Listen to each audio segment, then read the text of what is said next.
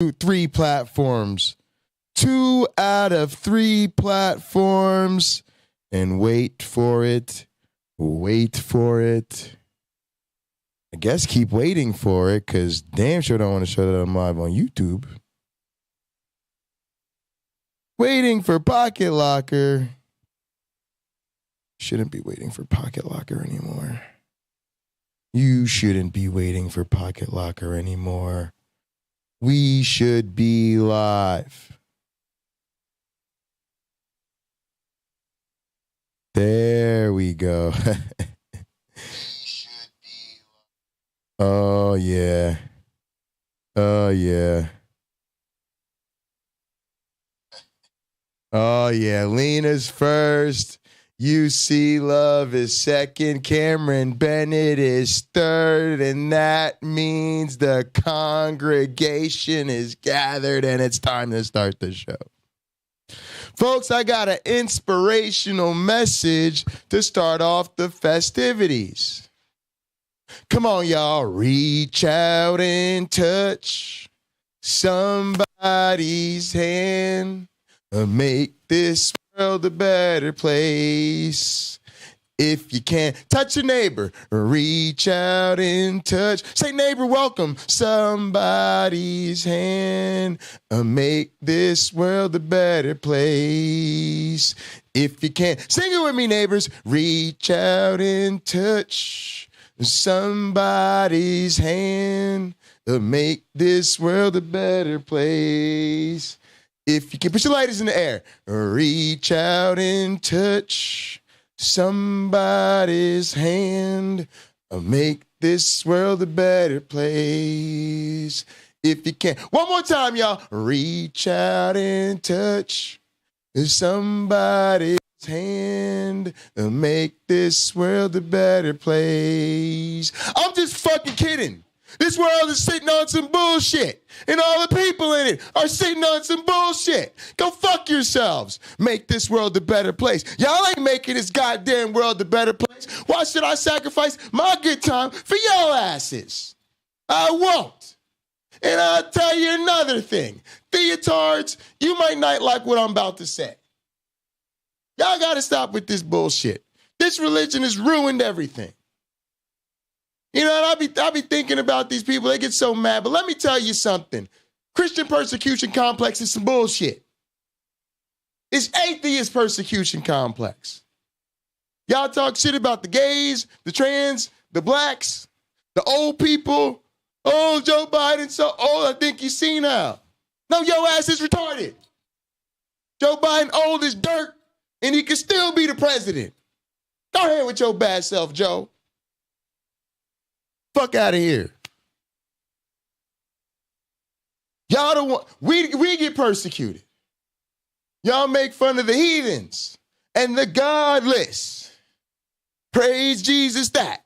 Praise God this. Woke me up this morning. Started me on my way. Y'all act like we don't even exist.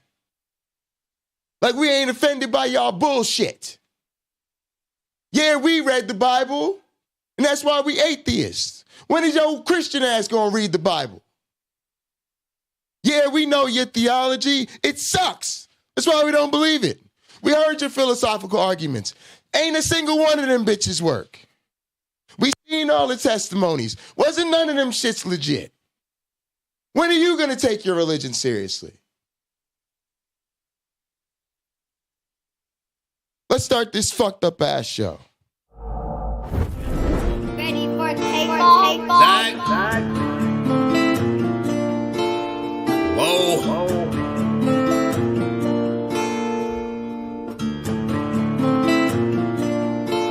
Working hard on my stump, what's the problem? I ain't have shit to show, being modest. Now it's grams of the wax for my conscience. Bron James in LA, you're on college. I've been jumping on them planes like a hobby. Still moving with the pack like my partners. Shut the John on them jets, cause we wildin'. Put the bowl is a party on the island, moment of silence. So good, get back to the topic. Grew up, it was me and Flocka. Grandma's and Big T, this my mama. I ain't even for the pain when my pots flip. Knew his name, that's it, never bothered. Mom said, you the man, son, you got this. Ever since I found a way to go and pop shit. Hold up, blaze through a whole zip. Took a seat at the table of my first flip. Days in red roof for my first whip. Split the money with the gang, never post pics. Seen the change in the game, had to coach it. Never let them take my wangs in the mold, bitch. Ever made in a month, nigga. Used to serve him at the minute just to front, nigga. Is a disgusting, evil, Whoops, I got violent, Steven. stupid religion My bad, for hang on a sec. imbeciles. And you know what? If somebody's trying to sound my voice right now, hearing this on the internet, and you're a Muslim, you know what? Then instead of getting mad about Reach out and touch myself in my pants. Make my day a better day. If you understand, you know what I'm talking about.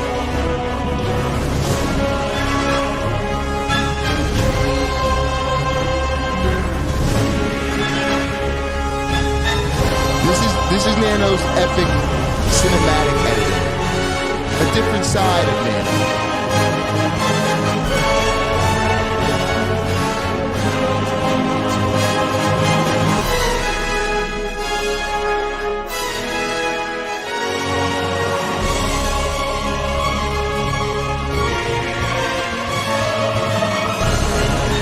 I love this edit, man. Y'all, everybody, we need a wellness check on Nano, y'all. Somebody got to check on Nano.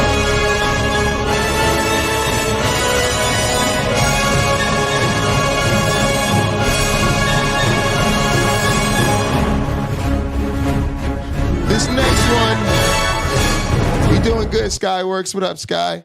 This next one, also, what up, Nerdy? Oh, Flying Wayne is here. Oh, my God. Thank the fucking Lord. Thank goodness. Amen. Hallelujah. Oh, Wayne, the last couple of days have been rough without you, bro. These motherfucking marks, bro. Bro, these marks out here, they don't understand a goddamn thing, bro. Bro, they don't understand shit. Wayne, what's wrong with them, Wayne? We got to educate these niggas. Wayne, I'm telling you, you're so vital to this community now because we got to increase the motherfucking ring IQ of these niggas. These niggas, they really don't understand shit about the business. It's been very frustrating, Wayne. I got to admit, the fucking marks are ruining every goddamn thing. Atheist ass marks. All right, now, we got one more for you, two more for you. This one's for our very special theist friend, Peter W. This is for Peter W. Yeah, I'll take some calls. Might as well. Let me in there. Let me show Doug how We it's got you, done. Wayne. It's all Any good, flag baby. waving phony Christians are thinking that right Appreciate now. you, Sky. Come on, Peter.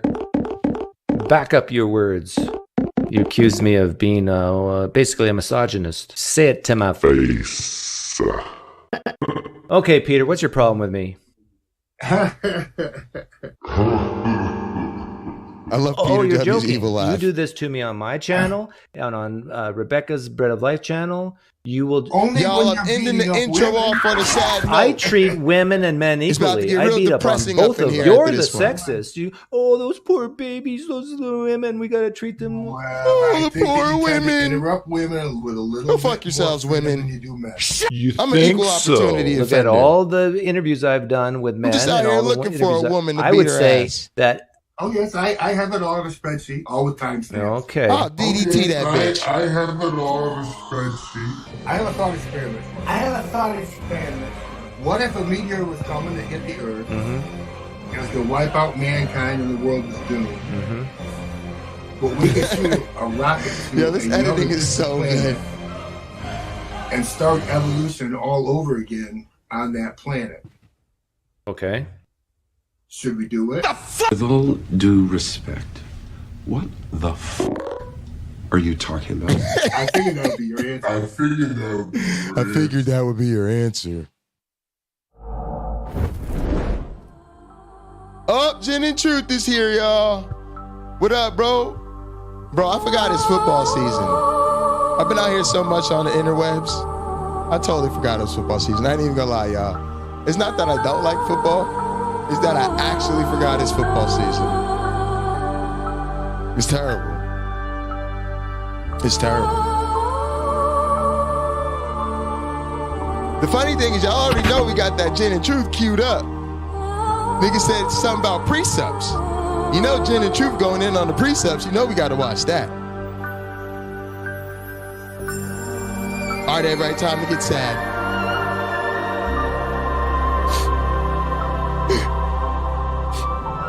Guys, the loss of faith that's going on in the world. Guys, It's too terrifying faith in groups. a reality to fully believe. I don't even know what would happen to you if you fully believed it. It's too terrifying. What am I gonna do? What are we gonna do?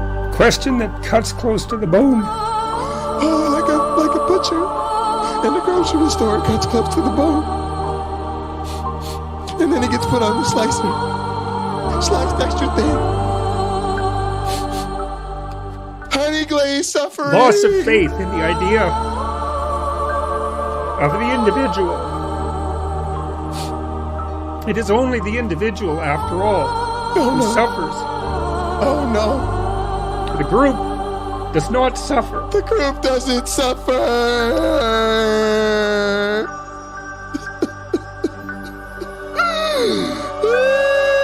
And will be again rationalized and justified for its supposed benefits Doesn't suffer. for the future.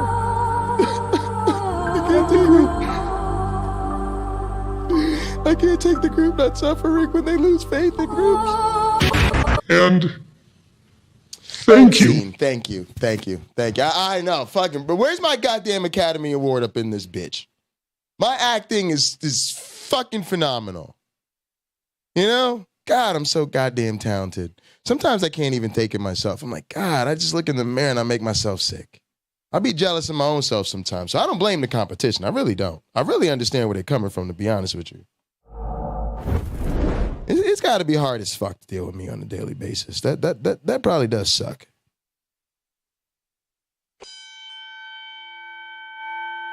Oh, yeah. Oh, yeah. Tell the people who they watching.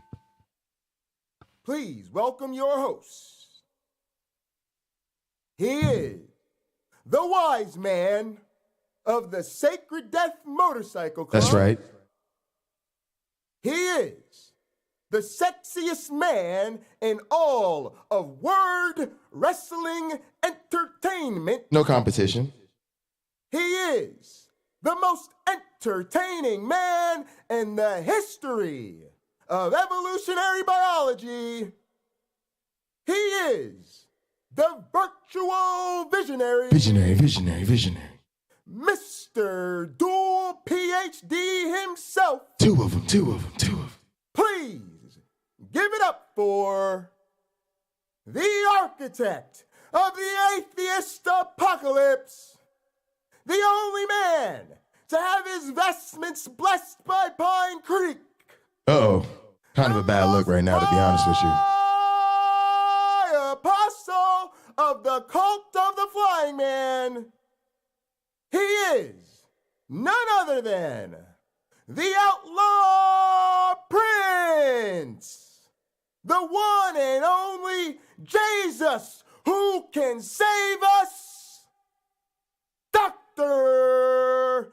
Heartbreak J. Pocket Locker BUNDY! I think I'm cute. I know I'm sexy. I've got the look that drives the girls, while I got the moves that really move them. I send chills up and down their spines. I'm just a sexy boy. I'm not your boy toy. I'm just a sexy boy. I'm not your boy toy. Let's go! I make them hot.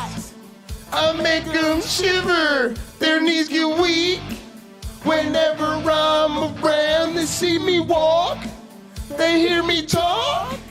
I make them feel like they're on cloud nine. I'm just a sexy boy. I'm not your boy toy.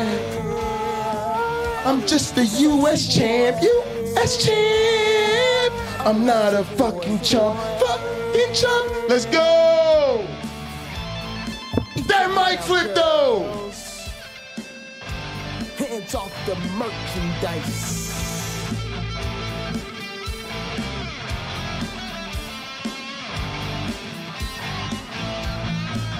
I'm just a sexy boy. I'm not your boy toy. I'm just a sexy boy. I'm not your boy toy. I'm just a sexy boy. I'm not your boy toy. I'm just a sexy boy. I'm not your boy toy. I'm just a sexy boy. I'm not your boy toy. I'm just a sexy boy. I'm not your boy toy. Oh, that's my jam. Oh, that's definitely my jam. That's my jam. That right there. That's my motherfucking theme song. That right there is a bop. You know what I'm talking about? I'm just a sexy boy toy. I ain't gonna lie to ya. I know we gotta do it real quick. Hit my motherfucking music one more time. I just wanna enjoy it. I think I'm cute. I know I'm sexy. I've got the look that drives the girls wild. I got the moves that really move them. I send chills up and down their spines. I'm just a sexy boy. I'm not your boy. So, I'm just a sexy boy. Welcome to the Heartbreak Hotel, folks. Woo! Woo, it was so good. I just had to hear it again. I ain't even gonna lie to you. I just wanted to do it one more time. All right, folks. Of course, I am your host with the most, all the way from the East Coast. And as always, good people, fam, I am in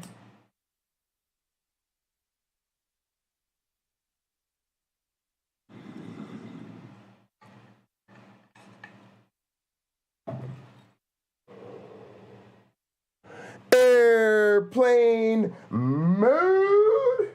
Now, for those of you that have been living in a tomb for the last 3 years, covered up by a rock, and don't know what is going on around here, you do not walk, you do not jog, you do not hop, skip, and jump. You need to, no, you don't take a helicopter, you fucking amateur. Oh, I gotta teach these fools everything. What you do is you go down to the nearest airport hangar, you give the washed up millionaire or billionaire on the latest G7 the motherfucking boot, you keep the supermodels in place, you keep the alcohol on ice, and then you PJ your way over to airplanemode.com, where you will pick up my cousin OG Roddy's latest album. It's called La Guardia. But I ain't even playing no La Guardia shit for y'all right now. We just gathered. It's time to congregate. Talk to your neighbors. Catch a vibe. Ask about their week. Ask them if they're grilling hot dogs. It's a motherfucking holiday. Chill the fuck out. Relax. I'm so goddamn anxious today. Chill out. All right, now listen, folks. Here's what we're going to do. We're going to sit back and catch a vibe with our first worship song. It comes to us from the Essentials playlist of OG Roddy, which you can find in our Discord under music. And this one is called No Competition. Gamer boy, gamer boy, gamer boy, gamer boy. That.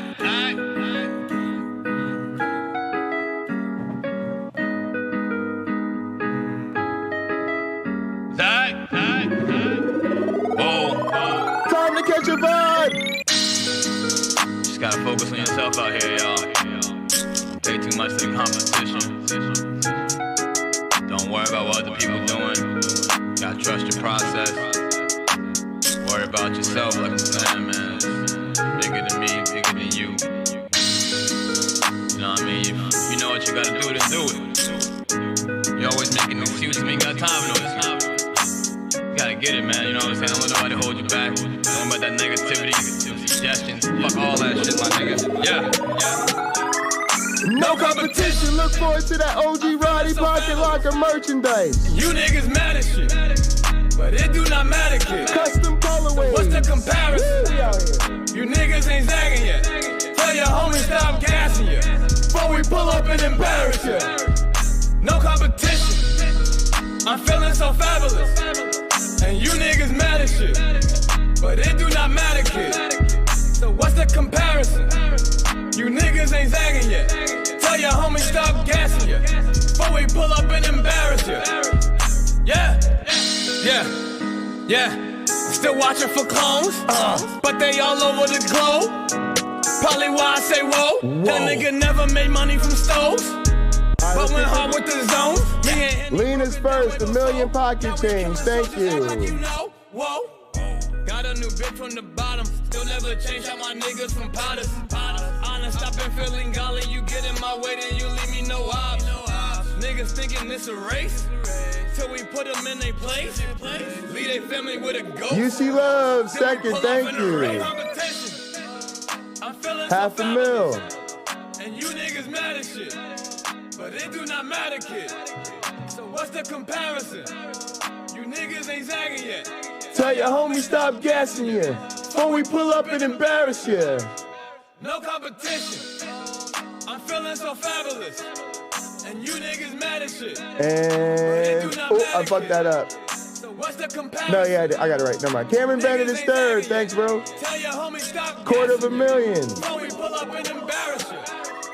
It's no competition. Don't spend it all in one place. Be lying about how you be feeling. Saying you Jordan, you Y'all know pocket change is accepted everywhere. It's like Visa and shit. About all of your visions. Your paper be short like some midgets. I used to step out and just worry about digits. And now I...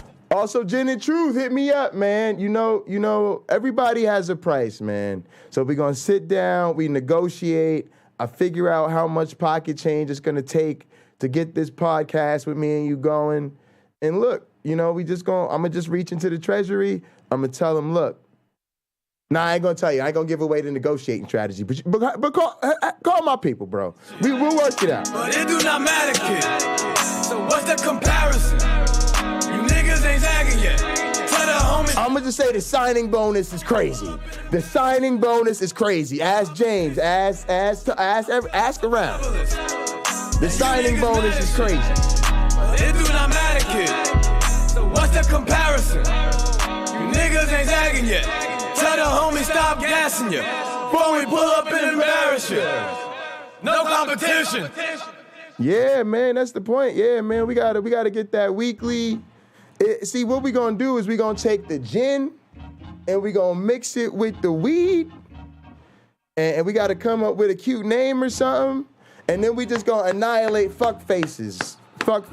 You know, the weekly beat down on some fuck faces. That's what the people want to see. We tired of this friendly shit, Gin and Truth.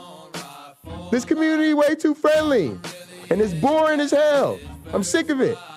I'm going to get some alcohol. My wife be a bad bitch. Hold up. The ones on the gram got perfect titties and asses. My girl, she loyal and lavish. She ain't showing off her assets just to level up her status. If she did, it wouldn't matter. She do her, not do me. I met a shorty through a link. Now we linking for some drinks. Conversation kinda big, and first day, last day was in the base. On some MySpace top 8 shit. Headshots her favorite. The lust ain't gon' save us.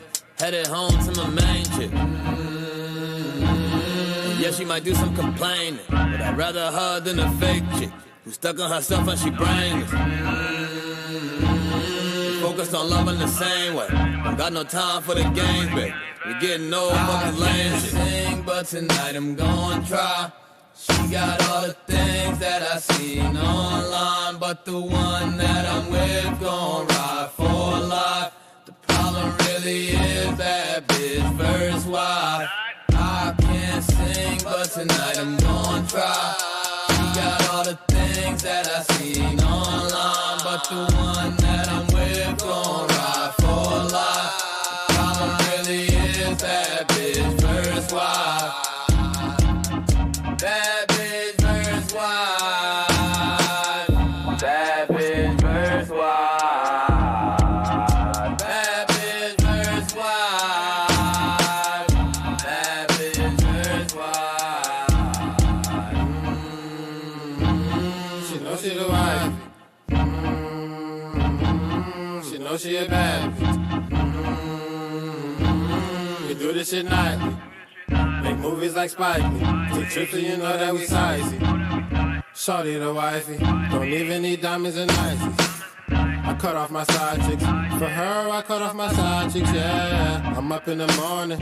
My girl, she faithful and loyal. That's why she gets spoiled.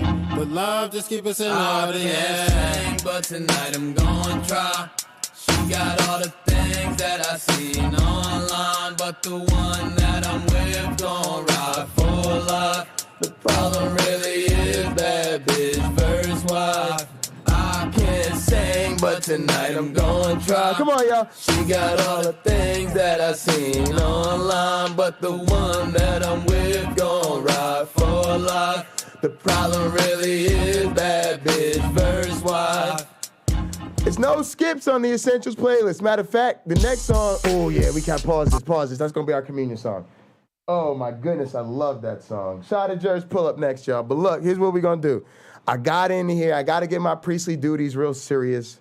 I don't know what the hell's on the agenda today, so I don't know what, we might not do formal communion later, so let's get it done. Let's get it done, let's get to it right now. All right, y'all. Actually, let's make sure the worship team, are y'all ready? Y'all ready, worship team? You gotta make sure they ready. Y'all ready? All right, they ready. They're ready. All right, here we go, y'all. Please raise your glasses. Sip and smoke. There you go. Sip and smoke. I like that. Drink and dank. We working on it. Please raise your glasses and hold on to your asses. Through him, with him, in the unity of the flying man. All glory and honor is yours who flied for our sins forever and ever. You may drink.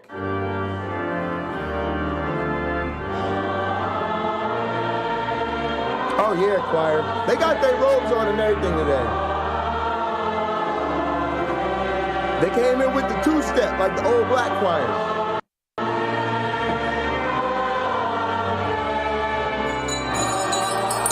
Oh yeah, I hear them church bells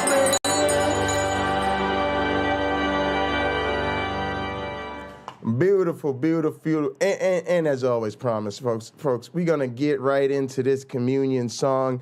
Followed up, I have a monologue on community support, and we're gonna rock from there. This one's called Shot at Jerz Pull Up. It's on the OG Roddy Essentials playlist. Yeah.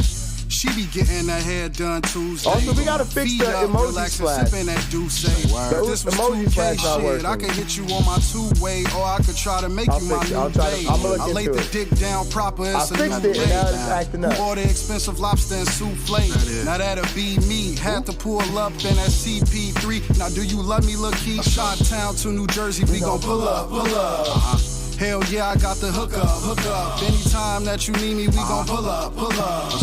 Damn right, I got the hook up. And saying you gotta act brand new. Nah, I can't stand you. Had to bring you round just to show what the fam do. No text, no calls, no reasons to be involved. Young John Wall, take it, was give it and get it off. Come on. What you doing, girl? Pull up on me. I ain't got a lot of time living in the moment. In the city with the gas. What is going on? I think we'll have pipe disrespect about me. Disrespect about city, so you know I'm about it. I can tell you about it. Now let me tell you. Oh well, we'll fix the other one. I'm in the hood like what it is. I might just slide up on you like what up, bitch. Cause you know I like to play with you. Come spend the day with you, come kick it, seeing what it do. You feeling comfortable, I make the move. But now it's different though, I guess it's cool. You wasn't shy about my love, remember after school the days when I picked you up. So now you fucked around and changed, almost messed it up. See, I ain't changed, baby, trying to catch a plane with you. Came back around to show you that I'm made for you. And here you go with the same old song on your weekend shit. I might just wish I never met her like what time is. But I ain't tripping, no. Stay up on the grind, we gon' get some dough. And you got that good ass brain, I had to let you know. Really wanna let you know. Tell me where you wanna go and what you wanna know. Whoa. What you doing, girl? Pull up on me. I ain't got a lot of time living in the moment. I'm in the city with the gas roll for ya. Can I come get you and we bend them corners? No disrespect about me. No disrespect about me. City, so you know I'm about it. So you know I'm about it. I can tell you about it. Now let me tell you about it. Playing, no, I had to shout it.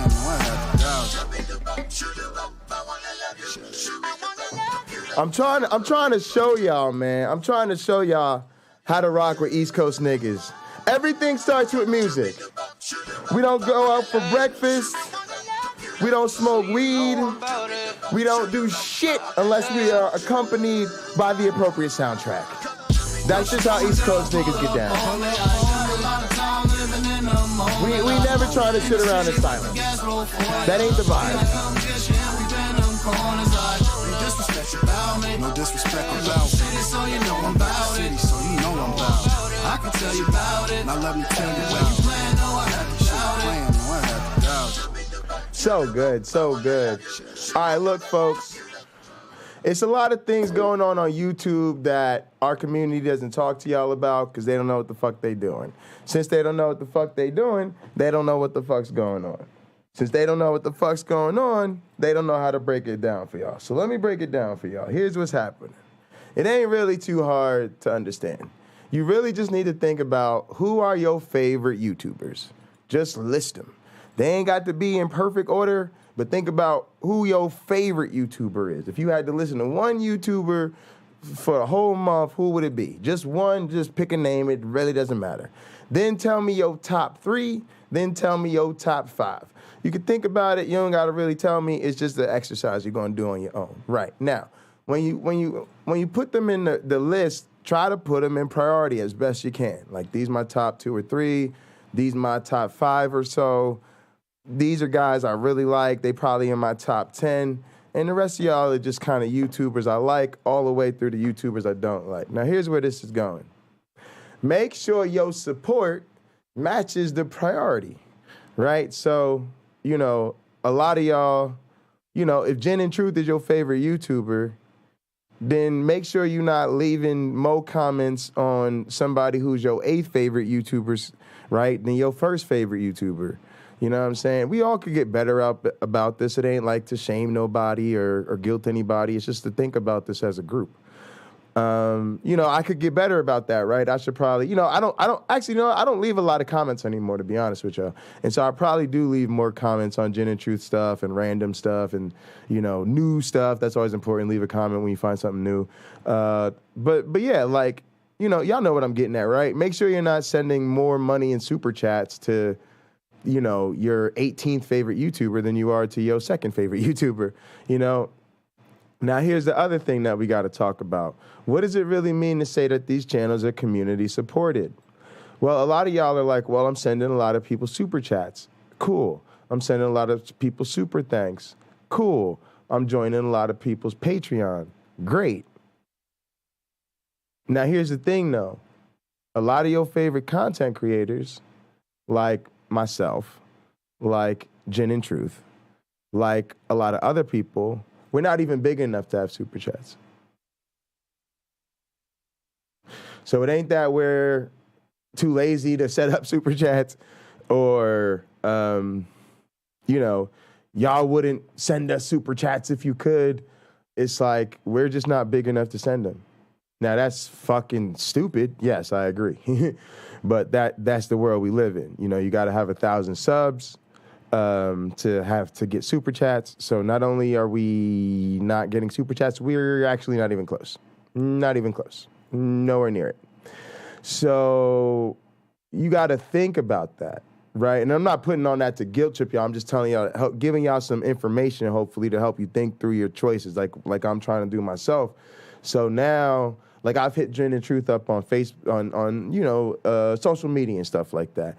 Sometimes you show love that way. Sometimes you say, okay, if that person has a link in their description, if I would have sent them a $5 super chat, I'm gonna send them a $5 donation today, right? And to be honest, I call it Hood Super Chats because if y'all send me a donation through Streamlabs or something like that, I usually think Streamlabs does it the best, actually. If you send me a donation through Streamlabs, it pops up on the overlay, right? That's why I think Streamlabs is great. Because if you do it through like PayPal or Cash App or Venmo, I really do appreciate that, but I probably won't get a notification on stream, so I won't notice until after the stream or later when I'm going through my accounts, and I don't really check them that often. But, it's not that I appreciate it any less, I just won't notice it right away. Streamlabs is integrated into the thing. It'll send an alert that'll play on the screen. I go, oh my God, somebody made a donation, and I'll go look, and if you have a question, I'll answer the question, right? So we've done this before, right, where people have sent a donation, and they've either made a comment or included a question, and I addressed it right away, and so, and again, the fact that it goes off, even if I don't address it right away, the mods in the chat will notice it. So if I'm busy or caught up in something or I don't notice it, people bring it to my attention. Hey, the donation alert. Hey, I know you were, in the middle of a game at the time, but don't forget there was a donation, that type of thing. So that's why I suggest people go through Streamlabs. It's no preference other than I've thought through it making it easier to follow up on and acknowledge, which is something that's important to us small content creators. But yeah, that's kind of where I'm at with it because, it's just something I've been thinking through, like, oh my goodness, if my favorite YouTubers, right, are below the super chat threshold, and then I'm spending all my YouTube money, whatever my YouTube budget is, if it's $10 a month or $100 a month, whatever it is you spend on super chats, if you're only sending that to the people who are above that line, right, you're really doing a solid for those channels. You're helping those bigger channels, but you're actually sort of not helping the smaller channels as much as you probably would want to had you thought through the fact that, hey, they can't get super chats, so maybe I should think about another way to support them. Speaking of another way to support them, support doesn't just mean donations, guys. Matter of fact, for me, it rarely does. You guys know I don't care about the money. I don't do this for the money. I like getting the money. One, it helps me. Like, I'm broke as shit, so it helps sort of just, with little things, pizza and groceries and, help encourage you and that type of thing. But at the same time, it is an important number, so I'm really going to try to, at some point, not right now, but I do like to push the donation thing because it helps my colleagues and my sort of professional profile to say, hey, this is, because even Rob, right, my teaching advisor, he's like, oh, Jay, you're essentially like an entrepreneur now. Like, you've started this sort of scientific kind of community building, entrepreneurial multimedia business or something, right? And by the way, for the people who think that, again, like nobody's in on the wrestling thing, it's like my teaching mentor says to me all the time, like he understands I promote a word wrestling. He understands that what we do is word wrestling entertainment. I'm a professional word wrestler. And that's how my teaching advisor talks to me, right? He's like, yeah, I know you got your word wrestling business. So, I love it. So when other people don't get it, trust me, the people closest to me understand that we're taking over the internet. It just is what it is. So anyway, like that's so. I don't really care. I'm not trying to fleece you guys, right? But it is a bigger thing. Even with like Gin and Truth, like that's I think I probably left him a link at some point that said something about add donations. I do that to smaller content creators. I see smaller content creators who I just think are making great content. I did this to another young lady. I saw this young black lady. She was playing like this weird game, like this. What was she playing that day? Like computer PC simulator or something, and. She just was fucking phenomenal, really dedicated, really just a great streamer, real great interactions with her community. And I had the feeling all you guys feel like, God damn, you just need some more viewers. And really just doing something interesting and unique and wonderful personality. So I told her flat out, I just said, set up a PayPal, because if she had a PayPal link in the description, I'd have just sent her money right then. Like I just knew it. I just found something. I was like, oh, this girl's great. God, why can't I send you money? Take my money, right? So yeah, that's something to think through. But other ways to support are, just sharing the links. Like we always say, like the videos. That's huge. You guys don't understand. Liking the videos is huge. Some of the mods like to push that. I love the mods when they remind you guys to like the video. It's huge. Like the video, subscribe if you're not subscribed, right? And then share. Like I try to push sharing. Sharing is really the big deal. We got to get discovered. Likes are great, but they only really help us within the algorithm, and I'm going to touch on why that's very limited. Liking is huge. Subscribing, all that stuff helps. But sharing is the biggest thing. Sharing is the biggest thing. Sharing is how you let somebody new who isn't watching know that we're doing something you think they should pay attention to. I think it's the biggest thing that helps. So please like, share, subscribe, donate, all the things, links in the description. All right, now let's move on to why I really wanted to bring this up. It really has nothing to do with any of that. That was sort of just, the opening contest, the undercard. The real thing I wanted to talk to y'all about is the fact that the type of content we make and the type of content I make in particular is just not gonna be YouTube friendly. I know y'all are like, Jay, that's crazy because people watch you on YouTube for like 12 hours a day. How could that not be YouTube friendly? It is. Like YouTube isn't gonna like complain about the fact that people watch me, y'all, but it ain't gonna promote my content to other people. I'm just telling you that right now. Just telling you that 100% right now. 100%. Just it's not happening. And I think people think that, I'm with y'all. I'm about putting on great shows every day. Y'all know me. The United States champion of World Wrestling Entertainment. I put asses in seats, and when the asses are in the seats, I keep them in the seats.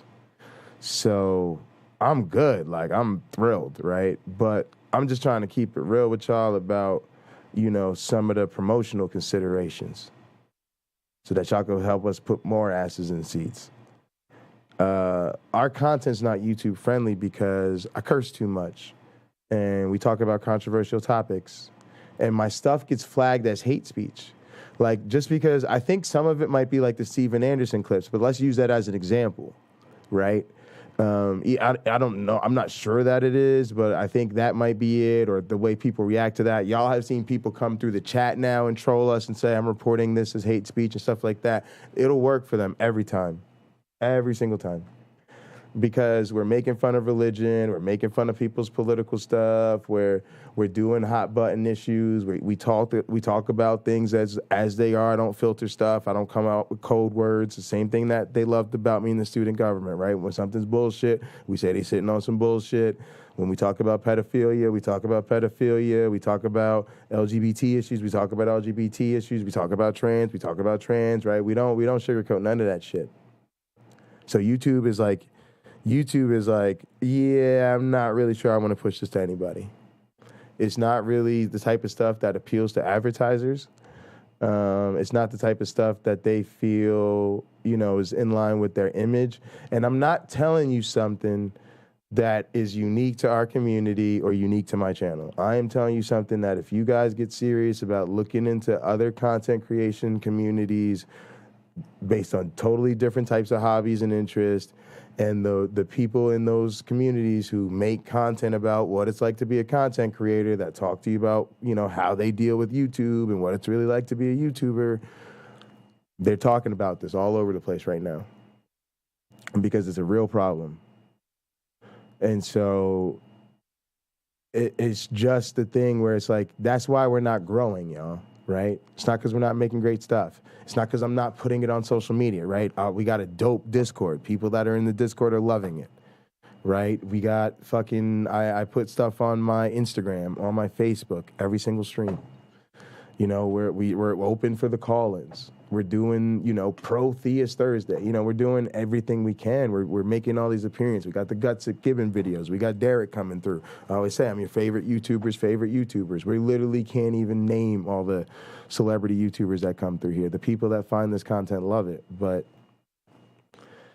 getting new people to find it is the hard part, and YouTube isn't going to help us.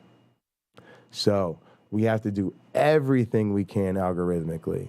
All the likes we can, all the subscriptions we can, all the comments we can, all the live chats we can. The live chats help. If there's 10 of y'all watching throughout the day and there's 10 comments, YouTube's like, eh. If there's 10 of y'all here and there's 100 chats, YouTube's like, yo, that's crazy. On average, everybody's leaving at least 10 messages in the live chat. If there's 10 of y'all here, and y'all see where this is going. But yeah, that's what I'm saying. The activity's really crazy. It helps a lot. I mean, y'all are helping. We're helping. We're doing what we can. So I just want to encourage y'all to keep it up, but also give y'all a little game, give y'all a little perspective to think about, right? We make very controversial content, and the algorithm doesn't distinguish it, right? The algorithm, if it snabs something, because Steven Anderson is saying, take all the gays and put them on a boat and send them to Alaska, right? And I'm parodying him, right? Unless it gets to like a serious appeal where something like a person sits down and reviews it and goes, oh, I think this is a parody of the thing or whatever. For the most part, it just doesn't even get to that stage. It just tricks if the algorithm gets triggered, the thing gets blocked, I go to appeal it, the appeal gets denied, and I'm shit out of luck. And also, we're gonna have to move this content towards the website and towards what I call platform independence. Move it towards the website, make sure everybody subscribes to you on all the different channels, all the different platforms, because that's part of the reason I'm starting this whole network and trying to get my community used to chasing me all over the internet. One, I think it's fun and it allows me to take on a lot of broadcasting challenges. But I realized along the way, you might actually have to, right? Give you a perfect example. My Twitch account got suspended for 7 days for hate speech. It was undone. Finally, we just sat it out. Started going live again on Twitch. A couple days later, boom, suspended for 14 days for hate speech. So we're in the middle of a 2-week suspension on Twitch, right? If YouTube decides to, get similarly strict, we're gonna have similar issues. And I really have a hard time identifying it because they don't tell us what it is. They just flag the whole video. And given the length of my content, that kind of makes sense. And given the length of my content, I'm probably bottom of the barrel in terms of actually human reviewing my stuff, right? Because they don't want to sit through a 12-hour stream to try to figure out what I may have done wrong. And that's a lot of things, too. It's why I tell you guys I need help with editing. Lena, we should definitely chat about editing and stuff like that, because I need help with clips and stuff like that, because my videos are too long. So a lot of the built-in editing and clipping features that come with YouTube are not available for me because of the length and size of the files. So it involves downloading it and then editing it from there and then uploading it. And the issue there is that's why I go live. I'm live all day, every day, because I don't want to edit. So as soon as people are going, well, Jay, why don't you then just download the show and then sit there and edit it? I'm like, because that defeats the purpose of me streaming all goddamn day. And then also, I could live stream that, right? But as you guys are starting to put together, if I live stream that, one, it's just really not good content at all. You've mostly seen it. So you've sat through a show all day, and now we're going to sit through and comb through the show. No, that's not the way we move. Also, it takes me away from all the, you guys know I got a zillion things to do. And then also, even in terms of editing and production, it's not the best use of my time because it's rather straightforward and monotonous editing. That's really great for a beginner or basic or somebody who wants to just do editing for streamers and that type of stuff, which a ton of people want to do. But when I'm in the studio, I'm trying to make something super creative and super hardcore, and I need to focus my post-production efforts on my serious creative and production efforts, which we will also be streaming, like the videos I got to make and all that type of stuff, rather than, editing streams for half the day. So yeah, if you guys want to clip, let's look at that. There's usually a clip button down there in the toolbar. I think mods might have it. I don't know if viewers have it, but I think mods might be able to clip. Maybe I can I want to set the account up a different way. I'm not going to do it today. It's a holiday. But when I get back to work, maybe early this week, I want to actually set up the channel and the stream labs so that the mods can get in there and control things. One, I want you guys to be able to have access to do stuff like that, clip things, stuff like that. Also, we're eventually going to go 24 hours on multiple channels. And so when we're 24 hours on multiple channels, I'm going to be somewhere at all times broadcasting, right, except when I'm asleep, and then everything will be on autopilot. And so we want mods to be able to take care of things and watch out for channels that I'm not, live broadcasting on at the moment. Because you guys remember, I'm going to have a separate channel for my class, and then we want to do our own separate evolution education channel, separate from the classes channel. And we're going to do the grow channel eventually, which is going to be like where you can just watch my marijuana grow 24/7. I want to do something that's kind of like the house, that's like you can watch everything I'm doing, right? So you will be able to follow everything I'm doing in one place, but again, that won't be one channel, right? So that'll be its own channel where you're kind of doing the reality TV sort of thing, right? The Big Brother type of stream. So part of that is the mods will then be able to take care of things, and even like the overnight shift, like they're doing so great over there. Shout out to Carrie Ann and Joel and Nerdy. I know a lot of other people have been coming through that I really appreciate, but those guys really are holding it down 5, 6, 7 o'clock in the morning. And then people like Cameron and YouTube Punk and others, sort of come through in the morning and earlier part of the afternoon. So we're loving the casino experience. By the way, click links in the description to the casino, theater and arcade. We're just having a tremendous time over there. Honestly, I think the content's a lot more fun than what we mostly do here. No disrespect, but, I just think gaming is more fun than, Counter-Apologetics or whatever, right? So we're having a good time. And, I want you guys, the mods, to be able to go in there and set up, gambling and betting and stuff like that. So I'm going to try to set it up so I can give you guys access to that, make sure there's, safe passwords and, we'll make sure, all that type of stuff. All right, cool. So that's really the main thing, guys, is you've got to really understand that the type of content we make, one, like I tell you guys, it's boring, right? It's boring and weird, right? So YouTube doesn't think, and I don't mean think, but just think about, I mean the algorithm, right? But you got to remember the algorithm doesn't see Bible-related religion content, anti-religion, as important that is to some of us. It doesn't really see that as high-priority content. It does see it as highly controversial. So high risk, low reward. Think about that way. Our content is high risk for the algorithm, very low reward. Even our biggest content creators, I try to say this to you guys all the time, our biggest content creators are tiny, right? Our biggest content creators are tiny. We don't have any big content creators in our community, any.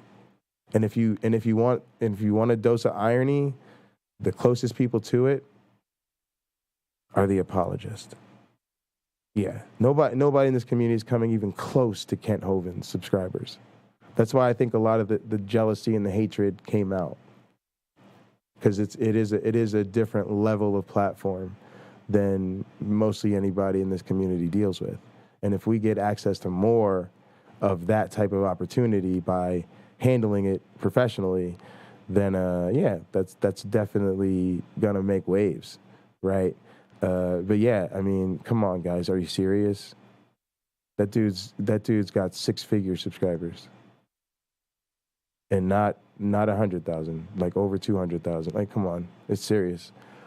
Millions of views on some of his stuff. All right, so it's all interesting, right? And so that's another reason we try to get more into social stuff and political stuff. That's one reason I really like, Gin and Truth and R.M. Brown. By staying up on the political scene and their sort of content creators and, doing the political social counter-apologetics, as I see it, is I think much, much more promising. Because people care about the news. They care about these issues. They care about what's going on in the world right now. And religion and counter-apologetics ain't got jack shit to do with what's going on in the world right now. I mean, it does, and we know it does, but it's too buried in the layers, right?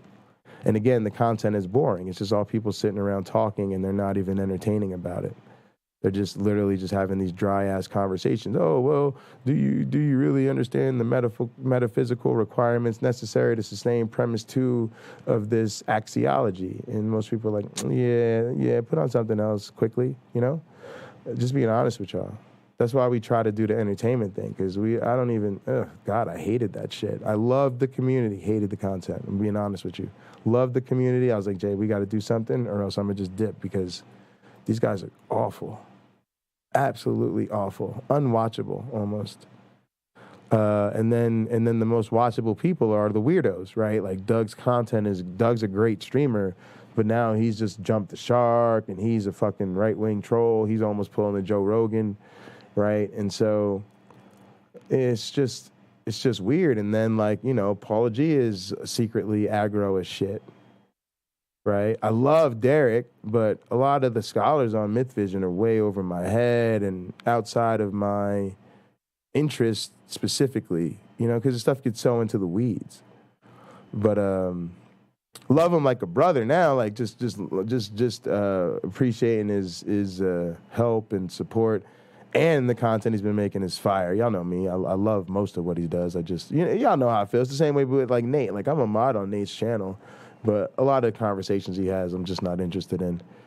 So I just, either don't watch or, come in, say what's up to the community for a little bit, get out of there.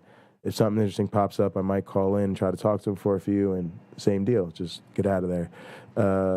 So yeah, they're going to do what they do. We'll do what we do. I don't want to keep going on about it, but it is a real serious issue on YouTube. And so it really means that viewer supported in this domain means something totally different than it does even when other people say it. When other people say it, they mostly mean that they rely on small donations and memberships and all of that stuff, even though a substantial amount of their support comes from, contract work or ads or sponsors and stuff like that. What we mean is that, no, literally, like, we're really gonna be entirely viewer supported, not in terms of just funding and that type of thing, but also in terms of even just having to go beyond the algorithm to get discovered, because we can do banger shows on autopilot, but that is not going to guarantee significant growth. And I've seen it, right? I've seen it. I've just seen it just not go anywhere, which is part of the funny thing about even the atheist community tripping, because I'm like, we're not tripping. We're out here to do business and make money in the sense of the word wrestling. And it's like, if y'all are not helping us do business, then we got to go do stuff that does. And if y'all don't like that, then too bad, because like I said, y'all wasn't really helping us. And I don't mean to say that people were hating or, being vicious or mean towards us. It's just whatever, they maybe liked it and they were fans and friends. I'm just saying, like, cool, but that really wasn't helping us. You know what I mean? Even when Derek and I talked, Derek told me flat out, he's like, yo, a lot of the reason you're not growing is because you're doing all these super long streams. And so, you're not making the sort of short, sort of consumable videos. And I was like, yeah, ironically, we're working towards that. So we had a good conversation about it, because I was like, yeah, that's actually what we're trying to do. I had to do these Avita Ed videos to, come through on, the contract we had to do with the NSF to get the equipment. And then we're going to do that type of thing, but we're going to do it while we're on stream. That way I can stream me making the videos. And we've done a couple of those, basically like the Ken Hovind promo was, right? I recorded it here. We did it live. I edited it live and uploaded it live. So you get kind of the best of both worlds. But you got to have an advanced workflow. You got to have all the equipment you need to make the video, completely independent of all the equipment you need to do to stream, right? And my advisor understands this is why we had to get 2 computers, right? Because we had to get a post-production computer, the main computer for me to do the stuff on. That's going to be the Mac, the M1 Ultra. And then I was like, yeah, and we need to get another computer for me to stream all that and record it when I need to, right? And I just had to walk people through this. So it takes time. You can't just start doing that overnight. You just have to work towards that, and we're going to do that this week. The plan is to start doing that stuff this week and get set up for it and, go through my previous lectures and stuff and start figuring out what the content is. But at the same time, we've got to make sure we're doing wrestling promos, working on our creative stuff, doing our matches and our wrestling cards. Otherwise, all we're going to do is attract a bunch of science nerds who are then disappointed that I don't prioritize scientific content. And you got a taste of that with this whole situation with the Ken Hovind debate, that, just because I happen to be a scientist, everybody threw all these expectations on me, and then I just did what I always do. I just went out there and was myself and was completely consistent with the plan and who I am as a professional, and everybody flipped the shit because it's so outside of their expectations of a scientist. So it makes us kind of hesitate and say, well, we're going to balance it all out and go slow on that, because as y'all see, I genuinely don't want the headache of growing and thousands of viewers and all of that shit. And then they're all expecting me to do something that I'm, they're not aligned with the priorities. And so then they're just annoying me. Like, y'all know, like I said on Hot Program, that I genuinely just didn't want people around. I just wanted everybody to go away. I was like, look, this is the last time I had this conversation. From now on, if you ain't with it, I'm banning you or blocking you, like whatever, because I don't want y'all around. Y'all are making me hate doing this. So I don't want 10,000 viewers who are sitting at the edge of their seats looking for me to do something I don't want to do. I'd rather the people who know what's up, who knows what time it is, hit their homies up like, yo, man, come join this crew. Man, come over here. Like, that's what I'm saying. That's where y'all come in. Because to me, I'd rather the people who already watch me, who already know what's up and can articulate it or know, who they think would be kind of down or whatever, or what content creators I should collaborate with and shit like that.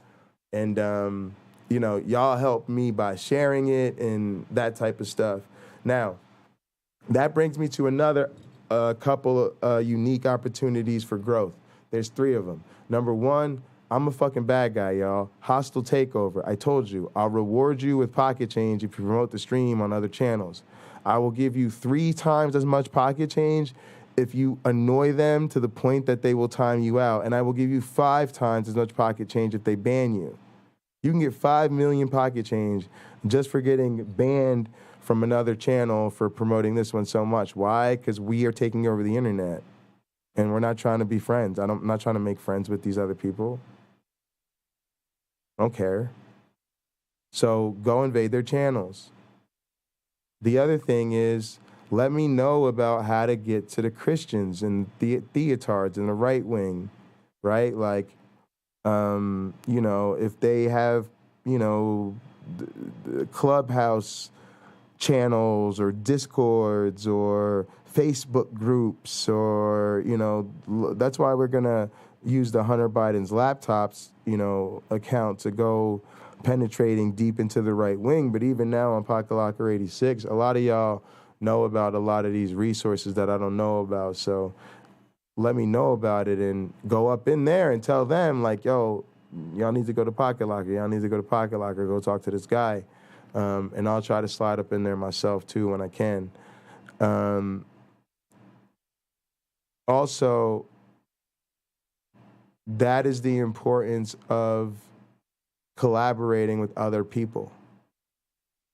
We have to really find who does support what we do, even if it isn't them saying like, oh my goodness, they've got my stamp of approval and every decision he makes is perfect. No, I'm just saying somebody who thinks, we're interesting, they like to talk to us, maybe collab on something, or even just have a conversation. Like, let me know. And let me know on live chat, but then please do follow up and put it in the Discord just because it'll be more permanent. You can also send me a direct message that way. And so, it'll be easier for you to kind of follow up with me because there are a lot of these opportunities happening, and I'm not quite at a organized workflow of, documenting each and every single little thing that somebody brings up. So a lot of it I'm still working from memory or, what's in the Discord or who's emailed me, right? It's like, if they haven't put it in the Discord or emailed me, if it just came up on a live chat once, I probably just forgot about it, to be honest with you. I'm not proud of that, but it's just, there's a lot going on. So I'm trying to help y'all understand how y'all can help out, basically. And appreciate that everybody does help out. We might have to do a Patreon. And yeah, try to follow me everywhere you can. Facebook, Instagram, FetLife for the ladies, hey. And definitely join that Discord. Also, subscribe to the Casino Theater and Arcade because, if shit goes down with these channels, I might just have to let y'all know, hey, we're over here now. Hey, we're on this channel over here now. Hey, we're doing, we're not on this platform anymore.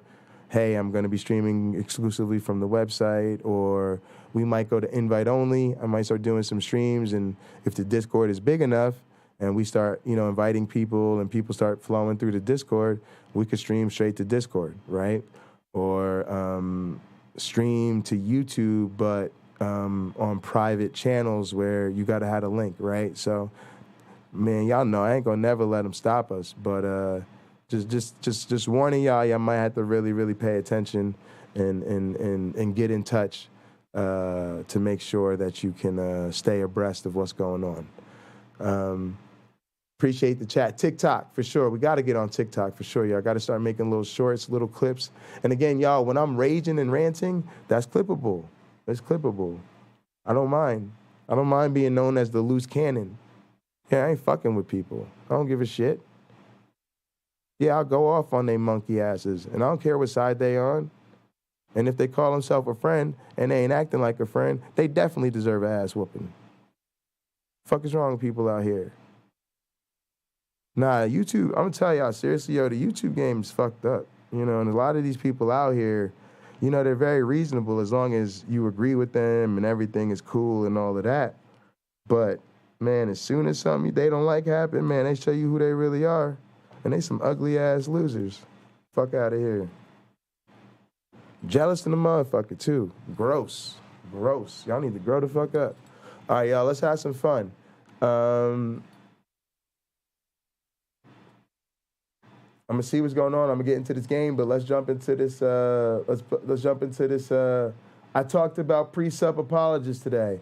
Speaking of helping out people in the community, we're going to leave this is dope as a comment.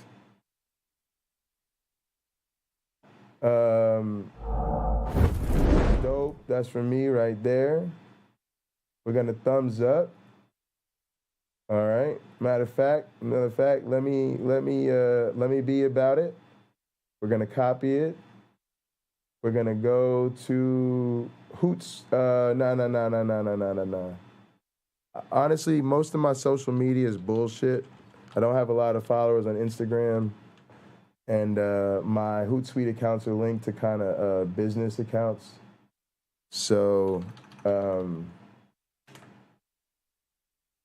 but I have like over 1,000 followers on Facebook. So I'm gonna share this to my Facebook. Let me see. What's on your mind, Jay? And actually, I've told family members about Uncle Bobby. I sent my dad a link to Gin and Truth. I was like, you have to watch this guy. Because, y'all know my dad's like a political genius. Like my dad, everything I really learned about politics, I'm this way because my dad started schooling me at a very, very, very, very, very young age. Soon as I was big enough to sit in the front seat pretty much. And then I had the advantage of kind of going through school and my education and my experiences really with him and Corey and so many of the other political leaders in New Jersey giving me unprecedented access. So, but I had to let them know, like, the way Gin and Truth is doing this, that's the future. People tired of the bullshit. We tired of the lamestream media, for real, on both sides. We're tired of both these fucked up ass parties. And we're tired of people who bullshit us, but then are so squared that they're like milk toast dry, they're not even entertaining. So we rather have somebody intelligent, sharp, saying what's really going on, but at the same time just making it hilarious and fucking... And the aggressiveness is what we need because we're all angry. And we're all like suffering through this shit together. And it's fucking infuriating. And so he like me, like we angry. Like I'm an angry black man. You goddamn right. Angry as shit. And y'all honestly lucky. I try to keep the shit civil. If I really went up how angry I am, I'd just be destroying everything every day. Wouldn't even have a fucking studio. Just be throwing shit through the goddamn windows up in this bitch. All right, this is my favorite YouTuber. He's better than your favorite YouTuber.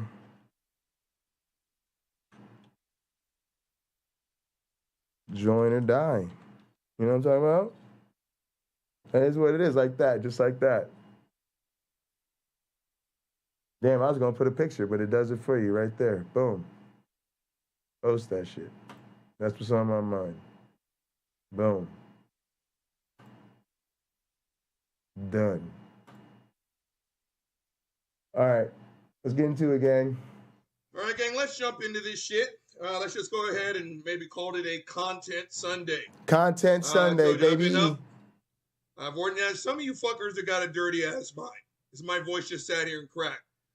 Every time I post that I've just done a big cook, for whatever reason, everyone thinks I said my big cock. Get your mind out of the fucking gutter. All right, y'all, I'm looking through some of the chat comments. I've done about 87% of my big cook. I've already recorded a show. Yeah, I'm old school. We could play some old school shit. Fuck it. I'm still over here scratching like a fucking heroin addict on withdrawal.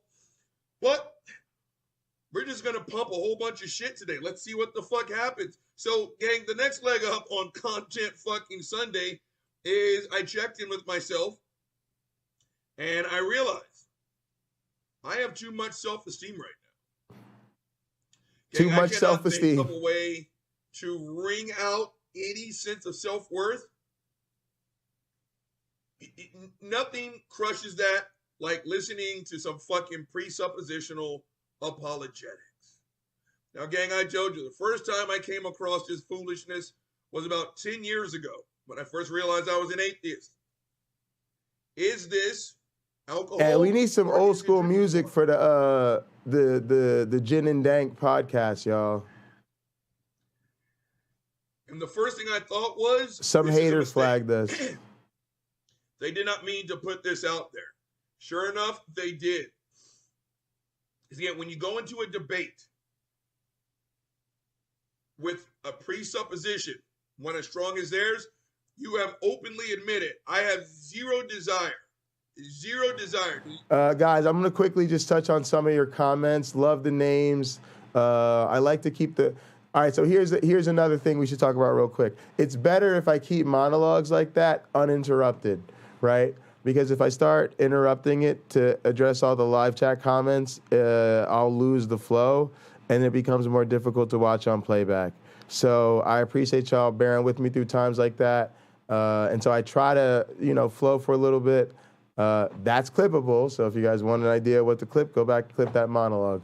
Actually, I think that's a good one because the other people that create content in our community on both sides will actually probably appreciate it, or start tossing around their thoughts about the topic, especially if we make it separate and then start sharing links to it. I think you'd find other people getting the conversation going. I'm sure James and Lena, if nothing else, our crew will do it. We could talk about it on Hot Program, etc. But yeah, YouTube feels like they want you to tuck yourself and self-censor, or they will slowly remove the monetary value of the channel. Absolutely. If you guys are into wrestling, basically, if YouTube does not feel like you are, family friendly or whatever, or more towards that direction, let's say, they will bury you, right? And that means people who are making content that is similar to yours, with similar levels of engagement, similar numbers, will be promoted over you. And some people think it's even to the point of green listed channels, yellow listed channels, and sort of what they call, red or blacklisted channels, where, YouTube is just not going to support you. But that doesn't mean you should change your content, right? It just means you got to go about it a different way. Love the people kind of just supporting, backing me up. Appreciate you. Local backups and stuff like that. Yep, definitely. Well, guys, that's why I want to get the new streaming computer. Part of it is that I used to do this, and I had the ability to record all the streams while I was streaming them. And so it made that type of thing a whole lot easier because I didn't have to download it and, all that kind of nonsense. But with the way the computers started to have challenges over the years, and my other computer had some, broke down or whatever, the current setup is, if I tried to record while I'm streaming, it would ruin the stream. I've tried it over and over and over again and changed all the settings and all that type of stuff. And, at this point, my boss is committed to getting me another computer. We've already ordered the Mac. It's just everything is on a shipping delay. So, like I said, it could be a couple months from when he ordered it to get it in. And we're in the process of working on purchasing the streaming and recording PC, and that one we should be able to get our hands on a lot quicker. So I'm hoping to get that in the next month or so. People got to dig your thing for the channel to grow. It's going to take a while for people to get it. Keep doing your thing and it'll come. Yep, I can't agree more. Clips are short, only like a minute. Yep. And guys, by clips, I don't necessarily mean the YouTube shorts. So I know a lot of you guys are thinking, well, it's got to be 1 minute, or it's got to be, it doesn't have to be. It just means shorter videos. So if it's a 10-minute monologue, that's great. If it's 20 minutes, that's fine, right? It's still, the idea is that it's just a shorter video. Now, if you guys want to do YouTube shorts, that's great. But the way to do that is take the monologue, or take the segment that you think is good, find the best parts of it, and either stitch them together, or, make a little short 1-minute video of it and then use that as a short. So we can use all of these things, but don't think that it has to be restricted to that, because that's just limiting, and we don't really care. And if you look at a lot of our content creators, they've grown without any of that stuff. So, but it will help. Combine clips for the videos. Yep, that's a good idea. Yeah, that's what Derek wants to do, like the 10-minute videos that are sort of like commercials, where I'm talking about a particular piece of evolutionary history or something like that. It needs to be balanced out with the promos, the wrestling promos, and then the more important thing is going to be sacred. Sacred's going to be the thing that's a game changer, as is going to be doing music and production content. So most of these ideas that are related to the counter-apologetic stuff, again, is only going to really help us grow within this very, very, very, very, very small niche. And so happy to do it. But at the same time, I'm staying focused on the things that are going to help us grow a wider audience beyond that small community. UC Love, send me some Hassan-style clips in the Discord. Yeah, I'll never go back to a single PC, exactly. Find bad science clips like Sal. Yeah, cut a promo while he's wrong. Yep, great idea, Wayne. Wayne, share that idea with me on Discord, please, so that I don't lose it. Just in our private chat, please. Yeah, some people find it's difficult to get their heads around. They're supposed to, though. It's not, you know, we got to start making it pay off for our viewers. We can't explain everything to the beginners every time.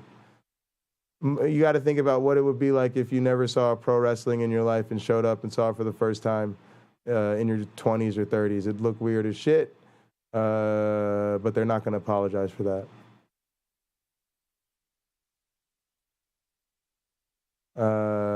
Not sure what he missed.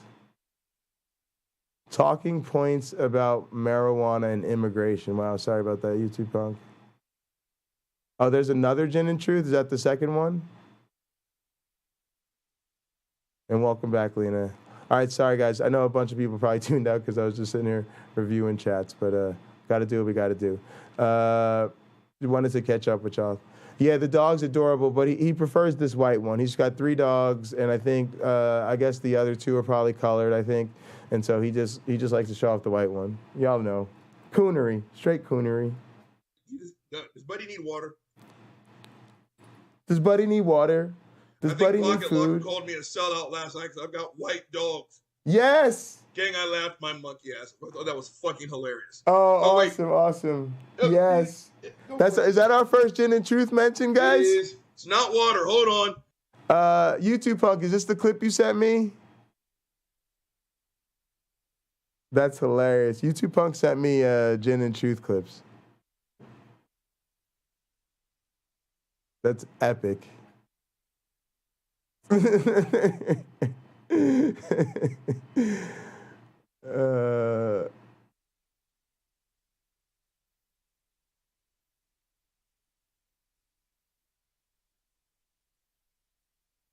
is amazing. All right, so look, here's a comment. YouTube punk said, "Bobby, I'm gonna let you finish. I'm gonna let you finish. That's hilarious.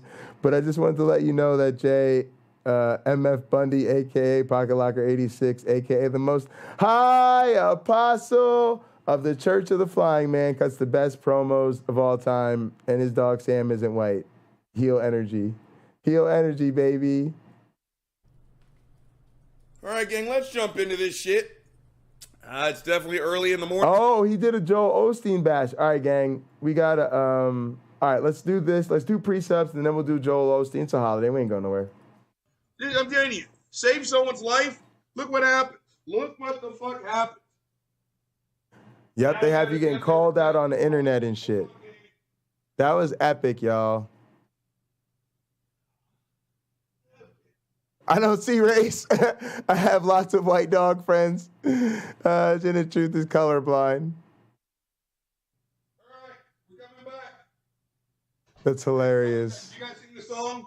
Don't you want? Thanks for the shout out, bro. Don't you want to get fucked up? Okay. Don't you want? Where was Gin it? and Truth. Oh, yeah, back on topic. Gin and Truth, fuckface. This it reminds me of interviewing Cameron's fiance for the first time.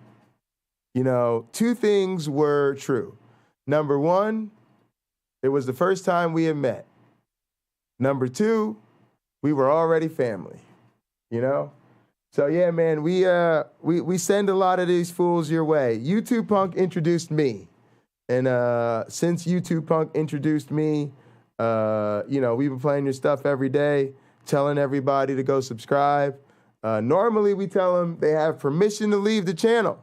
We grant them permission to leave the live stream, go subscribe to Gin and Truth, turn on notifications, and come back. So we're glad to see more of our people over there. And cheers. Thank you. We're happy to be acquainted, and it really does mean a lot to me because you are my favorite YouTuber, you and RM Brown. And so the fact that my favorite YouTuber has watched me a couple times and hasn't filed a fucking complaint for hate speech is pretty cool. Gotta admit, we appreciate that. Glad you're here. So cheers.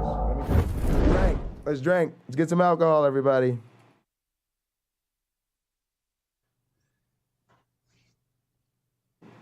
When you go into a debate with as strong as a presupposition as they have, gang, they are openly, and this isn't even a tacit admittance, they are openly admitting. Also, Gin and Truth, don't feel bad.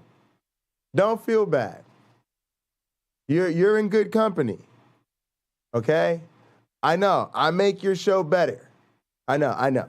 Your show plus me commentating on your show and laughing my ass off at your show makes your show better. I realize that. But let us explain this to you. It is okay. The chat can tell you. There are a lot of great content creators who make podcasts and make shows and then spend more time over here with us watching us respond to it than they did making the show. So you're not the first. You won't be the last. It's kind of what people are going to do. They're gonna make their little shows, and then they're going to be like, oh, my God, I hope Pocket Locker watches me today. Oh, my God, I hope Pocket Locker watches me. I'm going to watch that Pocket Locker. I really hope Pocket Locker watches me today. And then they're going to chill here probably for like 5 or 6 hours, while we sporadically and have a good time with their stuff. So it's okay. It's okay. Don't feel bad. It happens. Admitting we're not literally happens to the best of us. Right? And I've heard fuckface side Tim Brugan Kate say it, but they've all said it. Now, when they line up their fucked up ass debates, what was that? That's what it means to be a favorite YouTuber's favorite YouTuber. Debates, they openly say, I've already won the debate. They're like, no, fuckface. What you do is you do the whole debate, then no. He showed up. I win.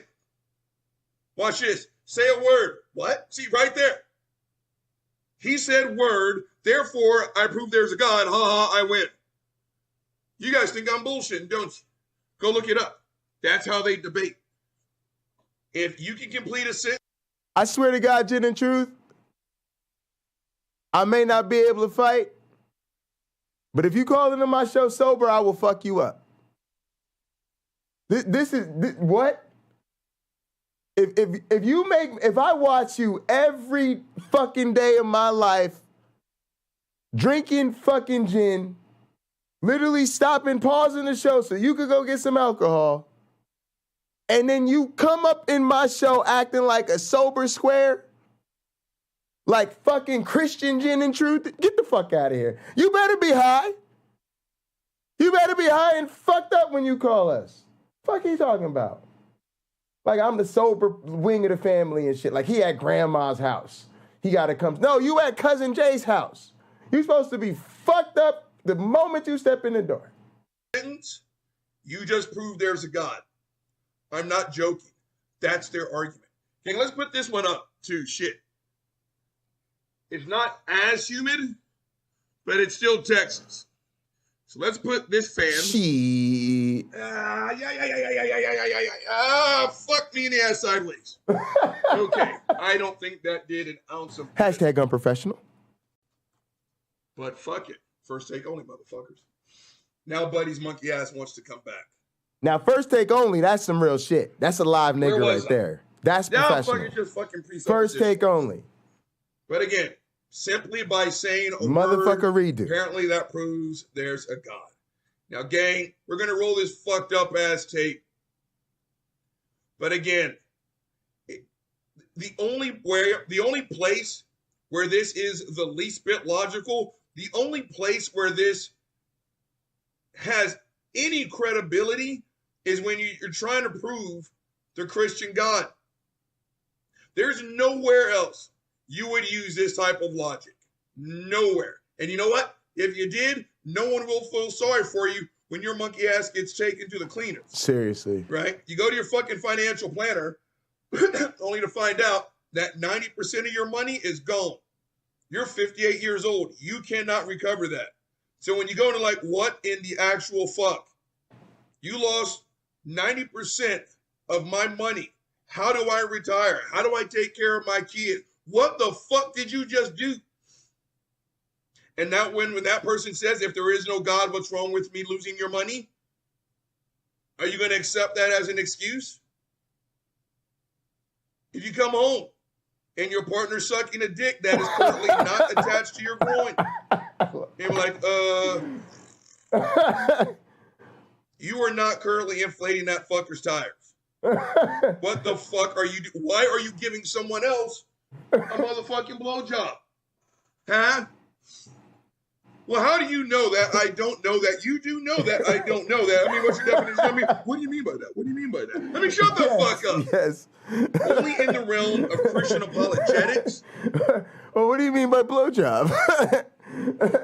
But don't you realize that blowjob is just a rhetorical concept? That really there's nothing about licking someone's penis that makes it inherently a blowjob.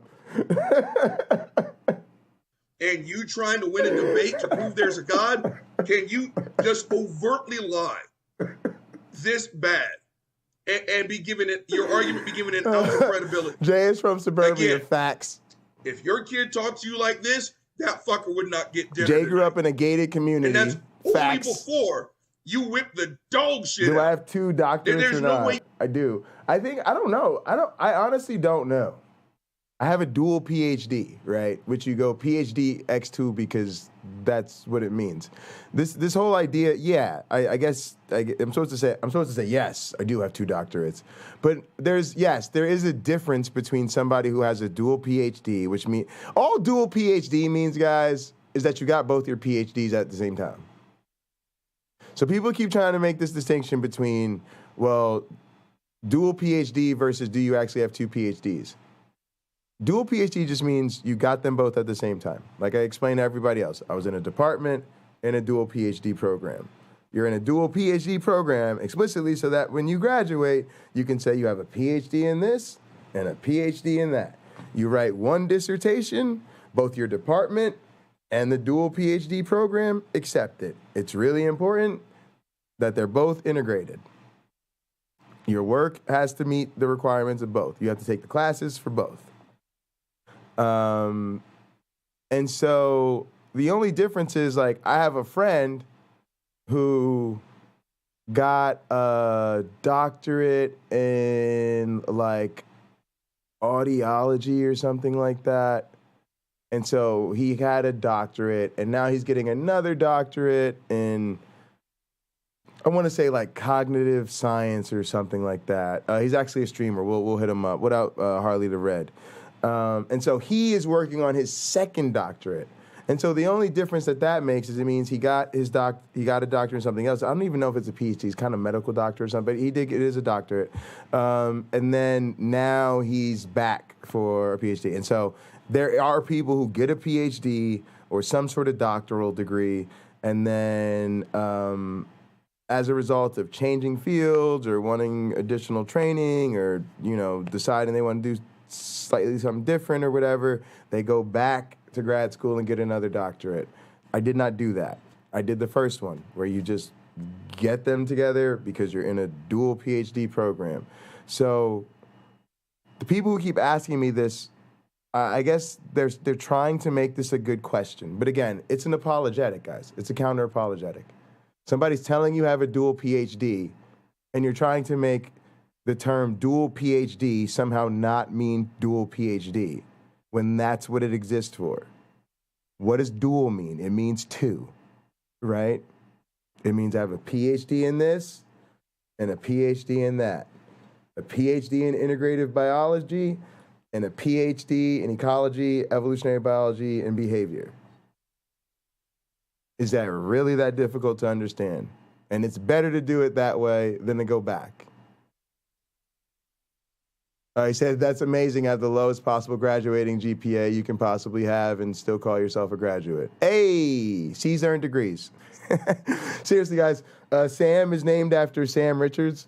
Sam Richards is a legendary sociologist of race. Yeah, Jen and Truth, I should tell you about Sam Richards. You talk about sociologists all the time. My dog, Sam, my multicolored dog of color, is named after Sam Richards, Penn State.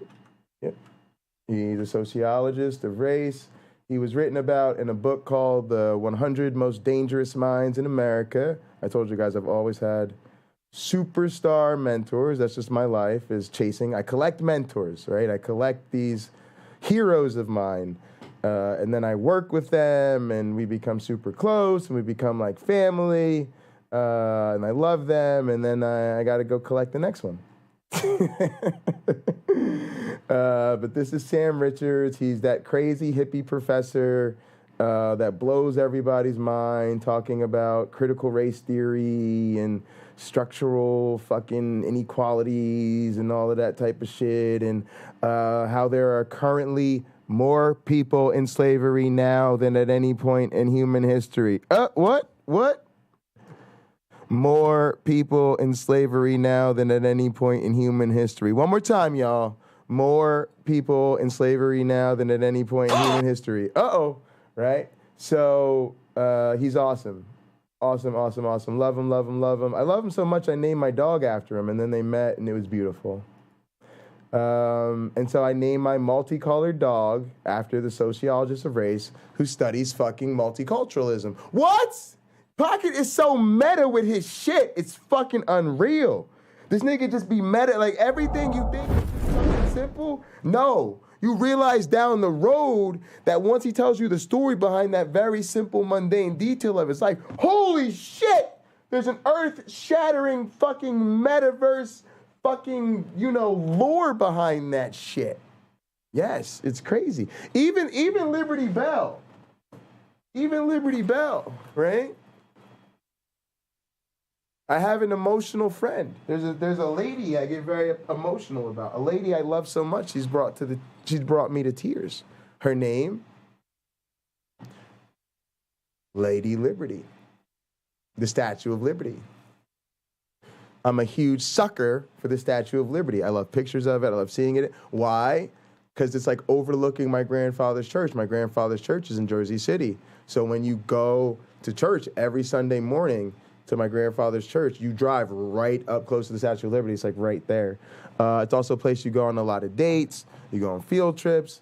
I've climbed up it when I was really young, and you can still do that sort of thing. So yeah, I'm a huge, like, I get emotional. Like, I've had girlfriends dating me that love me, and just to like make my day, they'll just send me a beautiful picture of the Statue of Liberty, and I'll be like, oh my God, I feel so loved right now. So yeah, I had to name my United States championship after Liberty Bell, right? That's her name. All right, cool. So now y'all know, but nah, for real, Sam Richards is a dope guy. And that's also how I got all my training in these difficult conversations, right? I was part of the Race Relations Project, where we did the Sociology of Race class, and so we'd have recitations, and I had to lead students in conversations about race and class and all of that other shit. And then I did another thing with them where I trained the trainers, like I trained the people, the other TAs who were going to do that. And then I trained the people who had to do that stuff out in the community, because we went out for special events and had that community stuff. The Race Relations Project has taken on a lot more issues now. It always did, but it's become more explicit. So now it's called World in Conversation. Also, when I talk about the study that I did with the independent study I did, where I had police sit down and talk to students about marijuana and other issues, and I say the chief of police came out and the head of the University Police Department came out. I was doing that independent study with Sam Richards' wife, Lori Mulvey. She's also a sociologist. They work together. They both run the World in Conversation project together. They also have a dog named Yoshi, because Lori has epilepsy. So there's often this big black dog in the classroom, and it really helps because they're having a lot of really tense conversations. I wanted to quickly, guys, tell you a really powerful thing that Sam Richards does in the class. One day, he has the TAs set out these 2 chocolates on every student's desk. And when the class starts, he has the students eat the chocolate, right? And eat the first chocolate, eat one of them. He has them eat one of them, right? Then that happens to be the day they talk about slavery and the cocoa trade, right? And so they then watch this documentary and he gives this whole lecture and stuff all about, you know, slavery. And part of the documentary that you see, which is crazy, is that some of the people who are involved in this, who are like, you know, doing the labor, they've never tasted chocolate. And so one part of the documentary, they like give them the chocolate, and they're like, they have chocolate for the first time. It's mind blowing. And then he ends that, and you're seeing all the horror and stuff. And then, although they don't think it's horror, it's like just their lives. Like they're just, you know, for us, they're just grossly underpaid laborers. For them, they like have a job. They don't even like want it to stop. It's all weird. It's messy in the real world. And so then afterwards, everybody's feeling like shit, right? And then he says, all right, now it's time to eat the other piece of chocolate, right? And I think that so perfectly sums up where I'm at with theism and religion. It's like, I grew up, and before my head was soft, they made me eat the first piece of chocolate, and I fucking loved it. I thought chocolate was wonderful. It was the best thing I ever had. It became the objective basis for, you know, my decisions about fucking sweets. And it's just, you know, it was fucking wonderful. And then I grew the fuck up. I saw how horrible it was. I was exposed to it. I realized I was a slave in search of a master. I got the fuck out of there, realized the rest of the slaves were like, but no, we love this. This is our lifeline. And now I'm just like, all right, well, if I'm going to hang out with y'all, it's all good. Look, I'm going to just eat this other piece of chocolate real quick and go on about my day. And I think that was the lesson there, right? It's not just, it's that you can't like, every time you become aware of something, you can't like, totally interrupt your life, or, you know, it's not really a good idea for them if you just swear off chocolate forever. Like, that's not the point, right? And it's to understand. The point is to understand greater, get the information, see the bigger picture, understand the nuances and the complexities involved in the bigger picture, and then try to go there. And yeah, we maybe should address, you know, how we produce chocolate, right? But you don't owe the world to, you know, like, be the weirdo who refuses to eat chocolate the rest of your life. Rather, it's better that you just be educated, maybe help educate others. If the opportunity to, you know, vote on some reform and shit like that comes along, do that. And, you know, just go about enjoying your life as a more educated person. So just wanted to tell you that story because it kind of tied into a lot of these things, the conversation he's having, the conversations we have in this community, our dog, Sam, you know, race, some of these other things. So wanted to give Sam a well-deserved shout out. Tell you another funny thing about Sam. When I met Sam Richards, of course, I wanted to go to law school. I wanted to follow in Cory Booker's footsteps. I still do. You guys know I talk about Cory a lot, but my goal is to get a tenure-track faculty position, or at least set myself up for that. And if Cory ends up either in the White House as the governor of New Jersey, which people don't often talk about, is another next step for him, or I'm just not satisfied or looking for a break or a sabbatical or something, I'll probably just go work for Cory. That's always been my dream, is to link back up with my hero and mentor again and do what we do, which is be about the people's business. So always have fun working for Cory and always keep that in my back pocket. But Sam Richards, when I just wanted to be a lawyer and, you know, chase girls, and I was full on into the dating coach thing, right? I was going to be a lawyer who did the dating coach thing on the side. He always called me a doctor. I was like 19 years old, and when I first met Sam Richards, and he called me Dr. Bundy. Our entire relationship, every time I'd walk up to, be like, Dr. Bundy! And I'd literally look at him and be like, Sam, only weirdos get PhDs, bro. Like, I'm going to law school.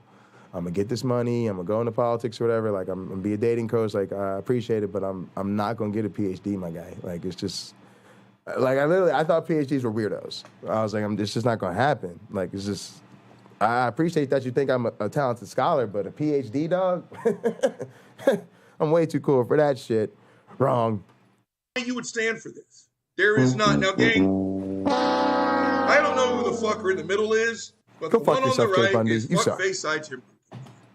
The one on the left is fuckface Jeff Durbin. Gang, I can't stand either one of these fuckers. Like, I really can't. But before we start this fucked up ass tape, I've told y'all, but I'm going to remind you. Oh, One of the reasons why I cannot stand Sam loved to Jeff say, Durbin, that's what it is. Buddy's hungry shit. Sam loved to say C's earned degrees. Part of my big cook, or some of you perverts, cock, I make their food as well. Okay, let's give Buddy this a little bit. Can you guys still hear me? Why am I sitting here talking? The other thing I loved about that I shared with my mom was that my straight A students are often my least favorite. Students who, and I put myself in this group, students who sometimes are too dependent on getting a 4.0 and having these perfect grades because they've got to get into Harvard Medical School or whatever the fuck, they don't take risks, right? They definitely try to control their GPA at all costs. They're really annoying in the classroom, like super annoying because they stress out about every fucking thing. And then they don't, I don't think they get the best education because the students who give a little bit less of a fuck, they're like, yo, I'm in college. I always wanted to learn Spanish. I'm gonna take a Spanish class. Oh, wouldn't it be cool to like look up at the stars? I'm gonna go take this fucking astrobiology course. And if they get C's or B's or whatever the fuck, they just learn some shit and life goes on. They try to graduate and get a good job. But, you know, these students that got a 4 everything, they come in only good at a few things, and then they won't really get outside of that the whole time. And it's kind of sad, but hey, this is my channel. Sometimes I want to give commentary on my thoughts about higher education because that is my chosen profession. Like you guys are in my fucking living room. Robert Reed, go fuck yourself. Okay. Let's get Buddy up and running. Hold on. And it's steaming hot too, gang. He's not going to give a shit. Buddy doesn't care. I'm going to keep it up here with me. 2.0, there you go. 2.0 and we're ready to go. Yeah, I love that. That's going to be my new shit. 2.0 when we're ready to go. So, gang, what really guys, school sucks. Get the fuck out of there. Fuckface Jeff Durbin. That's the point, is to leave. I just belched. Hashtag I'm professional. Jeff Durbin is a legit black belt in combat style taekwondo. He teaches self-defense. Gang, this to me speaks to the addictive nature of Christian apologetics and being correct. Being the last person standing in a debate. At all costs. And not being able to admit that you're wrong. And listen to those fucked up ass stories. Then turn around and use that person's experience as a way to win a fucking debate. Yep. I have literally heard him say, if there is no God, what's wrong with rape? I mean, I'm sure. Good for you, Peter. That's what I'm talking about, Peter. Peter was like, I'm going to go take this geology class. I got a D. All right, cool. I'm out. See y'all later. Oh, shit. Hang on. It said he's in. Hold on. Why doesn't it show me that? Restream, you've been lying to me.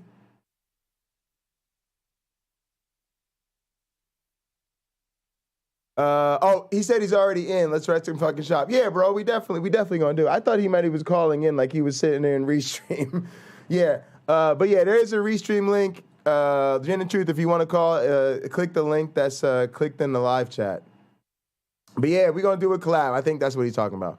Yeah, we're gonna do a collab. Oh, for sure. Yeah, and you don't have to. If you want to, you can, but you don't have to. But yeah, we're gonna do a collab. That's for sure. Let's do it. It's gonna be dope. It's gonna be dope. Painful.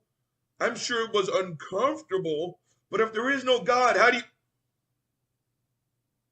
Gang, how disgusting must you be to be able to pull that foolishness, especially I'm stoked, man. It's going to be crazy. I know for a fact he's heard the same stories I have.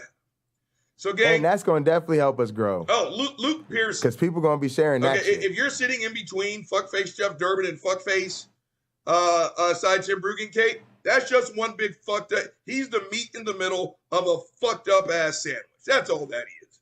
So we're going to let these fuckers just run off at the mouth. And, of course, Uncle Bobby's going to kick little knowledge.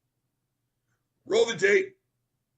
Roll the tape. Realizing the nuclear strength of this apologetic, right? And so that tends to initially breed an excitement. Right. Like, oh, man, God is amazing. Also, guys, we got Uncle Bobby in the game. We're going to do some WWE. Fuck you and your God. I just want to drink and smoke first. The nuclear strength of this style of apologetics. You know, our God is awesome. Dude, again, buddy, where you going? Again, I love it how it is. I'm talking and I'm chastising a deaf dog. Robert Reed, go fuck yourself. Go get close. But again, they're thanking their God for this style of apologetic. Again, show me their Christian and I'll show me their Jesus and I'll show you their Christian. Jeff Durbin's God, here you go, buddy. He's a fucking asshole. Seriously. He's a used car salesman who lacks a soul. Roll the tape. But it may breed the initial stages of a person that lops people's heads off. Right. So talk to that person. They're just saying, wow, like Jesus is mighty. He's powerful. He does have all authority. He is the foundation of all reasoning. Right. But what are we? The foundation of all reasoning? Well, to take. So if you don't know, here you go. So kind of the cornerstone of their fucked up ass apologetic is Jesus Christ is the beginning of all knowledge. I can't remember what book of the Bible it is. It doesn't fucking matter. All right, guys. I don't really pay attention to all the terms because, you know, none of them mean a goddamn thing. And I think all the Christians are precepts. I don't understand where they try to make this distinction. But I guess I've been trying to ask for, like, a very straightforward understanding of this shit. I have looked it up. I'm not that ignorant. But, yeah, that's essentially the nail on the head, guys. When we talk about this presuppositionalism, it's basically you need Jesus to reason. Now, if you can think of something that's more patently untrue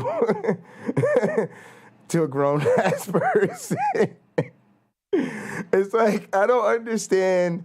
And here's what pisses me off about the community we're in. I ain't gonna lie to y'all. It's not even the precepts. Precepts don't bother me. It's the people that argue against them that bother me. Because y'all keep trying to tell me why these are the high IQ kids. This is the intellectual side of Christianity. I can't even say it with a straight face, y'all. I can't even say it without laughing. But they really, Jen and Truth, if you're going to find this shit in this fucked up ass community, dog. And I shouldn't call it a community.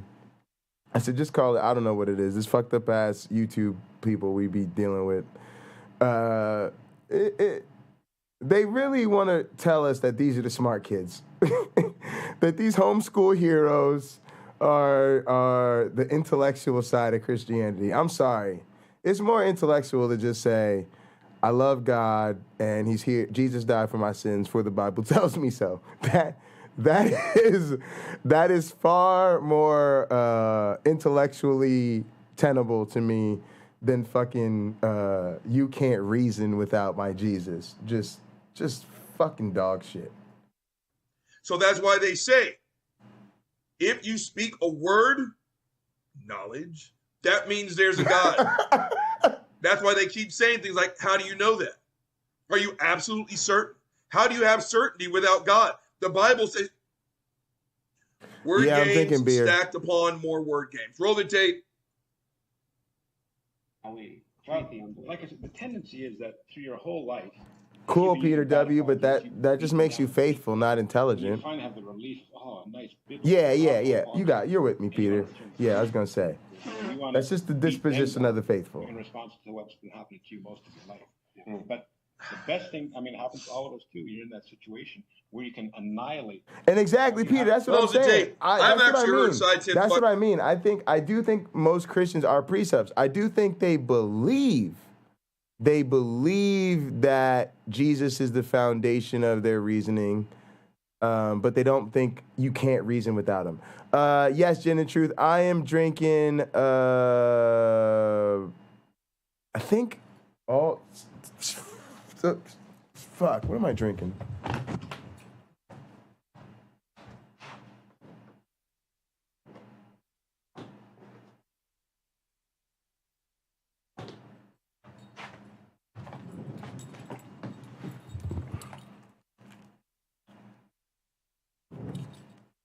It's called Two Hearted Ale from Bell's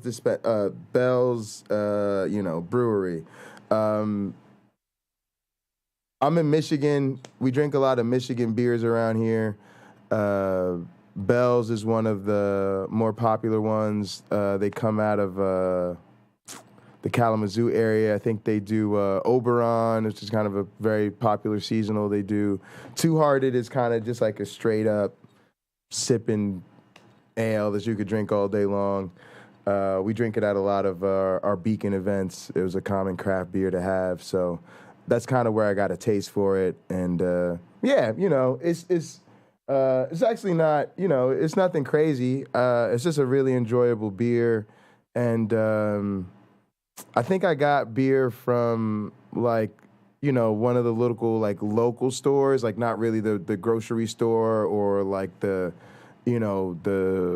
liquor store or wherever, where I'd have a ton of beer selection. So didn't really have a ton of beer selection. Went with just a solid craft, something craft, something solid. And but if you've got it locally, try it. Let me know what you think. That'll start to give me a feel for where your alcohol tastes are at. Also, what kind of gin do you be drinking? I'm mostly a whiskey guy myself, but I don't like gin, really. Why do you drink gin? Yeah, that's a good question. When did you start drinking gin? And how did you get stuck on gin instead of the other liquors? Fuckface Bruggen Kate tell his story.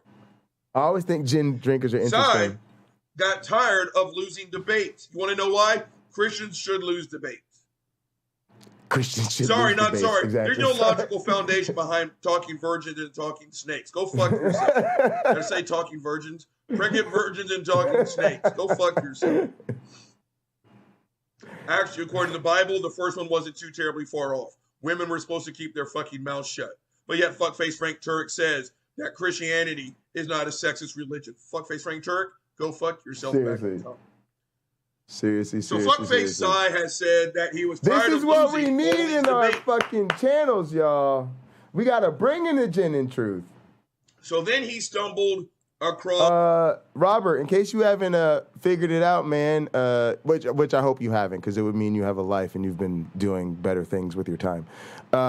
We actually interact with a lot of these apologists. So we've got like friends and frenemies. I think the chat would say that's fair. Everything on the spectrum from friends to frenemies and some enemies, and some friends to frenemies to actual enemies that we just interact with, that have, their own channels. And so we do debates with them and panel discussions and one-on-one sit-downs, and all sorts of interesting relationships have developed, and they all have interesting sub-camps, and fucking, lately I'm triggering everybody because I've been nice to them or reasonable with them, and now the atheists think I've betrayed science by making, I don't know, reasonable concessions about what science is and isn't. But anyway, that's, so they're all pissed at me because they felt like I stabbed them in the back, which felt super good. It's we're happy to bring it into the drama that is word wrestling entertainment. It is what goes on in our world, in this word wrestling universe, the WWE universe, so to speak. And we just think you could whoop everybody's ass. And we just want to watch. We just want to watch and get the popcorn. And I just want to, I'm going to just host it so you ain't got to worry about no technology or none of that. You see, I got the technology. I got the technology. Hey, man, this makes sense. You know what I'm talking about? This makes sense! Yeah. And so I'm going to set up all the technology, get fucked up, get my popcorn or some pizza and some wings and some shit. And we going to set up these conversations for you. And don't hold back. Don't hold back. Just let these idiots, these fuck faces know what time it is. Face to face. Woo! Lost presuppositional apologetics, and he hasn't lost the debates. Can't wait to see you ripping the Rob. Rob versus... I got tired of getting my ass Rob kicked, versus Rob. So I learned how to Yes, the Rob mirror match. Yes, y'all. Only one Rob can survive. Yes. Yes. I finally figured out how to get rid of Rob. Oh, yeah. Sorry, Rob. Sorry, Rob. There's only one Rob in this community that we can know on a first name basis. It's Uncle Bobby. You're going to have to delete your channel. Sorry, you're going to have to delete your channel. What? Oh, you don't want to delete your channel? All right, fine. Unleash the fuck faces. Yep. Yeah, you got to take this guy out for us, Uncle Bobby. We really want him to delete his channel. He's really bad. How do I describe him? I think he might be a precept. He's one of these. He's I don't know. He thinks he's smart, but he's not, and he just uses obscure references. And the worst part is he's boring and he's unentertaining. I mean, he's like anti-entertainment. He is like watching bread mold live on YouTube. And somehow he has a lot of followers. I don't mean to say this, but he might have more followers than me and you put together. And so when you realize that that's the type of fucked up world we live in, we're just saying if you want to actually detach his head from his shoulders, that's fine with us. That's fine with us. We think that's totally okay. It's totally okay. It's totally legitimate strategy. We totally understand. We just don't have the physical strength to do it. If we had the physical strength to do it ourselves, we probably would, but we don't. So if you do it, we got your back. We got your back. We got an alibi. You know, that was a doppelganger. That was nope. Uncle Bobby was in my bedroom, just napping the whole time. Yep, I saw him. No, I was with him. Yeah, he was napping in my bed the whole time. Who was that? I don't know. It's a paid actor. I don't know. It was the 3D hologram. Don't know who it was. No murders here. No. A dishonest fuckface.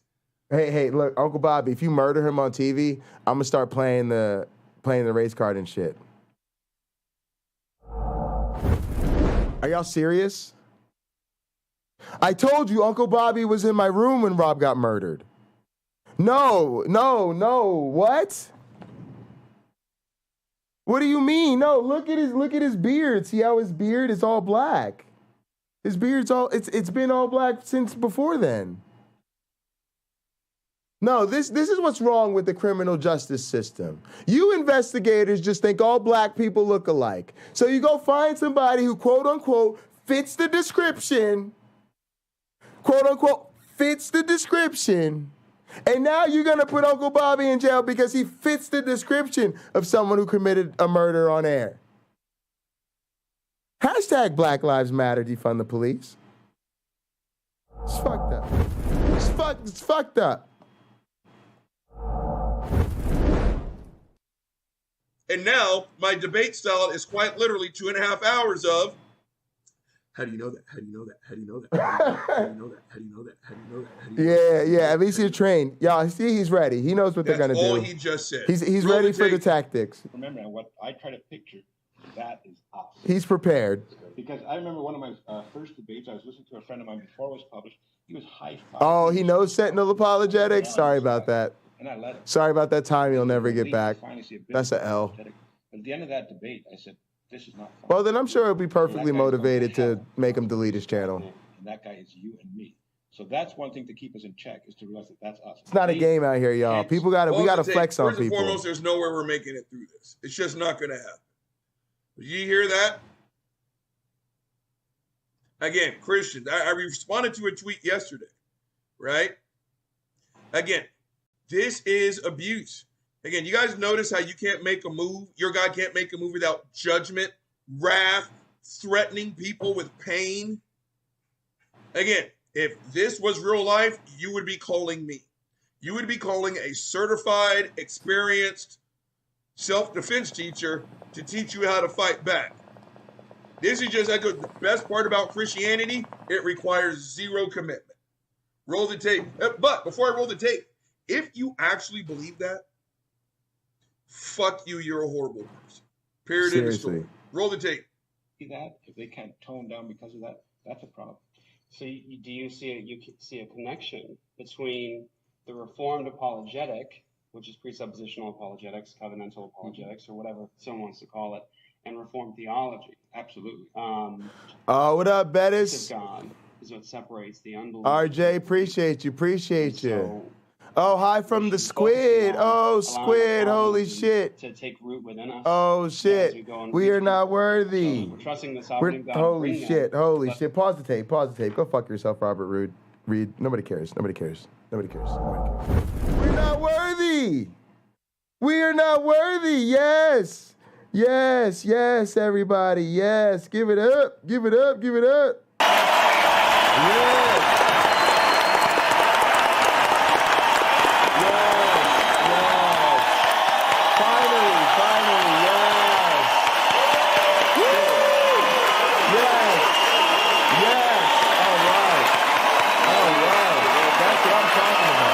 That's what I'm talking about. Go fuck yourself, Robert Reed. Yeah, we didn't really give a shit about you. We just wanted to do something with you to get to the squid. We just wanted to come on air, lay down that real knowledge. You're a fucking pussy, bro.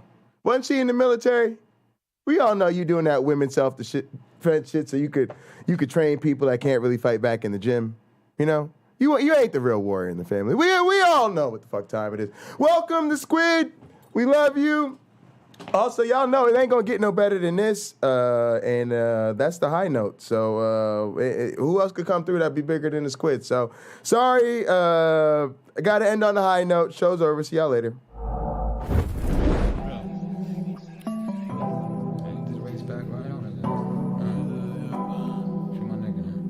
Yeah, well. Too many cons, gotta stay out the way. Especially the streets, man, they in a rage. I remember my nigga, he caught a case. On a run on the low and he did the race. Caught a body, it ain't really shocked me. Rubbing on demon time since the bottom. All the bro in Miami, man, we sharing mamas. I wish I could've saved them from all the drama. Rare book, we was really there getting money. This then with the place where the rain or sunny. Know my niggas won't catch me, I ever stumble. Know my team gonna pick up, I ever fumble. Niggas ain't winning, they really punt. It's in that location, we coming, so we loud guardian niggas.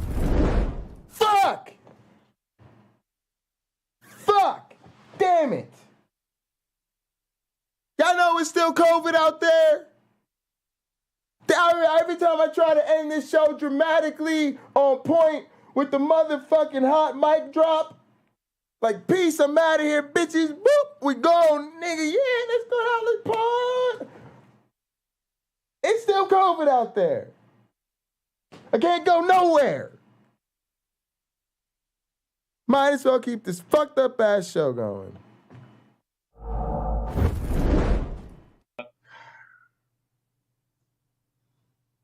Fuck Jeff Durbin. I just wanted to put that in there. Fuck Jeff Durbin. Roll the tape. Acknowledging all the way that, look, I have to recognize that it's God's spirit that's going to accomplish this and not me. Right. Okay. And then, of course, the big objection is, well, if it's God that does it, what are you guys doing out in the street? Exactly. Why are you witnessing or why you're praying for God? You get that objection all the time. And this is how I respond. I say, you believe that God knows everything, right? Yes, I do. You believe that God knows if you're going to have a full stomach? Yes, I do. Why do you eat? Yeah. What? Why do you eat? Because that's the means by which God fills your stomach.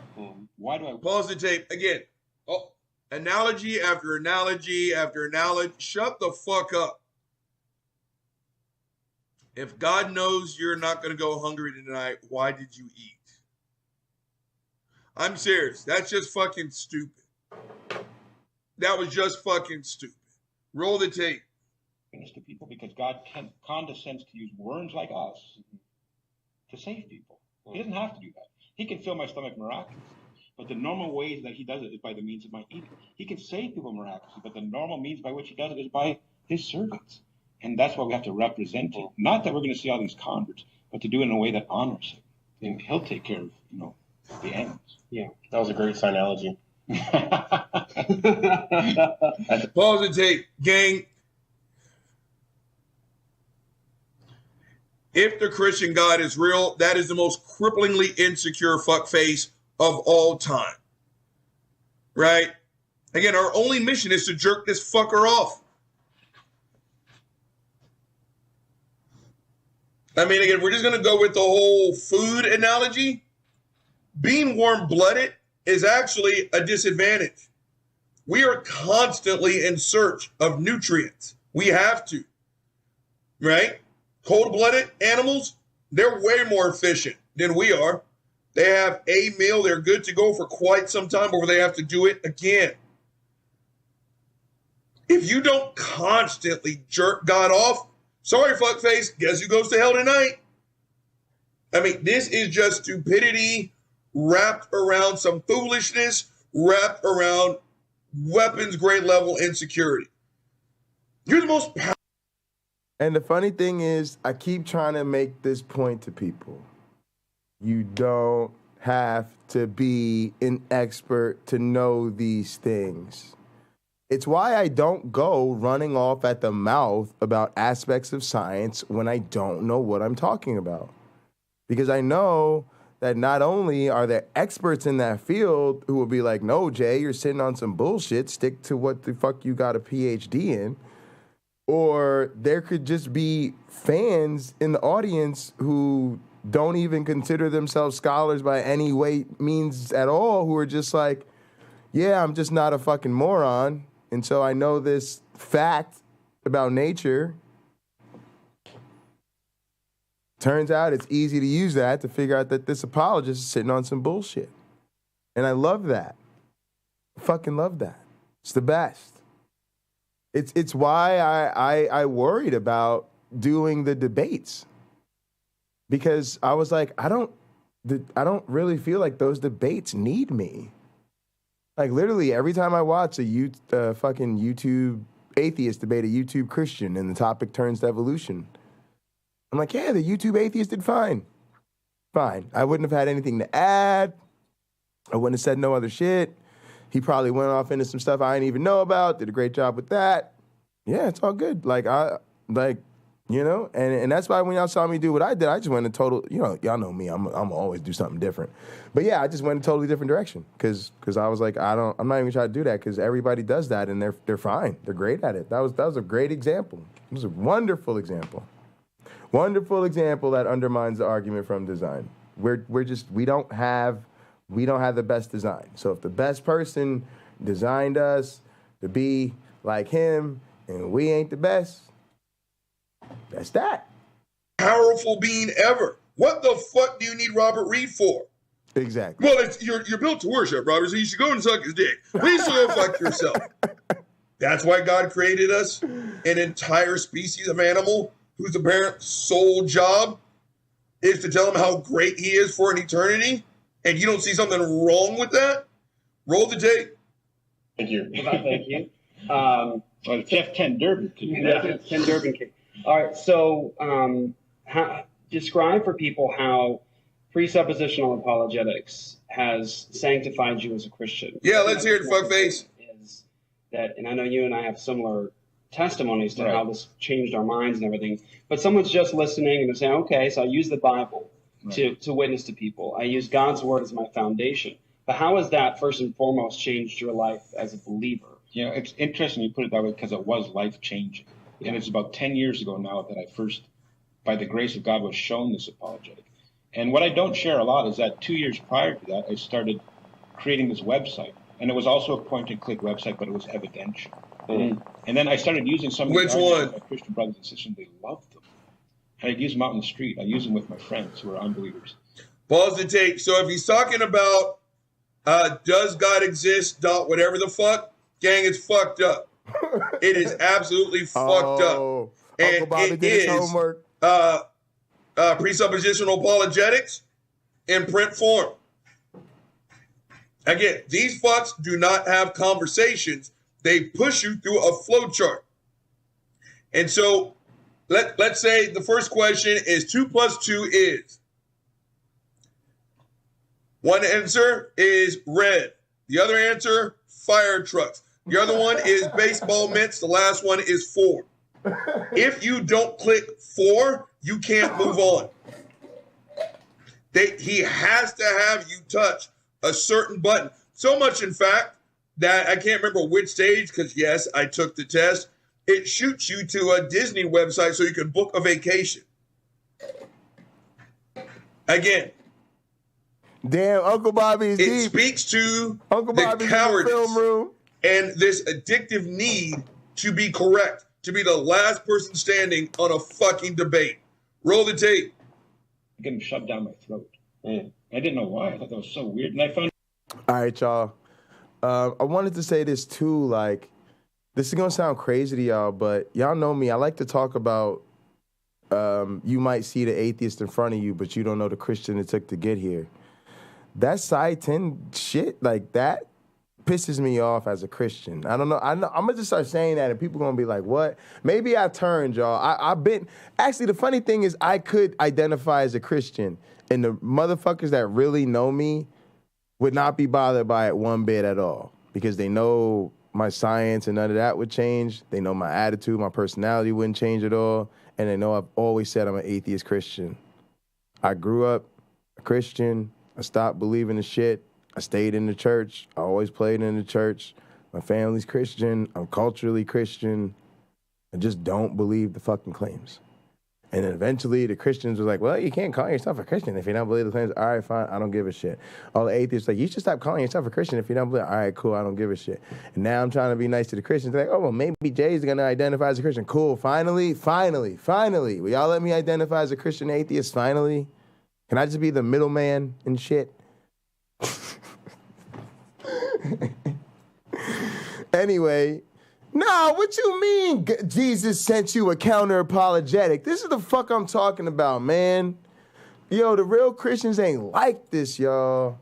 My grandmama and them, my mama and them, you know what I'm talking about? My church friends.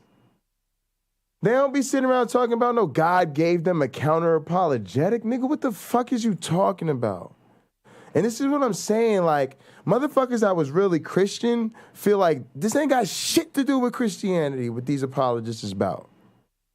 Niggas was out here fucking visiting the sick, feeding fucking families, getting school supplies for fucking kids, having worship services mostly so they could congregate, gather, enjoy one another's presence, get encouraged in the word, and go out the door fucking stronger than they came in after a long-ass fucking week. Period, end of story. And then these motherfuckers come around and they're not helping anybody. Because most of them Christians really would be looking into the truth or some shit. I think the most reason, like, I don't really begrudge most Christians for, like, not realizing that they sitting on some bullshit. It's that they accepted it so long ago, like Uncle Bobby says, while they were soft in the head. And since they were still soft in the head, when they got hard in the head, it was just in there already. But now they just go about their lives trying to be great people. And so they never taken the time to examine all of this shit. And they probably don't have time to examine all of this shit. And I don't really begrudge them for that. You know, they just live in their lives. They fine. But these motherfuckers that go out of their way to just pervert the whole thing. Oh, God gave me this counter-apologetic of, like Uncle Bobby says, how would he know that? How do you know that? How do you know that? How do you know that? Well, so what if she was on her knees with his flaccid genitalia in her mouth? What is your axiology to metaphorically justify that it's not mytho-history? It could be mytho-history.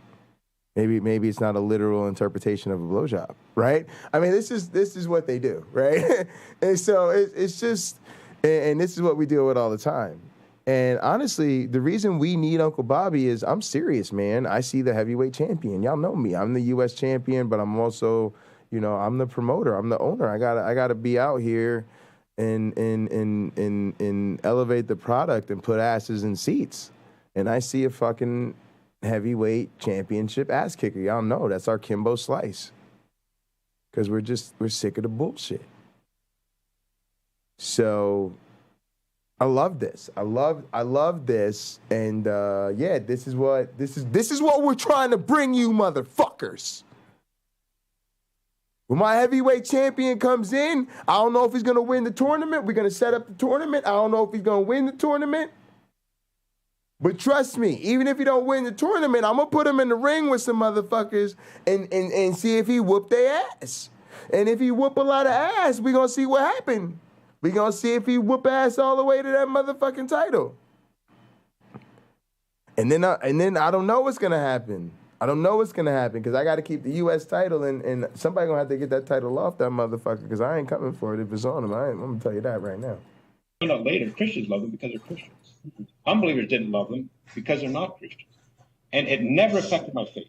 I had a strong faith then. It affected my desire to share my faith.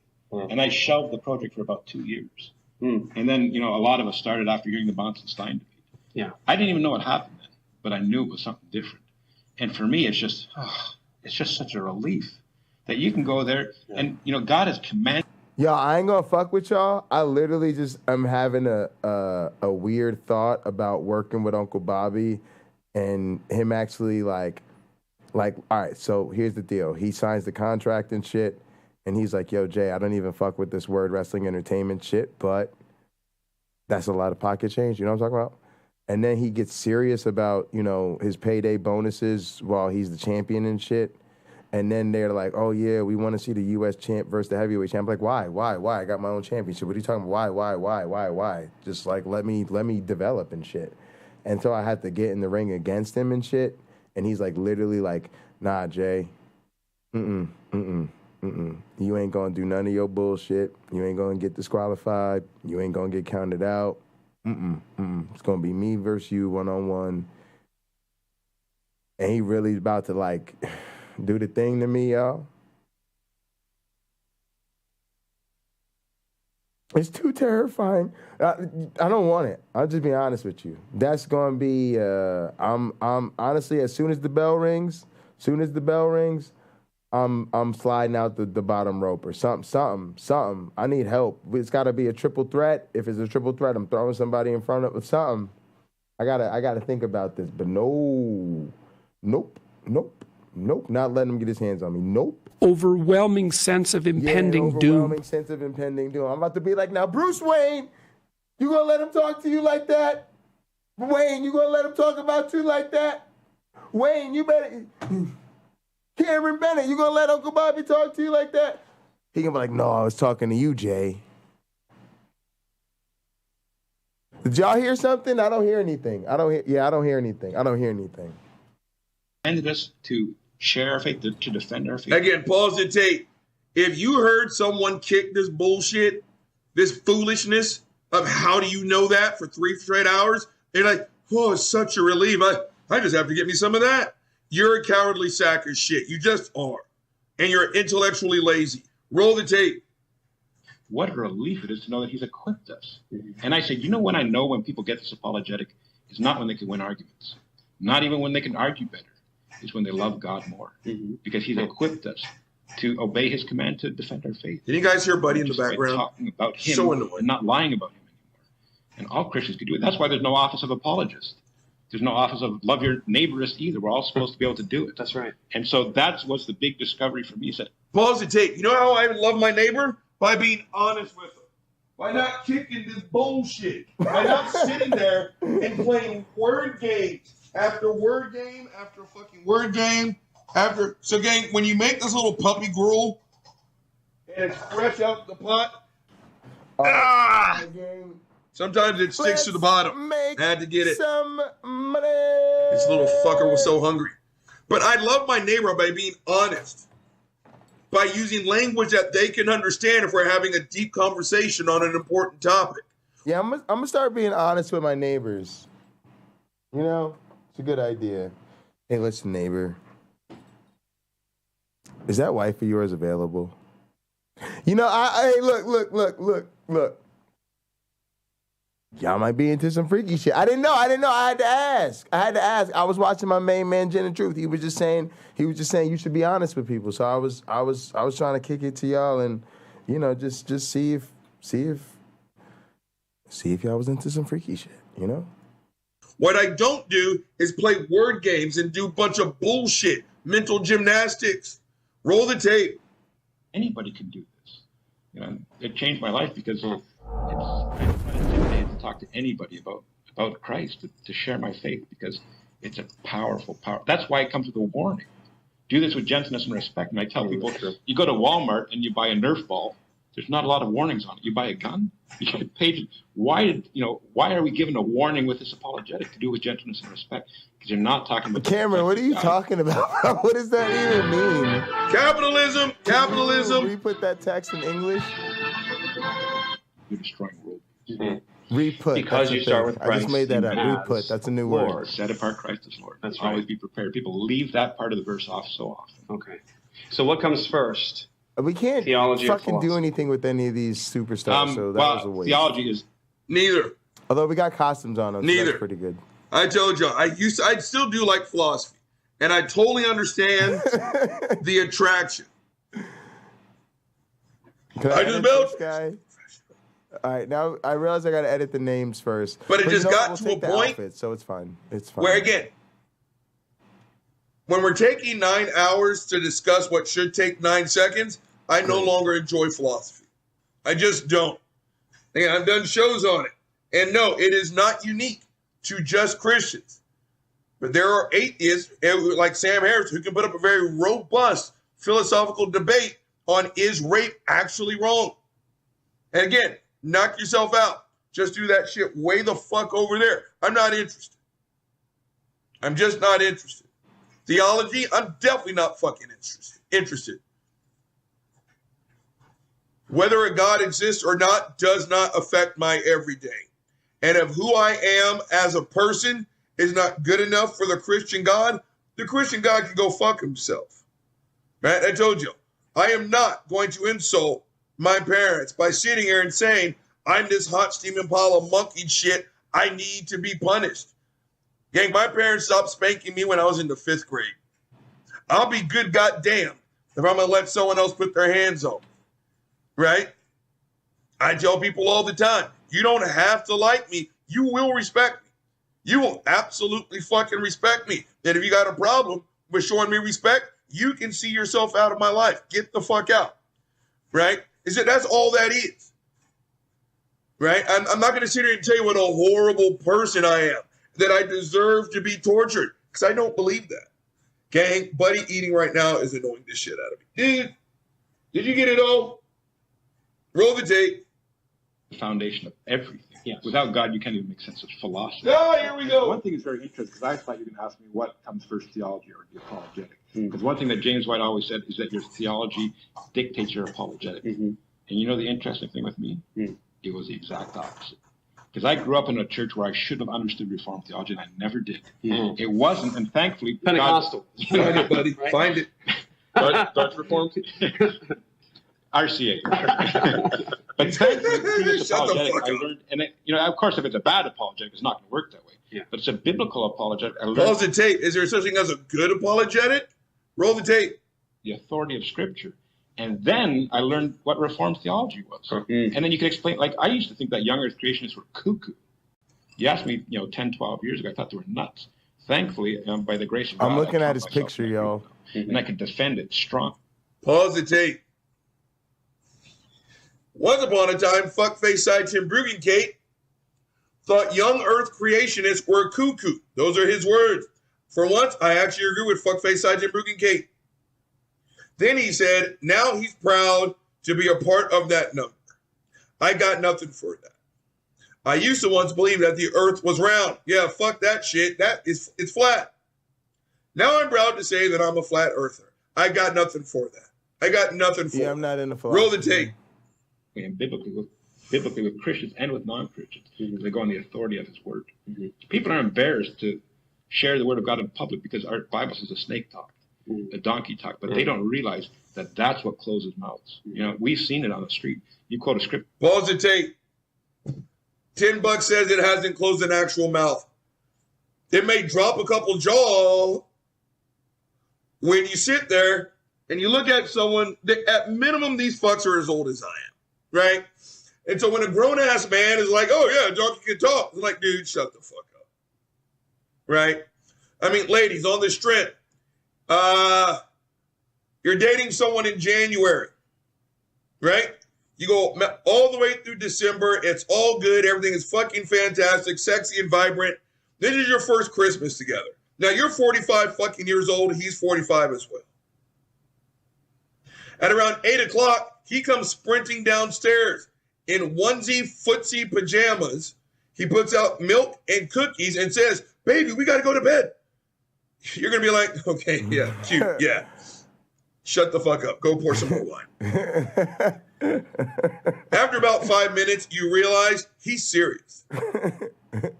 He actually believes that if he does not get to bed, Santa is going to pass up his house. Now, I don't care what his skill is in bed, his hurricane tongue, his donkey dick, his beautiful body. It doesn't matter. This fucker makes $1 million every 3 months. Polished, motivated, educated, worships loves your family. Your pussy will never get wet ever the fuck again. Not for that dude. No, it will not. You're going to go into Ben Shapiro mode. Your P word will be as dry as the fucking Sahara Desert. If you did the fucking Michael Phelps level butterfly fucking stroke through a vat of KY with extra fucking Astroglide with some fucking olive oil, your pussy still would be too dry to have sex with that dude. That much I guarantee. You are not going to fuck a grown-ass man who thinks Santa Claus is real. That's what this is. I'm not going to sit here and listen to you tell me that a virgin got pregnant, that a snake can talk. Because I've seen him do it. It's like, what? You don't believe that? It's like, no, I don't. I'm grown. Right? So again, this is just sitting on some bullshit. I will definitely have a stroke before the end of this show. Roll the tape. That's what closes mouth. Mm-hmm. Biblically. That's right. So talk to us about the end scene in debatingdillahunty.com. debatingdillahunty.com. That's not. It's called Debating Dillahunty. You could find it at debatingdillahunty.com. I know you don't want to talk about it, but I want to hear you talk about it. Well, I was on the road. I was in England for a couple of weeks, and then I did a conference in Delaware, and then I did this debate, and I was exhausted. And that's what I attribute it to. But in the last scene of Debating Dillahunty, I was preaching a sermon at a church the day after the debate. And, well, as you can see, looking at the wrong eye. Emotional. Yeah. And we're big guys. And in my household, that's just something that guys do. Pause the tape. Sorry, gang. I got to do it. I got to do it. His eyes are like bright blue. He just sat there and said, we're a bunch of big guys. Like intense. According to who? According to who? If I woke up tomorrow with one of their physiques, I'd immediately go to GNC, get some fucking Megamass 2000, some creatine, monohydrate. I'd go to the back of Gold's Gym, go buy some tests, some fucking Equipoise and some fucking Dianabol. I'd have 9 pounds of chicken breast for fucking breakfast, lunch, and dinner. I'd just sit there and chug fucking gallons of milk. If that's what they call big guys, holy shit. Roll the tape. Breaking down. So I choked up a little bit. And of course I attribute it to being tired, but it's it's very dear to my heart. Yeah. The topic about the sovereignty and the greatness of God. Yeah. And I can remember at the end of that church, there was a guy to Marcus who directed and filmed it. And I said, do not use that scene. I haven't said that to him about any other scene he's ever filmed. I said, do not use that scene. Let's do his hair. And he sends me the final product, and he finishes the film with that very scene. Seeing me dabbing away tears. I'm glad he did, though. Well, in retrospect, I am as well. Because I saw it and I thought, I'm really pleased with how that like a slightly younger Ken Copeland. Well, pause the tape. That's the sad part. Oh, my goodness. Again, this is a grown-ass man that just said, because I've seen him do it. Because there is a verse in the Bible that said that an axe head floated in water. And he's like, what, you don't believe that? I think this one's not too bad with the right color. I don't. Right? Go look. Go look at the fuckface side Jim Bruggencate and Matt Dillahunty fucking debate. It wasn't a debate. Call me a little bit biased. I thought Matt played his cards brilliantly. He didn't jump on any size bullshit. He was patient. He admitted he didn't know when he didn't know something. What? What really just fucking... No. Hang on. We got to review what Jen and Truth thinks is a good debate strategy. Hang on a second right there. Jen and Truth. Uh-oh.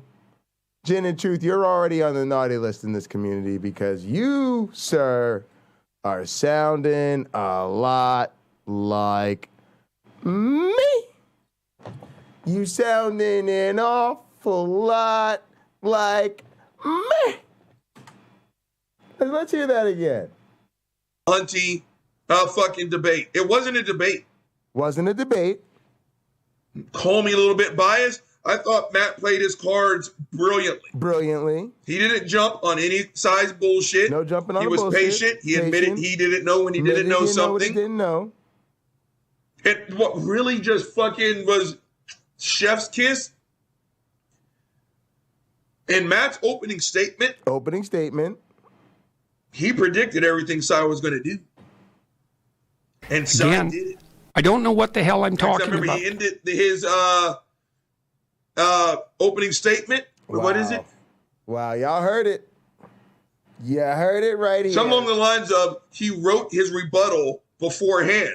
And others are like, I already know what Si's going to say because this is the same shit all the fucking time in the exact same fucking order. So again, what everyone else looks at and says, that was a fucking train wreck. He looks at it like, that was fucking fantastic. Shows you where his mindset is. Roll the tape. But I think it shows that you're not just interested in just demolishing someone's worldview. You're interested in their soul. And I thought that was great. I love that. So, well, that's what Marcus said. He said, I made you likable. Yeah. So he performed a near miracle. Made him likable. Well, okay, so let's maybe help bring this out, because somebody can fall off the wrong side on either side. Somebody can be either a jerk, or they can be a pile of jello, right? And so but there really truly is a righteous line wall. Is there? You have an element where you're supposed to confront the ungodly, the wicked arguments, people who are coming against Christ and his lordship, and coming against it in a way that's not like a pile of jello. You're calling to repentance. You're confronting people who are railing against Jesus Christ. You're supposed to be able to confront that. But on the other hand, you also have to be the kind of person that is gentle and respectful where necessary. So there's a we talked about this at dinner. There's a context where you're on the street at a college campus and somebody is railing. Pause the tape. All right, okay, if you're still walking around with the sandwich board, the end is nigh. You're going to go to hell while you're ringing your bell. There was one, they did a news clip on Vice News about some fucker in college who was doing that. Women are sluts, women are whores, blah, blah, blah, blah, blah. That you do not understand the concept of target audience, fuckface. All right, let's do it. You are not going to stop a bunch of horny 18 and 19 and 20-year-olds from doing what it is they want to do. I actually kind of like this. Again, I've said the best part about college, it's all the freedoms it's fine. of being an adult without any of the responsibilities. Holy shit. Right? Again, slicker maybe my experience was different because I was a full scholarship athlete. But the first time you fuck while you're in school, and you're not looking over your shoulder because you snuck a girlie in or some bullshit like that, and you're not realizing that your mommy or your daddy's not going to walk in the door or you can do whatever you want, you're like, holy shit. Going to a college campus and quizzing a 19 or 20-year-old with how do you know that for 9 hours? You didn't stop them from going and getting drunk. If anything, they're like, I'm getting drunker tonight because of that motherfucker. So again, going to colleges and shit like that, standing outside of college football games where everyone shows up at 11 a.m. already half plastered. You're going to fuck at least 2 or 3 people before you go to bed that night. And you think the likes of a Sidechair and Bruggencate telling you that Jesus Christ is the beginning of all knowledge, you just, I was going to go run a train. I'm not doing that shit. Thank you, Si. Roll the tape. On Christ, they're denigrating the word of God, what have you. There's a context for that where you're supposed to call out and breathe down fire. Right? Mm-hmm. But then there's another context with the guy who's sitting next to you that's asking genuine questions and maybe even challenging you, but he's just sitting next to you at a coffee shop. So talk about that. The proper sort of understanding of a balance and what are we supposed to do when we're confronted with each different scenario. Yeah, fuckface, explain it. To have a cookie cutter response to that. When this happens, do this. Yeah. But as you know, you never know. And the people that you meet, sometimes the people that are the most wicked, railing against God the most, I think, of course, salvation is from the Holy Spirit, but I think those people are closer because they have a reason to be angry with God. Yeah. See, if they're just indifferent, if I'm, arguing for the SpongeBob as being God, they laugh and they walk. But the fact that they're angry means that they have a problem with God. They have a beef with God. So No, pause the tape. Not true at all. Not true at all. I could all but guarantee, because I could be pushed to the point where I can get angry, right? Because when you sit there and you tell that gay person that they're sodomites and all this other bullshit, I'm going to get a little bit upset by that. It's not because I'm mad at God, it's because you're being a fucking asshole. So no, but there's no changing people like presuppositionalists, right? I get pissed off because you pissed me off, not because I'm secretly angry at your God. Roll the tape. What I try to do is, it depends, of course, on the situation, but I try to talk to them in a way that gives them a certain amount of respect. Because bullshit. I was at Good Friday, one guy was saying, "You guys are crazy. You believe that a donkey," and this guy was spitting. He was furious, You believe that a man who was dead came back to life, and they said to the guys, I get it. I said, I know you think I'm crazy. I know what verse he's going to say. I said, if you don't start with God. Pause the tape. He's about to hit lean not on your own. Watch. Roll the tape. That is crazy. Hold on. People are afraid to. A guy was saying, you guys are crazy. You believe that a donkey, and this guy was spitting. He was furious, You believe that a man who was dead came back to life, and they said to the guys, you know what? I get it. I said, I know you think I'm crazy. I said, I get that. I said, if you don't start with God, that is crazy. And people are afraid to agree with people who are getting angry with them. So I try to diffuse it. I said, if you don't start with God, that is crazy. I said, but you would admit that the God who breathed the universe into existence can make a I was following Dillahunty's example, and they'll let it go. Yeah, says, you don't have a seriously. problem with miracles. That's a good idea. You have a problem with the God of miracles. Pause the tape. How much money said that conversation never fucking happened, right? We got Dillahunty in the game, y'all. The atheist was mad. He was spitting fire. He was kicking me in my dick. He was flipping me off. He was just taking spoonfuls of mayonnaise and flicking it at my fucking face, right? And then he's like, shut the fuck up. Again, Christians, get a whole new bag. This bullshit story of all the interactions that you guys seem to have with the atheists, guess what? We're not fucking buying it. But you already know that, don't you, fuckface? You're doing it for your fucking followers. Like you said in the very beginning, right? Because, again, I promise you, never in the history of atheism has one of us been convicted and wanted to make the switch to Christianity by listening to a precept talk. Cy was already a Christian, and whether he'll admit it or not, he was looking for a lazy way to win an argument. Yeah, that's all this is. So again, here's just another fucking story that I just don't buy about a Christian's interaction with an atheist. Give me a break. Roll the tape. I said, the problem is when you have a problem with the God of miracles, you can't make sense of your objection. And then I got into the apologetic, and the situation just totally. And so I more often than not, and the more that I do this, the more I try to do that with the person on the street. I try to reason with them, but there are people who are just not reasonable. And so says the precept. I don't get that very often. Thankfully, I think it helps being a big guy too. It's just that. It's funny because there's a couple situations even in how to answer she did one on here. People it was from good. the crew It was thought people were good. going to get physical with me. In that altercation that I had after that debate, the fellow, it's not in the film, but he pats me on the stomach and he goes into the kitchen. He says, "I'll be right back." Two of the guys in the crew thought he was going to get a knife. Well, yeah, and they followed him in there, and it was the furthest thing from my mind. Yeah. And I think until something happens, I'll probably be that naive. Yeah. I don't want to be, but so I try to diffuse those situations. But at some point, you have to call them to repentance. What is that? And I think there's people who are probably a lot better at doing that than I am. And I think there's even a place for right. Pause the tape. Oh, did I hit the wrong thing? So before I'm going to get called for repentance, you still have to show me that there's a God and a need for repentance. You simply saying the same shit over and over and over and over and over and over again does not an argument make. and I'm obviously not convinced by it.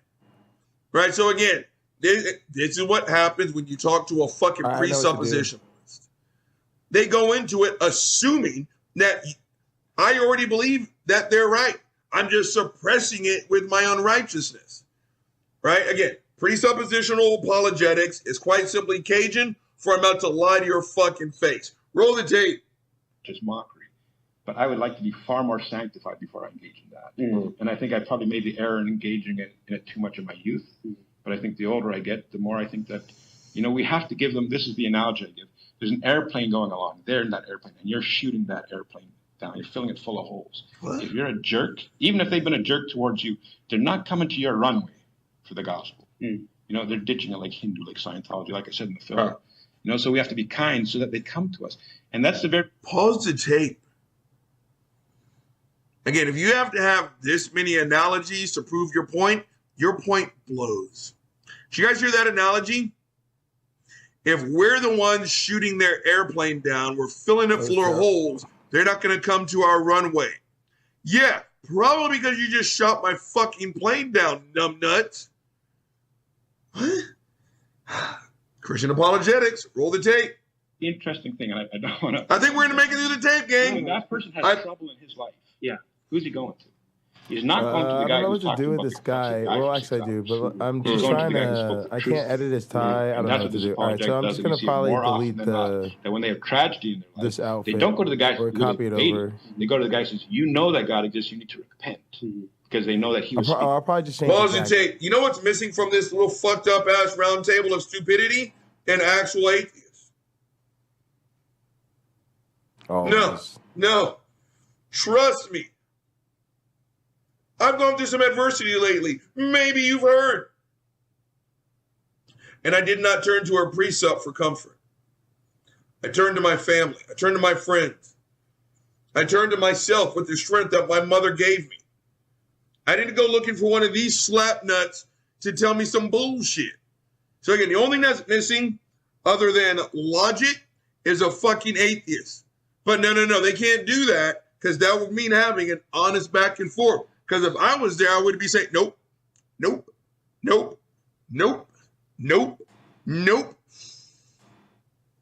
But they can't have that blemish on their fucking perfect record. Shut the, roll the tape. So what's the end goal in an apologetics encounter? What am I trying to get to every single time?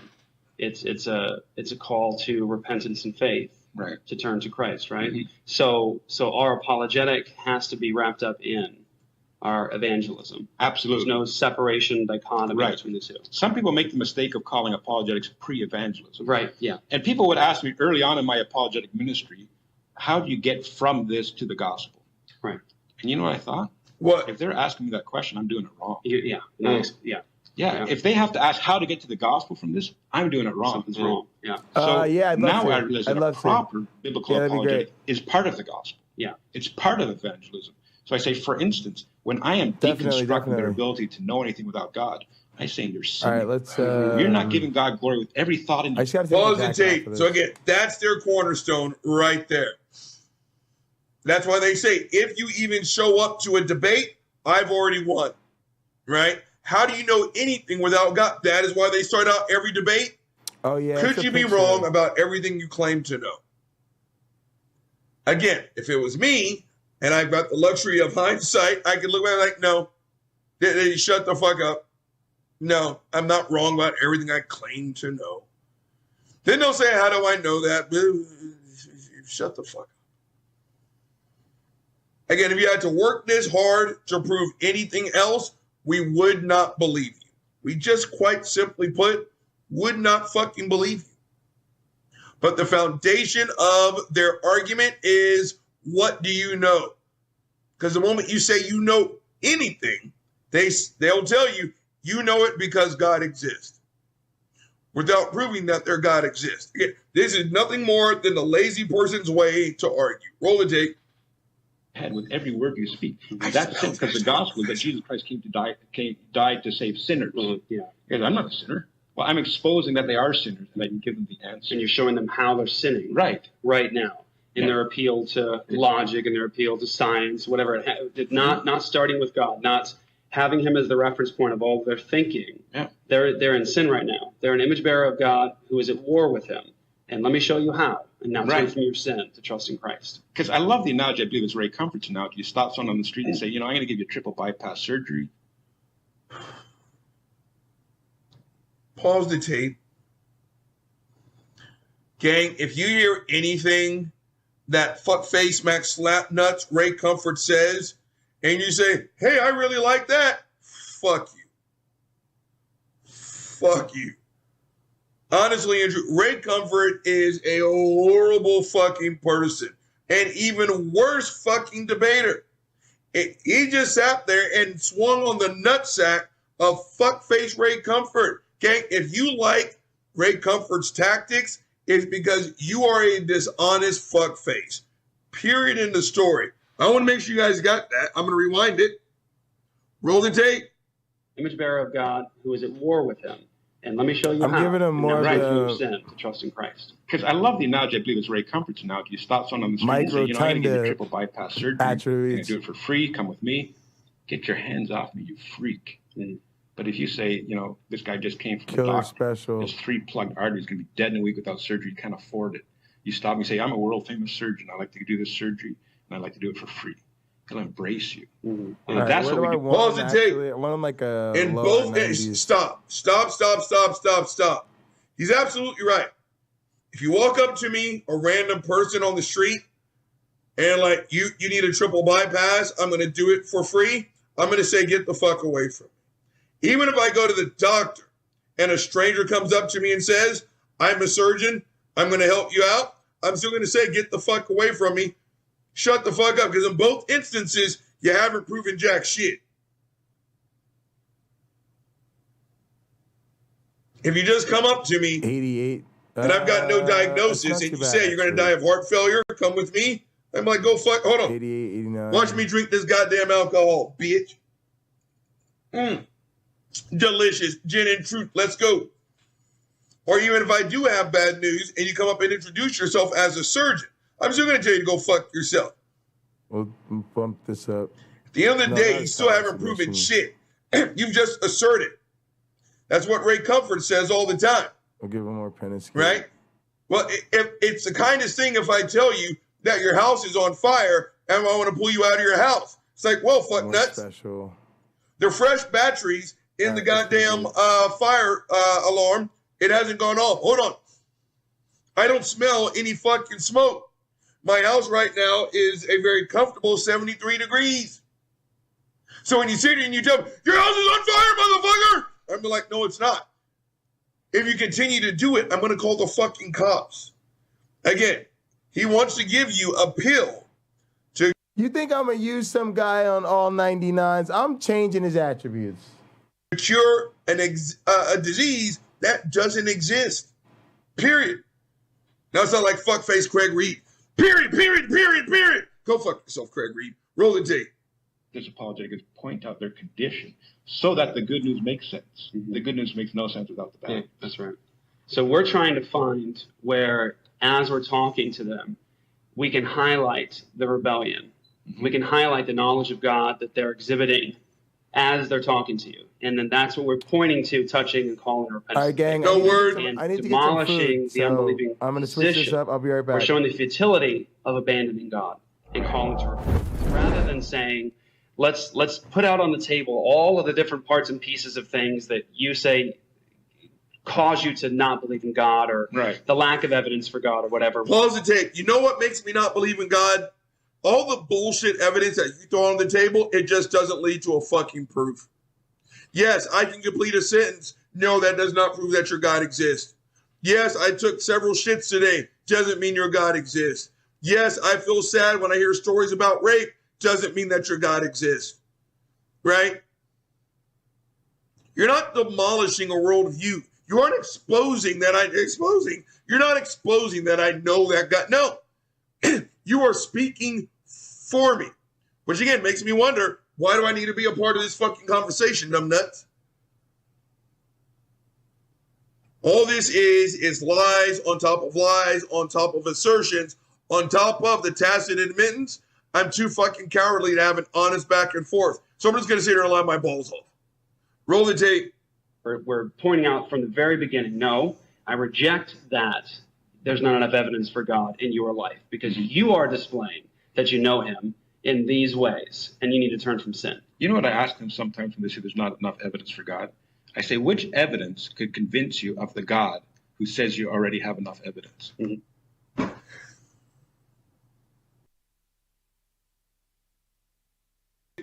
What do you want me to say to that? Did you guys catch that? Let's rewind this bullshit. Hold on. Are you kidding me? Displaying that you know him in these ways, and you need to turn from sin. You know what I ask them sometimes when they say there's not enough evidence for God? I say, which evidence could convince you of the God who says you already have enough evidence? Mm-hmm. Yeah. What could their answer be? There could be no evidence. It's logically impossible. Pause the tape and go fuck yourselves. What evidence do you need other than the evidence that God says you already have? Again, precepts, why even talk to people? Why even talk to people? Again, don't ask more from me than what you're willing to give yourself, Mac fuckface. Side 10 fuckface Bruggencake. When are you going to admit that you already know? Because I know that you already know. When are you going to admit that you know there's no fucking God, you fucking coward? That was actually pretty good, gang. When they admit that, I'll admit what he just asked. Again, this is weapons grade level fucking dishonesty. Roll the tape. But, and one thing that this apologetic does, it does not focus on the sinfulness of man. It focuses on the glory of God. Mm-hmm. And I think if you shine that light to the unbeliever, they can't help but see their sinfulness. Now, like I said, I love the Living Waters ministry, but one thing that they'll do, and I think this is a little bit different, is they'll go say, have you ever stolen anything? Mm-hmm. Well, what does that make you? Makes you a thief. Focuses on the sinfulness of man. Sure, that's the law. It shines it upon them. But I don't say, have you ever stolen anything? I say, why is stealing wrong? Mm-hmm. Because God is not a thief. Pause the tape. Stealing is wrong because there's demonstrable harm. And without the philosophical bullshit, shut the fuck up. There's demonstrable harm behind coming in here. This wonderful speaker that P donated. Thank you very so much, P. I love this goddamn speaker. Thing works like a fucking charm. And I'm going to be pissed off if you stole this gift. Me being upset, there's your demonstrable harm. You took something that did not belong to you. Without all the philosophical mumbo jumbo, it blows. Period in the story. I don't need a God to be able to demonstrate that there's ultimate justification, why it's bad to come in here and steal this gift that Pete gave. Shut the fuck up. Again, when you have to work this fucking hard to prove that you're right, it's because you're lying. Roll the tape. And when you steal, you're lying about your creator because we're created to imitate him. Mm-hmm. And then you see the countenance of these people change. It's not just calling them thieves and liars. It's saying, no, God is so good. Mm-hmm. And when you do that, you're misrepresenting your creator. And, I think that's what this apologetic does as well. It does not assume that they don't know that God exists. It talks about it. And, the interesting thing is, who's really good, who gets this really quick, is women. Because they don't need to win the argument. I teach at a men's conference, and they go home, they tell their husband, or the husbands tell their wives, yeah, it's just about, believing the authority of Scripture. Everyone knows that God exists. The woman gets it. So she goes out in the street time. Pause the tape and go fuck yourself. You just sat there as a precept and said women don't need to win an argument, but you are a presuppositional apologetic, fuckface. The entirety of your mission statement is to win the argument, is to dishonestly represent the other. Again, I just sat here and I told you I don't believe in a God. You know what you just said? Yes, you do. What am I here for? Fuckface? Seriously, go fuck yourself. So again, it's shut the fuck up. Women get this apologetic because they don't feel the need to win an argument. I don't think he quite understands how fucked up he sounds. Roll the tape. Someone, yeah, you really do know that God exists. No, I don't, man. Well, the Bible says you do. I'll pray for you. You know, have a nice day. And the guy has to win that argument. You know, rewind. Hold on. Capitalism? Okay, hold on. They don't need to win the argument.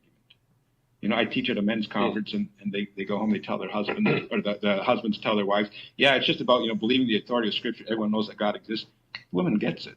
So she goes out in the street talking to someone. Yeah, you really do know that God exists.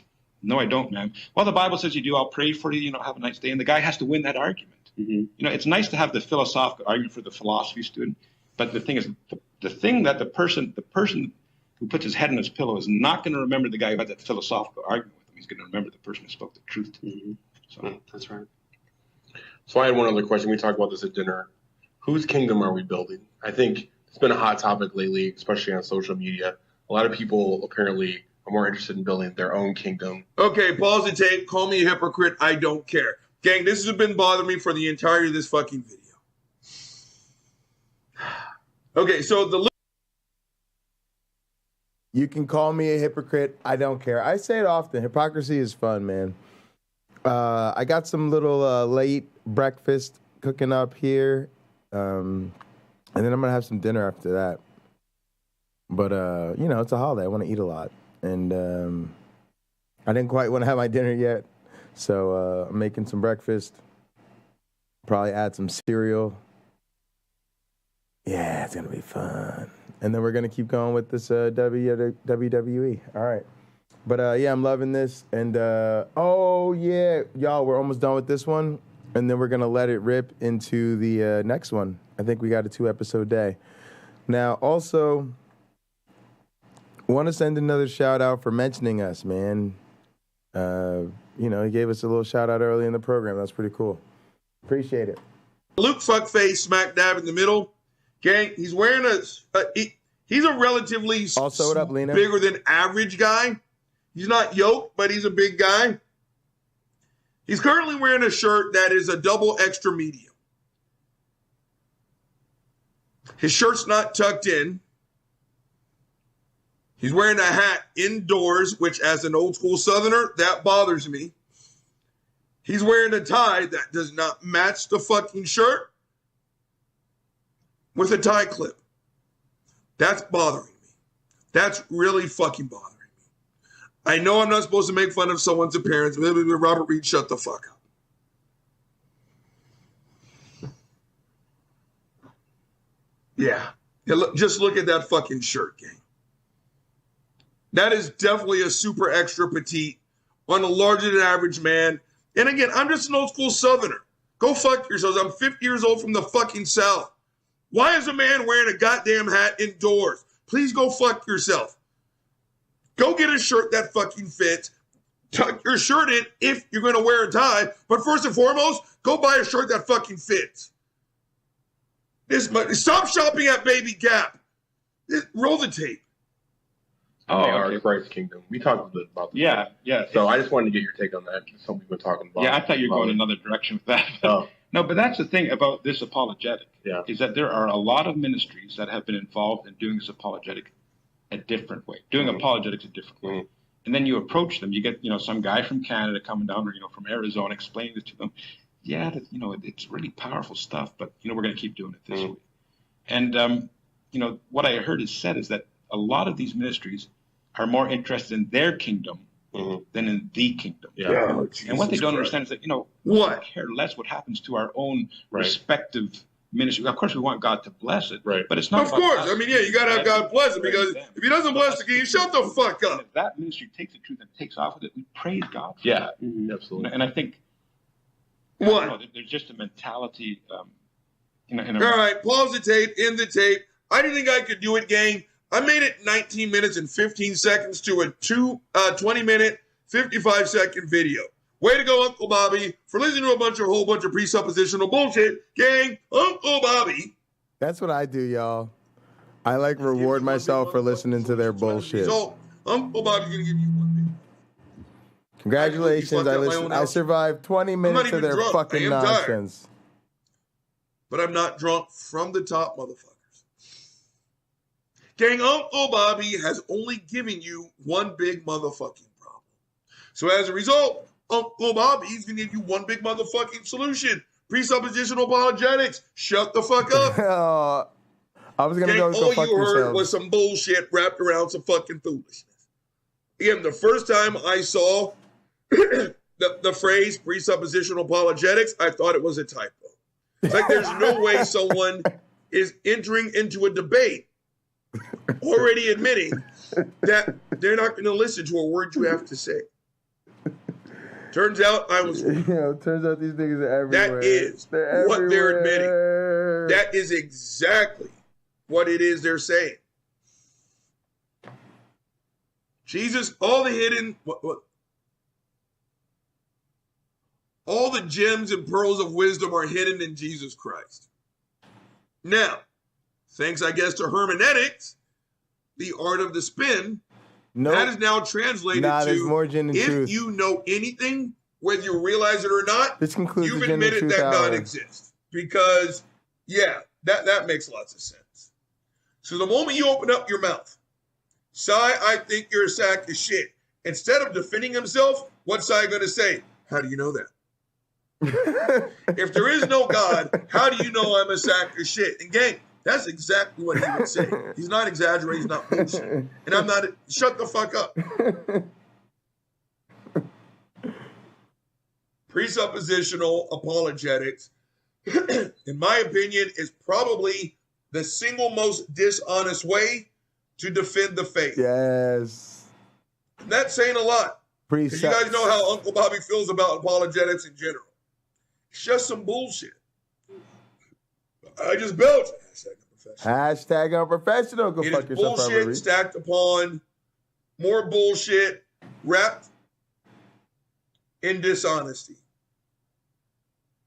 I just told you I With don't some believe in hardcore God. Your insecurity response in the is, middle. yes, you do. So, precepts, it makes me wonder, why do you bother talking to anyone at all, ever? What?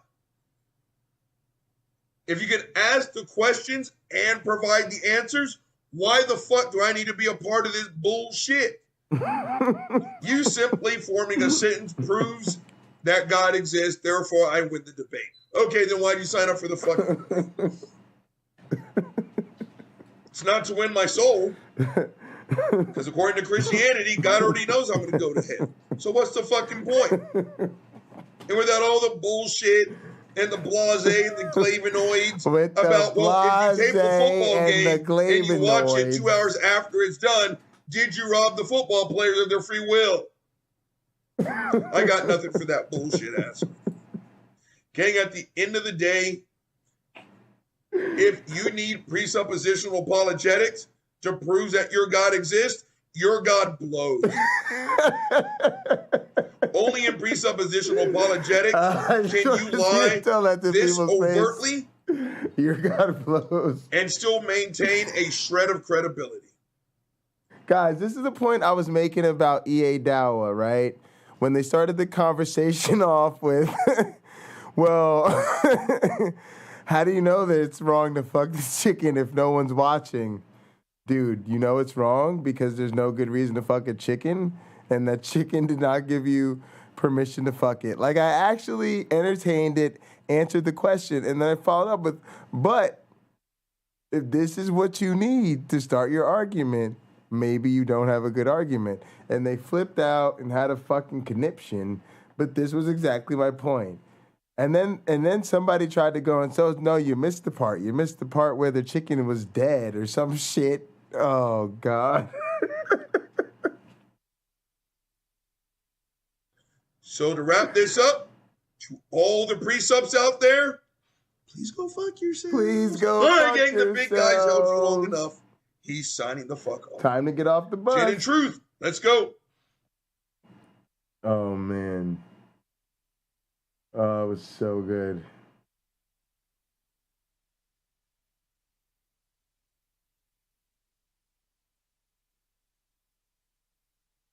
Oh, yeah, we got to get this Joel Osteen. I know there's a newer one, but it's definitely early in the morning. I gotta get this Joel Osteen in here. Uncle Bobby was able to stay in bed until around 4 a.m. The weekends for me, a good nigga. That's just staying physically in bed. I'm already tossing and turning long before that. So 5 a.m. is usually a good, yeah, I was able to do it. So close, so close. 4 a.m. I'm thinking today, gang, again, help me stay busy, stay constructive. It's probably going to be a couple quick hits. Now, I can already tell myself to go fuck myself. You guys know good and goddamn well Uncle Bobby is not capable of quick hits. This will probably be 45 fucking minutes minimum. Robert Reed, please go fuck yourself. But, again, to stay busy, and I like doing this. This shit's fun. Probably maybe 2 or 3 shows as quick as humanly possible. So let's see how this works out. Gang, the first thing I want to say is, again, thank you so much. Right? Got some donations yesterday. Again, I don't know how to set up the Patreon. I try to look it up and it's like, God damn. Now, I don't have a degree in fucking computer engineering and shit. So I'm definitely gonna have to get some help on that. So I gave a couple people my Venmo and bam.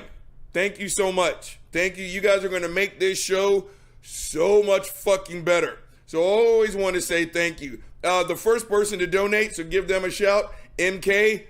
Again, I didn't get anyone's permission to say their name, but first notice from Venmo came from MK. Thank you so much. Thank you so much. So, now, like I said, all that money is going to go towards making this fucking hoopty run just a little bit smoother. So, thank you so much.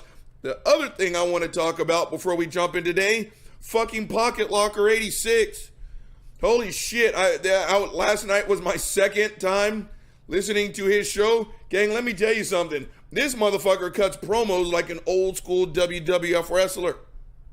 And yeah, fuckface, I said WWF because I'm that goddamn old. I'm not going to sit here and say WW. Please go fuck yourself. What, World Wildlife Federation? You got a little pissy because fucking The Rock and Stone Cold Steve Austin, we're underneath the banner of you saving a fucking panda. Go fuck yourself. Go fuck yourselves. Right? This man, look at Buddy's monkey ass. Let's put Buddy up. Yes. That way we can rant. That's right. That's right. Old school.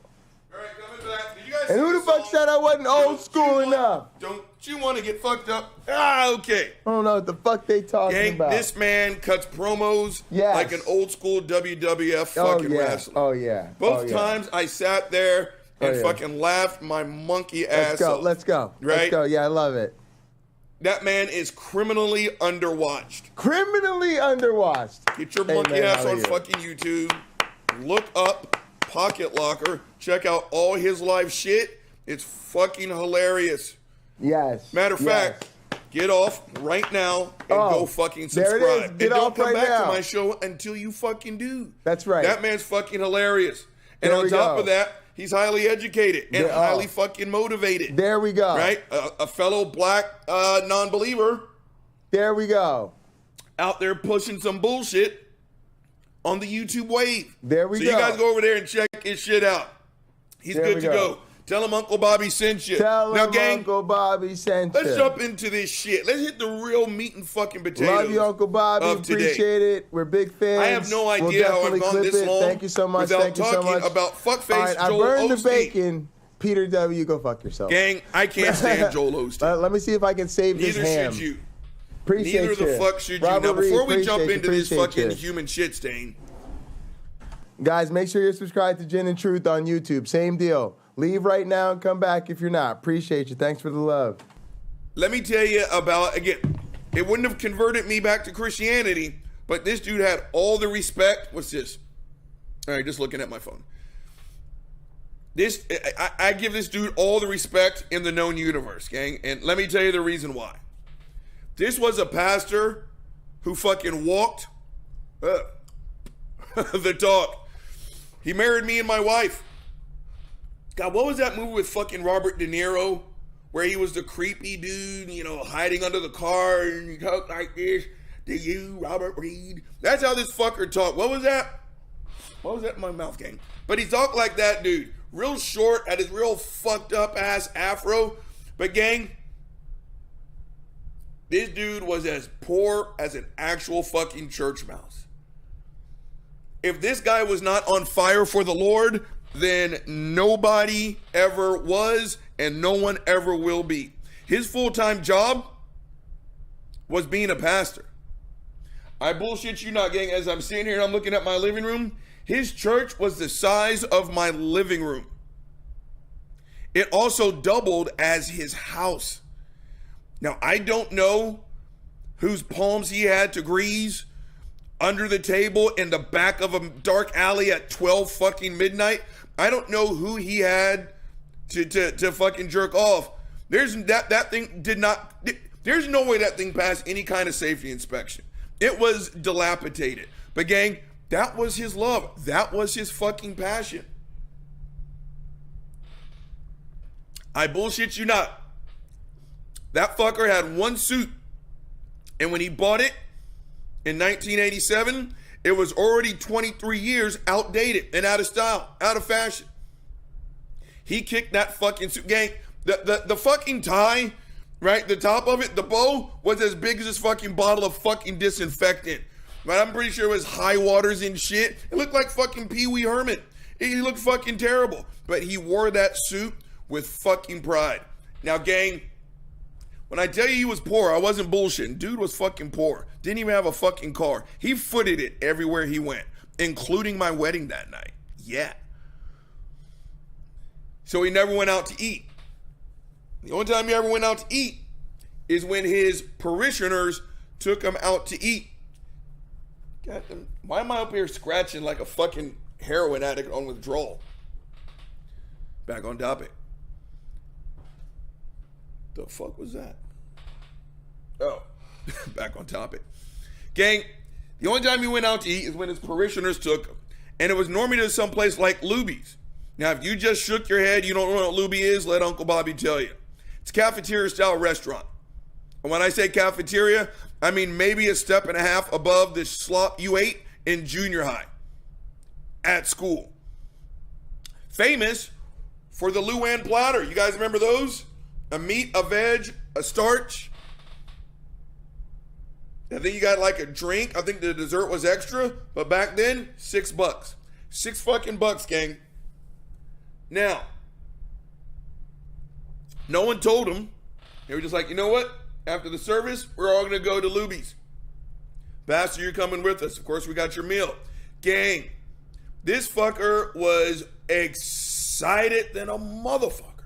You would have thought, I'm like, we booked a chef's table at a 4 Michelin star restaurant. Every plate's going to be at minimum $550. It's on us. That's how excited he got to go to fucking Luby's. Now, gang, kind of the running joke with this guy, let's just call him Edward. Because I actually don't remember his name. Robert, go fuck yourself. The thing about Edward was, in the running joke, if you sit down before Edward gets his food, start eating. Because when that fucker blesses the food, by the time you're done, you're going to be like, is there a microwave in the back for this shit? Or can I get a new fresh plate? Gang, he was so enthusiastic when he prayed because he was so thankful. Right? Again, I had a great bowel movement this morning, Lord, and if it wasn't for you, we wouldn't be able to take a massive shit. And this food is so goddamn delicious. He didn't say goddamn, Robert, go fuck yourself. This food is so delicious. I'm so thankful that everyone would think of me, that little old me. I'm just trying to spread. He would literally thank in his prayer the mailman for bringing him his utility bill. And it wasn't an act, gang. He was so fucking enthusiastic and appreciative. And again, if he was not on fire for the Lord, nobody was. There's no way that man made $10,000 a year. There's no fucking way. You know the real sad part about Edward? He died way too soon. You want it? He died of complications from AIDS. He never came out of the closet, gang. Now, he was never fire and brimstone, anti-LGBTQ. I'd actually never remember him even talking about it. I really don't. But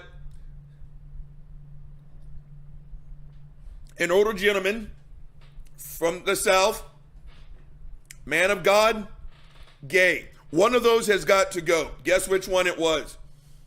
He never came out of the closet. And I've said it once, I've said it 1 trillion times. Gang, when you shame a natural impulse, you have not made that person stop engaging in that activity. Out of their mouth, they may say, I have stopped, or I'm not doing it anymore, whatever the fuck. But the reality is, they're still doing it. Except this time, they're doing it, but it is dark. I just belched. Hashtag I'm professional. Is that the first one of the day? Let's keep a belch counter. Back on topic. This man was conflicted. Preaching the word of God, but having sexual feelings for all other dudes. It was sad. I'll never forget. It was sad. But again, I bring up Edward to let you again. He would not have made me remain a Christian, but I respect him.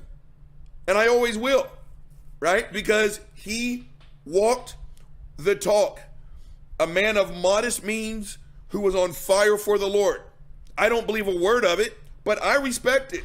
If you're going to do something, do that shit all the way. Now you contrast that to fuckface Joel Osteen. Gang, let's pull up the people's iPhone of knowledge.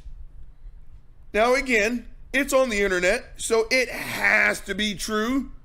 Hold on, Joel Osteen. First, net. Gang, please go fuck yourself. This fucker's net worth is $56.5 million. So again, let's just say, now I sound like fuckface Ben Shapiro. Let's say, I've never seen a wet ass P word. Ben, go fuck yourself. Back on topic. Let's say that is exaggerated. Let's cut that in half. He's worth $25 million. You don't see anything wrong with that? A pastor worth $56.5 million, $30 million. Go fuck yourself, Joel Osteen. And I remember an interview where, he went on Oprah, a fellow rich woman, right? Yeah. If Oprah had to live off of Joel's fucking income, she would fall for Section 8 housing. Say, hey, how do I live off this fucking bullshit? Right? Holy shit, I'm going to have to get rid of one of my maids. This is sitting on some bullshit. But he went on the fucking Oprah Winfrey show, right? And she's just jerking him off and hitting him with all these softball-ass questions. I'm like, is that what you brought him on for? And she asked him something along the lines of, Joel, is it really wrong? I mean, is it ungodly that you stack Benjamins like a motherfucker? I mean, you're pimping hoes like it ain't nothing. I mean, what is wrong with being a multimillionaire as a pastor? Well, Oprah, I'm just over here preaching the word of God. I like to stay in my lane. And me and Victoria, we don't make any money off the church. I mean, all of our marks, all of our parishioners, we don't get anything from the church. That's ungodly. Me and Victoria, we only get paid through our speaking engagements, our #1 selling books, fucking the audio books of that day's fucking sermon, the fucking private bookings for motivational fucking speeches. Gang, they've got a merch store in the fucking, was it Lakewood? They've got a fucking merch store in fucking Lakewood, fuck faces. I remember he posted this fucking picture. This fuckface posted a picture. I think his wife got him a birthday present. Now, I don't know cars, but I know a fucking hot one when I see one. It was parked outside of the goddamn Lakewood church. And gang, if you would have walked up to that goddamn car and said, Autobots, transform and roll out, the fucker would have turned into a goddamn robot. It's like, you can't be, you know what? We got the Google machine out. Let's see what kind of fucking car that was. Gang, it was a $325,000. Hold on. Is that true? And that sound like fuckface Frank Turek. Is it true? Robert Reed, go fuck yourself. Hold on before I lie to you. Snopes, it was the first thing up. Just get to the point of whether it's true. Shit. Claim.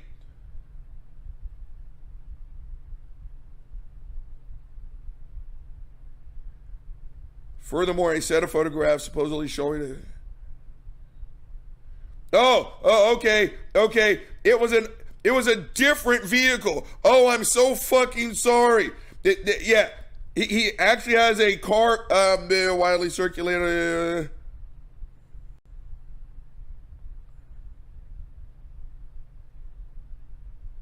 Okay, it wasn't that car. I'm so sorry. I'm sure it was another vehicle worth 6 fucking figures. Go fuck yourself. But he sits there and he brags about that. Gang, have you seen his fucking house? It is the size of a community college. It blows my mind. I mean, it's like bragging that you're doing something wrong. Now, I'm all about people getting paid. I'll never shit on another man's ambition. But when I sit here and I live in a country to where, you know, this place is slowly turning into a theocracy, if it's not already. And you Christians are the ultimate fucking pick and choose fuck faces. Right? And I know, let's hang the asterisk. Not all Christians. You guys go fuck yourself. But one verse. And so as a result, gay people can't get married. Trans people can't get gender affirming care. Can't serve openly in the fucking United States military. The list fucking goes on. And when you pull out of the fucking Old Testament to make an argument against Christianity, what the fuck do they say? Oh, Robert, that's the Old Testament. Like, shut the fuck up. There's an entire movement that's anti-LGBTQ plus based on what the Old Testament has to say. You're constantly quoting the fucking 10 Commandments. That's Old Testament as well. And shut the fuck up about the Mosaic laws and the Noahic laws. It's excuse after excuse. I may not be a biblical fucking scholar, but I can pretty much say with confidence that Jesus guy that you guys love to jerk off, I'm pretty sure he was featured just a little bit in the New Testament. Jesus titty fucking Christ loathed wealth. Loathed wealth. Burnt bacon and ham. We have people putting up a more robust fight. And eggs fried in bacon grease and melted butter. Human in this country. Based on this side of the book, that's when you would say, we took it out of context. We don't follow that rule anymore. Jesus died. Shut the fuck up. Thanks again for the shout out. Crystal clear evidence that shiny part of the book that you like so much says, don't stack paper like that. Ignore. Gang, Joel Osteen is a sack of shit. Gang, Joel Osteen is also a big reason why falls underneath the heading of it's a lot easier to stab someone from 6 inches than it is from 60 feet. That dude is softer than baby shit. There's nothing about Joel Osteen that screams aggression. Nothing. The fucker kind of comes across as an old school Mr. Rogers type, new school. Always dressed impeccably. Has that old shucky darn, self-deprecating. I don't know much. I just know I love me some Jesus. Shut the fuck up. Those sermons are more pep rallies. They're motivational talks. He's motherfucking Tony Robbins up in this bitch with clerical qualifications. All right, guys. This is an amazing analysis of Joel Osteen. And I want to add that this whole Lakewood Empire thing extends much further than a lot of you might think or realize.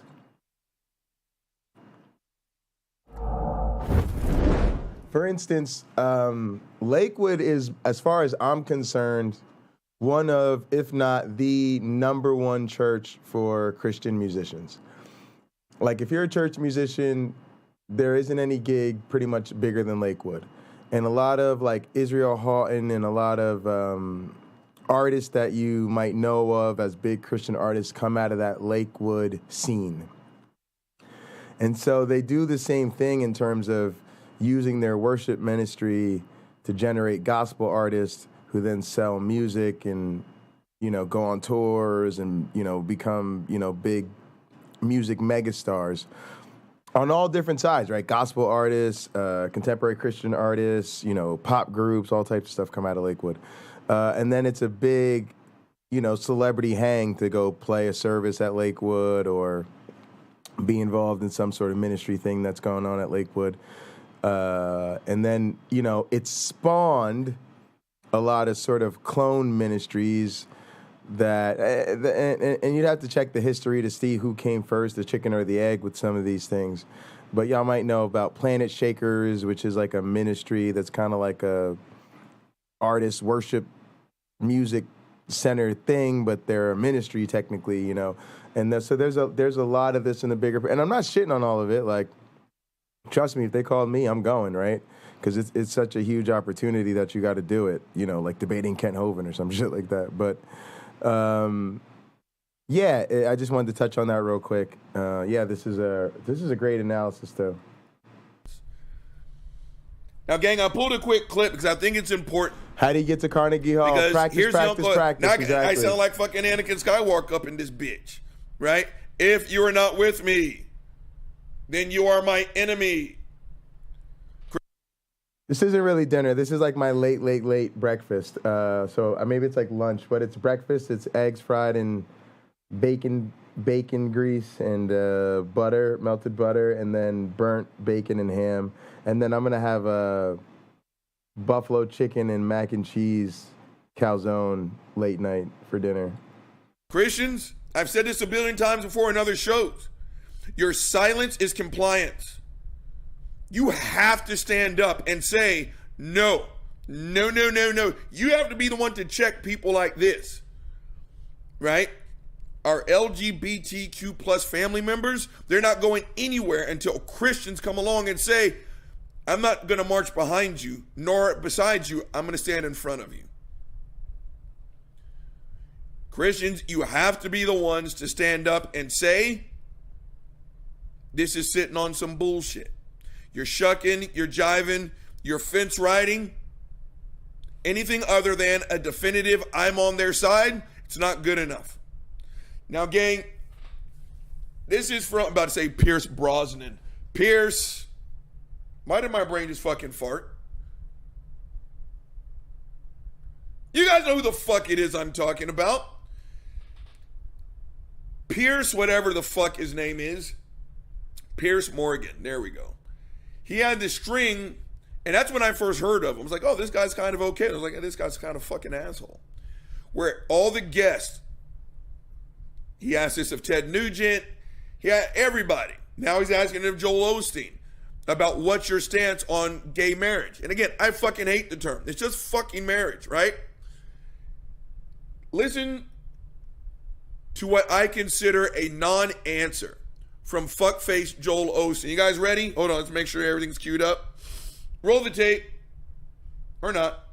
After that, because it raised a lot of headlines, a lot of controversy. Since then, more states have endorsed same-sex marriage. It's becoming much less of a prohibitive kind of issue than it used to be.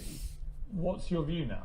You know, Piers, it really never changes because mine's based out of the scripture. That's what I believe that the scripture says, that homosexuality is a sin. So, you know, I believe. Pause the tape right there. Go fuck yourself. Again, that is some cowardly bullshit. Right? Again, that is some fuckface Frank Turk like bullshit. It's not my opinion that gay people are sodomite faggots. Let's throw hands. It's Jesus's opinion, so don't get mad at me. Let's throw hands. You are hiding behind scripture. Yes. So that you can put a buffer between the gay person, hate, and you. Again, I've said it before. I'm going to say it right fucking now. Show me that person's Jesus, and I will show you them. If you want to sit here and say that you follow the scripture, fuck you. Translation, you don't like gay people. Plain and simple. Right? They do that. So like fuckface Frank Turk. It's not my opinion. This is what Jesus said. Loosely translated to, I'm too chicken shit to stand up and say, hey, I just don't like faggots. Yeah, and you know what, guys? This is how I feel about a lot of what goes on in the atheist community and the purity culture, right? When somebody wants to shame somebody that's done something they don't like, and somehow just, you know, outing these people or naming and shaming on my channel, and it's like, and I love to use the hand motions because Robert Reed makes that shit so funny. It's not me who is hateful towards others. It is my humanism. It is my concern for the victims. I've done absolutely nothing for the victims other than shame the alleged perpetrator on random YouTube channels. It's not my hatred of others. It is my critical thinking and reasoning that leads me.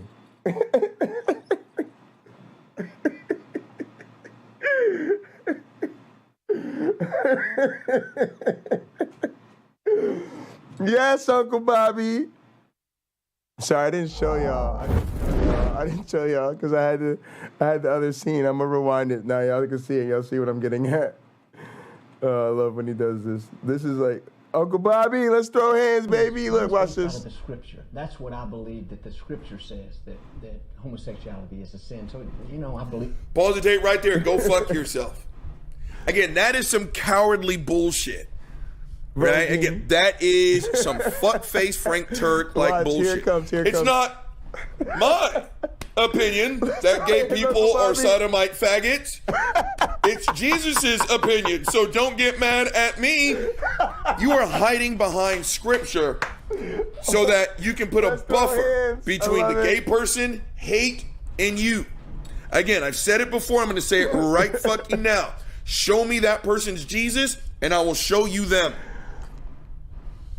If you want to sit here and say that you follow the scripture, fuck you. Translation, you don't like gay people. Plain and simple. Right? They do that. So like fuckface Frank Turk. Don't ask, it's not my opinion. This is what Jesus said. Loosely translated to, I'm too chicken shit to stand up and say, hey, I just don't like faggots. Christians, you cannot fence ride on this anymore. We need you in the fucking game. Roll this fucked up ass tape.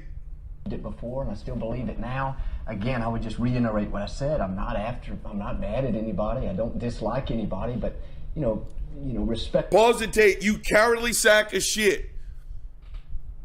I'm not against anybody. Yes, you are. Yes, the fuck you are. First and foremost, I'll say it again. There's no such thing as sin. Christians, grow the fuck up.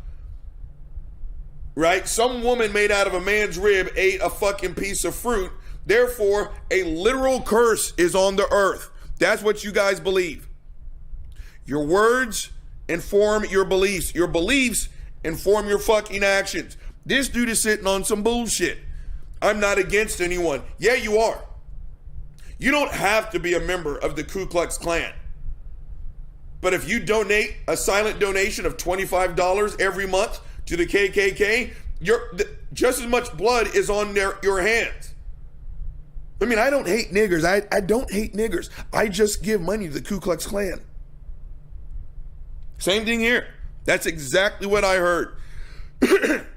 Well, I do what the scriptures say, and, homosexuality is a sin. Now, I'm not against anybody. I want to make people happy. If you want to make people happy, stop preaching this foolishness. Roll the tape. My faith and believing, in what the scripture says, that's the best way I can interpret it. But I mean, again, pause the tape. What? Again, quicks. Robert, go fuck yourself. I'm 25 minutes in.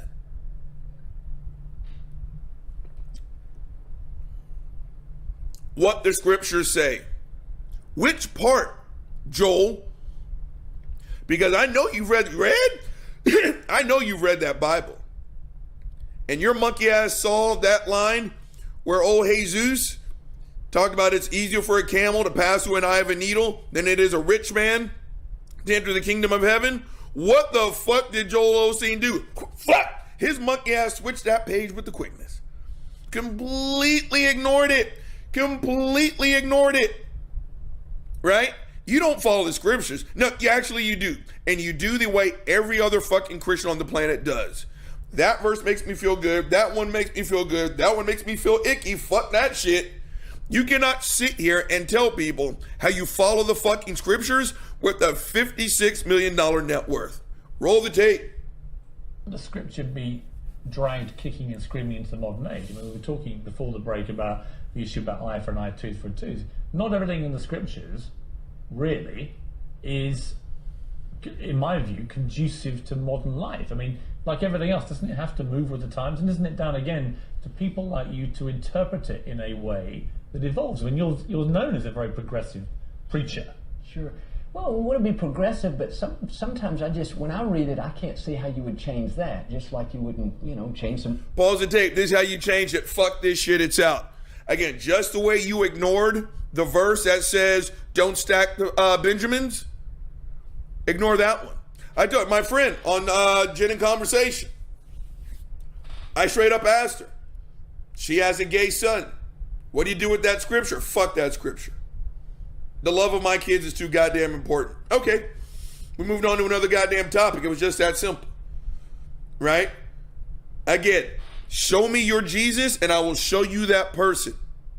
How do I feel about evolution? Same goddamn way. Right? How do you deal with that scripture in the Bible? Just ignore that fucking scripture. Oh yeah, the one where it says that God made the heavens and the earth and the blase and the flavonoids in 7 days. Be like, yeah, that's not literally 7 days. Boom, done.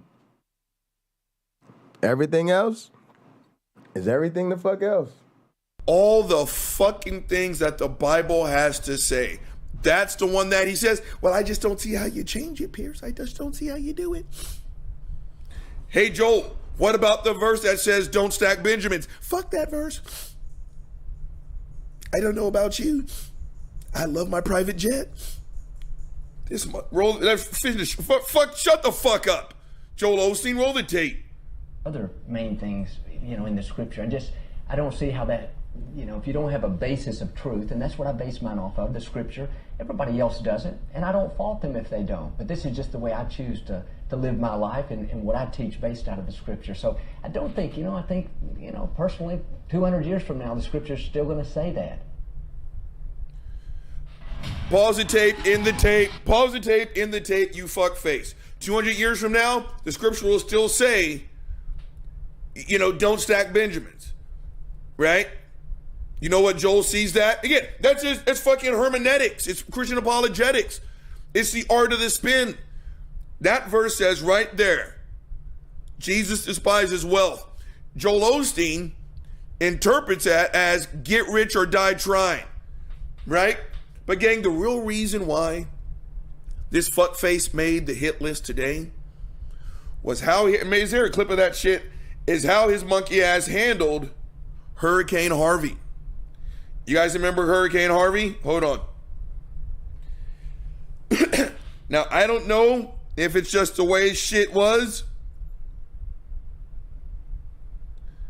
I don't know if this is, global warming, whatever the fuck. Gang, Houston, Texas is flooding more and more often. Cinnamon Toast Crunch. And it's severe. Like, really severe. Hurricane Harvey was so fucked up. That was one of those moments. At like 4 o'clock, everything was fine. At 4:15, you were buried under 17 feet of fucking water. Wrong. WWE superstars eat, often on television. Back in the damn, whatchamacallit? Catering.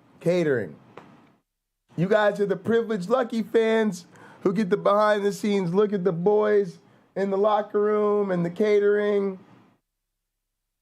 And there's a fight that's going to break out any moment now. Right?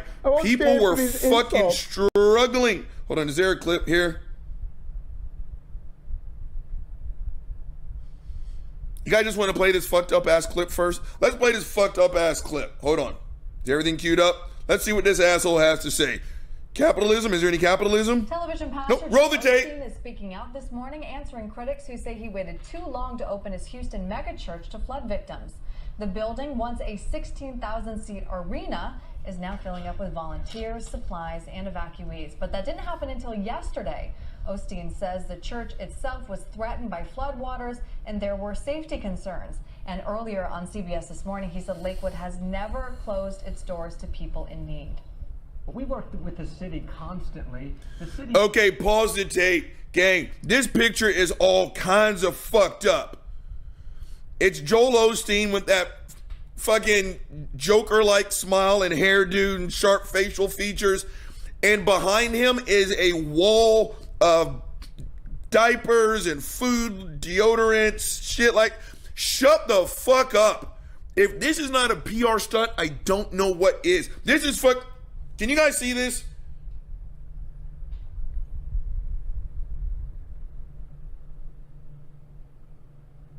That's some bullshit. That is sitting on some bullshit. Roll the tape.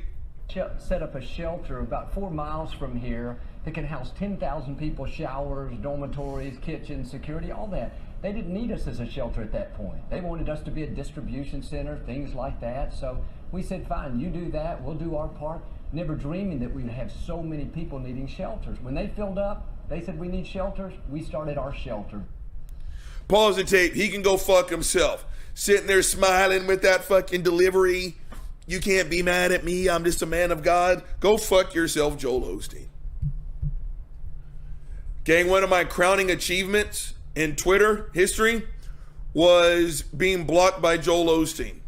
Now, again, I'm pretty sure Joel isn't sitting there reading all these tweets. He has a team to do that. I don't think I'm that goddamn special. But I ragged his monkey ass from the moment the first raindrop hit. On top of the fact that I've got family in Houston, Texas, it was just fucked up. Now, don't sit here and bite on that bullshit about how, you know, the safety and blah, blah, blah, blah, blah, blah. You guys remember? He was like, well, we couldn't open up. Because at first, you hear that? That was his second line of excuse. His second line of bullshit, in other words. It was, there was a place down the street that had dormitory, showers, security.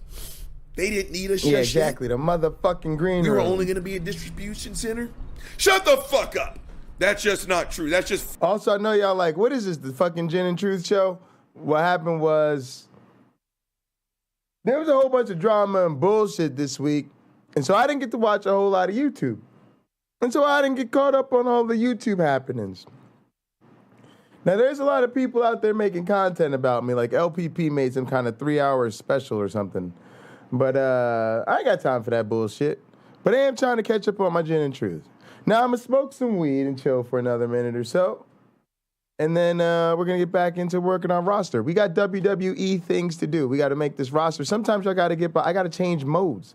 Sometimes I'm in superstar mode and I'm in my ring attire and it looks like I'm ready to cut a promo or go to the ring anytime, but I also have to do promotional work and commentary work and do the booking and I'm actually head of the fucking wardrobe department and in the props. You know, I gotta help with the YouTube Punk. YouTube Punk's our prop master. I gotta coordinate with the prop master. There's a lot of shit you're gonna see behind the scenes. That's why you ain't supposed to be watching this fucking channel. I told you I don't fucking like viewers. I had a nice little J Bundy channel where I said, this is where I do my Counter-Apologetics. All my shows are over here. And you can just watch my Counter-Apologetics show. And all you could do is see me in superstar mode. But no, y'all couldn't get enough. So I said, here's my behind the scenes channel. It's where I do everything. And fucking everybody came over to Pocket Locker 86. I changed that J Bundy shit over. That's fucking Hunter Biden's laptops now. Nobody was watching a goddamn thing over there. So don't be complaining to me that you were watching my motherfucking round-the-clock reality fucking TV network and that's exactly what the fuck you are getting. Fucking punk-ass viewers. Factually in error, right? I dogged his monkey ass, as did a lot of us. Because the moment this shit quite literally hit the fan, they were like, Joel, again, y'all heard, that used to be the home of the Houston Rockets. Viewers. a fucking NBA basketball team. But yet we can't tax the church. Go fuck yourselves. They were like, Joel, you need to open up. You know what he did?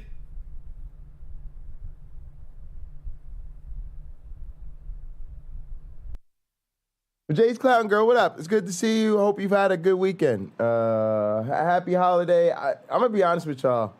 I don't even know what holiday it is. People just kept saying holiday weekend, and I was like, yeah, sure, whatever. Is it fucking Memorial Day or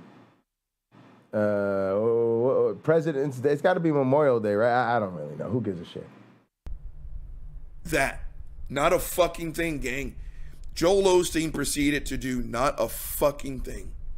Then he started talking about service people. We respect our service people. We love y'all. Gang, someone in one of the biggest missing accident prisoners I've ever of war seen in my entire life went and took pictures of all the entries and exits at surrounding Lakewood Church. Labor Day. Oh, if you got a job, you the shit. Thanks for making the world go round and round. You guys remember the mattress store that was down the street from Lakeway? And if you're unemployed, good for fucking you. You know what? It's Labor Day. We need to celebrate the unemployed on Labor Day. Because the unemployed is the motherfuckers who are aspiring to labor. You know, they could just be lazy and not contributing and shit. And they trying to get jobs so that this economy could get even fucking stronger. So if it's Labor Day and you are unemployed, good for you. Congratulate yourself. You out here doing shit. Literally. Motherfuckers is employed. There's a lot of motherfuckers employed. They ain't really doing shit. You should be ashamed of yourself on Labor Day. Shares the same street name. Not 20 miles down the road. No one gives a fuck. A couple blocks down the road. A dude who owned a mattress shop said, come one, come all. Come one, come all. Sleep in my place. It's not like I'm doing business, but it can keep you dry. Absolutely. Joel Osteen only opened up only after he was fucking pressured. Again, every time some shit like this goes down and you ask the question, what would Jesus do? Apparently, the first thing Jesus would do is like, okay, that dry cleaning bill is going to be a motherfucker. If we let all those muddy Houstonians into Lakeline or Lakeway Church, holy shit. Now, fuckface Joel, you're worth $56 Me too. I need a sugar daddy. I'm going to go back to my Christian days and say, you were blessed. You were absolutely. He just needs to agree to never touch me. Understand that I'm only attracted to women, and never show up at my house. I don't really have time for texting. And if that motherfucker calls me, if he fucking calls me, I'm calling the cops. Blessed. And okay, let's say Ben Shapiro style. Let's say just send the money, nigga. Just send the money and shut the fuck up. Just mud everywhere. How much is it going to take to clean that up? Say it takes $2 million. Motherfucker, you still got $54 million in the goddamn bank. I mean, why else have all that goddamn money? It checks every half week. Perfect. I remember a Sunday school lesson. I can't remember if this was before or after I got kicked out and threatened with eternal torment and being told I would never see my mother again. I can't remember if this was before or after, but I'm sure you guys heard the exact same one. There were two ladies in church that Sunday. This lady over here, rich than a motherfucker. This lady over here, financially destitute, absolutely fucking poor. The rich lady reaches into her pocketbook, puts $100 in the collection plate. The poor lady, she has $2 to her name. So she puts $1 in the collection plate. Who gave more? Of course, the answer is the lady who gave $1. That was quite literally almost all she had to give. The rich lady, $100 for her wasn't shit. Joel has tens of millions of dollars and quite literally gave $100 worth of. Hang on. Also, fam, we got to discuss the question of the day, y'all. We got to discuss the question of the day, y'all. The question of the day is, come on, bot. Bot, stop fucking around, bot. There we go. Do Doug's political and social views make you reconsider watching his content? That's right, Lena. That's right. That's right. Because you know what? You know what? If motherfuckers don't talk about my approach to things, then I'm going to talk about other motherfuckers' approach to things. And if you're going to come out against the trans fam talking about some shit like maybe we should tell trans people they're not? What? What? Yeah, well, Lena, that's because you been knew he was sitting on some bullshit. You watch him less? Yeah, I watch him a little bit less too. I just don't care anymore. You know, I think that's kind of the difference with me now. It's not like a hatred or like I won't watch. It's just kind of like I just don't care anymore. Because it's just a straight troll, no layers. Straight troll, no layers.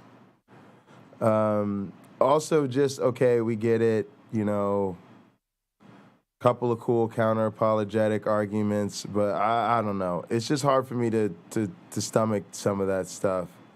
And the fact that it doesn't seem to change anything. That, like, you out here, you know, working your ass off and then you're getting shit for not doing anything. And then it's like, I guess some of these bigger, more popular content creators, like, they could just spew straight hatred and nobody gives a shit.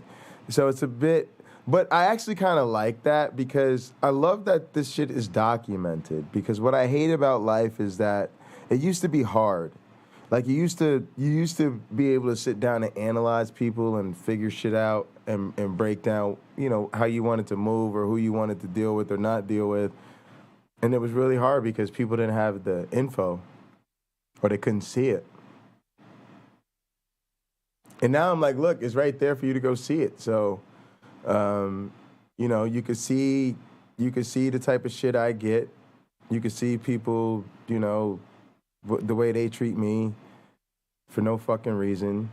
And then you can see the fact that this nigga just sits up here and says, let's tell trans people they're not trans and deny them that, you know, oh, God.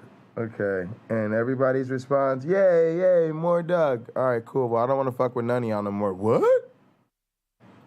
What? What about our views and our subs and our super chats? Yeah, I don't give a shit. Y'all lame as fuck. I don't really. Yeah, I mean, I might have a YouTube channel, but that don't mean I want everybody to watch it. What?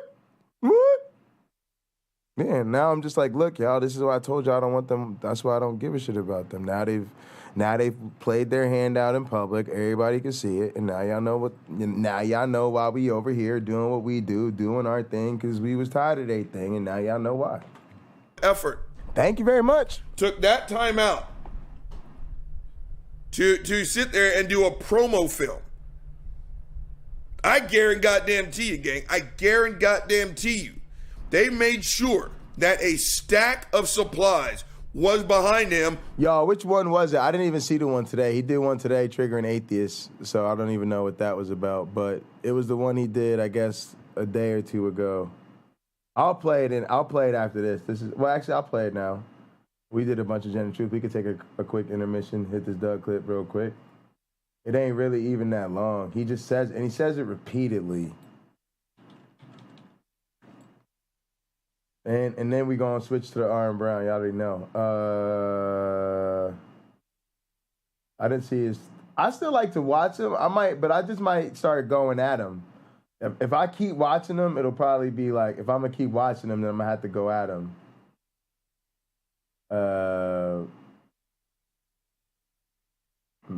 Let me see. Oh, he put Pine Creek Poker up here. No, that's a different channel. Never mind. He should preview it on the other channel, on Pine Creek. This one.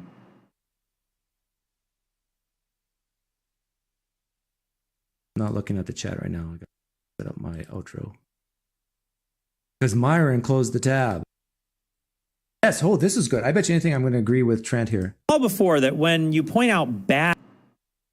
Go ahead and make it... I don't know if Gin and Truth is still around, but this is a good example of the type of content we deal with in this community and in our little neck of the woods. It's real performative today. I'm hesitant to say community because it's not. It's just not. It's just the purpose of community. This does not meet.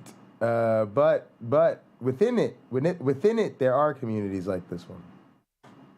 So you kind of look like him too. William Shatner in the younger days. Oh, well, this would be the wrong color shirt for Shatner. Well, thank you. I thought he was a handsome guy back in the day. Are you a liberal granola crunching atheist? Oh yeah, very much so, Doug. So shared audiences. I wanted to ask you. I mean, I don't know what kind of granola are we talking? I'm white, so all white people love granola, right? So it's true. I like nuts. Thanks for the donation, Great Block. Burris bit about how much white people love granola. Okay, what do you want? Hey, I was going to ask you the reason why I wanted to hop on. Yeah. So I was curious. I've heard you talk about trans issues time to time, and talking about gender and spit it sex. out, Aaron. There's an episode of a show on YouTube called Secular Sexuality that was called The Origin of Gender. And it was really good. It was done recently with Forrest Valkai, who's a science background atheist YouTuber. I don't know if you've heard the name Forrest in Forrest Gump on YouTube lately. Yeah, well, not different Forrest, the other one. But the whole point of the episode was to talk about the difference between sex and gender, and where we get concepts of how we determine sex of different species, and gender being the societal representation of sex, and so how gender changes and evolves in different species over time.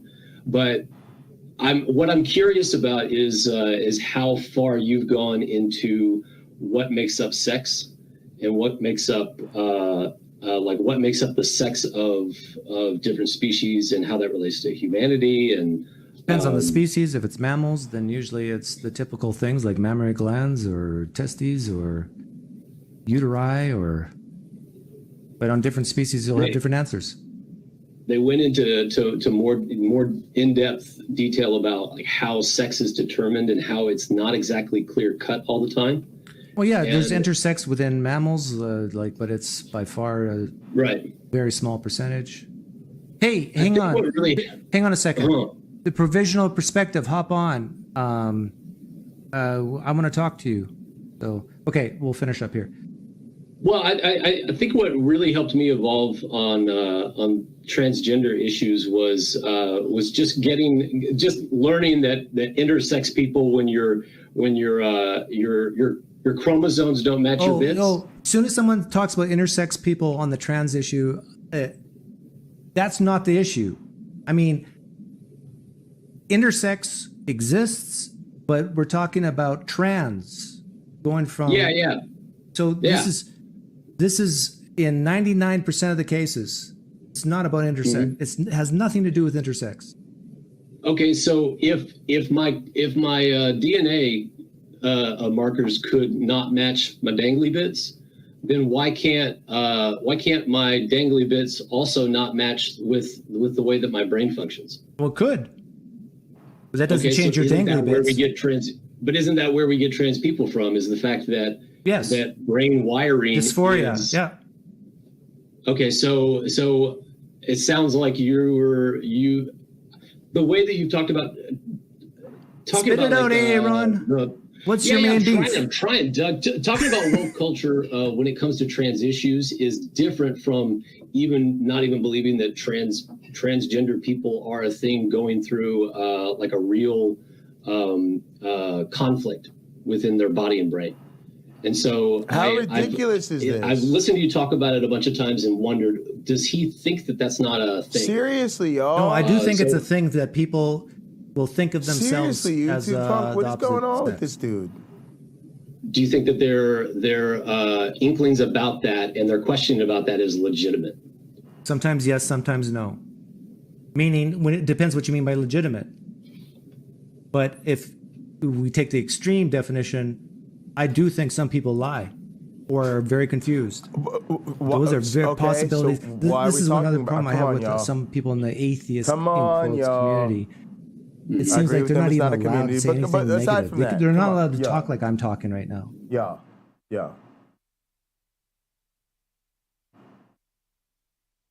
I do think some people lie about it. Okay, right. Like honestly, y'all. Hey, do y'all think women should carry whistles at night for protection? Well, I do think some people lie about it. Do y'all think it's okay for the police to beat up black people? Well, I do think some people lie about it.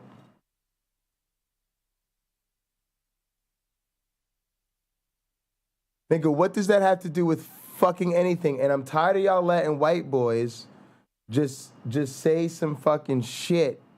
And just because they don't come out with some directly hateful language, it's like, come on, man. Doug would never let somebody slip like this on some apologetic shit. I'm just being honest with y'all, man. This is trash. As some people will purposely lie about it. Some people are just confused and will probably change in a couple of years. And all of a sudden, Trans people that I've known, I don't either. and this is anecdotal, but trans people I've known have said that they've always known that they... Sure. I do care that people want a virtue signal, especially about this issue. That's what gets me. You're in a community that wants to virtue signal about trans all the time. Oh, but did you know this person made a bad joke about trans? Oh, well, did you know this person upset a trans person? Oh, well, did you... Right? Which I try to tell them isn't really helping trans people. Because they just want to walk through their lives and not have to make their identity the fucking subject of every stream every goddamn day. But this shit really bothered me. Because it's that same community doing exactly what y'all said. Well, we're going to bandwagon this guy and come up with literal apologetics as to why it's somehow okay if he does it. Even though everybody knows he's doing I was just kidding. Oh, it's just a thought experiment. Oh, I'm just asking questions. All right, y'all. Y'all wanna play look the other way? Cool, I see it. But then I see it, right? I'm just showing y'all the gag is up for me. I see right through it. So if you want to keep lying to yourself, go ahead, but you ain't gonna lie to me. We're in the wrong body. You can find people who will say that tape on your they asses. changed. Yeah. Yeah, right? But here's the problem here's the problem. Sex, you can actually do DNA tests, and then whether you're a Muslim, exactly. Jew, Some people Christian, lie there for atheist, shit on trans people. Whatever. Fucking ridiculous. They all agree this is He the need to be here DNA, with a folding XY, chair. XX, Precisely, whatever. UC Love. Well, that's what that episode was talking about. Right. How determining sex is more than just DNA. It's a lot of other things. Sure, there's a lot of factors, but the biological point. Nope. And here's what they fuck up. They fuck up the biological point every time. The biological point is not to weaponize biology. Oh my goodness. Could y'all imagine that? Could you imagine that biologists are just scientists with a job to do that has nothing to do with these political, social issues? And they really hate when people who don't give a fuck about biology, who are not professional biologists, who simply don't really ever mention biology except when all of a sudden they want to fucking justify, fucking hatred, and now they want to hide behind science. All the biological definitions is like everything else. Words biologists use to help them distinguish between individual organisms. And so it doesn't matter. It doesn't matter. It's irrelevant. I know, Jay, he's just trying to point out there's a difference between sex and gender. Yeah, but it just doesn't matter. It's just irrelevant. Doesn't matter. Doesn't matter what biology says. Just never. When else does it matter what biology says? Biology says make everybody take the vaccine. Did y'all do it? Nope. Well, it doesn't matter. Biology says stay the fuck home and isolate. Did anybody do it? Nope. Biology says we're all one race. Anybody listen to that shit? Nope.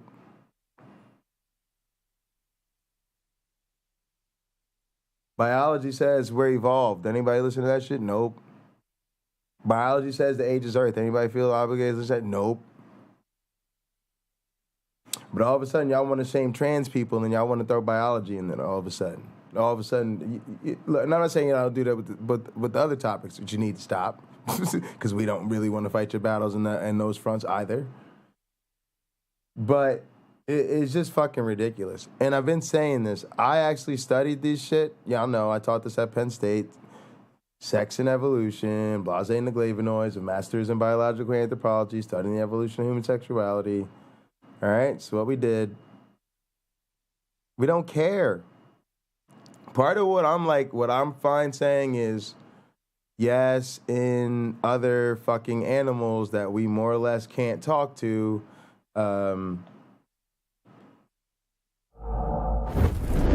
we identify male individuals by, these traits or these genes or these chromosomes or this hormone profile or whatever the fuck, and females by this other one, but it really don't fucking matter.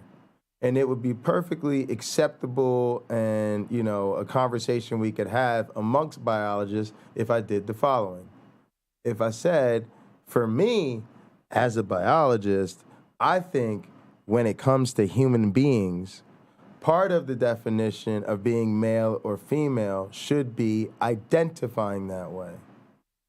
Boom. Problem solved. What I'm saying is there is this weird organism amongst all the other organisms that we study called people. Why are they weird? Because the people that study people are people. So we can actually talk to each other. And so we can actually ask different questions that we can't ask of other organisms.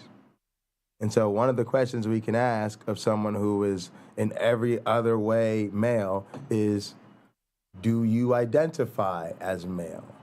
Do you feel male? Do you quote unquote want to be male? Do you aspire to maleness? And if they say no to any of them questions, or the cherry on top, do you want other people to refer to you as male? If they're like, no, then we just say they're not male. Now what? Now what are you going to do? Biologists now say all that shit y'all keep bringing up doesn't matter, like we've been saying the whole time. Huh? Now what? Now what? The chromosomes, biology said they don't matter. The genes, biology said they don't matter. Oh, but he has a penis. Biology said they don't matter no more. Now what? See the problem? See the problem when you try to weaponize biology like this? And if y'all think I'm bullshitting, I'm not bullshitting. If y'all really want to have that conversation, let's have a fucking conversation, right? Sam's a boy. He's male, right? But part of the reason he's male is because he fucking humps shit. If I didn't cut his nuts off, he still kind of humps shit sometimes. And he does, male shit. He marks his fucking territory all the time. In other words, he feels like a male. I don't have to ask him, but you could just watch his fucking behavior and be like, yeah, that nigga really do feel like a boy. Because if you watch a bunch of fucking dogs that feel like females, they act totally fucking different. It makes it very easy to put one in this group, one in that group. Jimmy Snow in the counter-apologetic community is the person that first brought this to my attention. It isn't some shit I pulled out of my ass. I heard Jimmy Snow talking about this. Yeah. I heard Jimmy Snow. I got the marrow. I got the snacks here finally. Thanks, YouTube Punk. I didn't even have to look up. I knew it was YouTube Punk. All right, so say thanks, YouTube Punk. All right, so I got the this idea from Jimmy Snow. He was talking and he was like, yeah, because Jimmy Snow is on the spectrum, right? He's not even like straight or whatever. I don't know. He identifies as, on the spectrum. So you have to talk to him about that. But he's like, I identify, yes, I think so. Yeah, I think he's like, I identify as male because I want to do prototypically male shit. You know, I want to be on a horse, on a farm, on a range, doing dude stuff, right? And these were some of his examples. And I was like, you know what? This is a really good point. Like, part of what it should mean to inhabit a body that is labeled as something is to have the phenotype, right? In biology, we talk about genotypes, phenotypes.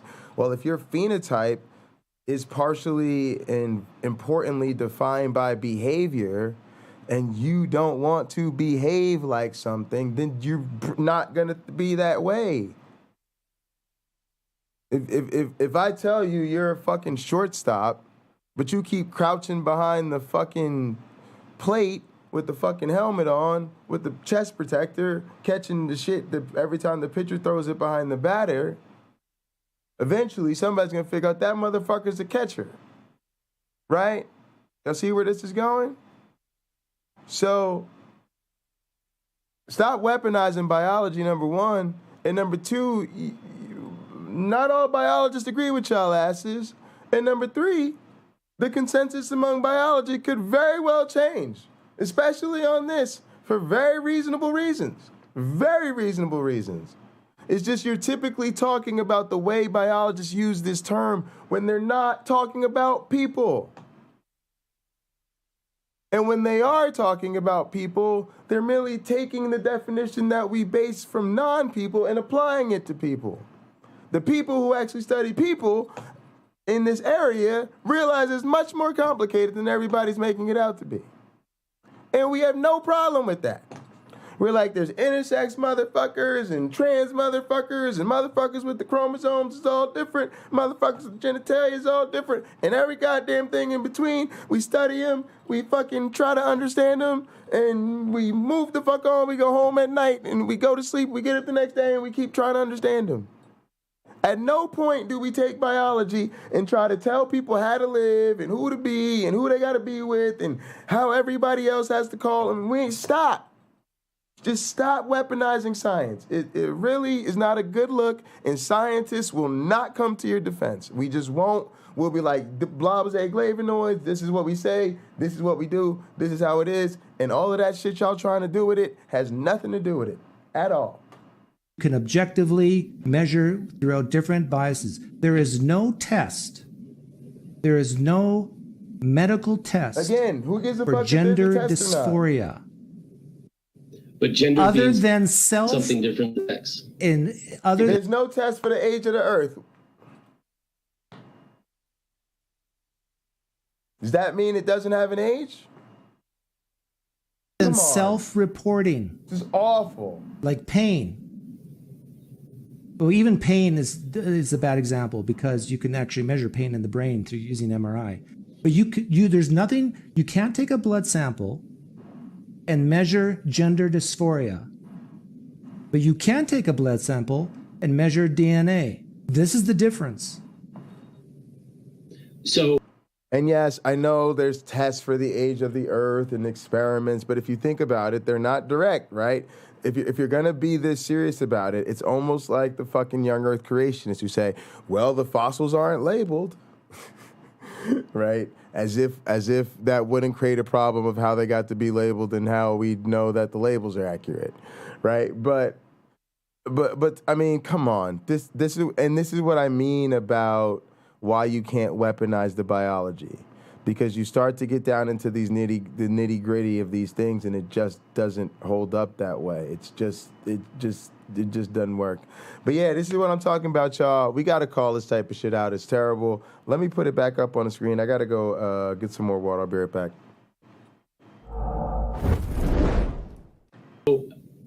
But again, doesn't that go to the difference between gender and sex? How gender is something that right. is it's a in your social head. construct. Right. It's something that humans have that non-humans don't have. Well, I'm not sure like about that. Gender is the expectations that you think are placed on you based on society's representation of your sex. Provisional perspective, please don't leave, because we were talking on Twitter and I want you to come in. I don't know if you tagged me, but tag me and let me know if you can come in or not. So in one sentence, do you have any beef with me? So far, I'm just Oh hearing you yeah, talk. I've got tons of complaints about you. No, Doug, I always appreciate how critical you think about things. I would like to hear, and maybe you'll watch it, maybe you won't, but on that episode of Secular Sexuality, I can email it to you. I found it really interesting. They dive deep into the science and how fuzzy it all gets when you try to parse out one sex over another, but I found To me, it very that doesn't interesting. sound interesting because I probably acknowledge that and agree with all that. Well, fine then. Yeah. But Brian asked a good question. All right. He asked, "Is there a test for homosexuality?" No. Again, that's self-reporting. Yeah, that's all. But here's that's the all what difference. you like. Here's the difference between homosexuality. Well, this is the reason for concern currently in our culture is that there's no. I don't think there are gays who are saying cut off certain parts of my body because I'm gay. This is the issue here. If someone wants to say I was born male, but in my brain I think of myself as a female, well, okay, that's fine. But if we were starting now to say, okay, you're 14 years old and you can't tell your parents that you want to get the certain surgeries or even hormone replacement therapy, this is now where the real issue is. And I say it's okay to let the 14-year-old cry and be depressed up to the age of 28 until their prefrontal cortex has been developed, and then they can make their decision with surgeries. And a lot of people will hear that and say, this is so tremendously bad what Doug is saying. But the thing is, because we cannot test this, and the peer pressure is a real thing. I think that's debatable for psychologists. The same way, well, should the legal age of weed be after your brain is fully developed? And I think that there's I don't know. I think that it will be further understood as we study it more. But I get what you're saying about how making that determination at 5 or 6 years old could be different by the time that they get to 18, 20, 25. I heard this with my own ears the other day. Well, actually, it was probably half a year ago, where a woman said, and I think her child was well under 4, could have been 2, and said, "I'm a mother of a transgender child." Child's like young. I think it's interesting. Sorry, I don't hear this scene sucks. Sorry about that. I don't hear stories like. So when I was a conservative, I would hear stories like that, and then I would paint with a broad brush and say, "See, they gotta stop that transgender thing." And so I don't. I hear what you're saying, but I what am I that, saying? That's a bit much. I'm saying that's dangerous. Yeah, and I'm saying that that whole idea of what they call now what's the word? Yes, you too, punk. Not shepherding, grooming. The whole idea of grooming is real. When you got a mother saying this about, let's say, I'm not sure about the. I don't know if I would call that grooming though. Well, indoctrination or whatever you want to call it. Wait, I also think it's wrong to teach your kids about religion. I know. By that same token. But the thing is that if you say grooming doesn't happen, then you're just crazy. It happens. We groom all the time as parents. But in going through transition therapy, my understanding is it takes a lot more than just a parent who has an opinion. But are you for parents not knowing or not being told? Not knowing or not being told what? So let's say you got a 14-year-old girl who wants to transition to a boy. Okay. And the teachers, she tells the teachers this. And the teachers don't tell the parents. Are you for or against that? They purposely don't tell the parents. I would be for that. I would be against that. I would be strongly against that, and I would sue any education place, any school, who purposely kept information very pertinent about my child from me, that might even have medical repercussions, I would sue that whole district for every penny. I would bankrupt that municipality if I could. But you're also a parent that would receive information about their child well. There are parents that would attempt to kill their children if they found this out. Okay. So in those situations, like what do you do about those kids? No, what kind of rules do you put in place? Jerome, I don't think that's what always happens. I just think Doug is sitting on some bullshit when it comes to these things. And I don't think we're being unfair to him. We understand his background. Yeah, it's different than ours. And we've come to that on Doug. We've said, you know, he's a Mennonite and he wants everybody to pick themselves up from the bootstraps and he's a privileged white guy. Okay, but that's the problem with everybody. So what? Let's just ignore racist dog whistling. Let's just ignore clear right-wing propaganda. And here's the other thing about Doug. He wants to argue from plausible deniability, which is the problem right now, and ignorance, which is the problem right now. Oh, Doug, you're sitting on some bullshit. Did you watch the fucking commission? No. Doug, you're sitting on some bullshit. Did you know about this? No. Doug, you're sitting on some bullshit. Did you read that? No. It's what Jen and Truth is always talking about. This is the type of language that's getting our LGBT fam killed. So how dare you in 2022? Do you not know what we're dealing with right now? And that of all times, right now is not the time to be talking about some of them are lying about it. Oh, let's encourage them by telling them maybe they're not. I mean, come on now. Come on now. And now you're going to tell me, it's because we don't what? We're being unreasonable. We don't want to compromise. We don't want to find middle ground. You're right. We don't want to find middle ground between fucking horse shit and more extreme horse shit. We don't. We're done.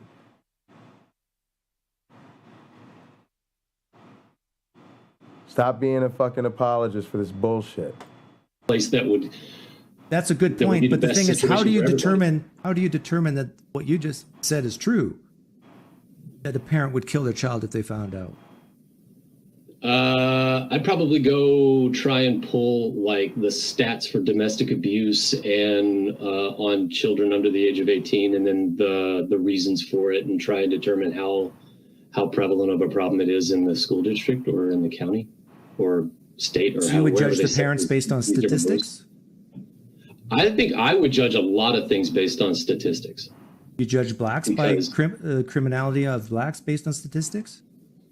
I would say that regardless of your race, I think statistics would play. I mean,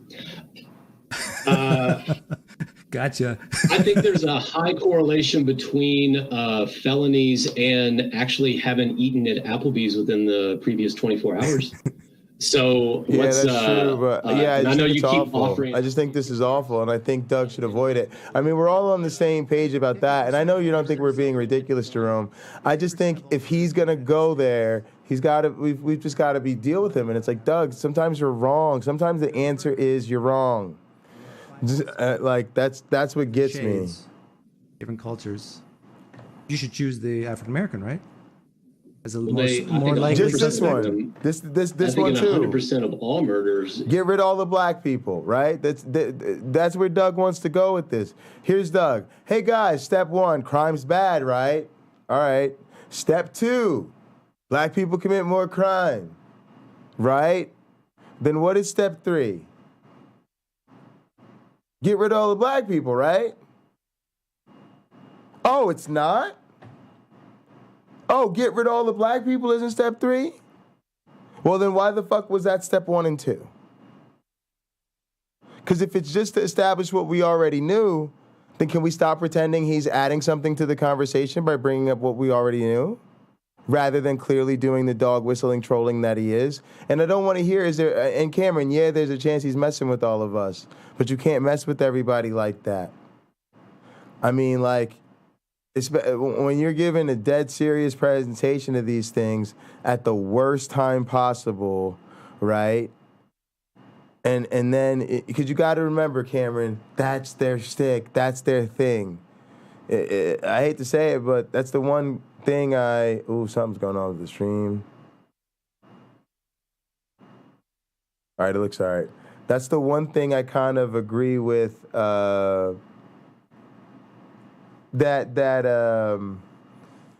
Bored Ape Yacht Club documentary about. I mean, I don't know how much what they were onto about the Bored Ape Yacht Club itself. I don't know that much about it. But that sort of notion that a lot of these very problematic ideologies are manifesting themselves under layers of plausible deniability. So that's what you have to see through. You have to say to somebody in a situation like this, no, we're not going to let you hide behind plausible deniability. So as long as you let them dance that dance at the line of, hey, I'm just, you know what I'm saying? Then that's the problem. And I don't think I don't think Doug deserves that kind of charity at this point. It's just too much of it. It's all too consistent. It's all too the same way. It's all too the same thing. And personally, I just don't think he is. You know, I guess everybody's going to see it how they see it. I just don't think he is. If he told me he was kidding, I would respond with, to me, one, wasn't funny. Two, didn't even seem joke-like, right? I know, like Ken Hovind, right? Ken Hovind told a bunch of jokes in my conversation with them. A couple of them shits were funny, like funny, to me at least, because I hadn't heard them before. That they got me laughing. A couple of them were not funny, but they were at least recognizable as jokes that you're like, oh, I didn't think that was that funny, but it's kind of cool. All right, that's a joke. I got you. A good joke. And then some of them, you know, you don't really think it's that funny, but you do recognize joke. With Doug stuff, I'd be like, that didn't even register as a joke to anybody, and wasn't that funny, and didn't add anything.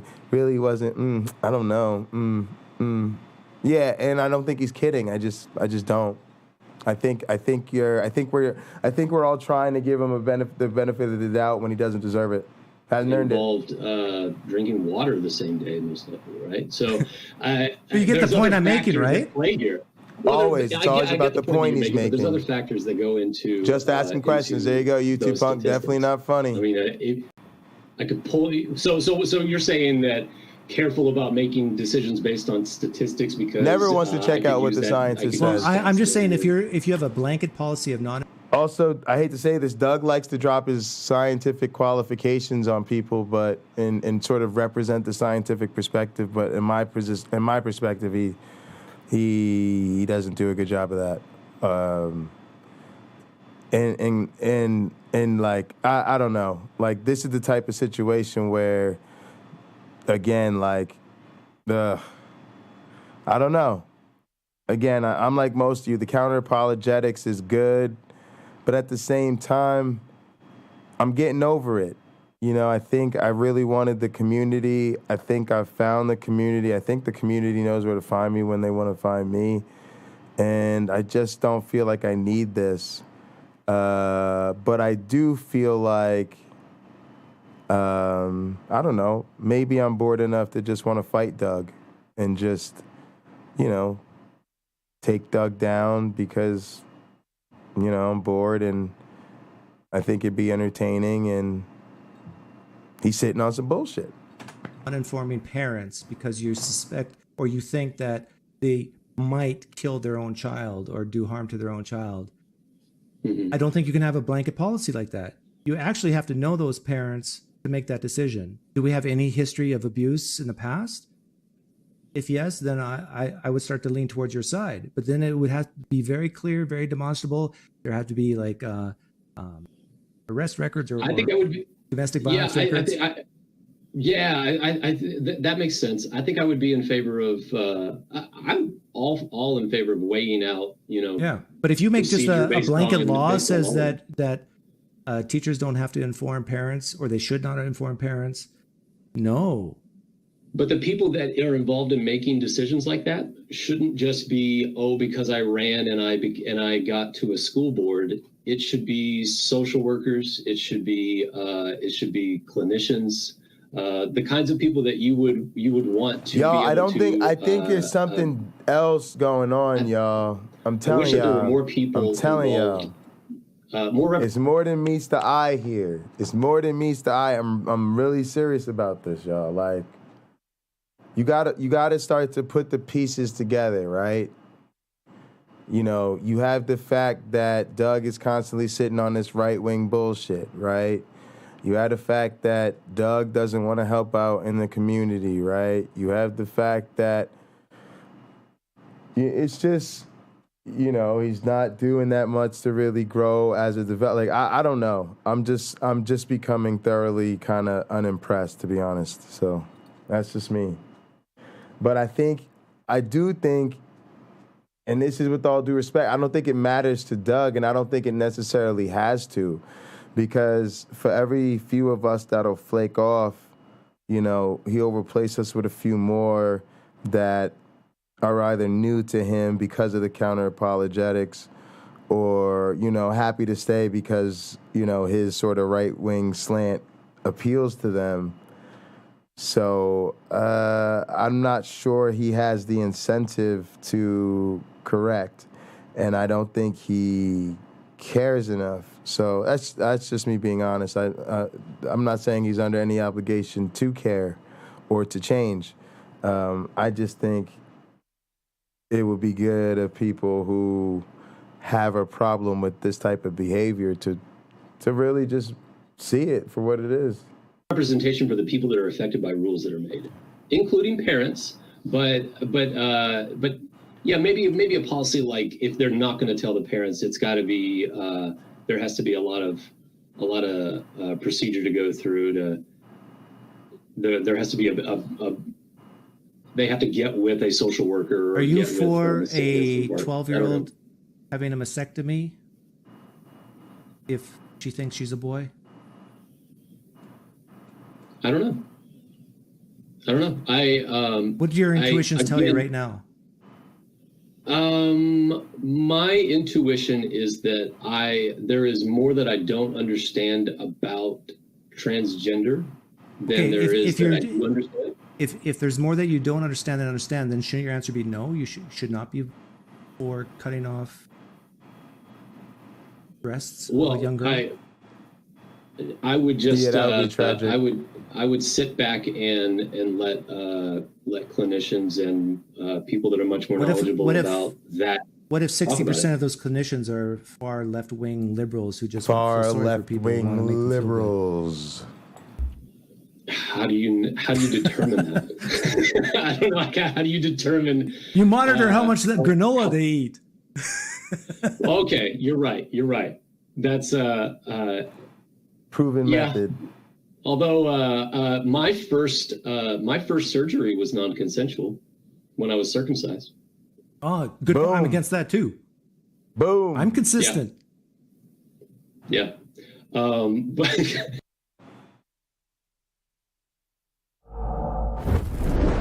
this is a special Pocket Locker service announcement. But this one goes out especially to all my white guys. Yeah, that's right, my white brothers. Hang on a second. Let me get some tunes.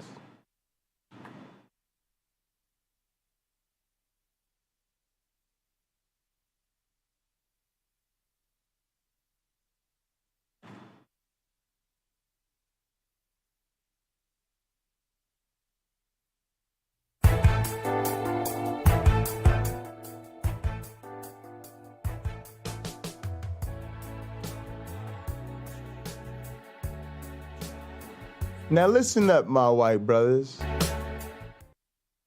Nah, this isn't the right move. This isn't the right vibe. Listen up, my white brothers. Here's a message from everybody else. Whew, y'all gonna have a hard one tonight. It's gonna be a lot of my Caucasian brothers losing a lot of sleep tonight when I drop this on them. When I drop this one on them like it's hot, they gonna be having a problem. They gonna need a hit. They're going to need to take a hit of this weed. Okay, wait on. All my white guys, hold on to your butts. Make sure you're holding on to your chairs firmly. They got some bad news coming in. You guys ready for this one?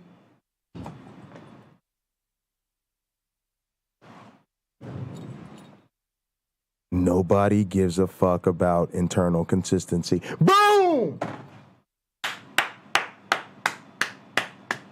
Yeah, that's right. That's right.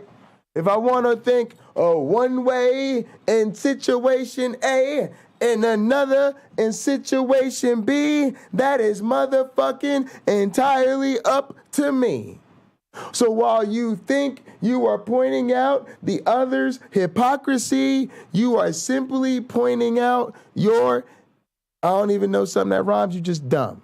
You're just dumb, you're being a dipshit, and you're thinking that your worldview and your judgment determines what everybody else is capable of thinking and feeling.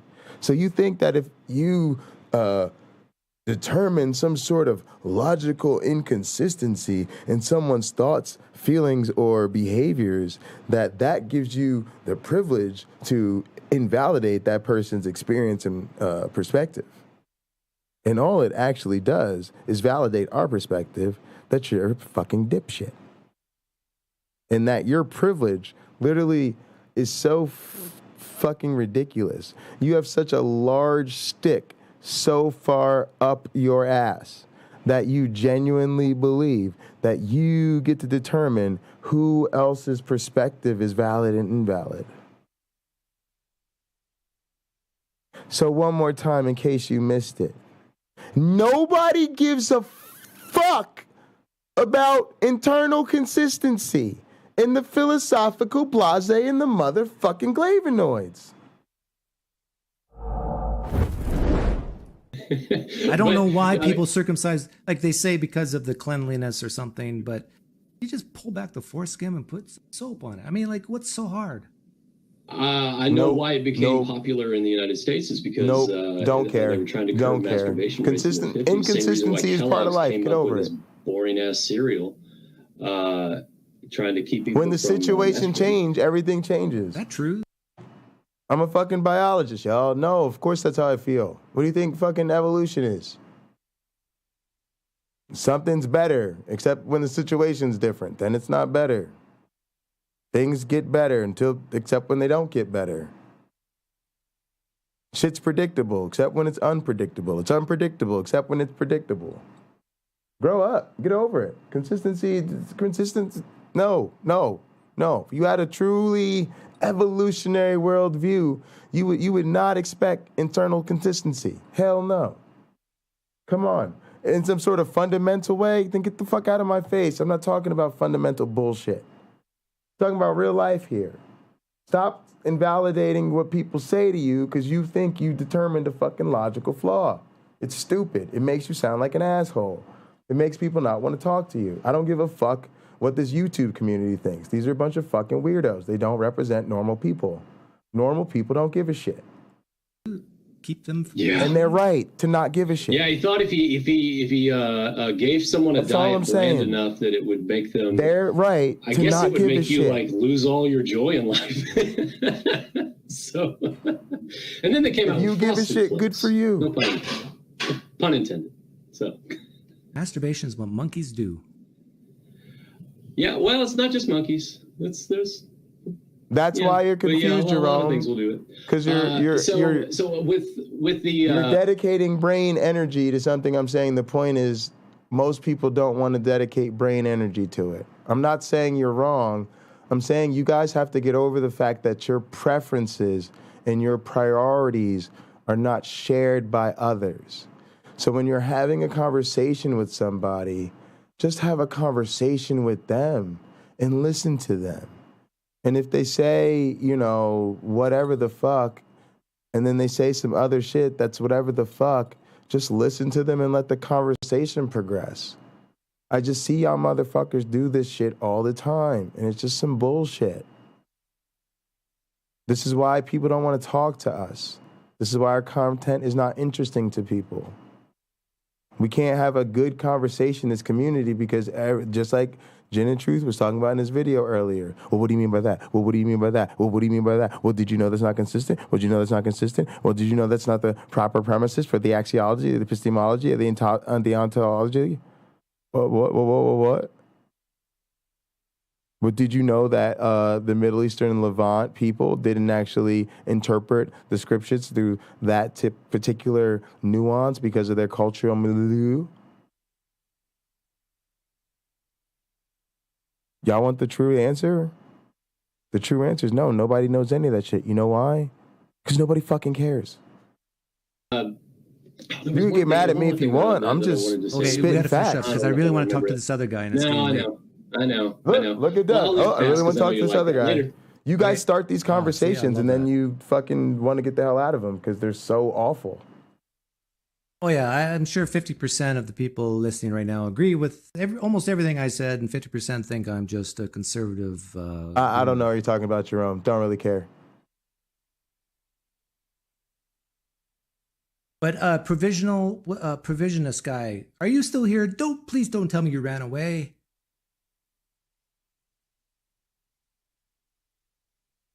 What do you want me to pull? Pull it. Pull what?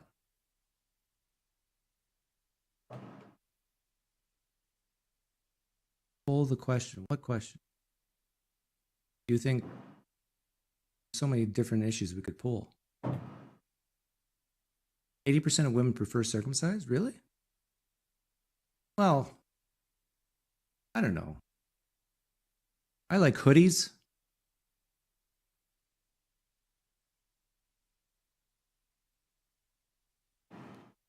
Doug's just warming up, I think. Hoodies?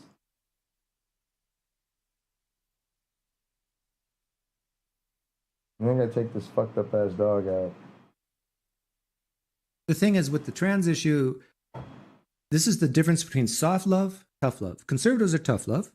Liberals are soft love. I'm being very crude with my generalities, but that's a big part of it. Oh, they're depressed. They're hurting. We've got to give them what they want.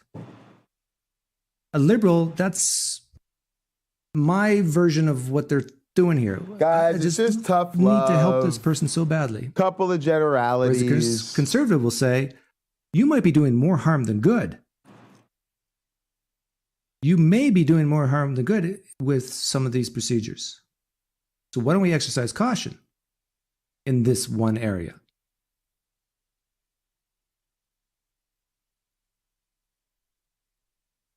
I actually think that's one of the biggest differences between people who lean left and right is the soft love, tough love type thing.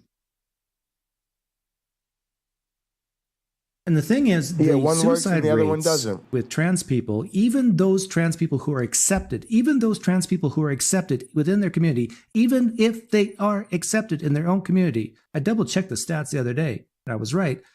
It's still like something like 5x the normal population. So if you truly want to save lives, you should try your hardest to convince people who think they're trans that they're not. If you want to save lives, try to convince people who are trans that they're not, instead of affirming that they might be.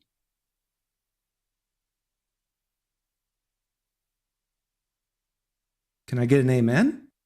If you care about people, you want them to live. The conservative position is worse. The official one, for sure, Paul. Is parent accepting of their gay or trans kid grooming them? No. But saying, hey, guy, you dressing sharp today. Maybe you're gay. I don't know why I did that accent.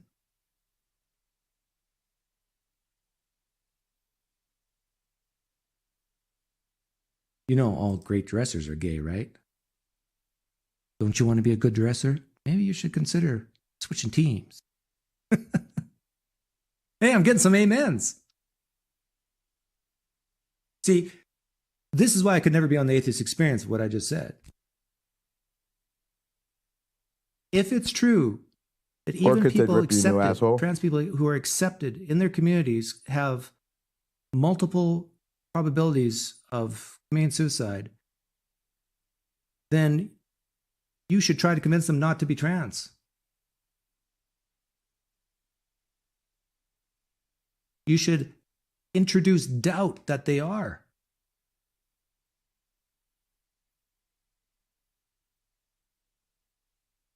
One more time, y'all. That they are. Usually who are accepted. If it's true that even people accepted, trans people who are accepted in their communities have multiple probabilities of committing suicide, then you should try to convince them not to be trans. You should introduce doubt that they are.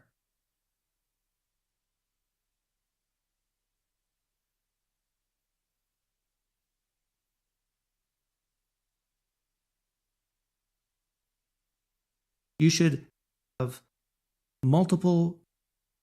See, this is why I could never be on the atheist experience, what I just said. If it's true that even people accepted, trans people who are accepted in their communities have multiple probabilities of committing suicide, then you should try to convince them not to be trans.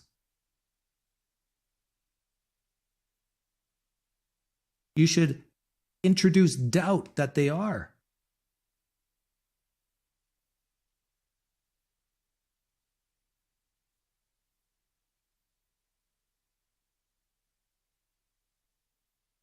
Maybe I need to fact check. You can fact check me on that. And I think he I'm toughened right. up. He stiffened up like the suicide rates of trans people. Even Jen those and who Troop would feel- say who he got his report that they feel linebacker is swagger into accepted that one. within their group, their immediate culture, like San Francisco, for example, still have multiple X probability of committing suicide over someone else,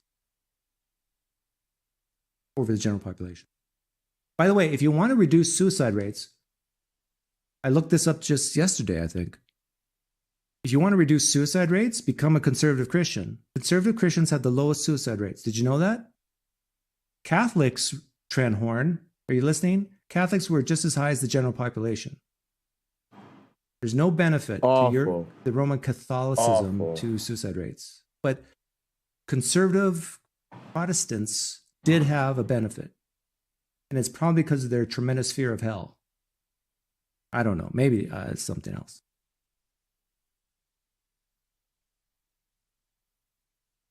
So maybe if we really care about kids and we want to keep them alive, instead of chopping off their body parts, convert trans people to conservative Christians. How's that? So it's cool to just intentionally trigger people. I don't know if I'm debating who are myself with other vulnerable. people. I don't know. You know, it's because you're just asking questions. Revisionist guy, are you here? Last call. Not looking at the chat right now. I got to set up my outro. Because Myron closed the tab.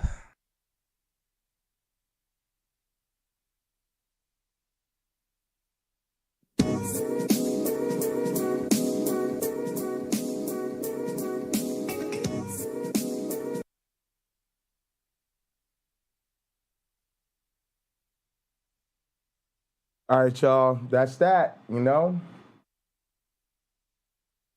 To me, that's just, that's a lot. That's a lot. I want to watch that guy, too. He might be a new apologist for me. Yeah, I'm not going to watch that.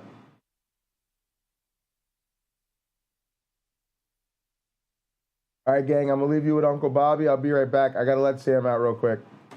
While his monkey ass sat there and smiled.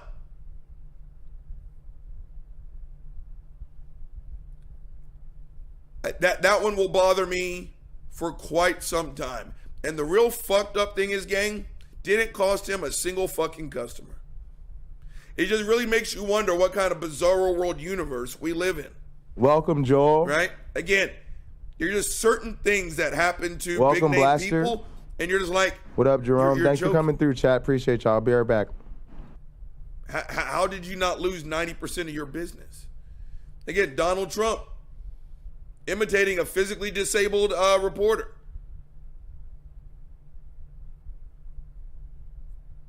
he was the president of the United States. Fuckface Ted Cruz. The laundry list of shit that Ted Cruz has done and will continue to do. $10 says he wins his seat. Robert Tilton. I'm about to belch. False alarm. False alarm, back on topic. Robert Tilton from Dallas, Texas. I think they also did it with Benny Hinn. Disgruntled employees were dropping dime, right? So when you walked in, you're a visitor, Robert Reed from, did you have anything wrong with you? In my case, ruptured Achilles. Okay. Benny Hinn, Robert Tilton, all the Peter Popoff got busted. The person at the front door had an earpiece in. You know who else had an earpiece? Tilton, Popoff, Hinn. And when it's time to do their miracle healing and all that bullshit, blah, blah, again, because gang, the power of suggestion is fucking strong. It really is. Right? The mind is fucking powerful. And he's like, hey, it's time for deliverance. God can cure you. You just have to have faith. You got to have faith. Is there anyone out there with any ailments? Bring it to the Lord. Bring it to the Lord. Your faith is strong. Your faith is strong. The gimp will walk again. The cancer ridden will have no cancer. What? Okay, Peter Popoff. Okay, there's this dude named Robert Reed. Okay. Nope, I'm standing right next to him. His name is Robert. What's that, God? What's that? I hear God said aura. Raul, no, not Raul. Rebecca, no. What is it? Is it Robert? Is there a Robert? Okay, good job. We got this motherfucker. We got it. He looks surprised little motherfucker. Look, he's wearing a red shirt. He has no hair. He's wearing a red shirt. He has no hair.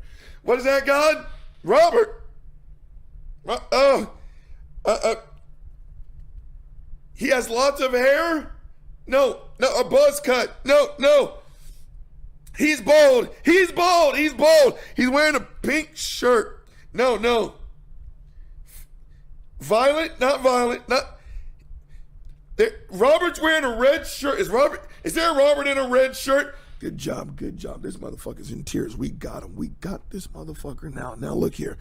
It's his Achilles. He ruptured. It's the left one. It is the left one. I'm looking right at the card. Okay, Robert with a red shirt and no hair. I mean, the Spirit of the Lord told me you were limping. Did he sin, dear Lord? No, it wasn't a sin. Not an ACL injury. No, but go lower, Lord. Robert, did you rupture your Achilles? What's wrong? This motherfucker knows me by heart. You run your monkey again. The power of suggestion. You go up there. He says some Hail Marys. God has released you of your sin. Released you of your sin, Robert. Run, Robert! Is that like fucking Flash? Now run, Barry, run! Ah! The power of suggestion is strong as shit. In that moment, Robert's not going to feel any pain because that's what he wants. A week later, when I go do sprints and I rupture my Achilles, you'll never guess what? Those fuck faces don't do any extensive medical follow-ups, right? They pack their shit. They're in the fucking next town before you can Google their new fucking address, right? Same thing here with fuckface Joel Osteen. He refused to open up his goddamn church until he was pressured. Then he, of course, pulled out some lie out of his booty hole talking about we were just going to be a distribution center. They didn't need us, but they filled up too fast. Shut the fuck up. Gang, if I'm not mistaken, Houston, Texas is quite literally the 5th largest city in the United States, gang. What, you thought one fucking hurricane shelter was going to be enough, so you're just going to pump the brakes and pace yourself until you're... Shut the fuck up. Gang, Uncle Bobby's only giving you one big motherfucking problem. So as a result, Uncle Bobby's going to give you one big motherfucking solution. Joel Osteen, shut the fuck up. Again, Edward, the preacher. Would that have made me remain a Christian? Absolutely not. Absolutely not. But I can respect someone like that. He practiced what he preached. Poor as a fucking church mouse. Didn't have a goddamn thing going for him except his love of the Lord. Happy than a motherfucker that he ate a $6 lunch. Joel Osteen has enough money to buy a chain of Lubies cash. To sit there and smile. And again, like I said, Christians, we need you. But to sit there and pull that bullshit that the scripture won't change, blah, blah, blah, blah, blah. Then again, practice what you fucking preach. Because you're right, the Bible has always been anti-LGBTQ.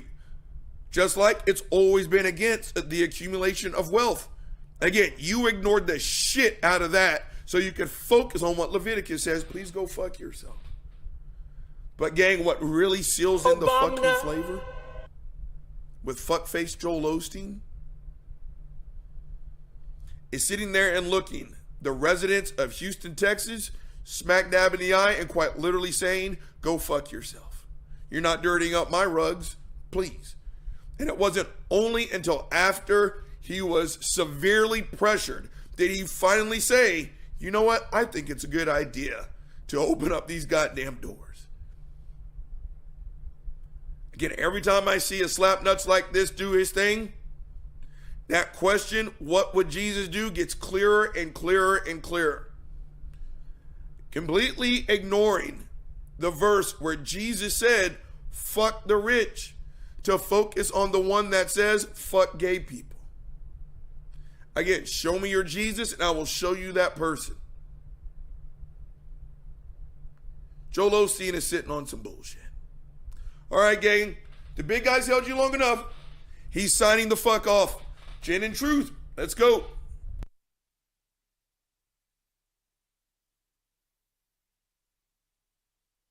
All right, give it up for Fam and Gin and Truth, man. Killer episodes. Killer episodes.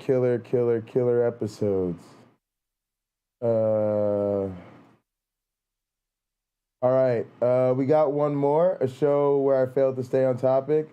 We'll come back to that maybe as our main event, or we'll get caught up with that tomorrow. Because I think there's an Arm Brown, so we'll mix it up. We'll get some Arm Brown in there. Yeah, why not? Okay, guys, hi. Also, I'm going to switch back over to WWE, guys. We need to keep working on our roster. All right, so here's the game. Game plan loosely is we want to start. I'm going to show you guys how you build up an independent Fed from the basis. I've got our arena laid out. We've got a U.S. champion crowned, but we're going to eventually flesh it out. It's going to get bigger, but we're going to get going, so we don't want it to be too big. But it does take a grind to get this full roster, especially because we're going to do, all like sort of creations and maybe a couple funny characters here and there. Matter of fact, that might be a good way to fill out some of the earlier entries.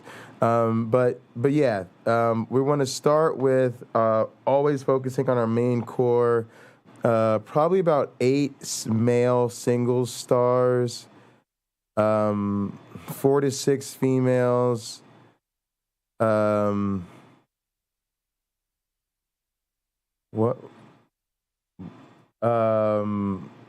tag teams, ideally 5, but 4 to 6 tag teams. We'll probably start with 4 and try to get towards 6.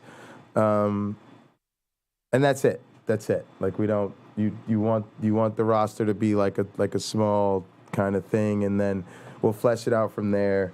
We're not going title crazy. We're going to start with a world title, which there will be 4 to 8 guys in a tournament. I don't know if I haven't decided on 4 or 8 for the tournament. It'll depend on what else I have going on with the roster. We'll probably do tag teams just through I don't know, some sort of competition, maybe a small tournament, or maybe just even a match where we just crown tag team champions or something. And then we'll figure out what to do with the women. Maybe we'll put them all in a match or something like that, and something. So we'll find something interesting. Or we were going to do a tournament with them too. So we'll see. We'll see how it goes. But that's what we're getting into, and yeah, we want to get into it. It's going to be grindy, but you know, it's we got time to do it. Let's do it. And we're gonna we're kind of mixing. We're kind of doing an earlier preview of some arcade stuff. Guys, just go to the arcade. Links in the description. I want to stay live on Pocket Locker because I don't know. We just do WWE stuff belongs here too. It's kind of tweener stuff. It could go on either channel. But yeah, man, go ahead. Subscribe to the Casino Theater and Arcade. The link is in the description.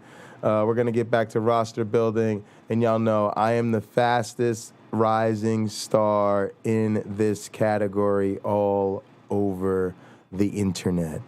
It is simply known as RM Brown and Chill. Hey, how are you? Okay, so start there. Guys, on this channel, we like to do a couple things, okay? We Take go a out doo-doo sniffing, pie. and then we make pee-pee. So, Told guys... you. Okay. So, guys, This is gonna I be guess the Steven funny Anderson, story guys. that's come out over I the gotta past pull up a couple picture days of him. is this guy... What's this guy's name? Joe Brendan. Joe Brendan, he's some kind of a government official of some kind. They haven't really explained it properly, Let's go, in my opinion. Brandon. They haven't explained it in a way that is clear to me, that I can understand. So... I want to be very clear. Very clear up front. Okay. Not every Republican, not even the majority of Republicans are MAGA Republicans. Okay. Not every Republican embraces their extreme ideology. Left nut. I know, because I've been able to work with these mainstream Republicans. All right. But there's no question that the Republican Party today is dominated, driven, and intimidated by Donald Trump and the MAGA Republicans. And that is a threat to this country. So I watched this speech for this channel. Okay, I watched this.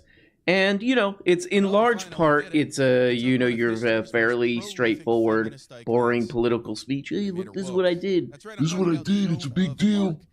But the part that people are most interested in is for, I don't know, about half of the speech. For about half of the speech, he's like, hey, you know my political opponents? They're not very YouTube good. punk, I got that Actually, in the they're queue. bad.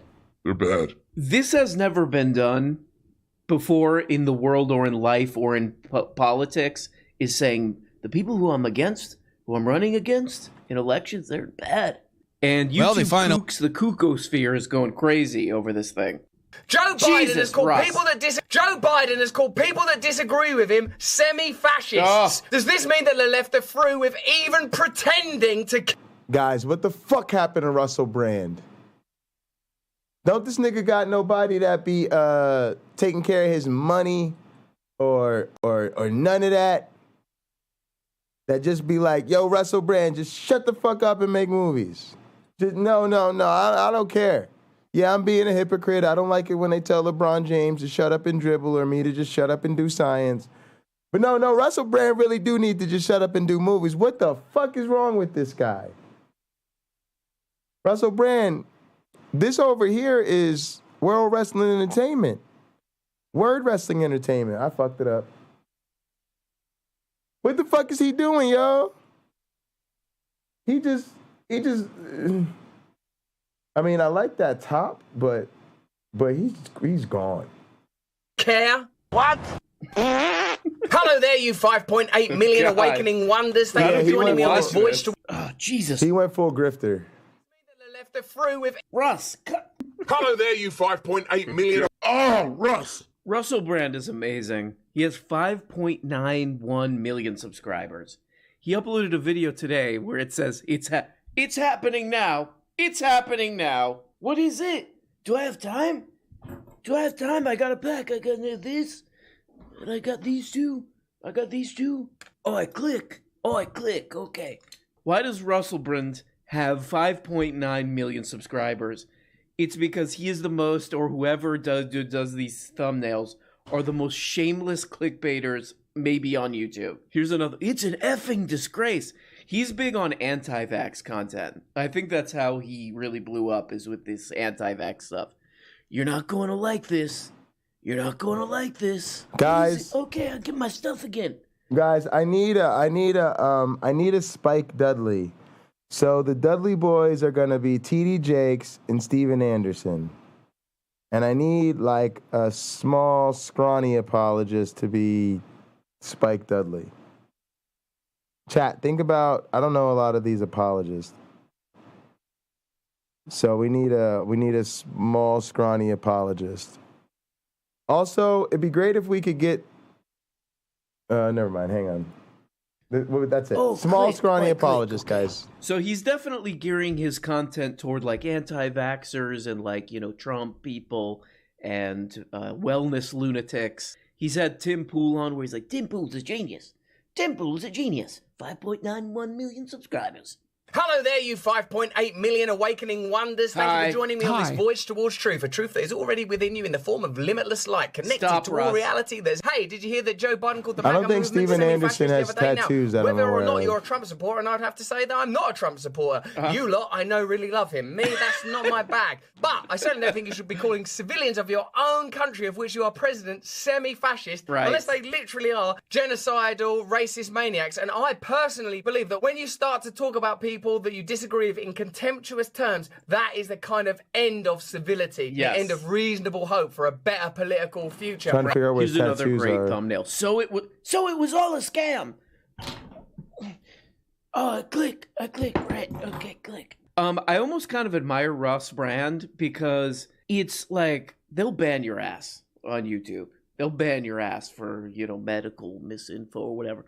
So he has to be, hey, I'm just asking some questions here. Not saying anything definitive, but leading you to that exact conclusion, and then you go by yourself there. You know, Russ, this guy Russ, he's not as bad as most of the people that we look at on this channel, you know, whatever, with the Chuck Kirk or whatever, these absolute kooks. You know what I mean? That's what we call them. These sort of these guys who are doing like self-satire, basically. That's how stupid their content is. A very charitable interpretation of Russ could be like, well, you know, he gets on there and he's like, yeah, hey, we can agree, man. Oh yeah, Jules B doesn't have any pocket change. The economic stuff, the more important stuff. Okay, let's go back to the thumbnails for a second. I like that he's got 2 thumbnails within the past couple of weeks. It's happening. Okay. Welcome to the chat. It's happening. Then it's happening now. It's happening in 13 days. Oh, okay. And then 13 days. It's happening now. I told you, remember? But we're not doing that on this channel. Okay, I'm not trying to get 5.9 million subscribers, so we could kind of be a little more straightforward. Start to talk about people that you disagree with in contemptuous terms. I think this might be a good haircut for him. It's hard to find a haircut for him. It's almost kind of sweet if he weren't just kind of, you know, telling people what they want to hear. But he's like, when you start to talk about people in contemptuous terms, that's the end of civility. That's probably a little better. It's happening. Still.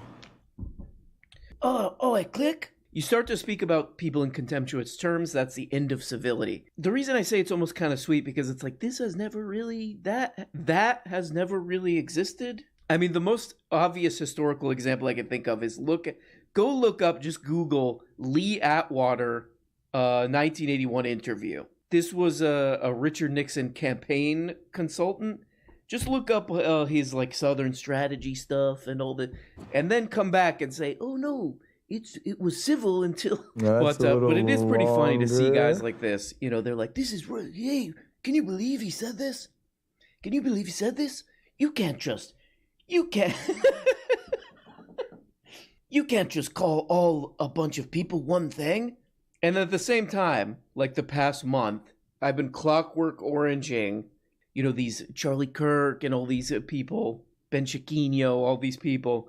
And not just them, but like actual high-ranking, like, you know, government official senators you're not and all allowed these people saying, hey, if you don't get agree the with bots us, out. you're a child molester.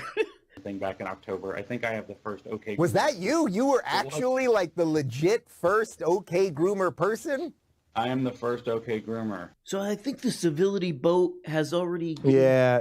I think the civility Titanic has already. It's only sunk. for a few minutes, You know, but yeah, the just put civility Leonardo DiCaprio. He already went down. asterisk or something in bye-bye. it. It's because Well, that's there's beautiful. there's I almost bots feel like that we that's what deal being a with that drop parent porn is links. like. You just have to deal with this insane logic of a little kid. You know, like These people are being All really right, it's either mean gonna to be us, that, you know? maybe this These one. people who we've been calling pedophiles for no reason for months and months. I guess the other thing that boggles my little boggle about this. All right, this is Steven is, Anderson isn't this like after all a that Donald haircut. Trump? You know this guy. Bye, bye, bye, bye, bye, bye, Needs bye. a haircut. I know I'm like, oh, hey, let me point out something. Hey, did you guys think about this? I know I'm doing that, but isn't this all that this guy, what's this guy's name? Donald Trump?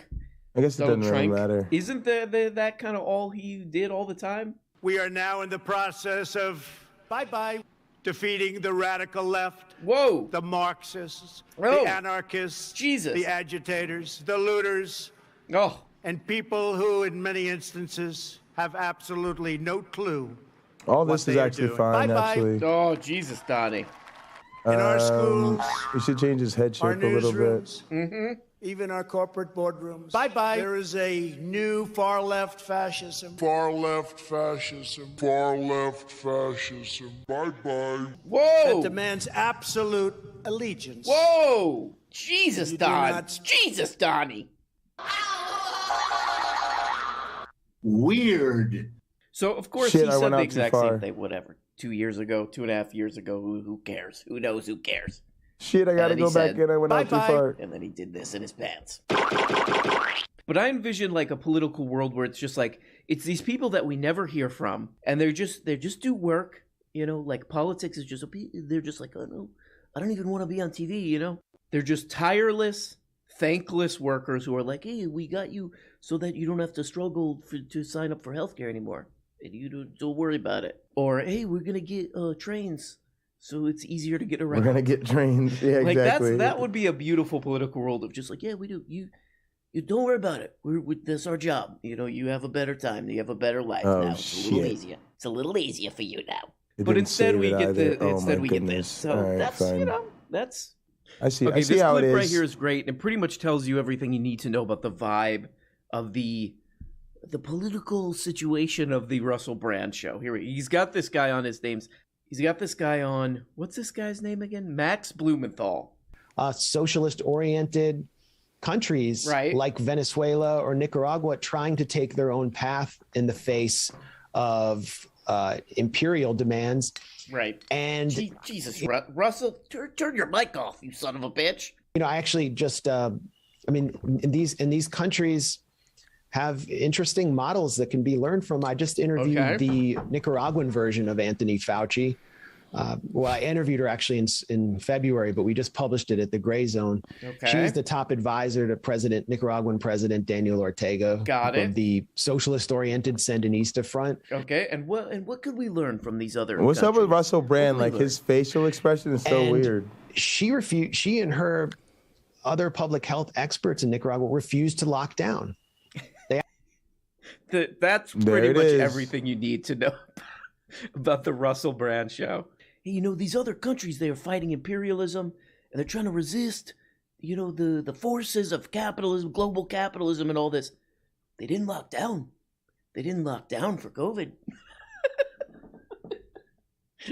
Oh, Yeah, great Wesley. lesson. Great lesson. Wesley, you were briefly unblocked. That's it. Don't get blocked That's all again. we're allowed to say, because if we get into any other stuff about economics, they will unsubscribe. So what do you hang on to define yourself as distinct? Isn't it amazing how these from people get a like blocked more and shit, more and populist they right? come You back can and like also the say a first thing they're doing pseudo-populist, is right, like that's triggering taking the up bots. mantle Yes. What's wrong with y'all? Issues that used to be considered left, like anti-war, like you have right-wingers, the only people in Congress who are voting against funding this insane proxy war in Ukraine are right-wingers. He's like, the right-wingers.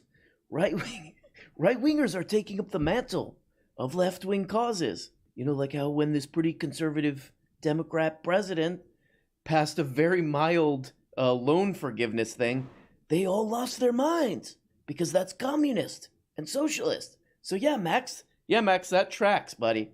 They're the new left-wingers. They're the new left-wingers. They're the new left-wingers because they agree with some of the left, I guess, on one thing. Good job, buddy. You do what you do. You do what you do. I will say Russ's content a little bit weird, but seems like generally a sweet guy. Russell, if you want to do yoga together, put me on your channel. Get me some of those views. Get me some of those views from some of those kooks, okay? I would love to do yoga with Russ. I imagine he goes to some famous person villa or whatever. He goes to some yoga villa, and I would get, he'll be like, I'm friends with Russ now. And I go, but I would eat like a giant meal before I go, and we would just be doing downward dogs and all that. Yeah, I mean, Russ is just the worst. Like, sorry, Russ. I still want to stay. I still want to say, but I don't know what the fuck's going on with that guy. I do know I want some damn ice cream. Like, sorry, Russ. I don't know. I think that would be the funniest. That would be if anybody hangs out with Russ. He invites you to the yoga. Also, let me see. Maybe I should change chateau scenes or whatever.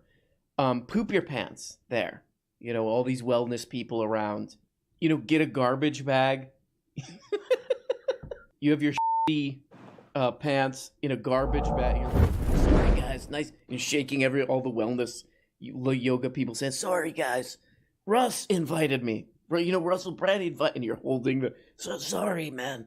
I, honest to God, never thought I would see something like that. No, baby. Guess who? Okay. From Joe Biden. Right. From really any American president. Wow. Last night, the president of the United States gave the most demagogic, dangerous speech I've ever heard from an American president. Truly. Wow. And a lot of people out there right now on the left side of the aisle screaming about Donald Trump and his January 6th speech. Right. I really hated Donald Trump's January 6th speech. Well, all the other ones too. This is a great classic Benny Shapiro video. I love. He's one of the greats. He's one of the great YouTubers of our time. Benny T. Shapiro, Esquire. This is one of the great videos because it really seems like he's trying to stretch this thing. He's trying to stretch this thing out a little bit. He's trying to get over the 10-minute mark on this one. You know what I mean? This is one of the most detestable things people on YouTube do is I got to stretch this out.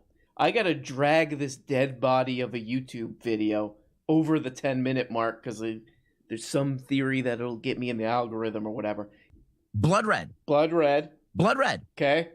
And behind him are two American Marines. Okay. Who are in shadow, except for their white-gloved hands. Right. And behind him, there's a pale light that looks like, because of the way this is lit, it looks like the throne room of the Emperor from Return of the Jedi. Okay. It's the worst piece of presidential image making ever. The site that it really is known for liberty and for democracy and legality. Right. And what if you light it blood red? Blood red. And we put the president in front of the blood red site. Yeah, so it'll be red and black. We got it. Like the fascist color pattern. Let's do that. Those are our colors. And then... Okay, so a lot of burning time, but okay, what All else right, guys, we got? I'm going to grab ice cream. We got some images. We got some images from pop culture. Okay, let's check this out. That was not Photoshopped, that picture of Joe Biden. That was a not Photoshopped him. I mean, Scar from Lion King. It's insane. That was not Photoshopped, that picture of Joe Biden. That was a not Photoshopped him. I mean, oh, you gotta love Ben Shapiro. He's like, this is not a Photoshopped image. This is not a Photoshopped image, man. And I think Ben Shapiro fancies himself like, I'm a legal, I can do legal trickery. Technically, I'm not lying. Legally, I'm not lying. But I would urge him to check out Photoshop because Photoshop does contain the crop tool. You idiot, you. You idiot little turd. You little piece of puke. You little unflushed. You know what Ben Shapiro is? He's that bag from the yoga retreat we were talking about earlier. One who agrees with him. This was a pure campaign speech, but it is laced through with the kind of seething hatred for his fellow Americans that I have not seen. Truly, it means these people are perverts. Despicable. Wow. Here's the president of the United States, Captain Unity over here. This is the most unhinged speech I ever seen in my 21 years. Ben. Okay, 30 whatever years. This is the most unhinged speech I ever seen in my whole life. You are capable, you are qualified, you are powerful, and you have the ability to choose your life and determine your destiny. Oh, boy. Don't let the Democrats take you for granted. Don't let them step on you. Don't let them destroy your families, your lives, and your future. Don't let them kill future generations because they told you and brainwashed you and fed you lies that you weren't good enough. Woo! Yeah, I mean, I don't want to use that speech, that everybody made fun of to, make fun of. What it really is about, what I think, I think it's important to take a lesson from things. You know, when something's weird, you have to take a lesson out of it, you know? And I think the lesson here, this is not about her, this is just sort of in general, something that pops into your head. If you're ever like, hey, like, you know, I'm going to do a performance, you know, maybe you're singing or you have to do a talent show at the high school or whatever. And you're like, I need a little pep in my step. Go with like a Red Bull, you know, yellow Red Bull, maybe original Red Bull. You don't need to... Sniffing. Because unlike Joe Biden and the radical left Democrats, our party is open to everyone. Jeez. Sniffing. It starts by rejecting radicals who want to drag us into the dark and embracing the man who represents a bright... You all right, buddy? Just read the teleprompter, buddy. Come on, you get through it. Sniffing. And beautiful future for all. Right. It starts by re-electing Donald J. Trump. Very divisive. Very divisive. What is this? 1 in 4 adults not getting enough exercise. Well, then, who are you to judge? Who are you to judge? Maybe if I get a call from Russ to go on the yoga retreat, I'll do it. But until then. Good evening and welcome to Tucker Carlson Tonight. If you're watching this right now, you are missing. What is going on with your hair, dude? What are you, 10 years old? This is not grown man hair. This is little kid hair. Can I go on YouTube for an hour? I don't have homework tonight. With that hair. As they say in the horror movies, it's coming from inside the house. Whoa, come on. The single gravest threat to America today is Republican voters. Right. All 75 million of them. They are Nazis. Sniffing of them. They are Nazis and destroyers of democracy. They must be stopped. Okay. That is the message of Joe. Think about that. Okay. Does it make you nervous? Yes. You don't have to be a Trump voter to see a speech like this as a turning point in American history. Right. We've never seen this before, and it's really got me. Sniffing. Last night's speech was a vicious, incredibly hostile incitement to violence for 45 to 50% of America. Oh, God. Oh, boy. Beat a kid in Walmart. Supports a Make America Great Again agenda. Oh. I've never seen anything like this in my life. The use of the Marines was not an accident. It was a power play. Exactly. I'll show you what I mean in a second. Here's the first cut. First, this guy is dangerous, folks. If he's going to call us fascists and quote a threat to the Republic, I'll play that in a second. How do you handle threats to the Republic? Prison. You arrest them or you terminate them. Right. Ass. Throw your ass This isn't a political argument. He's calling you a threat to the Republic. His words, not mine. Right. Deported. The guy's turning into a dictator right in front of your eyes. If we're not there already. Okay. We may be there already. Oh, God, no. He is clearly... I love Dan Bongino, because, you know, unlike Tucker Carlson, he's not like he doesn't look and sound and act like a character from the movie Metropolitan or something. He actually seems like a guy that you would meet, like if you live in Florida, if you live anywhere, you would, you know, hey, you know, you have a friend, you're like, hey, this is my cousin's husband. She found him at work. She met him at work. He works in the sales department and he married her. He just seems like a guy you would meet in real life. That's what I like about Dan Bongino. And you meet a guy like this and you're just like, how did this happen? How did we let society have so many cracks that there are people like this? There are people like this wandering the earth. Why did we let this happen? Can you imagine a more perilous situation? No. Than the commander-in-chief in charge of our military, our DOJ, our FBI, talking like this to 45 to 50% of America. Listen to this disgrace. Too much.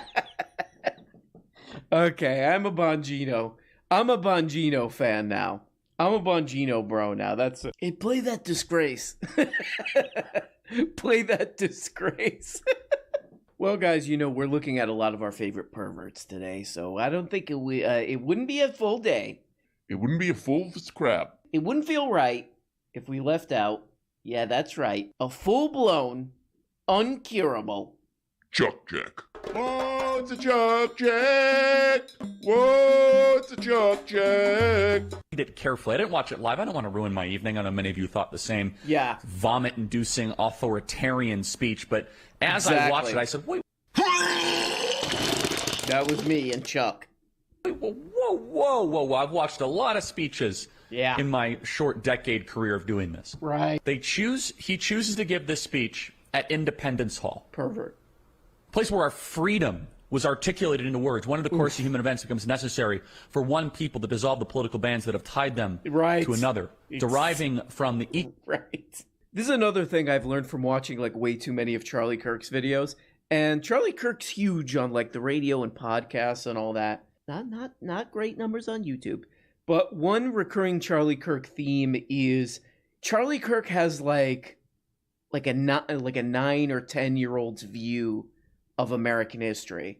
Like, I think Charlie Kirk learned about like early America, like early United States history from like a book that's like 90% like cartoons or drawings. It's amazing how much they think we've just forgot. You know, if I was a history teacher for little kids, I'd be like, yeah, look, it's okay to give a dumbed down version. I guess we lost Wesley once he couldn't spam the reality behind this.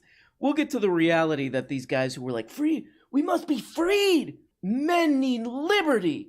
All men need liberty. What about this black guy? No. Okay, hold on. None of these problems exist for Charlie, like the many, let's just call them intricacies of the early, of early American crap, because Charlie Kirk stopped at the like little kid version of history. As you're supposed to move past. And this beautiful Independence Hall was desecrated. Okay, so we got to work those two words into our everyday life. Desecration and disgrace. This is a disgrace. Like you see someone we changed the body type in the lunchroom at we got to get rid of the tattoos. This is a disgrace. Who desecrated my lunch? Who desecrated my Papa John's? And 2 Marines come out and flank him. And these red lights are there all throughout the speech. And then Joe Biden walks all the way out to center stage. Oh, and he was sniffing. And the imagery. Yes. Looked like something out of the 1930s. This and I will don't help say us, this lightly. Of And course I can't stand when everyone compares everything different to body type, different Nazi hair. Germany. I think that is different face overdone. shape. I think that it is just kind of a lazy and sloppy throwaway line. A lazy and sloppy throwaway line. In fact, we have a rule here on the Charlie Kirk Show, which is not to compare everything to Hitler. Right, Kirk's rule. But I'll be very honest. It was very Hitlerian. Oh, Hilarious? Hilarious? Oh, Hitlerian. Okay, got it. No other explanation than this. Right. Funny thing is, Donald Trump gave a speech over the weekend that was actually Hitlerian. Also, check out Pop Culture Crisis, but don't forget to smash that like button, subscribe to this channel, share the show with your friends. I'll think about it. Let's get into the latest updates from Joe Biden's speech. Okay. From Fox News. Why not? MSNBC's Eugene Robinson describes Biden's speech as urgent wartime address, as network keeps evoking civil war. Ooh, they say. It's Washington confirmed. Post columnist and MSNBC. It's confirmed. It's confirmed. Civil War II, the battle continues. It's going to happen. Analyst Eugene Robinson described President Biden's polarizing Thursday speech in Philadelphia as an urgent wartime address, continuing MSNBC's recent fascination with a possible civil war. Shut up, Fox News. Jesus. You pathetic weirdos. Oh. MSNBC is not wrong. You're free to hate them for their politics. But this is the stupidest writing ever. Their fascination with civil war. It has been talked about across the board from everyone, left to right. And while the left and the right have their people who believe it may not happen, what Fox News is doing here is annoyingly stupid. Whoa, can you say that? Just playing this MSNBC is so dumb. Calm down. Calm down, dude. That's another missed opportunity for Tim Pool's musical career, is he could have called that album Civil War Songs or something like that. I'm just seeing if there's another camo jacket. That's this guy's thing. If not, I'll leave this one. It's been a couple of years, at least, with his Civil War prediction. We're still... I don't know. People keep saying a civil war is coming. I would say a civil war is here, she said. Wow. I have another article. Oh, another MSNBC historian compares Biden's speech to Lincoln, FDR before Civil War and World War II. Wow, it's confirmed. It's confirmed. It's confirmed. I was right the whole time. No. They are effectively saying what Joe Biden did was declare war. Ooh. You don't come out. Oh, Mike. Whoa, bro. Wow. I guess the only question is, where is the Civil War going to be fought? Like this you go in the middle of the woods. You go in the middle of the woods. Okay. And it's funny to see Vosh suckling the teat of the establishment, because I'll say that. Hell yeah, bro. I'm mad as... I think maybe he watched Network or something. I'm mad as hell and I'm not going to take... I'm as mad as hell and I'm not going to take this anymore. Calm down, man. I'm mad as hell and I'm not going to take it anymore. The top of my head is hot as hell, but I'm not going to take this off ever again anymore. And I see Vosh cheering for it. Oh. And when I asked him about it, he says, I was... Drama alert. YouTube drama alert. Okay. I can't necessarily blame him for being too young to remember. Right. But it's fascinating. This is how this country operates. Young people with no experience come in and then vote based on the whims of social movements. Right. And you got to do it based on Super Chat money. You got to do it based on the amount of money you can make. Everyone knows you got to do it based on who can I squeeze the most money out of. That's the calculation. You idiots. Again. So there we go, guys. I don't know what the hell I'm talking about. The world. YouTube, what would we call this? YouTube online goofs. Well, guys, it's Labor Day. Wow, so I shouldn't even be uploading this, so, you know. Peace maybe out. You do some sniffing. You know, and then maybe you do this. But whatever you do, don't engage.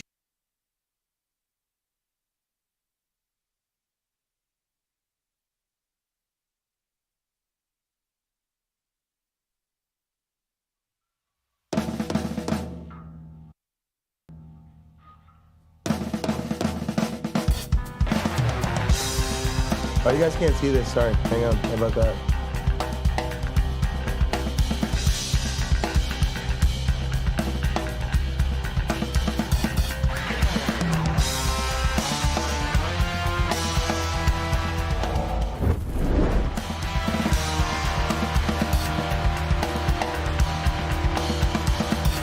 Ice cream is the way to go. Every day is ice cream day.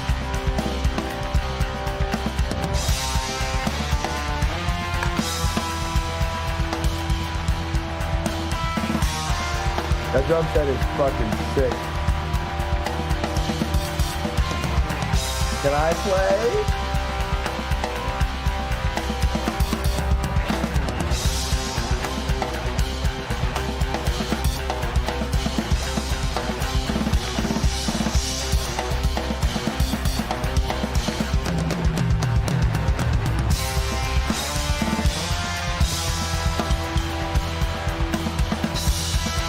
Love that setup.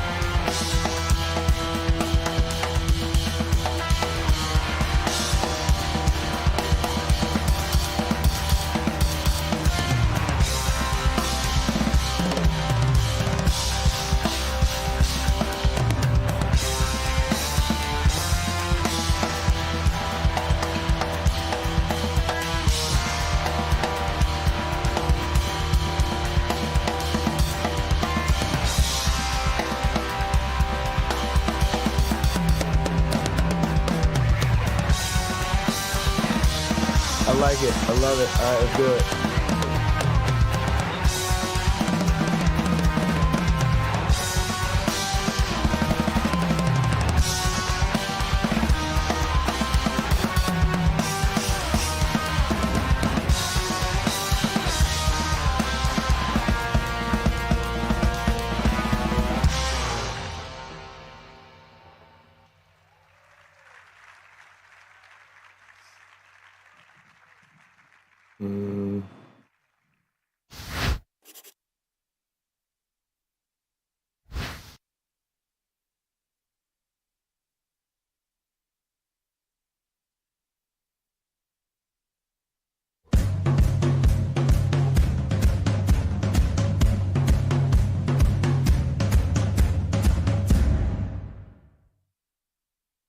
What's happening, everybody? I'm Steve, and welcome back to Junk Drummer TV, where I give my initial reactions, my hot takes, my analysis on the drummers of today and yesterday, and maybe tomorrow if I stick around.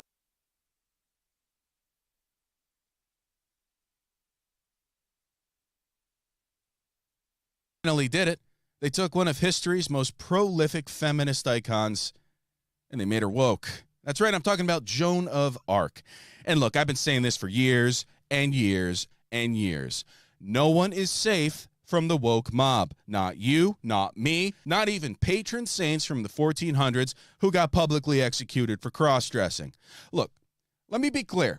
There is nothing woke about Joan of Arc. So what the hell is this? From Shakespeare's Globe Theater on Twitter. Our new play, I, Joan, shows Joan as a legendary leader who uses the pronouns they, them. We are not the first to present Joan in this way, and we will not be the last. We can't wait to share this production with everyone and discover this cultural icon. It's like they're burning this bitch at the stake all over again. Welcome to Woke Watch.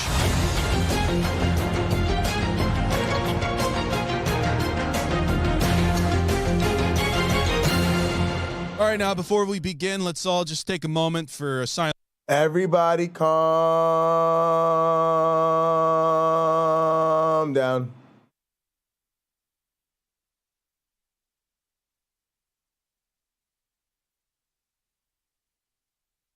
Everybody relax. I know what you're thinking.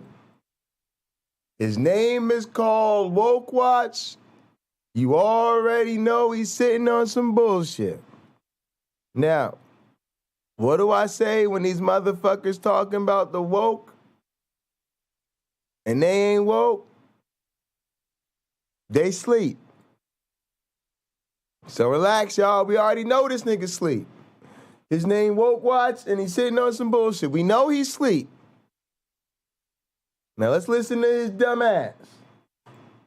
Silent prayer. No, he didn't. No, he didn't. Oh, okay. No. That was a good one. Now, this new play about a non-binary Joan of Arc has got me so pissed off because obviously the they, them who wrote it didn't do their goddamn research. For instance, let me just pull up some letters that Joan of Arc herself wrote. She is come here by God's will to reclaim the blood royal. She is very ready to make peace.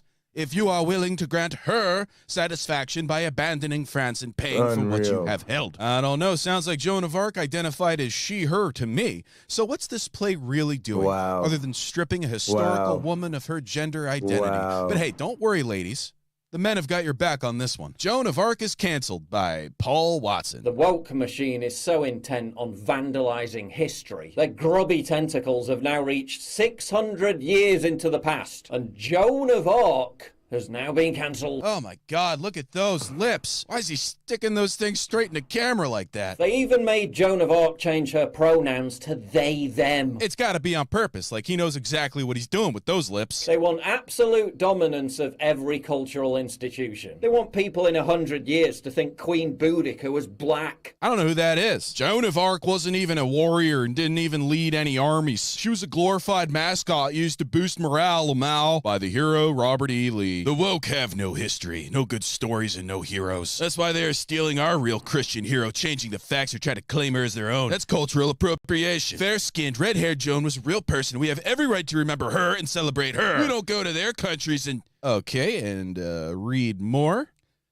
Yeah, you know what? I'm not going to read all that because I've got my own giant meandering comment to leave. Nobody puts things into perspective quite like P.J. Watson. At least that's what I've heard about him. I'm always too busy staring at those goddamn lips bouncing around like I'm wearing 3D glasses. Holy shit, buddy. You got a license for those things? Funny. I couldn't pay attention to a word you just said, but if those words are as sweet as what they're coming out of, then you're probably a very popular man. I mean, you are a man, right? Because with lips like that, you must get asked all the time. And it's people like you that make me nervous about using public restrooms nowadays, walking around with your fat, juicy mouth honkers hanging out. One of these days, you should post a video going through your makeup fridge and showing us how you keep that shit moisturized. You've been blessed, my friend. God, if I had lips like that, I'd never have to work a day in my life. Anyway, that's enough out of me. Hollywood's full of pedophiles, and Winnie the Pooh is canonically white. And post! But it's not just men upset about a non-binary Joan of Arc. No, in fact, in the UK, where Shakespeare's Globe Theatre resides, Feminists aren't quite like feminists over here in America where they grow armpit hair, try to cancel anything that moves. No, UK feminists are,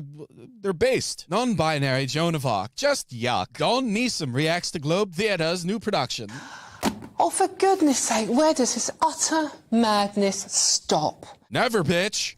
Can't wait for someone to suggest that the famous Celtic warrior Boudica actually identified as Bernard on her days off. Wait, didn't Paul Joseph Watson just make that same exact joke? Not content with erasing women and girls out of current language, they'll erase women out of history, too. Who's next, Boudica? Yo, what is with everyone bringing up this fucking Boudica guy? Women are beautiful. Don't erase them, please. You just need to ask why. End of. And pronouns matter. If you say they're burning to death in there, it could cost the fireman his life. I have no idea what's going on right now. Never thought of it that way.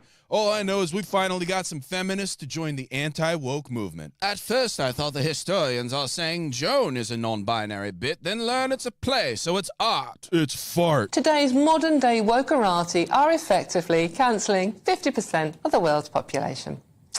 Modern-day heroines J.K. Rowling and Olympic swimmer Sharon Davis receive death and rape threats almost daily for daring to defend women's rights. That's right, these woke scumbags are a vicious lot. There's nothing too far for them, and now they've really fucked up and pissed off the feminists. Damn, you UK feminists are cut from a different cloth. When can I move there? The only chicks who talk like that in America are thumb-shaped weirdos with incarcerated boyfriends. That's sad to hear about all the death threats from the intolerant left. Thankfully, our side also sends an incredible amount of death threats, so the score's pretty even on that one. Eventually, death threats are just going to be how we say hi to each other, and we might finally find world peace since Pretty actual much. threats will lose all meaning. Also, God told me to post this. And post of arc. All right, folks, so now we come to my favorite part of the show, and the reason I post 35 videos a day, the ad break. Oh, what the hell?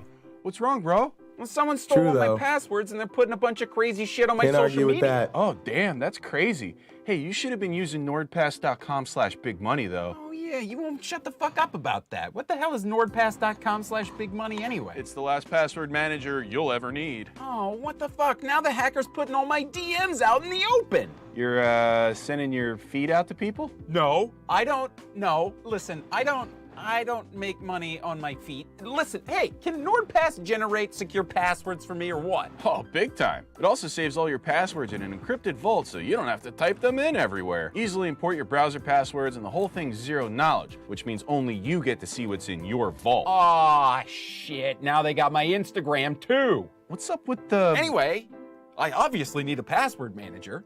Yeah, no shit. Go to NordPass.com/bigmoney for huge savings on a 2-year plan plus 4 months for free. Also, comes with a 30-day money-back guarantee, so you don't have to worry about a thing. I'm signing up right now! You know what I use it for is those game launchers that forget your password every time you restart your computer. So, because I never remember what those passwords are, because I have to fucking constantly send verification emails to get new passwords because I'm always forgetting them. Seriously. And it's like, what's your password? I'm like, I don't know. I just gave it to you a week ago. Why are you signing me out all the time?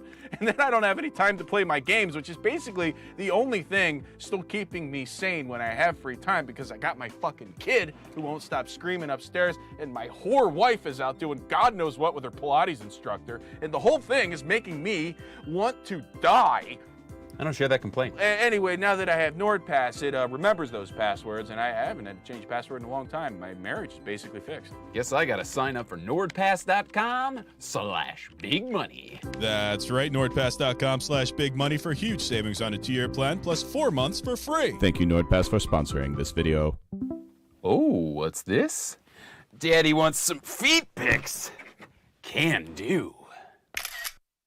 All right, welcome back. Now, it may be 600 years too late, but people are finally stepping up to defend Joan of Arc. Like this cool guy. Joan of Arc gets a woke remake by NPC parents.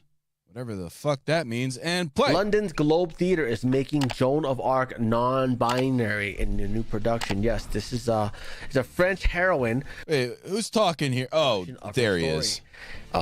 She looks awful, right? I can't tell what that is, but that's pretty, right? Pretty non-binary.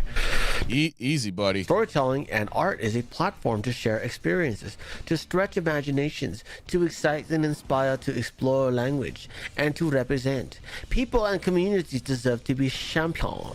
And there's no limit to the number we can do for. All right, let's see where this French accent goes. They are not the first present.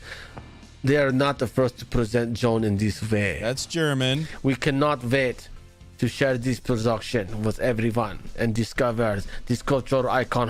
That's Jamaican. KT Rainbow says, making dough. I saw an article on them saying rainwater contaminated everywhere in Canada. Wow, I wonder why. What happened in Canada? What are they spraying over there? It probably has to do with the trails, huh?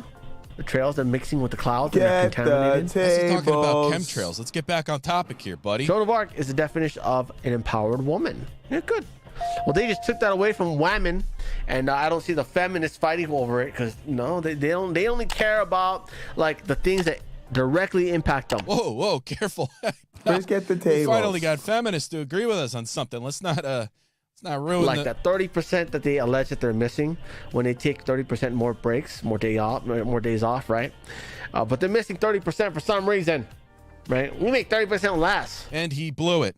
Well, now I got to clean up this mess by disavowing everything he just said, but I have to do it in the most anti-woke way possible. What's up, pimp? I've never seen anyone sport a Bart Simpson haircut in real life before. Gotta give you points for that one. Unfortunately, you completely fucked over our entire movement by taking a swipe at feminists at the end there. All you had to do was sit and read the news story with a progressively worse French accent, and the feminists would have been like, they can't take Joan of Arc from us. But you just had to bring up the wage gap, and now this debate's gonna be a total sausage fest. Do you have any idea how hard it is to get a feminist to be anti-woke? You have to gaslight them so much they start watching combat sports and dreaming about having twin boys with a truck-driving ex-cop. In fact, I'm starting to think you might be an undercover woke Marxist disguised as one of us. How else could you possibly explain throwing chemtrails in the middle of an anti-woke rant? We're anti-woke, not a bunch of fucking idiots, and we see right through you. Go back to your Antifa handlers and let them know your cover's been blown. NPC parents? Yeah, maybe if NPC stands for No Pussy Challenge and you're the #1 undisputed champ, next time try slathering your lips with vegetable oil and sticking them out into camera like a real anti-woke content creator, and you'll be a little more convincing, you blue-pilled soy boy bitch. And destroy with facts and logic. Now, I'm not just gonna sit here and prattle on about how horrible this is. No, I'm gonna do something, goddammit.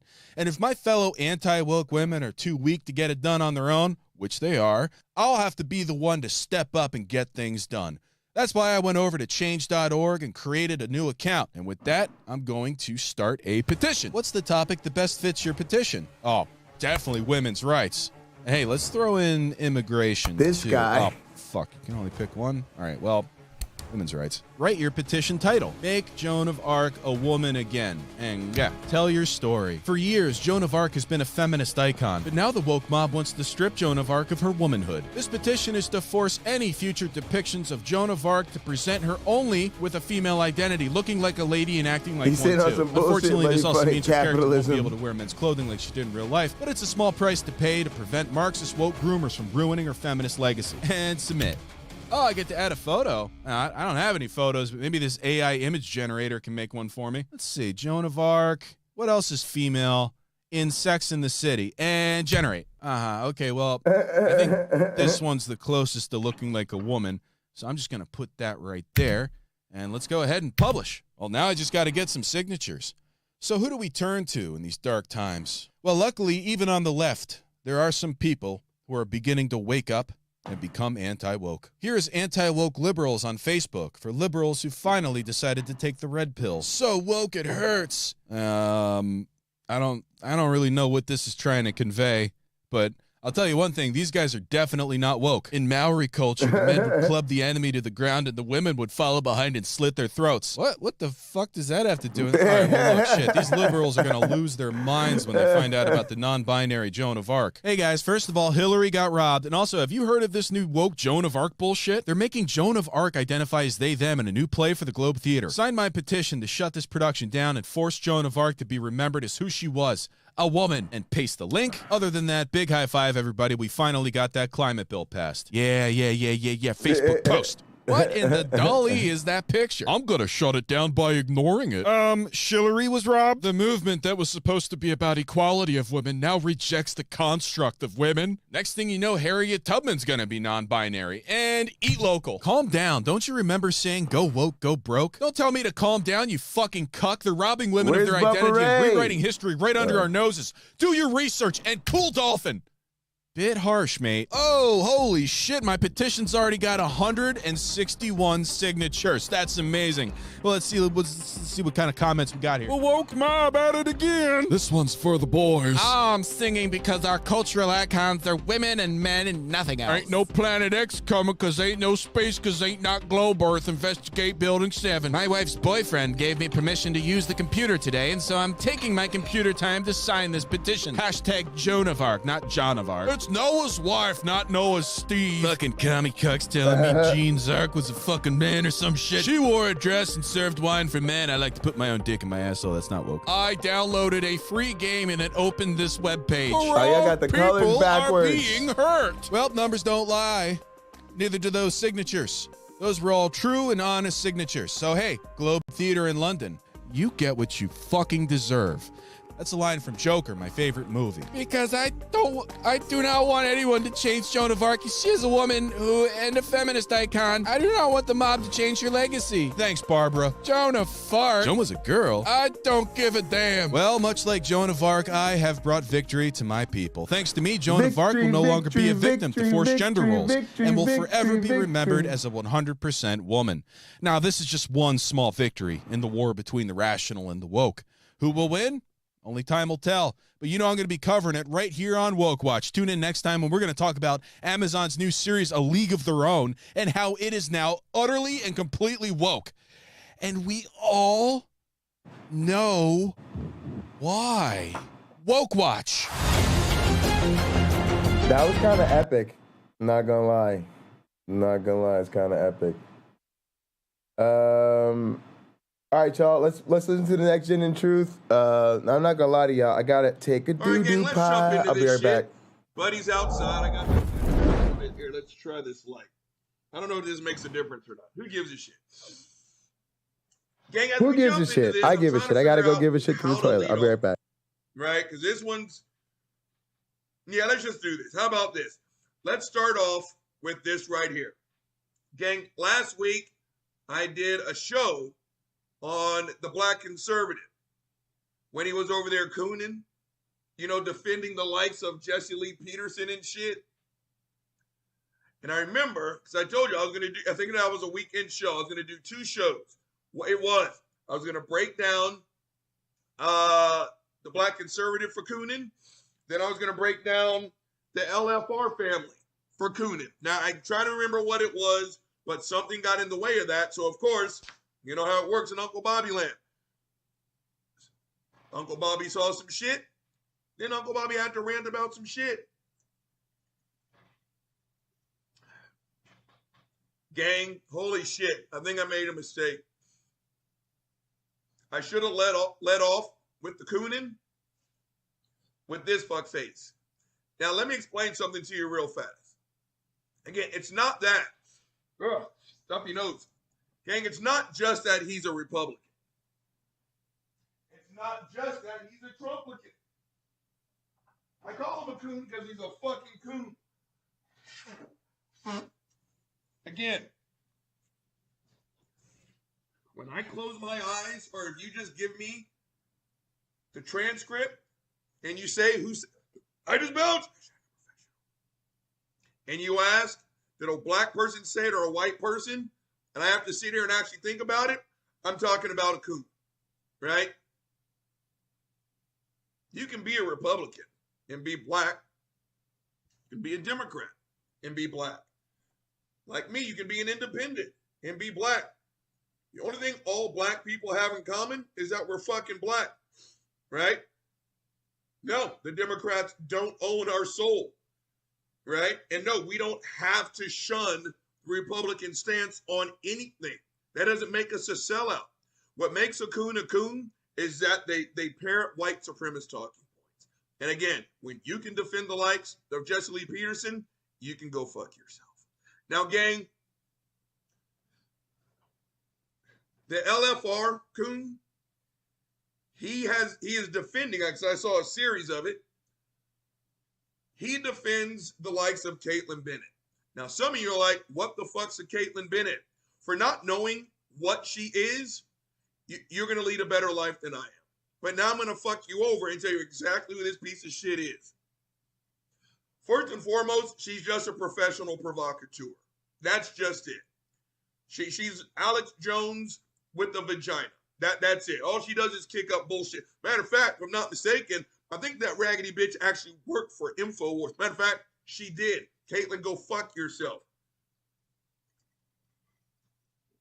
But, like fuckface Kyle L. Rittenhouse, she's famous because of a gun. That's it. You guys hear me just lock that loogie on accident? Shit. She graduated from Kent State University.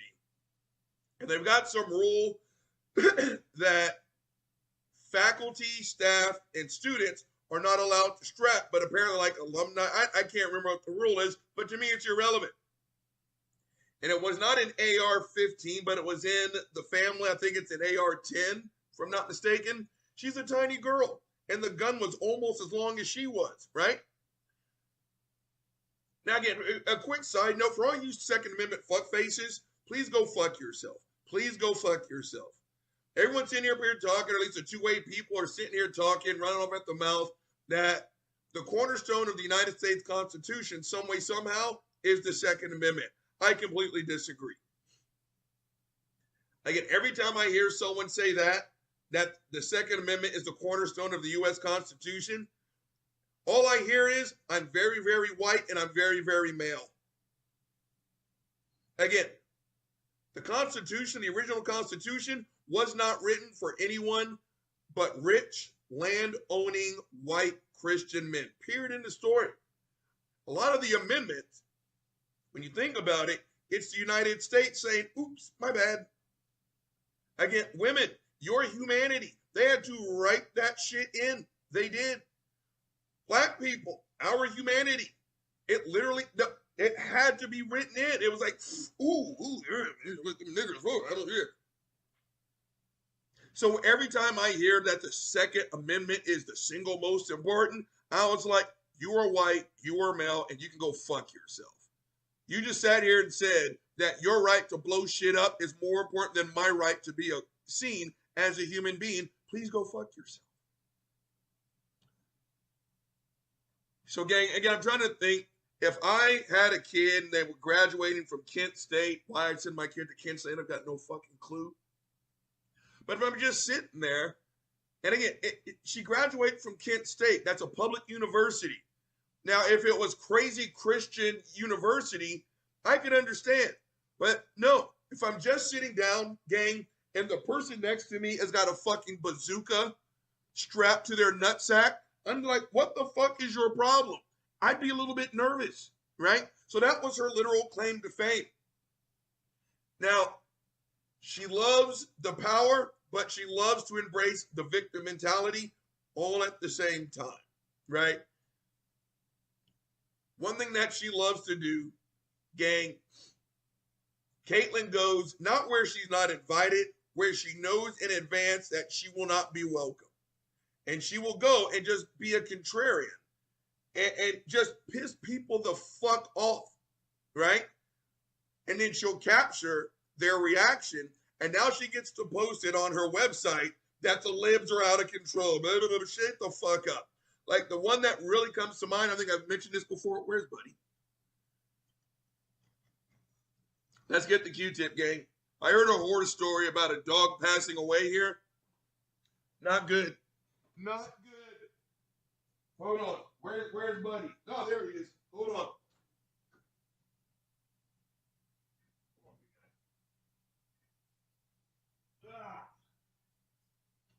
Look, gang, it's so fucking muggy outside. Even Papa came inside. Holy shit. Quick PSA. Public service announcement. If you live in Texas, gang, the temperature is going down, which is deceiving. Here's the water, buddy. But the humidity is going up. So without the details,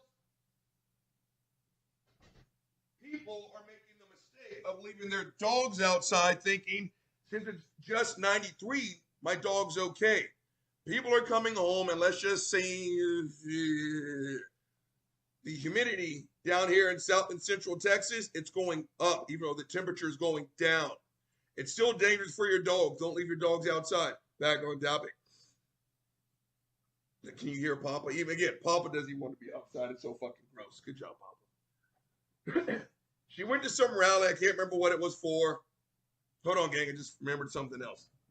I told you. Just because of my full-time job. Sing the song. Don't you want to get fucked up? Now let's check on something. Hold on. Okay, we're good to go. Black guy coming back in 3, 2. Oh, the Negro has landed. Okay, back on topic. So she went to this fucked up ass rally, which again, she knew in advance because she's got a reputation, right? Okay. She goes and she's poking and she's prodding and she's not getting the bad reactions that she wants out of this one particular child. And I would say child looked to be about 19, 20 years old. Now, gang, yes, that girl was heavy. The girl was heavy. That's not up for debate. Here's one thing I say about heavy people. You know the one thing you never have to tell a heavy person? That they're fucking heavy. Shut your fucking mouth. And I work in the fitness industry, and I tell incoming trainers, it's not your job. It is not your job. It's kind of like when people would like, when Trump made those fucked up ass comments, right? Brown and black, they're shithole countries. What became the Republican kickback? Well, have you seen them? Okay. You know the one thing you never have to tell a poor person? That we're poor. We already know it. You're just insulting me. Right? You don't think I don't know that I live in a fucking hut? Huh? Shut the fuck up. You don't have to tell a heavy person that they're heavy. Save it. Even in the fitness industry. 2, you don't know her path. You don't. How do you know that that little girl had not started a personal training program that afternoon? How do you know? How do you know she has not lost weight to get to the point to where she is? How do you know that? You don't know that, do you? So shut your fucking mouth. How do you know that's not a hormonal issue, a glandular issue? There's 100 reasons as to why people are heavy, and they don't know you a fucking explanation, right? So when you sit here and say, oh, they're fat, shut the fuck up. That's why I have such a hard time listening to those fuck faces, dogpile on Lizzo, right? She's a fat black woman. You don't think she doesn't know that? Fuck you. So Caitlyn was not getting the reactions that she wanted from this little girl. So this is what Caitlyn did. She realized she wasn't getting a reaction. She put the microphone not 2 inches from that little girl's face, and she screamed, she's going to eat it. She humiliated that child. She absolutely did. That little girl got pissed off. Obviously, that was her soft spot. So the little girl was like, what'd you say? And she started to get bucked. You know what Caitlyn said? You know I carry, right? You know I got a gun, right? You know I got a gun, right? All right. My bad. Sorry. Apologize. This Devon Dudley has to get turned into TD Jakes. Y'all, it's hilarious, y'all. It's gonna be a preacher tag team like of hardcore. TD Jakes from the old school, from the hood, Steven Anderson. Take all the homosexuals, and they both gonna have good singles pushes. We're gonna have Money Incorporated. That's gonna be basically what's his fuck face? Murdoch and it's Kenneth Copeland. It's coming together, y'all. It's gonna be dope. This is the behind the scenes stuff. It's a grind. It takes time. You can't just poof a roster out of thin air. You got to make that shit. So the little girl backed off because that's what you're supposed to do when a maniac threatens your life. As a little girl backed away, he already looked like TD Jakes. I don't really have to do much to him. Yeah, Second Amendment solved another problem. Yeah. Vote for the Second Amendment. Yeah, shut the fuck up, you raggedy bastard. Okay, you don't have to be a self-defense teacher. Oh, my brother. That when you testify. Plus, he had a preacher gimmick. Come on, it's perfect. Beat somebody up. That's not self-defense. That's just you being a fucking asshole. Okay, and there's a laundry list of fucking examples, but that's who Caitlin Bennett. No, one more for the fucking road. Go fuck yourself. Her and her fucking pencil neck fucking husband. And I talk about his size and his stature because he's another one up here talking about alpha man this, alpha man that. Gang, she's a legit 5'3". When you see them together, he's only about that much taller.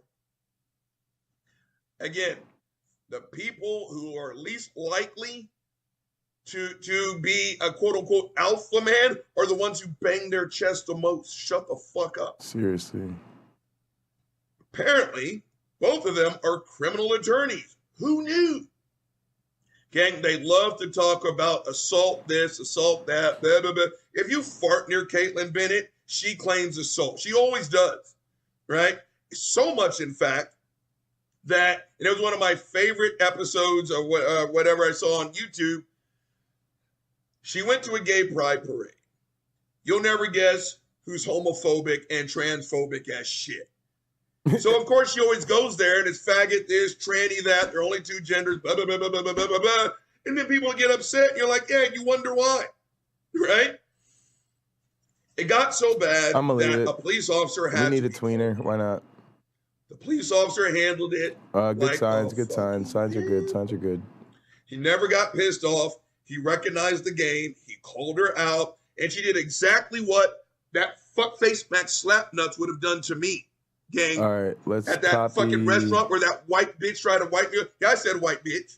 Yeah, I said That's that the white least bitch. I could call her. She You know almost what I'm cost me talking my fucking life. I almost got George Floyded up in that bitch. You know what I'm talking Right? about? Been there, been there. I've been this so She close was to George Floyd. ultra-aggressive. They She don't was know. the woman in charge. Blah, blah, They blah, don't blah, know, blah, blah, y'all. blah. And then when the officer showed up, it was but Officer Daddy. I mean, all the faggots or the homosexuals, they were assaulting me. I mean, they were assaulting me. So you know what the cop said? Oh, because their fucked up ass husband's like, we've got video evidence of assault. You need to charge them with assault. And he was like, is it on your camera? It's like, yeah. Okay. If you want me to investigate assault, that goes into police custody. That's how this works. And then, of course, they're like, oh, so what you want to do is confiscate, then plead the fifth in habeas corpus, and you can't handle the truth. And the cop was like, did you go to cop school? Because I missed you on graduation day. Do you know the law? Well, no, so what you're trying to say is you know confiscate. It's not confiscating. It's called taking it into property. Okay? I'm a police officer. It's the detective's job. If they find assault, they will move forward with it. Would you like to file an official complaint? So what you're saying is someone can physically assault my wife. You're going to confiscate my property. You're going to go habeas corpus on me. Then you're going to go to the 14th Amendment. You're going to go to the 5th. Then we're going to go a hung jury. And it's like, you don't know what you're talking about. Gang, I need to do a whole show on fucking fuckface Caitlin Bennett. So what we have here, gang, is the dynamic duo of social and intellectual buttfuckery. You've got the coon in the LFR family defending Caitlin Bennett. Now, this is how you know this show's going to be all kinds of fucked up. Some black people do not like BLM. Now, gang, I told you. The Negro has landed. The BLM marches, all that stuff, it hurt me to my core. It hurt me to my core because I live in a country where 3 words, Black Lives Matter, seriously, splintered this country. Do you have any idea what that makes a middle-aged black man feel like? Do y'all even care? Nope. Black Lives Matter. Split this country in half. You know whose ownership in one of those black lives? Me. Boom. And that topic The champ took is here. this I gotta get country some of these. and just fucked it. I still can't. Yes, I can. I still can't believe that those 3 words splintered this fucking country. Gang, BLM is like any other civil rights movement. There is no captain. There's no official leader.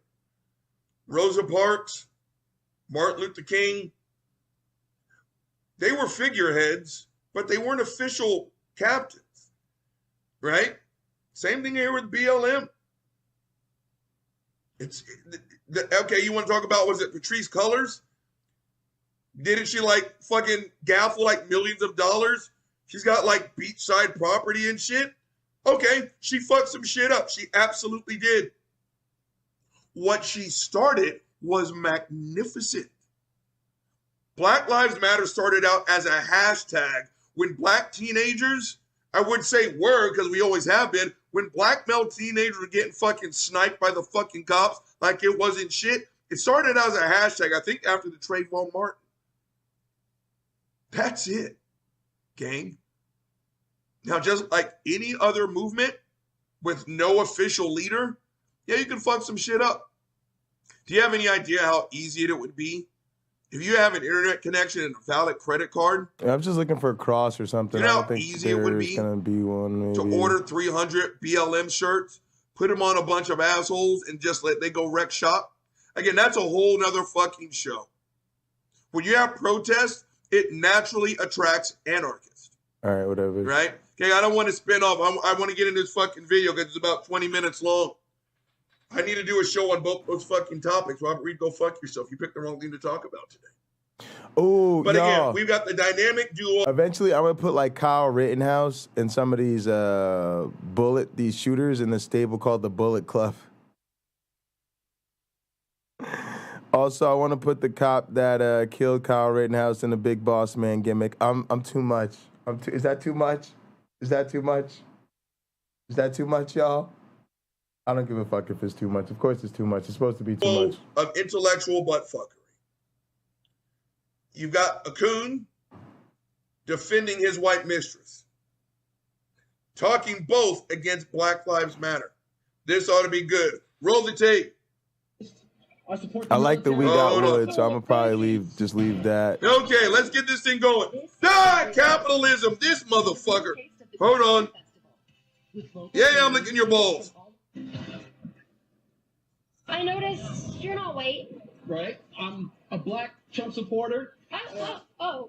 I was told those do not exist, and if they do, they're getting paid. Definitely not getting paid. I'm out here because I love my country. You know what? Creflo Dollar could be Ron I support Simmons. the military, and I'm a walk away. Oh, you know what? I think TD Jakes maybe supposed to be. I think maybe this. Somebody's supposed to be Alan Parr. Who the fuck was supposed to be Alan Parr? And I walked away from the Oh, Democratic Party because yeah, the originally socialists have Virgil, taken but now over. it's going to be somebody else. Never mind. I figured Pause it the out. tape. I got it. Never He mind. can I already got go this. fuck himself. I Gang, got I'm this. tired of this fucking talking point. That some way, somehow, Never the mind. Republicans This is definitely supposed to be TD have Jakes. cornered the market on loving this country. Go fuck yourself. Please go fuck yourself. And let me tell you the reason why you should go fuck yourself. No loot. I told you the definition of a patriot today is quite simply put, someone who has absolutely, positively no complaints about this country at all whatsoever. No matter what you see, you just, oh, that didn't happen. Go fuck yourself. Shut the fuck up. Gang, when you love something or someone enough, you love it enough to point out its weak spots. You want this to be better. Not today's patriots, right? Again, if you can sit here, I don't give you're black, white, Mexican, Get rid of Asian. tattoos If you for say the you're a preacher man. Trump supporter, you don't get to say you love America. You don't. Donald Trump doesn't love America. Donald Trump loves Donald Trump. So again, I love this country. The socialists take it. Roll the tape. This motherfucker. It's Bernie Sanders in the primary when I was supporting Hillary Clinton, but now Bernie Sanders has completely All right, taken over TD the Jakes is Democratic just Party. bald. There's no place for me in the Democratic With a Party. beard. If you're pro-life, if you're a capitalist, if you support the military. Pause the tape. Go fuck yourself with that too. Okay, first and foremost, again, no party owns pro-life or pro-choice. and he used to have the goatee, so I believe the goatee. That was I almost signature take old that school. back. But the overwhelming majority of women in my life here in Austin, Texas, they are conservative Christians. He's got to be bald though. Over 90% of those women, they're pro-choice. Right? Now, what was the other thing he said? Pro-military? Fucker, I'm pro-military. Now, again, there's an enormous difference pretty good. between pro-military and being pro what you think the military should be. right? Who isn't fucking pro-military? But what these fuckers want in their mind, it's Rambo, John Jay. They use the military as for means of just masturbation, right? Oh, look what we got. Oh, we got more guns. We got, shut the fuck up, right? We have enough money. We just hit puberty. We have enough money for tankers and fucking the newest and most fucking badass fighter planes and bombs and shit, but we don't seem to have enough money to give teachers pay raises. It's this thing called a balance, and I'm trying to remember which one. Rittenhouse, yeah. Okay. Y'all gonna make me pull a Rittenhouse. I'm trying to remember. Yeah, Jules, that's the point. You're not supposed to be a fan of him. It's because we need some people that you hate. That's the point. It's supposed to be some people that you hate that you could beat up on. But they can also beat up on some people. Yeah, I don't know what the fuck is wrong with that kid. But that's the point. This is Word Wrestling Entertainment. We get to, bring it to the ring. And, if you're lucky, you might see Kyle Rittenhouse get bashed over the head with a chair, and it might feel cathartic. Which kind of plane it is. But the plane is like the size of like a fucking football field. I can't remember.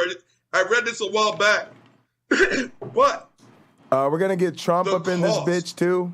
Is, of course, fucking ridiculous. Maybe we can get like Ted Cruz, DeSantis, some of these other fuck faces.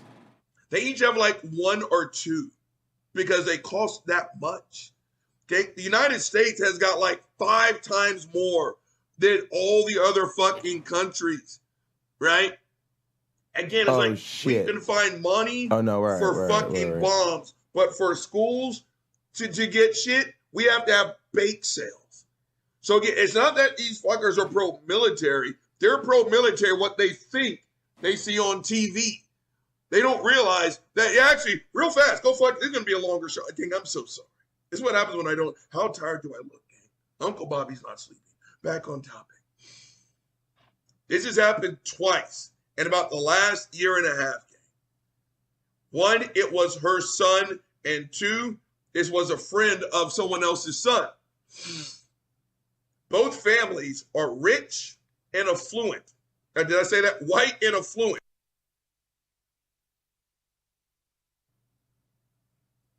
And on this case, her son is like, college isn't for me. I want to enlist. You know what? No, fuck no. No son of mine joined the military. Actually 3, except the other family is like, okay, you know what? If this is the choice you want to make. So I'm thinking about the other 2. Again, over here, when they found out, gang, holy shit. Again, it's different, isn't it, motherfucker, right? It's different to be pro-military when you have skin and potential blood in the fucking game. Yeah. Right? Your motherfucker, I guess I'm proud to be an American. Shut the fuck up. Your kid's over in Harvard getting ready to inherit the family business. That poor kid is over there getting his chest filled with fucking bullets. Yeah, fuckface. So this family is like, you got to be kidding me. Over here, it was a family that knew a family whose son was like, I think I want to join the United States military. And to watch them shit all over themselves, and I was like, it's different, isn't it? Sing your song now. Talk about respect the flag now. Yeah, it's a little bit different when you're the one having to make the fucking commitment. Fuck nuts. So again, this whole pro-military thing, I don't want to hear it. Roll the tape. And you believe in strong borders, there's not a place for you in the Democratic Party. Wow. So that's why I'm supporting President Trump and Christine Quinn. And I'm not getting paid. Pause the tape. We're not going to get all the way through this. We're not. Strong borders. Okay. Gang, if you wake up one morning, or if you're ripped out of your sleep one morning, when you went to bed, it was a nice, cool 73. Actually, I don't even want this. All of a sudden, it's 73, 100 degrees. The paint is peeling off your walls, the fire alarm is going off, and you are choking on carbon monoxide. Now you're wondering, do I need to pick up my dry cleaning? Okay, fuckface. You got a bigger fucking problem. right? Yeah, I'm quite sure that getting that suit out of the fucking cleaner is very important, but it's kind of hard for a corpse to pick up a goddamn suit. You know what I mean? Okay, you want to talk about border security? I'm willing to listen to your fucking story. And it doesn't make you a racist to want to talk about secure borders. But, again, you are, especially the way it's spun today, gang, there are stats to show that you are infinitely more likely to be hurt by a white guy named Jim with a beer gut wearing khakis and a bad comb over. Because that's what the wall is for. About to belch. I just belch. To keep you safe against MS. I don't know. You know, I don't know what you should do. You know, everybody's got to do their thing. You know, do some art. You know, do some protests, some voting. You know, I try to vote. I think the only way to change the system is to change the system. So I try to vote, and I send money to candidates that I believe in. You know, I think that's a step. And then talking to friends and family. I mean, we all have limited influence in the world, but we all know people that we have influence on that we could talk to. And then, you know, try to call out stuff where you see it. You know, you can't stress too much. You know, you got to remember it's not necessarily our responsibility, right? We do what we can, but you know, it's unfortunate.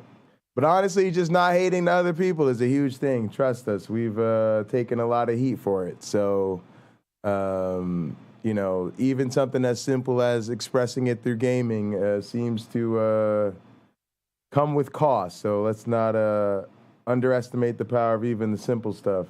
13. What did Trump say? They're not sending their best. They're sending rapists. What about? I'm literally sure somebody will come through our channel and tell us what a horrible person we are for making up fake characters of people we don't like in a video game and beating them up. You know, so it just shows you the kind of situation we're in. About all the people from the shithole countries. What about that white dude? Gang, I'm not even close to bullshit. Do you know what happens when you call in a murder-suicide? I do. Oh, my bad. It's Me not too. this neighbor. Next door to that neighbor there. No worries. This was about, his mom is still alive. This was about 3.5 years ago. There was a murder-suicide. I'll call it. It didn't happen. Gang, if you've never seen a mobile command unit in action, congratulations. And I hope you never do. Let's just say that was there were about 8 cop cars. If you holy shit, gang.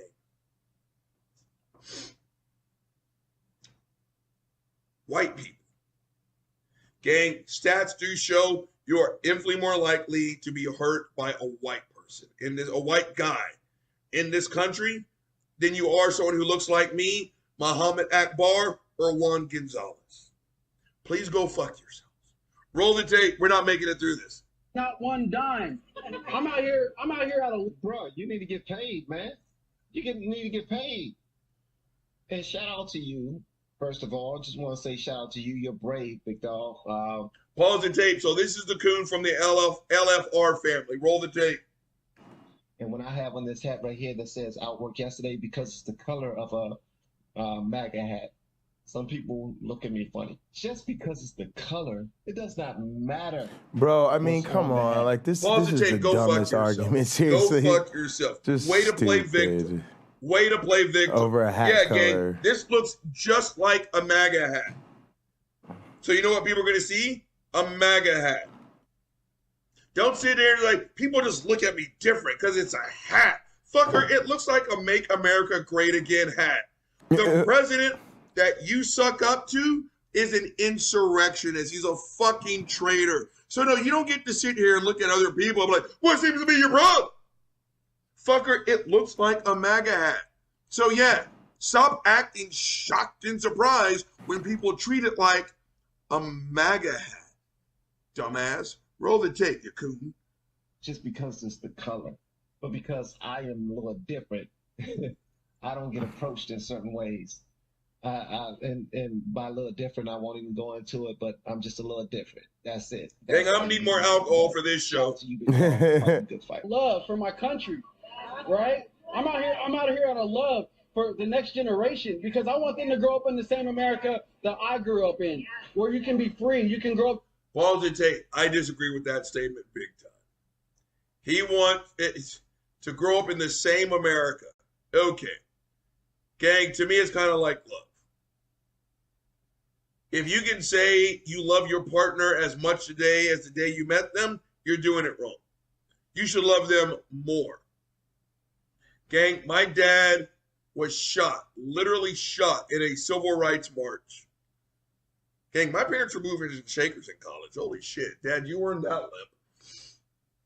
Dad took a bullet in a civil rights march so that his kids could grow up in a better America than Yeah, Jules, exactly. Need it for other things.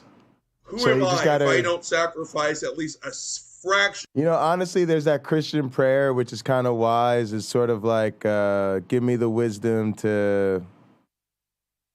Sorry, give me the, I don't know, something about, y'all know the thing. It's like changing the things I can, you know, not changing the things I can't, and the wisdom to know the difference. Y'all look it up. It's some Jesus shit, but it's a pretty good point, right? It's good to be concerned about the things where your concern can actually make a difference. But, you know, it's sort of a waste of energy when you're stressing about something you can't stop. That's how I feel about a lot of opportunities I take. You know, if it's at the point where if I didn't do it, it was going to happen anyway, it don't really matter. Of that for the generation of black kids, white kids, Mexican kids, Tongan kids, everybody. All right, now he's got the TD Jakes body type. The generation that comes after you to grow up in the same America you did, in my opinion, you're doing it wrong. Roll the tape. I need more alcohol. I need more alcohol for this fucking show. Be anything you want. You know what? Capitalism has delivered more people out of poverty than any other economic system in the... Yeah, pause the tape. Gang, there's no way we're making it through this fucking tape. This is all kinds of fucked up. Okay? Capitalism definitely has its bright spots. There is no... I gotta get my fucking ice cream. I'll make her fix. I really could defrost these things, but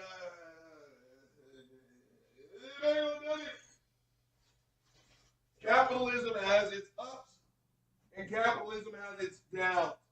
Now the bad thing is country, again, everything works on fucking extremes here. Right? Again, a country full of fucking Anakin Skywalkers. So if you don't say that you're a capitalist, again, people look at you like you're fucking stupid. The blase and the fucking glavinoids. The blase and the fucking glavinoids. Here's what I don't like about capitalism. We're also going to be trying to balance out these characters. Capitalism, in my opinion, is... I want to balance it out to where, just like in a fighting game, because this is meant to actually be kind of like a fighting game, I want there to be sort of tiers of characters that are close. So anybody can beat everybody except for the jobbers. There's going to be some jobbers that are more or less cannon fodder. And, you know, they'll get their surprise wins here and there, especially when we're doing Sims, so it'll be fine. But you want there to be, like, sort of like,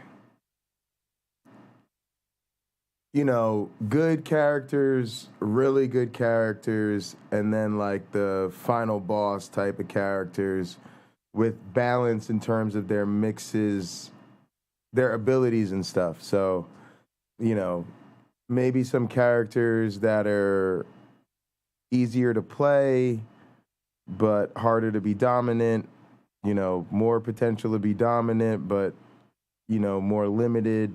Just try to get some balance here so that we get good matchups and good clashes of styles. Same things we're thinking about the styles and techniques. So we'll be doing a lot of tweaking, but it's all right. We're doing good. It's too lopsided. That's my biggest complaint about that. And what I mean by that is I want to edit Bubba Ray's abilities again, and then we'll move on to the next one. The poorer get poorer. It pulls middle-class America further into poverty, into debt.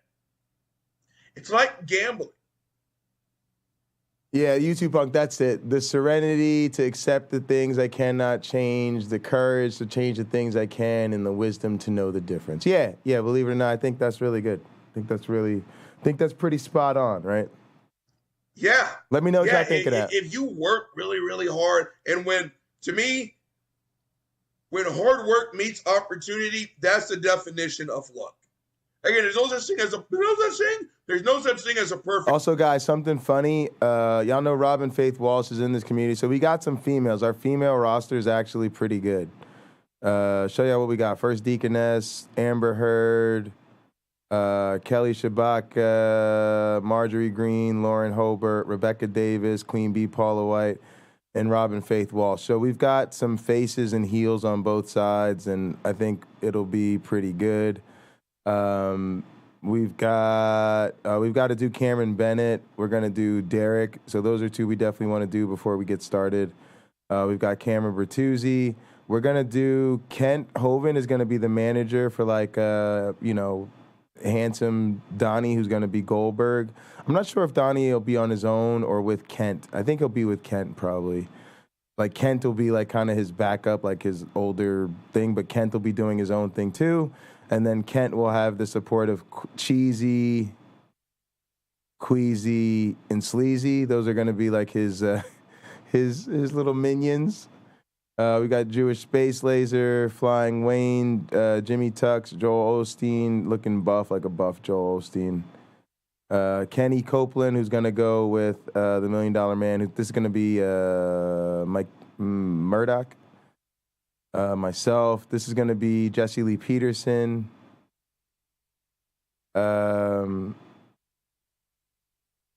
Shit, I forget who this is going to be. Oh, I think I just downloaded them randomly, but I think I got a lot of... I think maybe Apostate Prophet. Maybe this would be good for... definitely want to get some different... And then we're going to also get some default characters, like a Tongan dude, and like basically the idea is to get people that look like they represent different worldviews as stock characters. So like a stock character might be like a monk, like a Tibetan monk, but at the same time a Catholic priest or like a Catholic friar could be, and a nun. Those could be stock characters. Some Mormon dude or something. But I'd rather get an ex-Mormon. Like, we'll get Jimmy Snow or something, and maybe a Mormon apologist. Just different stuff so we could do, different battles and stuff like that. Y'all know what I'm talking about. Perfect system. What? Take it back to real stereotypical 90s. Like Mark Cuban did not start out racial rich. stereotypes He's a multi-billionaire. based on religion. Right? Dell did not graduate from college. King Kong Dilla dropped out of UT. He was making fucking computers for people. We're coming along, guys. We're getting there. Yeah, you can sit here and focus on all those fuck faces, or you can look at all the people that they stepped on to get where they are, right? And especially the way we do capitalism up in this bitch.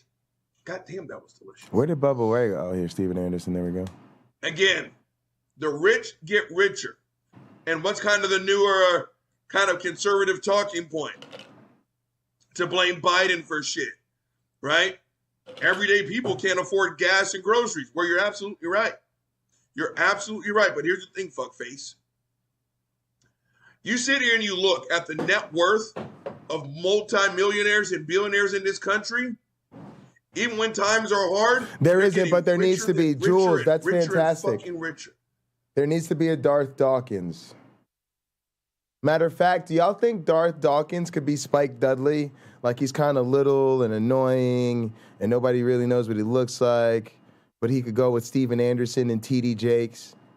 Like, that would make them, like, kind of a mean stable, right? Like a Steven Anderson, a T.D. Jakes, or in a Darth Dawkins. Or, y'all, Darth Dawkins could be on his own type of shit. Like, he could be the boogeyman, or, he could be like Vader. Or like a Darth Vader, right? Let's get a Darth Vader. Y'all want to get a Darth Vader and see if we can get a Darth Vader and name it Darth Dawkins? That's what we should do, right? We should definitely do Darth Vader and make it Darth Dawkins. Let's see if we get a Darth Vader. They are. They cannot donate enough money, gang. If you donate or you give away $9 billion for like a tax shelter or whatever the fuck, you look and their net worth has increased by like $21 billion. Not even close to bullshit. I want him to be kind of a main event. The minimum wage is not $8 in this. Steven Anderson, sorry. And the exact same people who bitch, and it's been like that quite literally since like 2000, 2001. The national minimum wage has not budged one fucking cent in 20 years.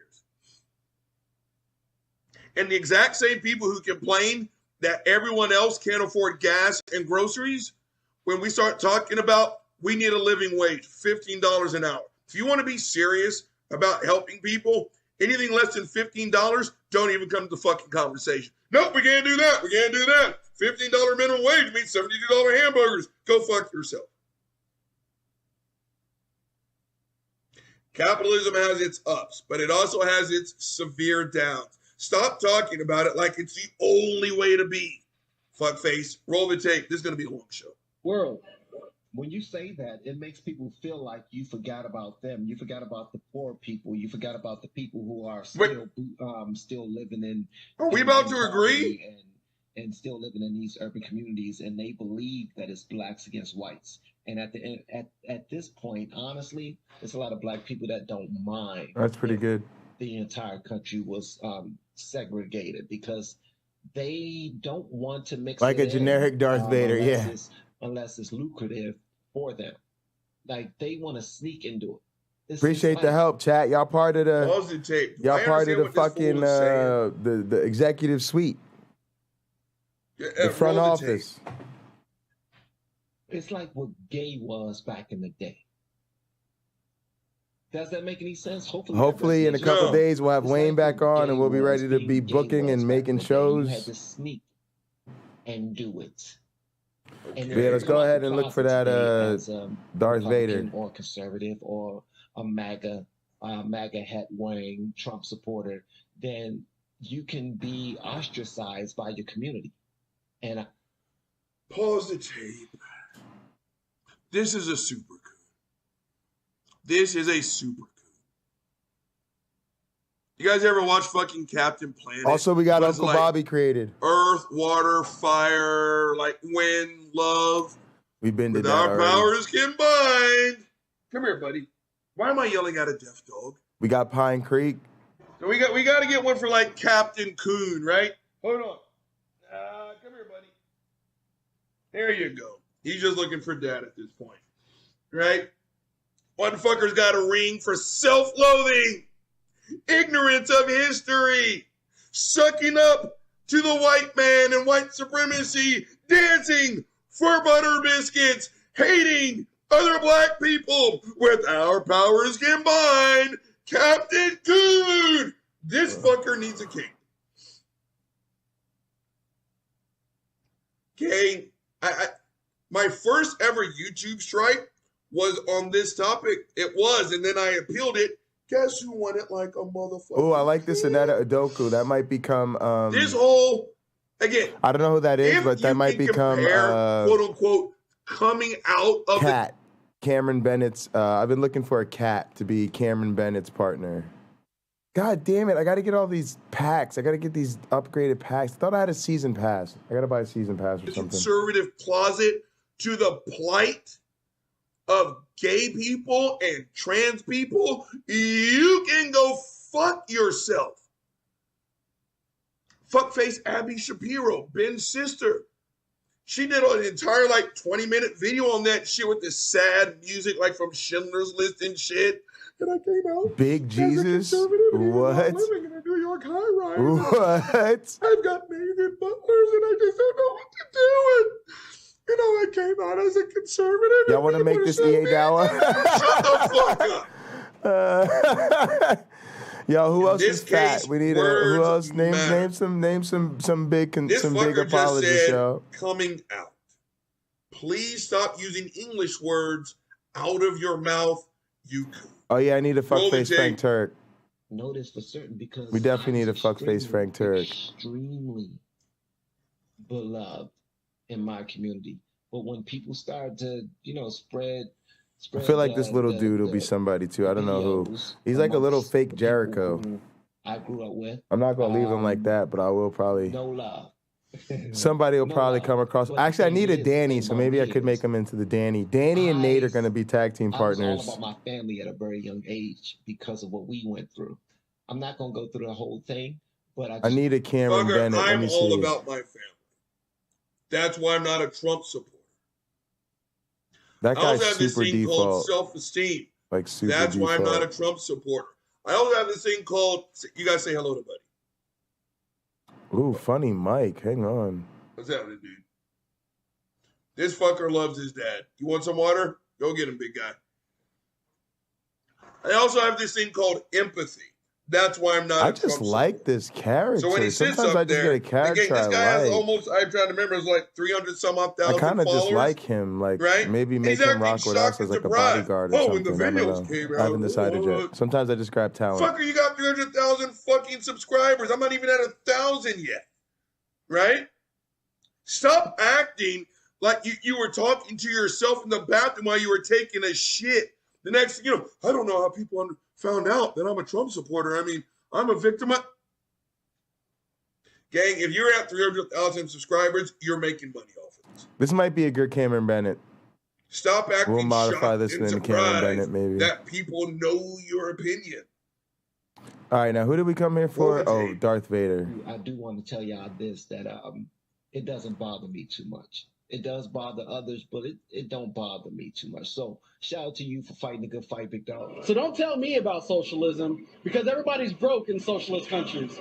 You don't see Americans risking their life and limb to leave this beautiful country to go to some socialist country. They're leaving their country. Pause the tape. Unless they cap the business from raising prices, your income isn't going to matter much. Facts. The difference between, if I'm not mistaken, government these are all generic. controlled means of production versus worker controlled means of production. But they're close enough. It doesn't matter. People talk about socialism like you get lined up and put on your knees with your hands behind your head and you get executed and shit.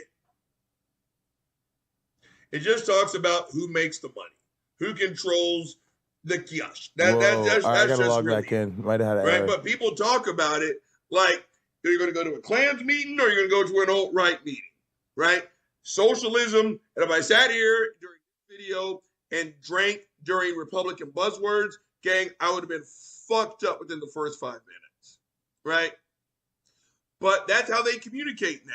It's just quite simply put, how many fucking buzzwords can we just throw in it? I told It's you. awful. Again, I'm looking at the Republican fucking time here. This buzzwords. will not be a 9-hour episode, I swear.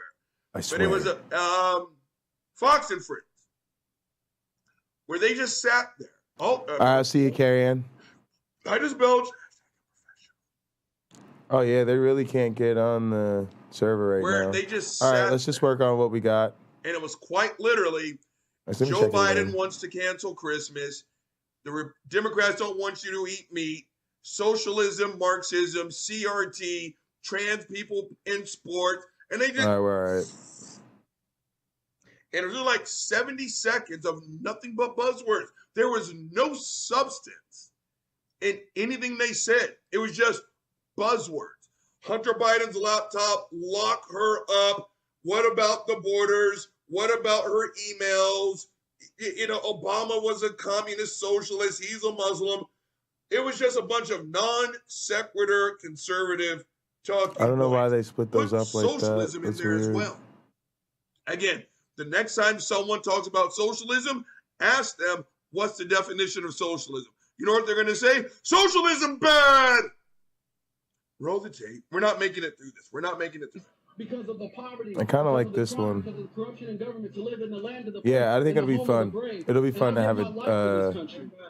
a Darth Dawkins. Pause the tape. Just No, a we total mystery weirdo won't. He's no character. different than the fucking Christians I railed I would give my Although life I like for this Jesus one too, Christ. so I don't know. We'll Real see. easy to sit here and say fuck nuts Maybe while you're we'll make sitting there some- in your fucking Bible study and everyone's egging you on. No, you wouldn't. No, you would not. The overwhelming majority of people on this planet, they're softer than baby shit. And you know what? Could this be Good. Vice Rhino? That's why this humanity continues, right? Gang, you know who the least likely people are to Probably say as that? close as we're gonna Give me get, a right? break.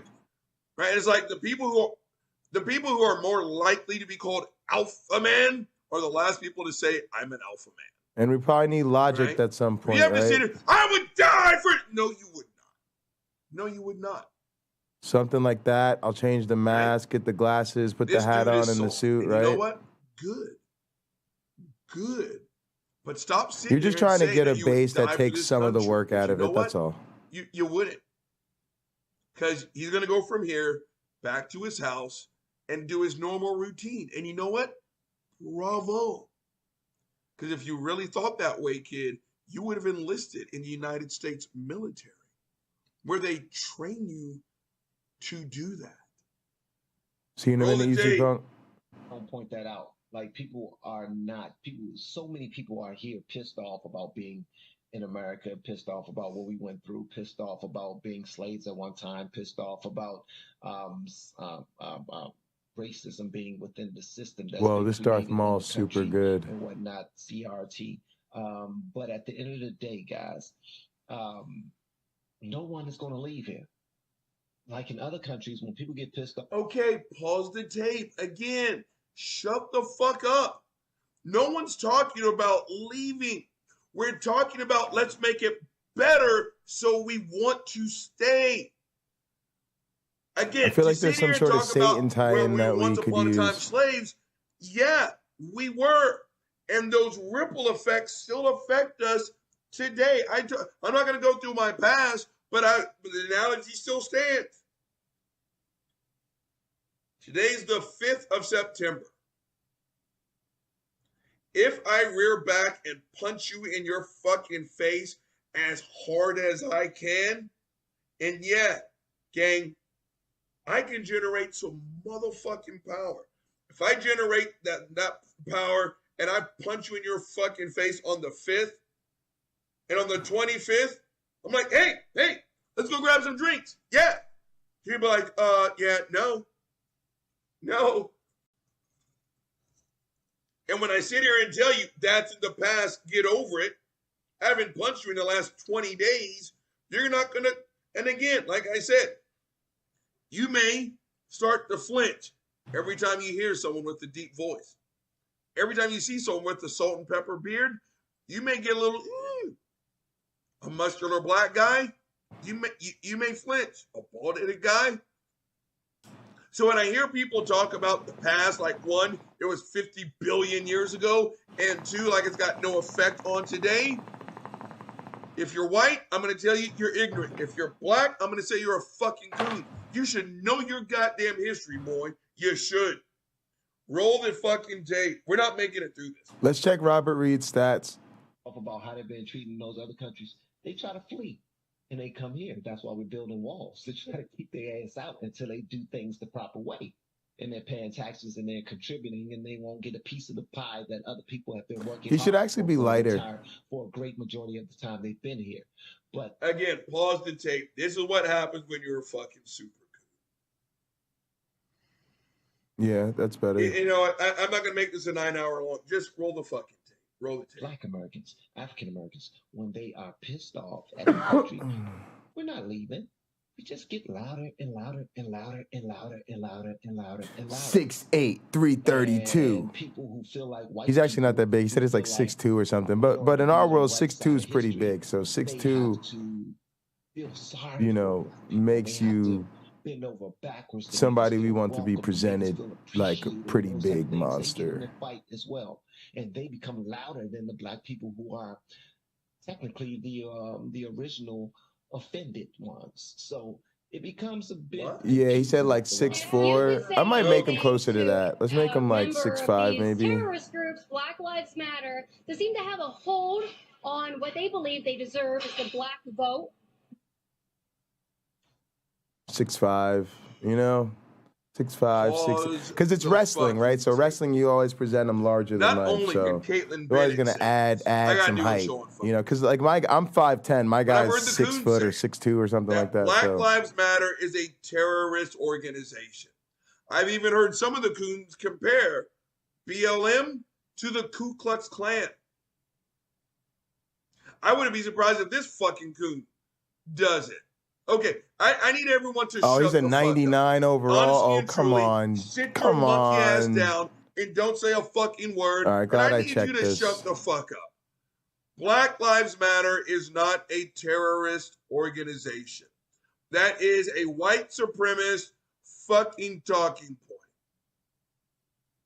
Period. End of story. We are not having the same conversation. Actually, he played would he play linebacker or something? His own started offense out would be decent. as a hashtag because Ariel's white cops good. were That's killing fine. black young men. Yes, Patrice Yeah, I mean, he Cullors is our Kimbo colored Slice. outside So the line. power The submission bitch would fucked go down 80, not submission. Technical, I'll leave his technical submission at foundation 70. of Reversals fucking are Black Lives high. Matter is solid Durability and is it's good really to high. go. Those three words right there should not be a fighting topic in Power this fucking submission will go to country. 80. Black Pin escape, lives 85 matter. is really And good. this country has turned it into a negative battle cry. Strength, Being told 93. it's a fucking terrorist organization. Hit me in the comments. Nah, Maybe yeah, I'm his strength wrong. can stay at 100. But all it says is don't kill fucking black people. How hard is Special's that? crazy. Yeah, all right, what's that? Apparently in this country it is. 97, I'm kind of And when happy you with that. complain That's like about it, Undertaker level. well, why don't you just go somewhere else? Motherfucker, why That's don't where we want him. Our final boss range is going to be like 95 to probably 97. I probably won't let anybody get higher than a 98 under any circumstances. I really don't even want people this high. I want them to kind of stop at like 95 or 96. But there's always like, you know, there's going to be that person who has the top rating on the roster. Usually it's the Undertaker at around a 96 or 95. This year it might be, I don't know what it is this year. But yeah, 97 is pretty good for him. I wouldn't mind if he was at like a 96 with a couple other people. But this is fine for now. I like him as a top dog or right up there. I think Derek might be 96, 97. Maybe Pine Creek's right there. On the lady side, Deaconess Annette is up there. Guys like me and Wayne are more at the 94, 95. Don't you stop murdering me? Why is Black Lives Matter, that those three words, period in the story, why are those words so fucking divisive? If you're going to sit here and tell me that, okay, those are just the radical Trump supporters, blah, blah, blah, blah, blah. Not all Trump supporters. Okay, fine. You found some fucked up ass Trump supporters. You're going to tell me that's not all Trump supporters. Okay, yes, like I said, anytime you have a national protest, it attracts anarchists.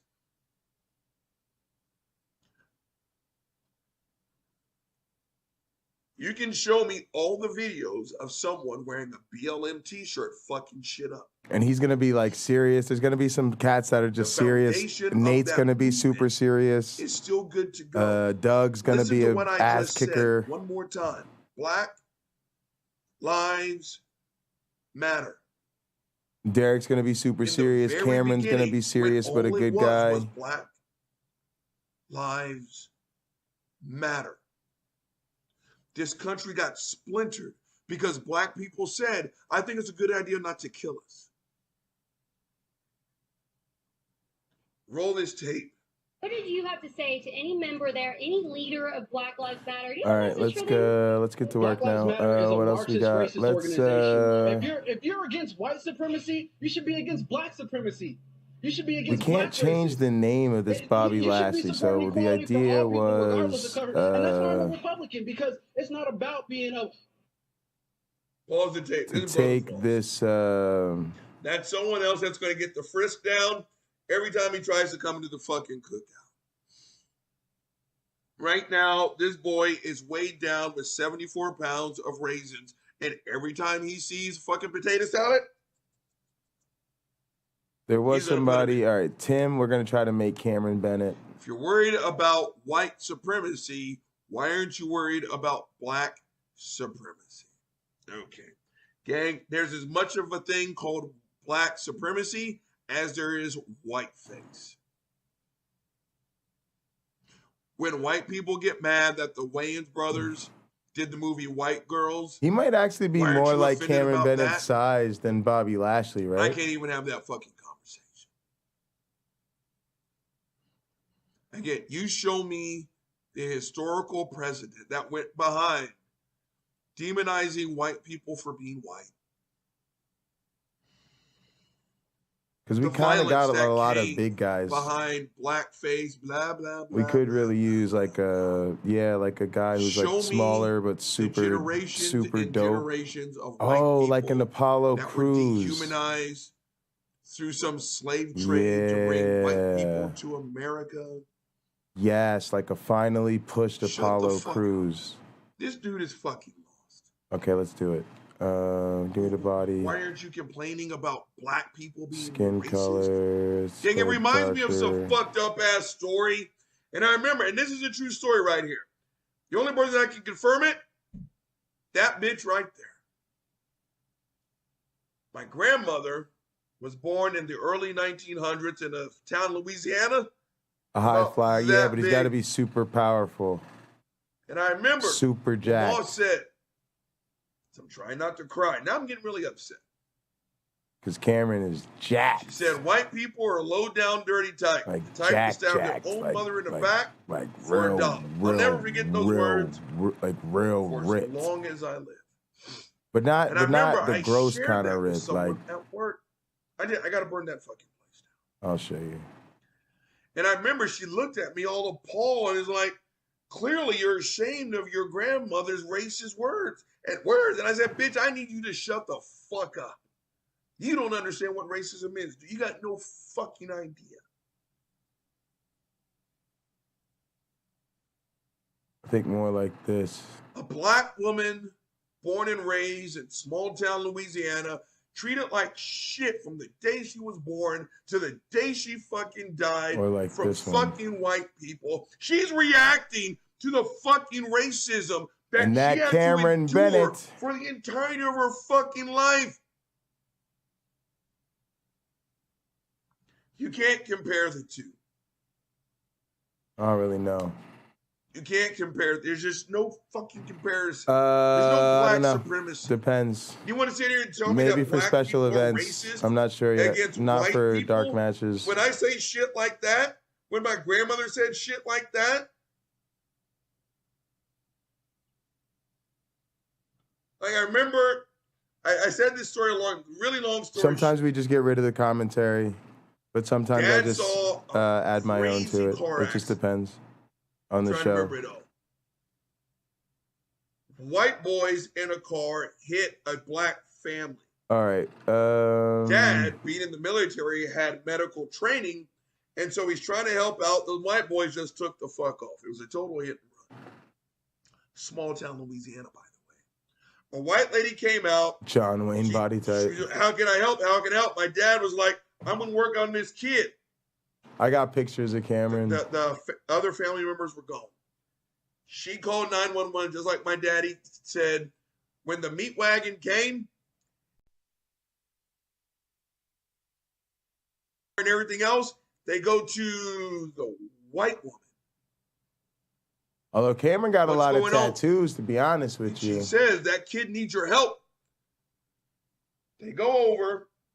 They look past my dad. They look and they see it's a black kid hanging on to life. They look to the white woman. And you know what they told her? You know we don't pick up niggers. I kind of like the outfit. It's not like his workout outfit, but, you know, he's kind of got to do like the wrestling superhero thing. The white lady turned to my father. You know, this might be a good look that for him. Black kid die in front of their fucking face. She told my dad, please don't let this turn you off to white people. We're not all like this. You know what my dad told her?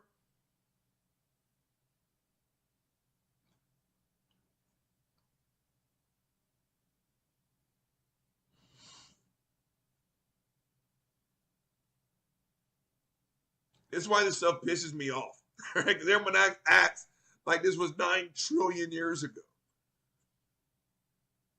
My dad said, I just saw what racism can make people do. I just saw what hate can make people do. And if hate can make you watch a kid die,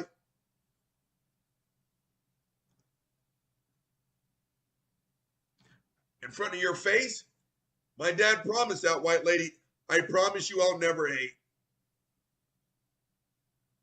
Now, gang, you couldn't blame my dad if he turned into that guy after what it is he just saw. It took an extraordinary motherfucker like my goddamn dad to push that off to the side to say, I'm not going to judge everyone. But you also can't blame the person who says, fuck all white people. Because that's what this country was built upon. And so I'm looking at this fuck face who looks to be 25 tops. Caitlyn Bennett, fuck that bitch. Then you got this fucking coon who's narrating all this. Shut the fuck up. Neither one of these assholes are educated enough about this topic to talk about it. They're just not. Roll the tape. Black American or white American or Latino. It's about just being American. It doesn't matter about being black or white. It's about red, white, and blue. Whenever you rep this country and you're black, you're looked at as a sellout. You're looked at as part of the problem. You're looked at as part of the... You know what? Pause the tape. They can go fuck themselves. Again, if I punch you in your face, until I acknowledge what I did, apologize for what I did, and make amends for what I did, I don't get to tell you, just get over it. Right? Again, this was not 9 million. I just told you a story about my fucking dad. So to sit here and say that there's no carryover, that this stuff doesn't affect anyone today, is just wrong. I told you, I've got white people in my face to this day telling me that the white dudes that have inherited multi-million-dollar a year businesses, I've had them tell me, no one gave me shit, Robert. It's like, what? There's nothing wrong with talking about what happened in the quote-unquote past. What's wrong is acting like it does not affect us today. Again, black people have to have rules to this day that we're still recognizing black humanity. I told you, we had to have the Crown Law, which was enacted in 2022, that says what grows out of a black person's head, it's legal. In the NFL, we have to have the Rooney Rule that says you have to fucking interview at least one minority candidate. We still have to have rules put into place that say black people exist. College admissions, job hires. It's there because we need it. I just belch, hashtag unprofessional. I may be sad, but the tradition still rolls, motherfuckers. It's not saying that black people can't achieve. This is what white people have had since the dawn of time. The only difference is when white is the standard, you just overlook it. We have affirmative action. I don't want to put we have quotas and stuff like that. Rooney rules, Crown laws. The only difference between the white side and the black side is we have legal protection, but we have to have the legal protection because white is still the standard. Show me one white dude. Show me one white dude who was not allowed to participate in high school sports, walk the graduation stage, give a speech as the valedictorian because of what grew out of his hair. Go ahead. I will wait. Black people had to have that protection. Again, you want to know why we have quota systems? Letting black people into college?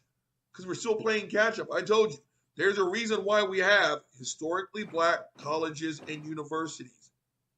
Show me the historically white college and universities. Oh, I'm sorry, you can't. They're called Rice, they're called Texas, they're called Yale, they're called Harvard, they're called... Shut the fuck up! People like this coon, they like to sit here and talk like this stuff was 9 billion years ago. Maybe you need to have a little gray in your beard to understand this. Your present is shaped by your past. Coons like this don't understand that. Roll it. We're not making it through this. I'm going to have a stroke. The group of people, you looked at, matter of fact, you might as well put on a daggone white hood when you say you love your country and you're black. I promise you that's how it comes off. If you don't hear from any other black people, I want you to hear from me. That's exactly how it sounds. When you say, I love my country, and you hold up an American flag, it sounds... Pause the tape. I violently disagree. I love this country. And I told you, I love this country to critique this country. Because I want this country to be better. If not for me, but for everyone. Not just the black kids. Everyone coming up after me. You're seen as a sellout when you sit there and you tap dance parroting white supremacist talking points. Like this coon. Like the other coon talking to fucking Caitlyn Bennett. Roll this fucked up. I'm wrapping up this show. Black people like you should be wearing a KKK hood. No BS. I promise you when I tell you that, please believe me, man. That's why it's so difficult to even change your mind to want to grow. Because when you become serious about life and you become accountable of yourself and you become responsible for your own family and you understand what's important in life, your thoughts start to... Pause the tape. You're right. It's not that I'm not taking responsibility. I need the other side to take responsibility. I've told y'all before, and I give the dude credit because I think he really asked a sincere question. And again, it's a whole CRT, blah, blah, blah, blah, blah.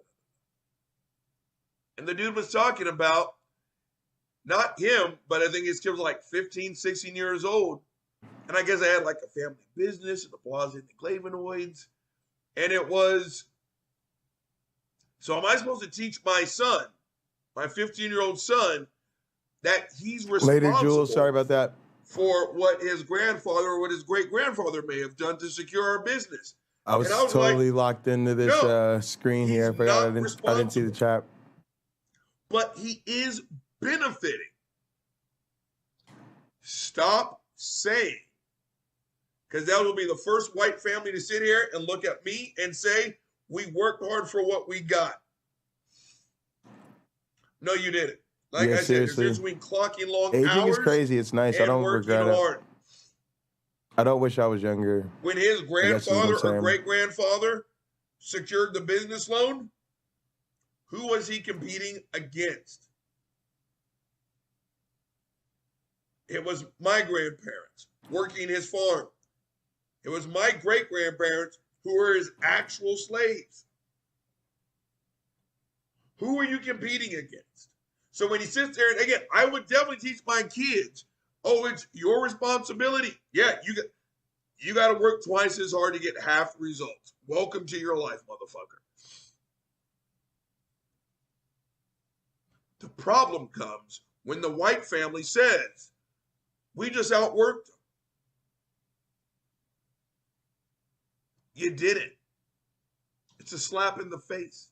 It's not acknowledging the past, and it's not recognizing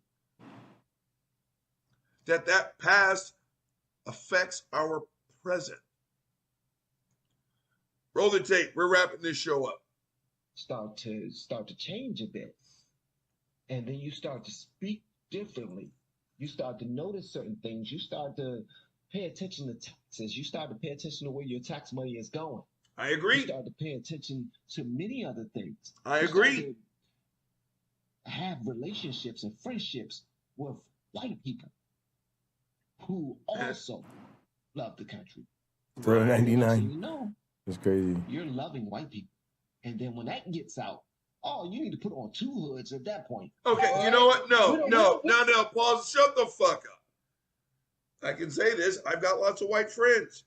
I love white people that are worth my love and respect. So no, this whole, I don't know what Marcus Garvey bullshit he's trying to pull up and try to apply to right now. But no, that's just factually. He's painting a false narrative, right? No. Again, we're not having the same, that's what this comes down to, gang.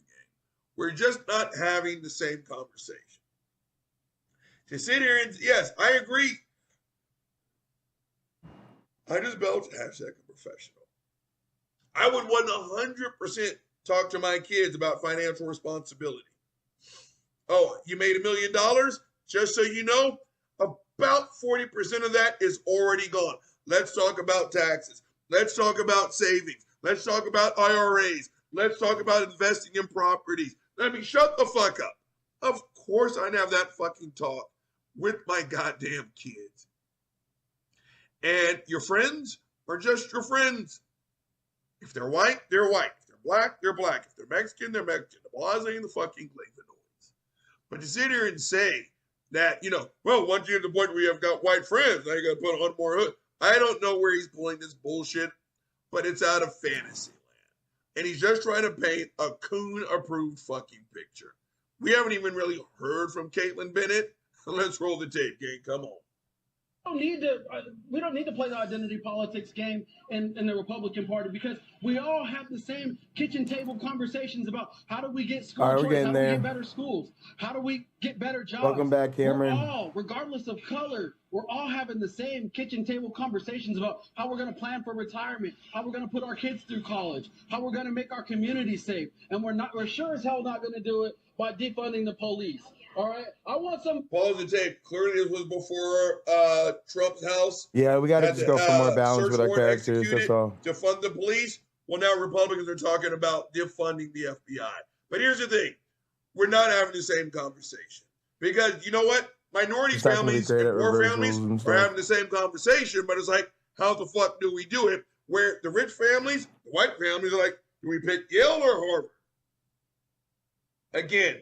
If you want everyone to have the same kitchen conversation, we need to sit in roughly the same kitchen.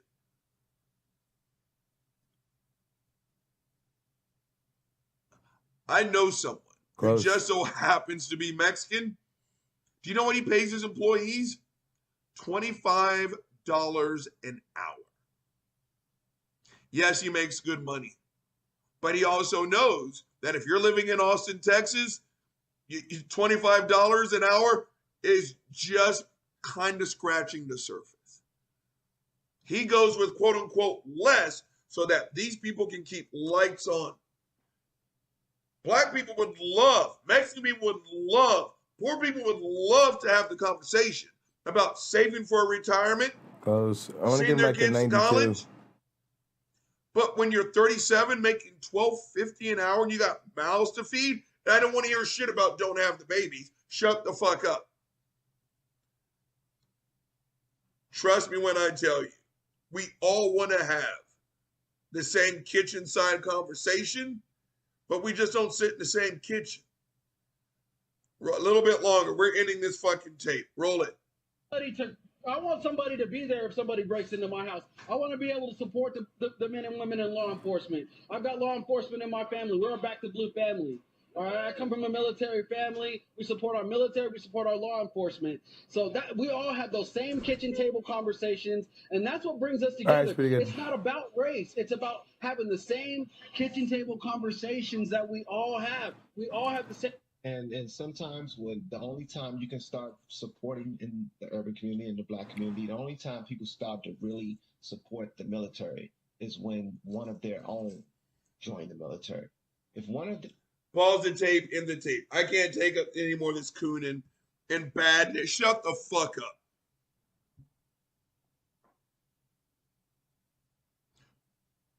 This whole thing, even though we didn't hear I don't know from if I should give Caitlin him Bennett all that much, resiliency or a payback. this whole thing came They're down both to fun. we're not having the same conversation. Gang, Uncle Bobby's only giving you one big motherfucking problem.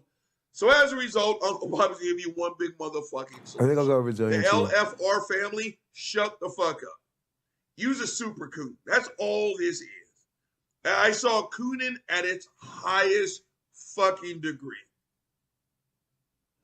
And I think you can wrap all this foolishness up by simply saying we're not having the same conversation. Now, I don't know if it's because I'm older than these two dudes, but we're not having the same conversation. We're just not. Let's start from here and work backwards. So again, the kitchen side conversations, who doesn't want to have that conversation? But The anarchist when Timothy. one side of the kitchen is cleaning the kitchen while the other side of the kitchen is owning the kitchen, we're not having the same conversation. All these people on this side of the fence would absolutely, positively love to talk about saving for college, saving for retirement, investment properties, taxes, savings, the blase and the fucking glavinoids. But when you got two grown-ass people working for $13 an hour, it's kind of fucking hard to have that fucking conversation. Please go fuck yourself. To sit here and continue to talk about the past like it's got no effect on the present, you're lying. Again, the Uncle Bobby slap across the face analogy. Cameron, where are you from? still California? stands. Let me slap you across the face right now. Let me come back to you 60 days after and tell you to get over it. Let's just go grab a drink. You wouldn't grab a drink with me, would you? Do I get to call you a snowflake now? Now multiply that times generations after generation after generation of people who look like me who've been fucked over. Now you superset that with white people who sit here and say, why don't you just get over it? From their 3-story fucking house that's been in their family for 9 fucking generations. To sit here and say, I just simply worked hard for what I got. Now, I used to own your grandmother and your great-grandmother, but I worked hard. I worked hard. And to demonize organizations that are bringing light to fucked up shit in this country and calling them terrorist organizations, okay, how do I not call that fucked up? How do I not call that racist? And for the black people to support that narrative, that's cooning. Let's do it. Let's bring a little levity to this fucking show, gang. For all the fucking coons, gang, who sat there and they supported Caitlin Bennett and Donald Trump. Oh, yeah, let's get the fucking spoons out. And they're like, yeah, boss. Yeah, boss. You like that, boss? Yeah. Shut the fuck up.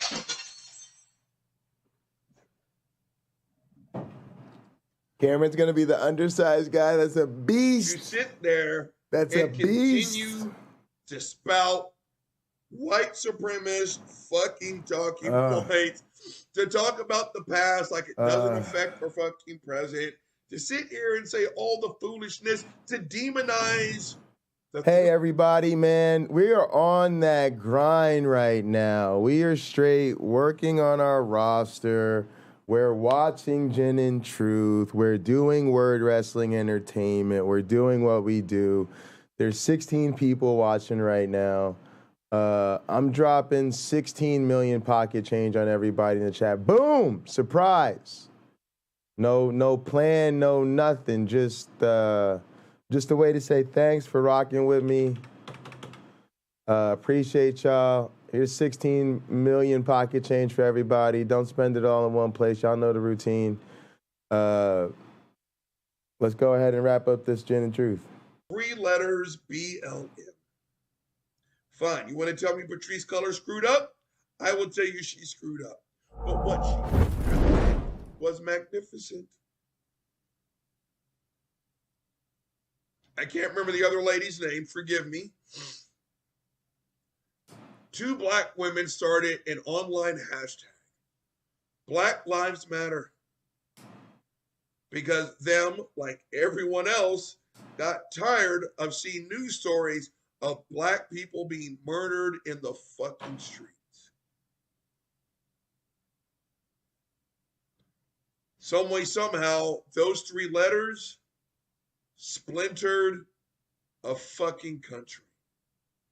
Do you have any idea how much that hurts? To my sisters, to everybody, but mainly my sisters, because stats do show that it would happen to you before it happened. What if we had a movement that was simply named Stop Raping Women? SRW. SRW. And those 3 letters splintered the country. Well, what about raping dogs, motherfucker? What about dogs' buttholes? What about men's buttholes? Huh? All buttholes. Well, what's wrong with men? Huh? Stop raping women. Fuck those bitches. Men's buttholes matter, motherfucker. Tell me, how would you feel if that was the reaction to a movement called Stop Raping Women? That's what it was like. That's what it was like for me to sit here and watch this country burn its fucking self because someone had the audacity to suggest don't kill black people.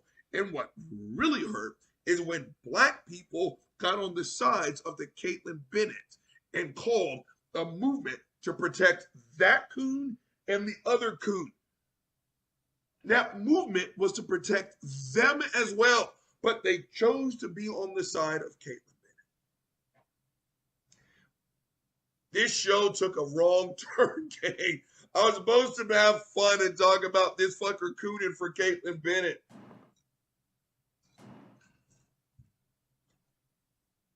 Clearly, I'm not over the BLM shit and the stuff about my past and everything else. I mean, can't blame But when them. I hear black people stand up and say, fuck Black Lives Matter, it hurts my soul. And then I see them tap dance for a piece of shit like a white supremacist Caitlyn Bennett. Holy shit. I need some more help. Gang, fuck it. The big guy's held you long enough. He's signing the fuck off. Gin and Truth, let's go. Ken Hoven's actually a beast. He's got the Jerry Lawler gimmick going. So a lot of these things, I'm trying to present them prime time, make it a balance. All right, because gang, let's jump into this shit. we're going to do a lot of simulated matches, so we have to balance the roster the way we want it to play out and also make it fun for me to hop in with different characters to work on different things. And, so Ken Hoven's got the real old school. He's great at defense, good at submissions and stuff like that, reversals. King Kong Dillahunty's huge. He's got the King Kong Bundy, Andre the Giant kind of thing going on. Oh, we got to get an Undertaker. That's going to be R and Raw. I need to do that. That's another quick one I can get out of here. There's Doug, Mr. Pine Creek. There's my one black friend. Some of these we just got to revisit there. I think we're almost good, y'all. I think we got enough people now. We just got to fill out a couple that we really want. And we'll be good. Oh, I'm so excited. All right. Cool. Plus we can just get going and then we'll keep working on some. But yeah, let's get some of these wrapped up. Let's do let's try to see if we can get Logic and Let's do Darth Dawkins. He'll be almost straight comic book character-y. I don't know if I should go. What do y'all think? The Darth Vader or the Darth Malgus? Which one of y'all do y'all think? I don't know.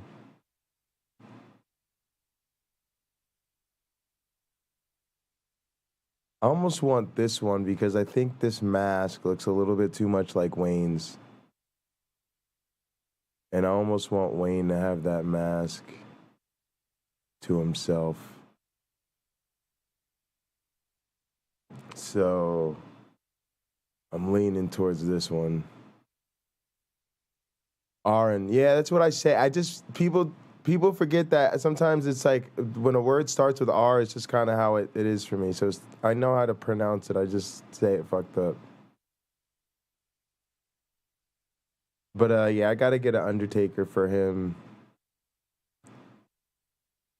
And although this Darth Maul is really good, I think the Darth Maul should be Darth Dawkins, actually, now that I think about it.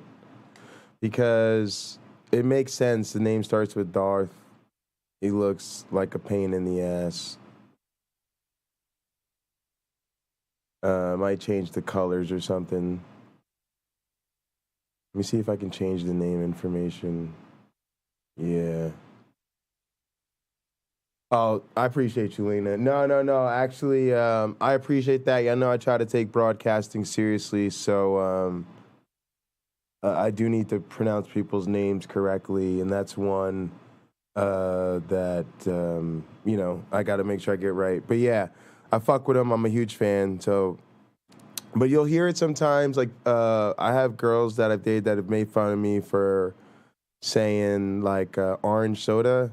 Like, apparently when I order a drink, I'm like, yeah, give me orange soda. And they'll be like, say that again? And I'll be like, orange? Like, give me orange soda. And they'll be like, that's not how that word is pronounced, right? And I'll be like, go fuck you. And they'll be like, that's your Jersey accent. You always say you don't have a Jersey accent, but you do. And when you say the word orange, it shows. Go fuck yourselves. All right. Also, I want to give a shout out to white people. I noticed this issue with Tux and some other people. Sometimes you got to rant about people and by word association, like if I'm ranting about atheists and the atheist is sitting in front of me, they start to take that shit personally. So, I know a lot of times we got to rant and rave about white people, and that can't always be fun. But, appreciate all y'all that's down for the cause. I noticed Matt that's the guy's name. That's one of Kent's assistants there.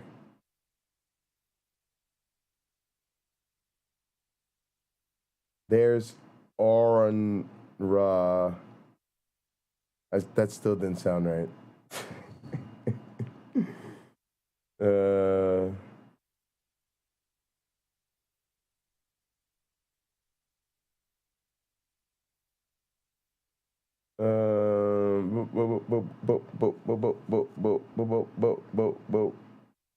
Oh, I know what I want to watch here.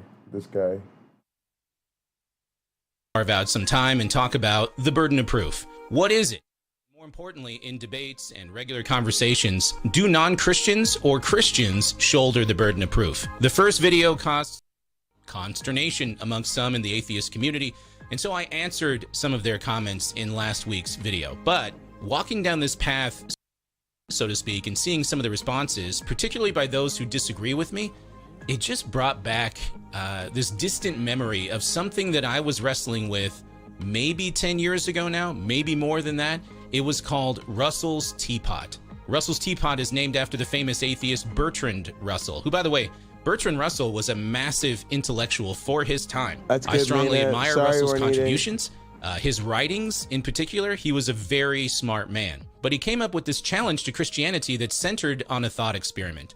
Imagine a teapot floating in outer space. Sorry to What does this have to do with the burden of proof or Christianity at all? I'm going to talk about it in this video. Now stay tuned to the end of the video for an important announcement related to the future of Wise Disciple. But right now, let's jump in.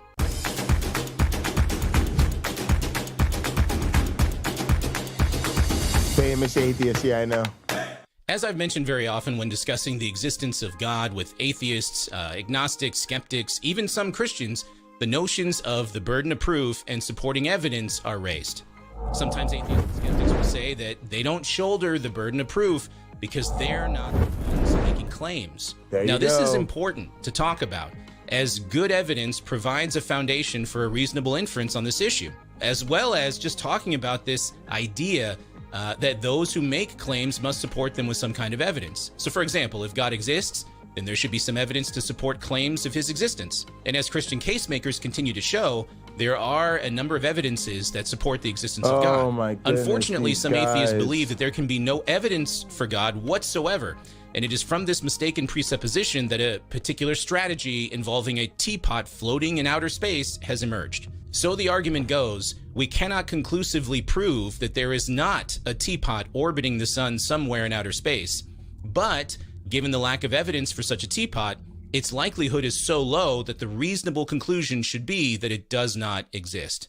Likewise, we cannot conclusively prove that God does not exist, but given the lack of evidence for God, the reasonable conclusion should be that he does not exist. This particular argument originated with philosopher Bertrand Russell in a letter that he wrote in 1958.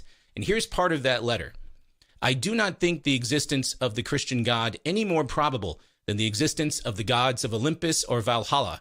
To take another illustration, nobody can prove that there is not between the Earth and Mars a china teapot revolving in an elliptical orbit.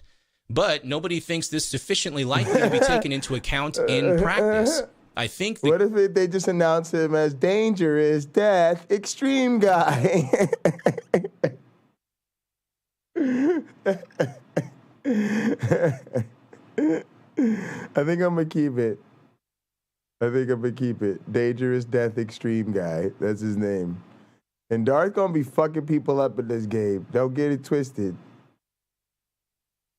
Darth Dawkins might be the champ. Like, he's just the fucking sickest, most badass fucking warrior, fucking pain in the ass. Like, Darth Dawkins is gonna fuck shit up. That's the only way. Y'all know that's the only way for it to be. Stop acting crazy. Y'all know he has to be fucking legit. Now I know y'all don't like him, but come on, y'all know it don't work when he's not legit. Cause look at how he presents himself, on his channel. He just fucking shuts everything down. He's got a fucking answer for everything. He's just fucking so powerful, so cunning. They're a nice cunning look. All right. All of his traits are the worst. Egotistical, disrespectful. Y'all know all the bad traits. Over the last couple of weeks, I decided to carve out. Why do I hate my life? Of agnostics, skeptics, even some Christians, the notions of the burden of proof and supporting the burden of proof because they're not the ones making claims. All right, there we go. Now, this is important to talk about, as good evidence provides a foundation for a reasonable inference on this issue, as well as just talking about this idea. Finally! Oh my God, finally. Oh my God, finally. All these fucking losers who don't know a goddamn thing about wrestling and keep ruining my content. Oh, the bot's not strict. Oh no, we don't have to worry about the bot being strict at all. No worries about the strict bot. Because the motherfucking OG mod is finally up in this bitch. Oh, take those mod privileges. Take those mod privileges, my mans. Oh, finally. Jesus, these fucking non-wrestling nerds have been driving me the fuck crazy. Oh, my goodness. Oh, my Lord. It's driving me nuts. Mash, they don't even know what I'm doing right now. Mash, they have no idea what I'm doing right now. Mash knows exactly what the fuck I'm doing right now. Mash has done this with me like fucking 45 times already. Me and Mash done been through this shit with like 2 or 3 rosters already. Mash, take 9, 9, 9. I don't know. It's a whole bunch of 9s. I normally do a whole bunch of 0s. Here's a whole bunch of 9s. Enjoy that. Have at it. That's the OG mod. That's the mod that could ban all the mods. Do not fuck with Mashed Potato. Mashed Potato will ban your ass, and that's an instant never unban. Permanent, forever ban. That those who make claims must support them with some kind of evidence. So, for example, if God exists, then there should be some evidence to support claims of his existence. And as Christian casemakers continue to show, there are a number of evidences that support the existence of God. Unfortunately, some atheists believe that there can be no evidence for God whatsoever. And it is from this mistaken presupposition that a particular strategy involving a teapot floating in outer space has emerged. So the argument goes, we cannot... Mash is the mod that helped me start my channel, like, I don't know, 5 years ago or something. Like, when I first started my stream, it was for Mashed and, like, one other person. For, like, the first 3 years. When I streamed to literally no one except Mashed and a couple friends. Conclusively prove that there is not a teapot orbiting the sun somewhere in outer space. But, given the lack of evidence for such a teapot, its likelihood is so low that the reasonable conclusion should be that it does not exist. Likewise, we cannot conclusively prove that God does not exist, but given the lack of evidence for God, the reasonable conclusion should be that he does not exist. This particular argument originated with philosopher Bertrand Russell in a letter that he wrote in 1958. Here's part of that letter. I do not think the existence of the Christian God any more probable than the existence of the gods of Olympus or Valhalla. To take another illustration, nobody can prove that there is not between the Earth and Mars a China teapot revolving in an elliptical orbit. But nobody thinks this sufficiently likely to be... Nah, fuck that. I think he's got to go. I don't know. Guys, I don't know. Darth... Is Darth a move thief? Does he steal your arguments before you use them? He could have a comeback. Nah, I think I'm gonna give him. I think Wayne does the blackout teleports. I kind of like Wayne being that. Maybe the poison miss.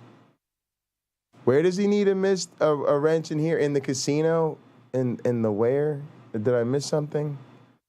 I gave him a wrench in the. I think I gave him a wrench in the. In the YouTube. Carrie Ann, where were you talking about? The casino? I'll give him one in the casino. I don't think I'm live on the casino. Give him Move Thief? Yeah, okay. All right, that's good. Yeah, Move Thief. Yeah, let's do that. That's a good idea. All right, and let's buff his stats up. Taken into account in practice, I think the Christian God just as unlikely. Now, this wasn't just Bertrand Russell that said this. A number of decades later, Richard Dawkins commented on Russell's idea in The God Delusion. This is what he said. Russell's point is that the burden of proof rests with the believers, not the non-believers. Mine is the related point that the odds in favor of the teapot, he just has or Spaghetti everything. Monster, or Esmeralda and Keith, Unicorn, whatever, are not equal to the odds against. So there are a couple of problems that I just want to talk about in the rest of this video with elements in Russell's and Dawkins' comments, all right? First, they both assume that there is no evidence for God. At least it seems that Russell's presupposition is that there is no evidence, thus allowing for his analogy. And Dawkins appears to accept Russell's analogy wholesale. Second, Dawkins claims through Russell that since there is no evidence for God, theists are the only ones that bear the burden of proof. Now, like I said, I've talked about the burden of proof and shouldering the burden of proof in a couple of previous videos that I highly encourage you go check out if you have not already watched those videos. But here's my problem with Russell's presupposition. We did it, When y'all. an atheist states that there is no We got evidence a for a Darth teapot Dawkins. floating in outer space, he likely means that there is no empirical evidence for it. In other words, to say that there is no evidence is to say... Maz, I didn't have anybody here to watch everything.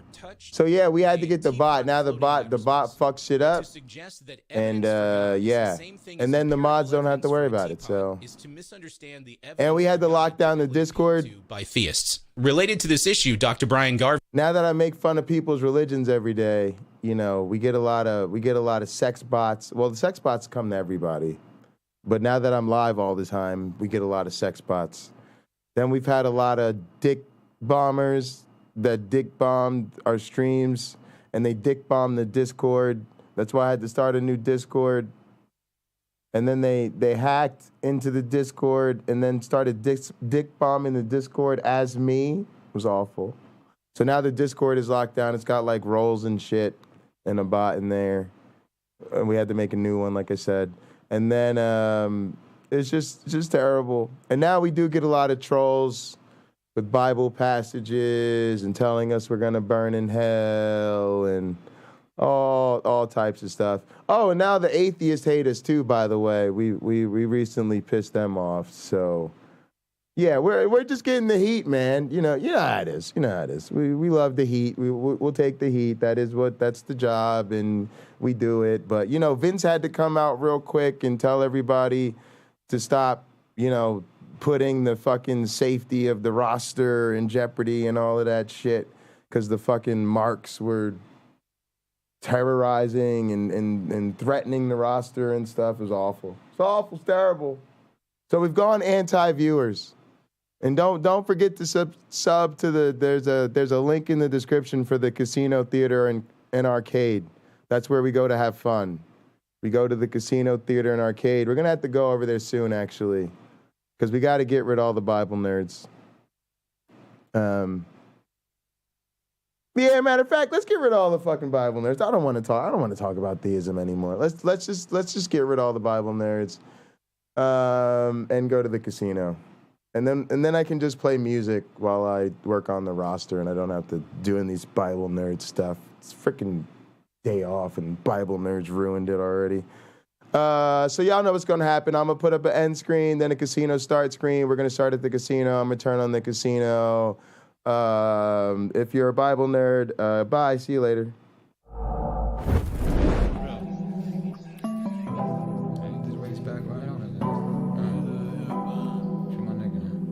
Yeah, well. Seems like they gotta stay out the way, especially the streets when they in a rage. I remember my nigga, he caught a case on a run on the low and he did the race. Caught a body, it ain't really shocked me. Rubbing on demon time since the bottom. All the bro in my yeah, man, we sharing mamas. I wish I could've stayed in from all the drama. Rare roof, we was really there getting money. There's then with the place where the rain or sunny. Know my niggas gon' catch me, I ever stumble. Know my team gonna pick up, I ever fumble. Niggas ain't winning, they really punt. In that location, we coming, so we loud guard of your niggas. We stay the 100 if you been on my block, then we kept it coming. The plane, cause I carry a lot of weight. FaceTime with my baby, make sure we straight. Breakfast with A, with to start my day. Chop it with Henny and talk with A. Yo, we crack, it's my dog, and we get it back. Champion South, taking devil crash. And somehow I still go and I get the cash. But it ain't never been about the bag. I've been dipping in fashion, I'm about to spaz. Latest release like the sneakers app. So die don't work more if you sell it fast. Made more off the merch than I did off rap. Made more than merch than you did off rap. Yeah. Made more off the merch off rap, and I ain't even had to mention my DJ Sass, yeah. I'm gone. I said I'm gone. I said I'm gone. I said I'm gone.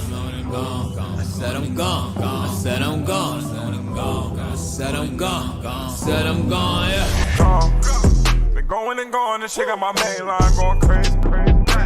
Going, I've been moving strong, remember they tryna play me. Said I'm wasting money doing all these songs, ain't nobody gon' play them. Now a couple months, I don't drop a tape, niggas be like we waiting. You cannot find me in Roddy, we just touching down to Miami. The way the police got these niggas on records, they all need a Grammy. It's all for the family, told my daughter how my car when I'm landing. It's all in the plan, your circle gets smaller when you start expanding. Huh.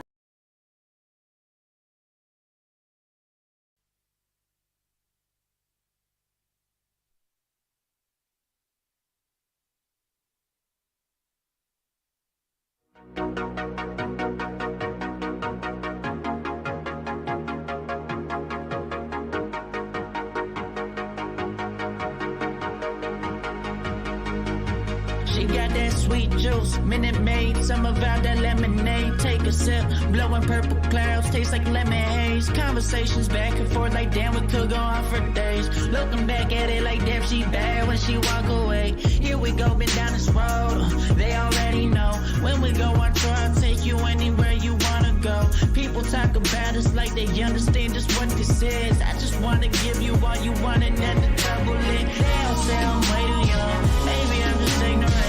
I won't find nobody like you on some real shit. Spend a couple hours on the phone, hey. I don't wanna let you go, I'll be all about you, babe. I'll be all about you, babe. Saying so unless you don't know, they won't find what we got and that gon' drive me crazy. No need to rush, I'ma still be here tomorrow. Had to take my chances, baby, I just struck the lotto. And I'll be so gone, don't know where I go wrong. Don't remember last night, I blame it on the bottle. And I'm just living life, I would rather not question it. All the time invested, you could see that we was next to win. Over anything, I'll still be right here when they gone. I just had to put you in the sun, don't get me wrong. They all say I'm way too young, baby, I'm just ignorant. I won't find nobody like you on some real shit. Spend a couple hours on the phone, hey. I don't wanna let you go, I'll be all about you, babe. I'll be all about you, babe. Saying so unless you don't know, they won't find what we got and that gon' drive me crazy.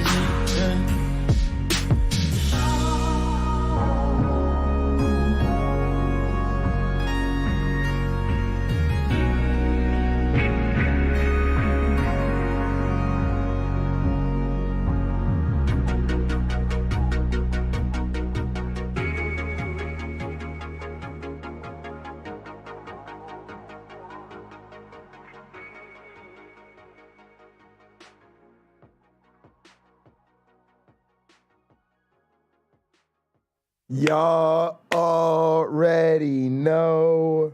Let's go to the casino. Y'all already know I'm already on the casino. The cool kids have already joined me on the casino, theater, and arcade. If you're on Pocket Locker 86, there is a link in the description, and I'm going to pin one in the chat. And I suggest you click it as soon as possible because in case you don't know the routine, we going to be cutting y'all Pocket Locker 86 ass off soon. Yeah, that's right. Very shortly, we going to just be like, oh, you're still watching on Pocket Locker 86? Ew, that's gross. And then we're all going to be at the casino. And then I'm going to be here after that just hanging out, having a blast. And then once we're done, we're just going to cut y'all all the way off. Yeah. We're going overnight. Overnight. This is the stream that doesn't end. Yes, it goes on and on, my friends. Pocket started streaming it, not knowing what it was. And he'll continue streaming it forever just because. No, I'm serious. This channel is fun, man. I don't know why I even have Pocket Locker 86. It's way too mainstream, way too nerdy, way too in the weeds. It's just gross. Kind of ashamed of that channel. I love Pocket Locker 86, but only up until a certain time of day. And then it's all about the casino, theater, and arcade. But yeah, go ahead, click that link, and come over to the casino. We'll stay live on Pocket Locker 86 for about another, 10 to 15 minutes or so. And then whoop, we just chopping y'all off. Just whoop, just done. Cut off. Hard cut. And then only the cool kids. All right. And also, I'm going to give 10 million tickets out to everybody that's watching on the casino, theater, and arcade in the next 10 to 15 seconds. Right now, I see 5, so that would be like 15. That's pretty good. We like that. It's a very exclusive channel. We like to keep the numbers kind of low because we're antisocial and we don't want to hang out with squares or nerds. So that excludes most of YouTube. So you guys know how that goes. All right, let's get over here into our ticket center real fast. Go ahead and drop some tickets on everybody. I see 5. That's good. That's good.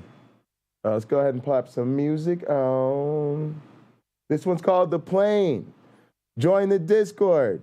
Go into the recommendation section or the community section. Go to music and find the Essentials OG Roddy playlist. God damn it. Log into this damn thing. Sorry, I didn't log into my, whatever this is, Spotify or something. There we go. There we go. Time to get in airplane mode. We ask all passengers to please remain seated with your seatbelt fastened. Thank you. All right, 15 million tickets. I think I'm crazy, or am I just crazy about you? Think about love when I think about you. Think about love when I think about you. I think I'm crazy, or am I just crazy about you? Think about Appreciate all y'all. Let's have fun. Think about love when I think about you. But I had to wait. And actually, I need to copy over that command. I don't have all the commands copied over, but let me copy over a couple of them over. For now, I'll put over the airplane mode scene. Yeah, we had some bad days, we delayed those. Bad enough, but I can't entertain. Actually, I have a cam scene here. Y'all can chill with me. Coming over, slow me down, can't complain, oh yeah, I can't complain, it was bad and I knew that. Yeah, man, I want to celebrate Mash coming through, man. That's a big deal, man. She be calling, girl, don't you got a man, why you calling? Yeah, save all. We really been waiting a long time to reconnect with Mash, man. That really will help us grow in the word wrestling entertainment side of things, and also hopefully get into some of the stuff me and Wayne been talking about with the show, with the wrestling podcast, with all of that stuff. We gotta bring on people who really know this world, you know, and Mash is one of those people. Also helps us hopefully expand our age range. Mash is one of the younger members of our community. Mash, you still boxing, bro? Where's this fool at? Is this fool still watching? I don't know. He might have went off. He's young. You know young folks. They be watching about 3 or 4 things at the same time. But you thought I really wasn't going to leave little mama on a play. All right, I'm going to copy over, though, the airplane mode command, the light command, and the Braun Painters command. I can't even count on my hands and feet. I ain't really say what I wanted, babe. Just so that we can use those. Yeah, I ain't with the games and the limitations. Now I'm in Miami, but it ain't vacation. Getting money different ways. Give Hug is already over here. Ones never really got the patience. Think I found love, I was at the bottom. When I'm so tipsy, I think about you. Every time I get drunk, I just think about you. All right, you can do exclamation bra in the arcade. When I get high, I just think about you. Every time I'm too high, I just think about you. But I had to wait.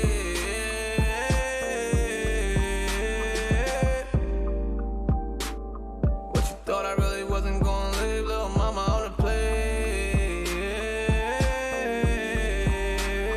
You can do light in the arcade. Crazy, or am I just crazy about you? Oh, the splash is working in the arcade. I don't know why it hasn't been working on Pocket Locker, but it's working in the arcade. That's beautiful. Crazy, or am I just crazy about you? Think about love when I think about you. Think about love when I think about you. But I had to wait. All right, y'all, I'm gonna show y'all a command that's available on both Pocket Locker and the arcade. It's hood, but it works. It's called Super Chat. Exclamation point Super Chat. It's a hood Super Chat, y'all. It's our own Super Chat system.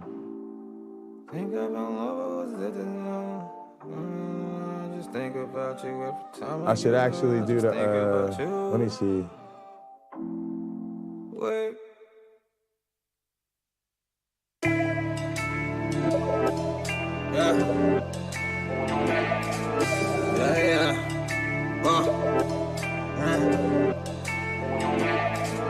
What's your life like, nigga? Cause my shit gorgeous. What's the price when it's over, man? My shit a fortune.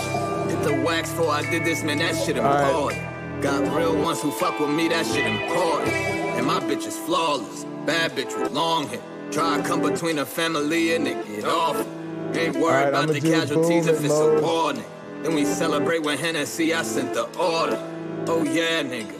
Ain't heard about the mode, don't care, nigga. Elevated. We getting our game together. We still working on building up the casino. I'm so proud of this channel, man. I think this channel's so much fun. I know the overnight crew's been loving it. Appreciate y'all.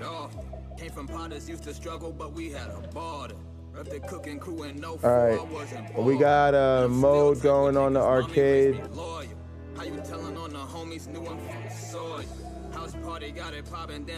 I actually got to change the name so it's not Myron, but okay. You ain't point them to the bag, how you want a home team. Quarantine got me chilling, trying to feed the homeless. Got us masked up, it's looking like a freebie. Arcade bot, there we go. It's better. Locked down the cemetery, I'm still in moan. Can't visit the bro. Actually, I'm gonna change his to casino bot. Hey, chance you niggas get you just reaching low. Casino bot, there we go. Can't speak for black Switch these real quick. What your life like, nigga, man, my shit important. Yeah. That shit a fortune. Yeah. I love this song. Man, my shit important. It's the price when it's over, man, my shit a fortune. Hit the wax before I did this, man, that shit important. Got real ones who fuck with me, that shit important.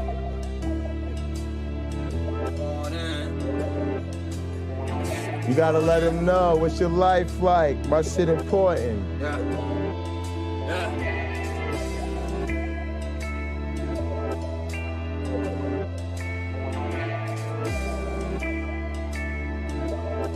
I'm just cleaning up some of these casino bot commands. Appreciate y'all rocking with me.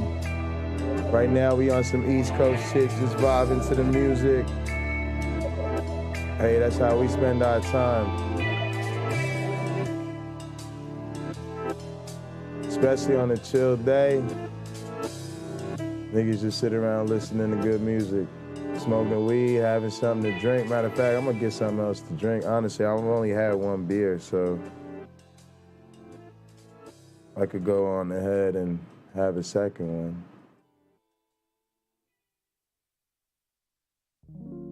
I want to send a special thank you to Carrie Ann. She's always encouraging me to get these commands together, so I'm cleaning them up a little bit here.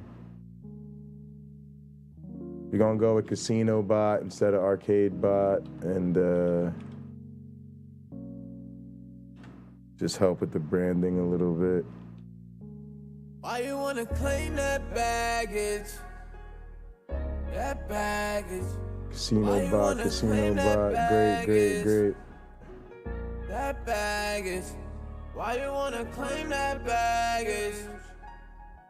That baggage. All right, y'all, we got Discord, tickets, lurk, buy, hi, be right back, games, give hug, bra, light, super chat mode. I'ma add a casino bot command. I'm gonna do that one now so that you can get a list of the commands. Late night, then you call me like, where you at? Hit my line, girl, I'm sorry, but you moving wrong. Too strong, got me feeling like getting low. On the road in different zones. I'll also add games so that you can get a list of games as more new people join. Show them the games. Bringing up that old shit like it's a throwback. I ain't got the time for it, baby. I'm across the globe with it. Remember we pulled over and we turned the whip to a sauna. Hit it different ways than we roll up that marijuana. Tell me, babe, it's a seat on the plane for you. What's it gonna be, baby? Why you wanna claim that bag? Oh, games we already have in use here. Never mind. That's good. Why you wanna claim that baggage? That baggage. Why you wanna claim that baggage? That baggage. That's one I should have on all my channels. Told you once, I'm never losing this. Baby said she waiting in vain, that shit confusing me. Saying that I'm wasting your time, I just be moving around. I just wanna show you by actions, I'm being honest. Never know when I change the weather. Although I'm gonna eventually change that to club. Late nights. It's alright. I heard him swerving the coupe when I'm getting dollars. Really trying to take you to islands cause you the finest. Tell me where we headed, I'm trying, I can't promise. It's money, babe, never change, they're the same. Wanna pick your brain, getting blazed, listen to me like it's the plan. Sitting here thinking bad like, what's it gonna be, baby? Why you wanna claim that baggage? That baggage. Why you wanna claim that baggage? That baggage. I'm gonna make the command just bot as well. That way it's easier. And say hi, I'm Casino Bot.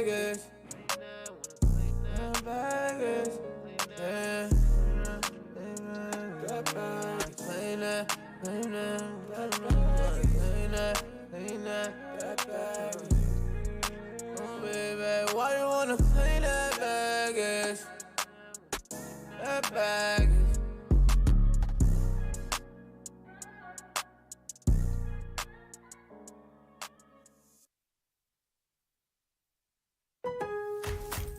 Kick off your fall with Labor Day savings at Lowe's. Save $50 on a Lowe's exclusive Charbroil Performance Series 4-burner gas grill, just $2.99. Plus, get 3 1-cubic-foot bags of Stay Green Garlic. That's trash. Lowe's. Ridiculous. Capitalism. Mode. Work. Mode is one. Sorry. Mode, Myron Bot. What was the other one? Bot. QRHHK bot.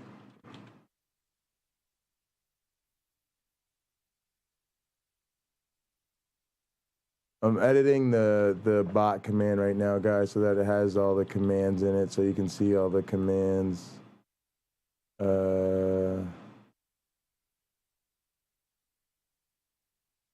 Some of these I need to update. Rules, social, store, super chat. I'll have to add those. Actually, let's keep an uptime command. That's always good for me. Values, we don't need.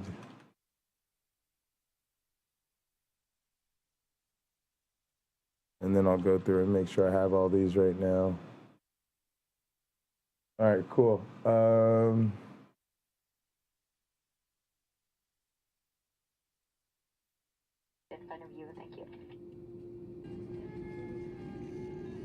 Appreciate y'all. We're just catching a good vibe, man. Enjoy the company. Yeah, I'm gonna get the, no problem. I'm gonna get the commands taken care of.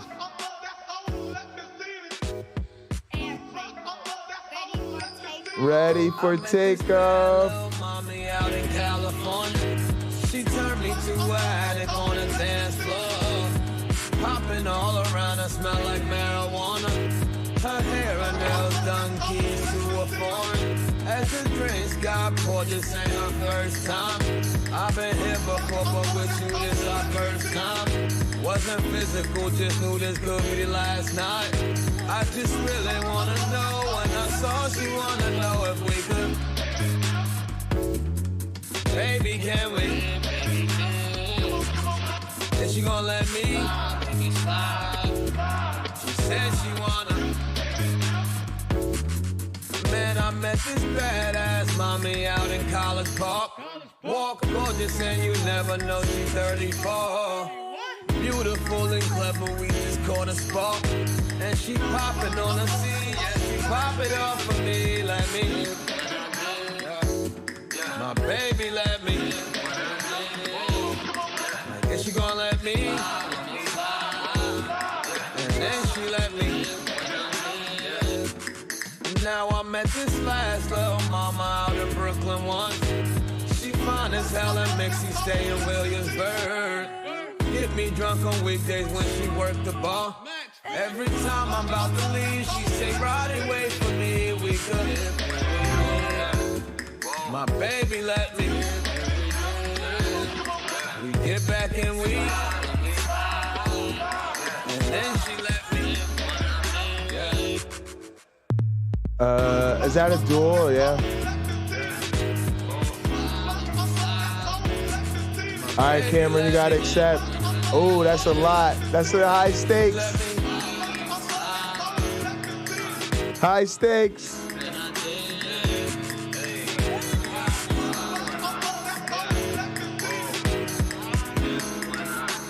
All right, what am I? All right, let me get this command in. Bot.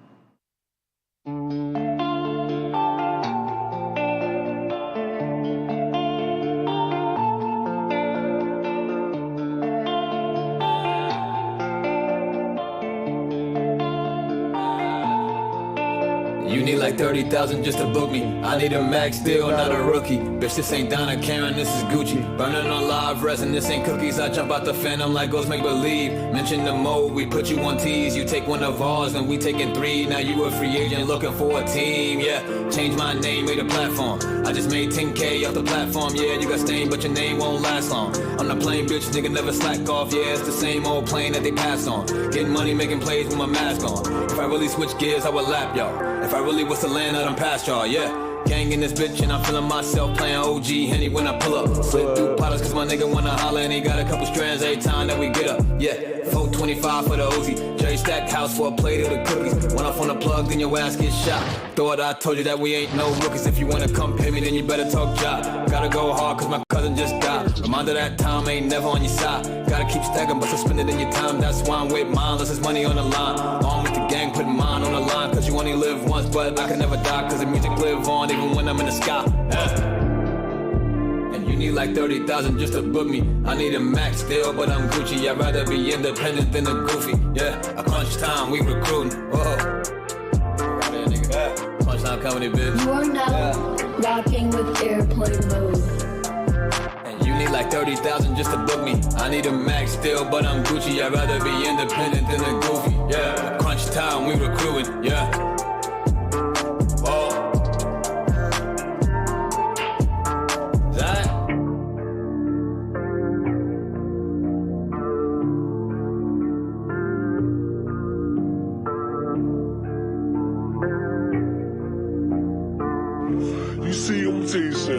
They always want you to, you know what these rappers, all these singers, all these big rappers y'all look up to? They always tell you what the good part about, but they never tell you what the bad part. And that's crazy, man. Yeah, they got all this money, but they dealing with emo spirits. They dealing with killing themselves. They dealing with,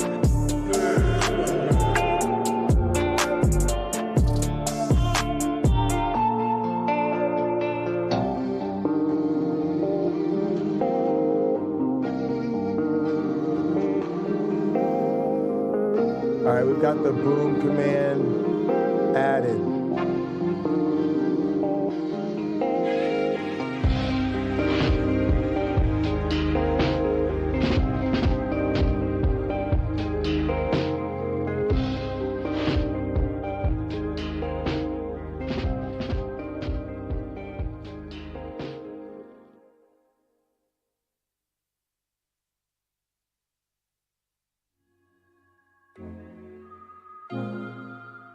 Marco, what up? No, I always say that shit, nigga. We've got the tip command added. I was bugging out, man, I was on some different shit. Stood by my side, started all friends with benefits. Hot box of ride around like we rented it. Started by the Maples, now we down by Staples. Bags on Rodeo, shorty on payroll. Always take you shopping, before me you was popping. And you know the crew, always arguing with Bompton. Yeah, girl, I got you, when you need me. Know I made it tough, I'm glad that you believe it. All these ups and downs, never said it would be easy. And when I'm on the road, I make some time so you can see. Love this song. It's called Whoa Love. It's called Whoa Love on the Essentials playlist. Whoa Love is 6. It's so good. Just so y'all know, the tip command and the super chat command go to the same place. It's just that some people want to just leave a tip. So it sends them to the tip page and lets them know there's additional links for the Venmo, Cash App, and PayPal in the description. And then if you do Super Chat, it's just for people who expect to, ask a question or make a comment with their donation. It sends them to the same page, but lets them know that they can, ask a question or whatever, and that'll be prioritized. So, yeah. So you should have those, and those are the same page for Pocket Locker 86 and for the casino. It's just that, I only want to have one tip page to keep track of because it's like comes with your premium account or whatever. So I have one customized page. But thank y'all so much, and just wanted to let y'all know. I'm gonna keep letting y'all know as I put in some of these commands, and then we'll get right back to work. Need a wedding ring. Couldn't say it, so I put it in a melody. Okay, girl, you need to be happy. I got a real one, these other ones don't matter. Saying you my acting. Need a wedding. Yeah, you should start smoking your pipe. Sure, it feels good, man. Let's go. Hit that light command. And the mode. They work together. Light and mode. Brought your ass to the moon when you got a little egg. Took you to the stars when the pack came from Cali. Giving you the world when I can at least. Cause you take away the pain from me. And I love it how you do it so gracefully. Still think about Miami when we ate for leaf. Came a long way from waiting on the train for you. Caught the Uber, caught the Lyft, I got the plane for you. Whatever Roddy need to do, you know I'm down for it. But the way I chase the money be my downfall. I never hesitate to roll the ounce for you. Anything, just give me something I can count on. Cause that love you gotta give me all the reasons. Yeah, give me all the reasons. One night we stayed at the Four Seasons. Yeah, we at the Four Seasons. That night I really need your body close to me. I really need your body close to me. One night we stayed at the Four Seasons. Yeah, we stayed at Four Seasons. And that night I really need your body close to me. I really need your body close to me. Let's go. Hey, you my everything. Need a wedding ring. Couldn't say it, so I put it in a melody. Okay, girl, you need to be happy. I got a real one, these other ones don't matter. Hey, you my everything. Need a wedding ring. Couldn't say it, so I put it in a melody. Okay, girl, you need to be happy. I got a real one, these other ones don't matter. Yeah. Blanco, what up? She was there since the first place, never missed a birthday. Fuck with her the long way, talk about her all day. Shorty my Beyonce, Jarrell and Ashante. Never with the nonsense, working on my timing. Love with the crew and it's love with my mom. Fuck what they say, give a damn what your squad thinks. Long as it's love, get along when we quiet. Real peace of mind, and my girl been a rider. So she pray for me. Said she wishing good things for me. So one night I need you to hold your Casino love close bot. to me. I gotta hold you close to me. Man, you my head. Need a wedding ring. Couldn't say it, so I put it in a melody. Okay, girl, you need to be happy. I got a real one, these other ones don't matter. Man, you my head. Need a wedding ring. Couldn't say it, so I put it in a melody. Okay, girl, you need to be happy. I got a real one, these other ones don't matter.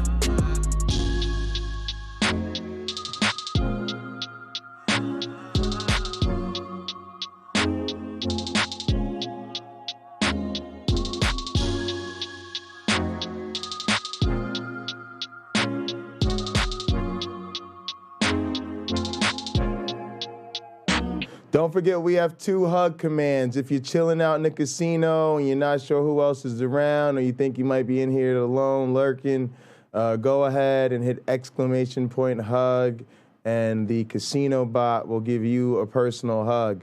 If you do !give hug and someone else's name, the casino bot will give someone a hug on your behalf. All right, just wanted to let y'all know about that. Thanks. Smoking is only permitted in the specified smoking areas. Zach. OG, I throw up the plate, and then he go get the cake. Then we link up with the gang. OG, Hey, I throw Joel. up the plate, What up, and what then up? he go get the cake. Then we link up with the gang. OG, I throw up the plate, and then he go get the cake. Then we link up with the gang. OG, I throw up the plate, and then he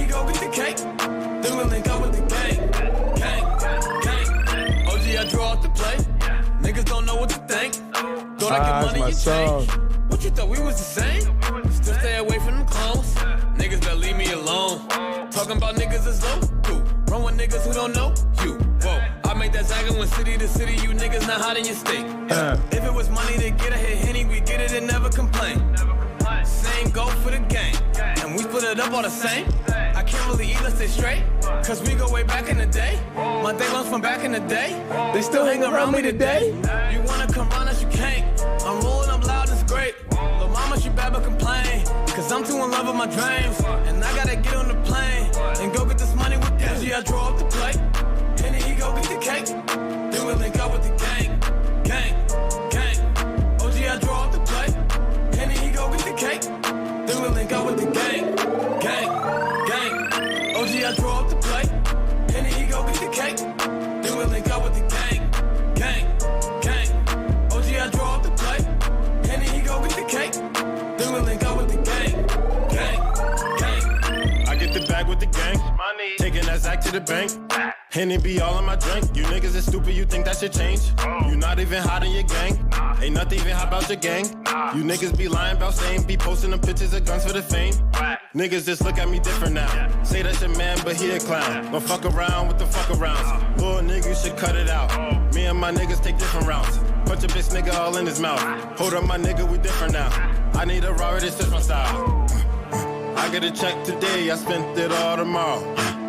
I get a bitch today, she probably a foreign model. I get a check today, I spent it all tomorrow. I'm with my gang today, tomorrow never promise. OG, I draw up the plate, and then he go get the cake. Then we link up with the gang, gang, gang. OG, I draw up the plate, and then he go get the cake. Then we link up with the gang, gang, gang. OG, I draw up the plate, and then he go get the cake. Then we link up with the gang, gang, gang. OG, I draw up the plate, and then he go get the cake. Then we link up with the gang, gang, gang.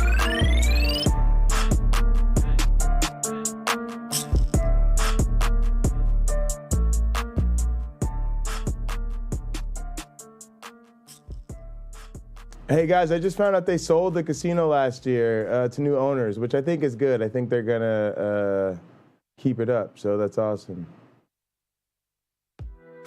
I think the original family's gonna retire. That's awesome. Gillionaire.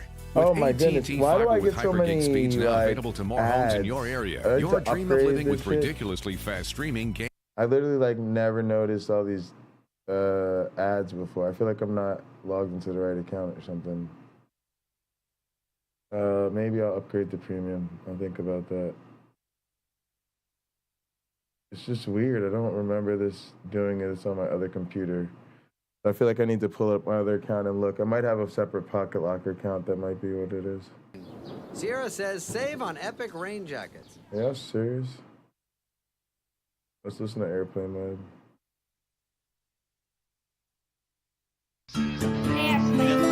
Ready for takeoff? Whoa. I still get annoyed that there's no volume control on that.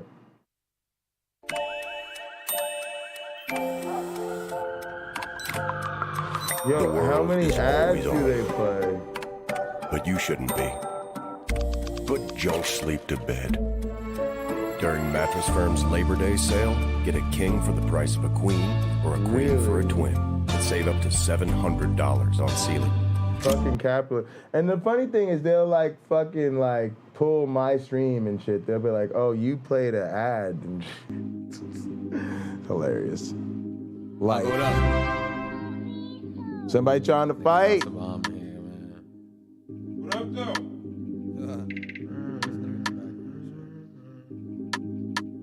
Said you want a nigga in the worst way. Know the cake got a nigga, not your birthday. I had to spend a little time, get my work straight. Put the money in the pile, let it rotate. Many niggas wasn't down for the come up. Days back when a young nigga couldn't roll up. Nowadays count change like what up. Every time you see me with the bands, no drummer. Oh yeah, now shorty play her own lane. Ran through a couple states, same program. LV's on the bag and Chanel front. Ran it up, went to Zana on the whole game. And you know she in Miami on the yacht for the summer. Good guys came in from California. Making plays still using Motorola. Running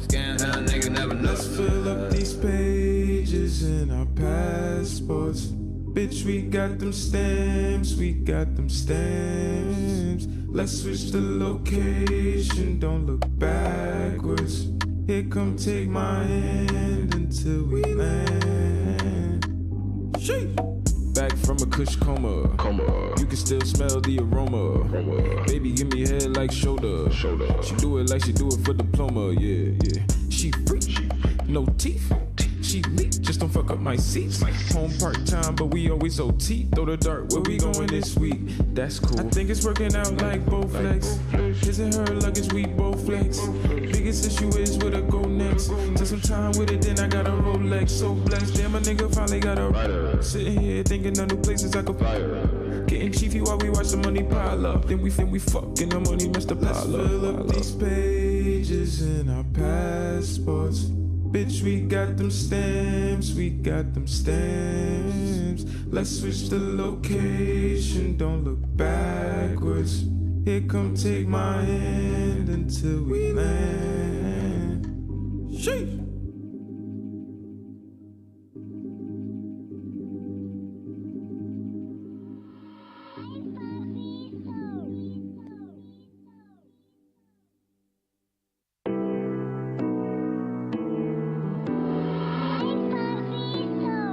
Blanco, what up? That jumped off the porch, I was 14. Kept the vents dirty, I stayed clean. Mixing designer, I got a cheek. Getting faced when your bitch, yeah, that's Maybelline. Sipping Henny, how niggas be sipping lane. I can't sip the lane, I just roll up the boat with the front of leaf. I ain't hating, but I know what's good for me. My gang, we ain't with the fuck shit. Turning up in your function, come to your city and make it my home. Spreading love, touching road. Keep all that hate for all of your hoes. Cause nigga, I'm focused. Too many dates to ever feel hopeless. And I made a lane on my own. Run it up, run it up, run it up. Niggas who won't cross my path be runner up. On you, man, till you had enough. I'm in the sprinter, but I still remember I used to ride out on the handlebars. And I've been a boss. Niggas is fake, it's changed, they flexing. Yeah, I'm the plane, don't get no reception. Shorty, she bad, my favorite complexion. Good with the brain, don't need no direction. She say I'm the best, been in the game and I'm good with the rest. I be with myself, sold out the merch, ain't none of it left. Buddy Pastor, your city is next. My brothers is modest, hanging blue like an avatar. My brothers feel blood, and we do it all out of love. Been tripping too long, and these niggas got had a sauce, think they catching up. We was ahead of them all along. I'm taking off. I'm taking off. Yeah, I'm taking off. All right, guys. I'm taking off. Whoa, I'm taking off. This is a good end song, too. Glass House. I'm taking off. I'm taking off. That'd be good to end streams with. If you're at the Casino Theater, 70 y'all watching, appreciate y'all. Try out the new Command name, ! Name. In my name. God, I'm living. I'm steady in my job, I'm living my divine intention. Man, I'm out here with the guys, and nobody gonna divide my niggas. Body rolling up the fire, you know we getting high, my nigga. Ain't nobody gonna define my niggas. They say time don't wait for no one. Thanks, Gary. Rat race, y'all last place. Call a cab, wait on corners, have patience. All the sad facing, all the bad days is over. I've been on the high, life been on the line. Might patrol the sky, now I just learn to fly. I don't fuck with heights, I enjoy the ride. Still with my niggas, my day ones. Still gonna be here when the rain comes. When we stage dive, they gon' catch us. Gotta thank God, that's a blessing. Had to stay down, that's the lesson. You ain't elevating, we ain't texting this. Future billionaires in my messages. Fresh off the plane, had to get back, planted some seeds, lost a few stacks, took a few L's, turned them to raps, threw up some money, then doubled it back. My dream just coasted, I need to relax, but I'm stuck in the shell and I'm making it crack. At least I ain't serving them crack rocks. Killing these niggas like black cops or bad cops. Shit, you get the message, long as I could touch it, I could make it better. Do it. I should actually shorten it a little bit to get it to one message. Understand? That paper been flipped, revisit the script, it's still a plan. Shouldn't be too Come hop in the ship, how can we get before we land?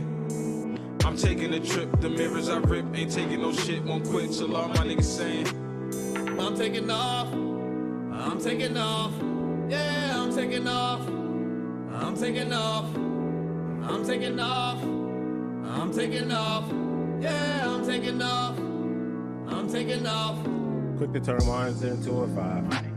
Catch a nigga speeding down 1 and 9. Only hang with niggas who do or die. And most of you niggas just knew and lie. The gang still been on that same shit. You niggas, it's all on that lame shit. All of that flexing for fame shit. Always change on who you came with. You never went hard in your city. So how you go hard in your state? They always been asking where I've been. In places they cannot relate. I'm comfy, man, in that kitchen. So give me a plate of that bacon. This time I ride off in the sunset. And hop in that Porsche with my baby. That's right, stuck at the malt shop. Making look like an avatar. My brother's my boss. And we do it all out of love. I'm driven too long. And these niggas can't have the sauce. Think they're catching up. We was ahead of them all along.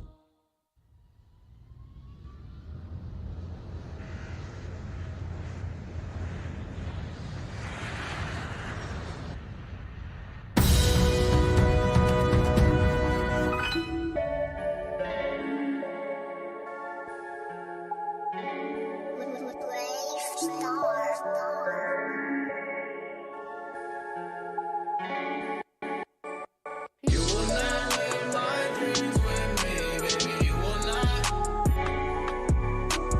You will not ruin my plans for me, baby. You will not. Yeah, baby, you will not. No, baby, you will not. No.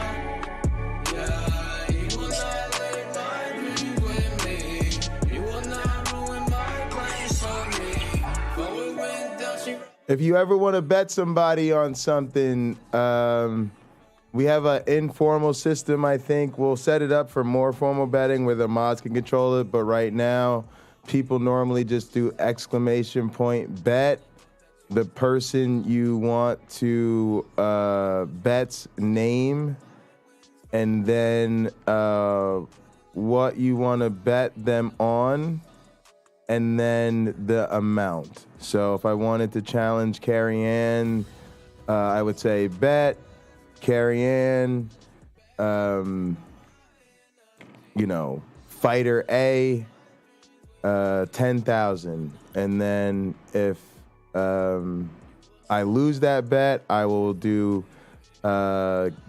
exclamation point give Carrie Ann Chrysler, 5,000 or whatever the bet amount was. We'll show you some of that in action, but I'll let you guys know. And also, maybe I'll set up a little tutorial or something with the bet command or something. That command is informal, so I'd have to look into it. I'll have to make a custom command. And then maybe also I'll set up I don't know if I want to set up a sound for side bets. What do you guys think? You guys think I should set up like we have a heist and a duel sound effect? I could set up a redeemable for bets. That way anybody that's watching or lurking or active can know to look at the chat because there's somebody's trying to make a bet.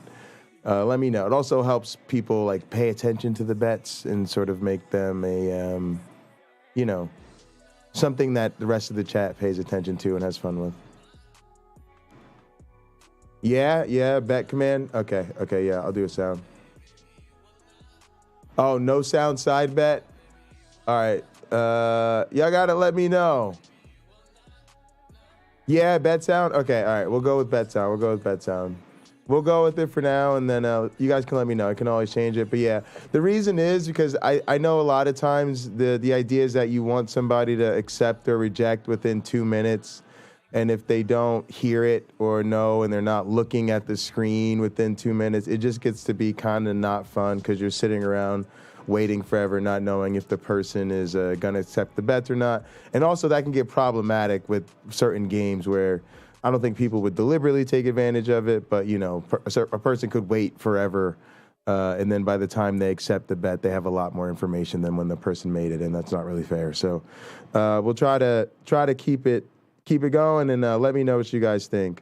Also, I can adjust the volume on some of those. Like, I know right now the heist one is pretty loud. I kind of like it that way because a heist is something everybody can join in, and it's like, oh, there's a heist, everybody pay attention to. Whereas the duel one is not as loud. That really wasn't on purpose, but it kind of works because, you know, duels are just one-on-one, and it's kind of nice to let people know.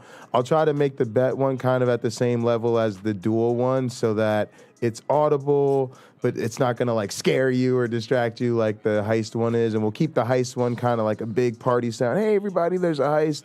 And then the duel and side bet ones we'll try to make so that they're definitely audible and they'll definitely get your attention that something happened because it won't match the game sound or whatever. But you know, we'll go with that, and then I'll just take your feedback from there. Thanks, guys.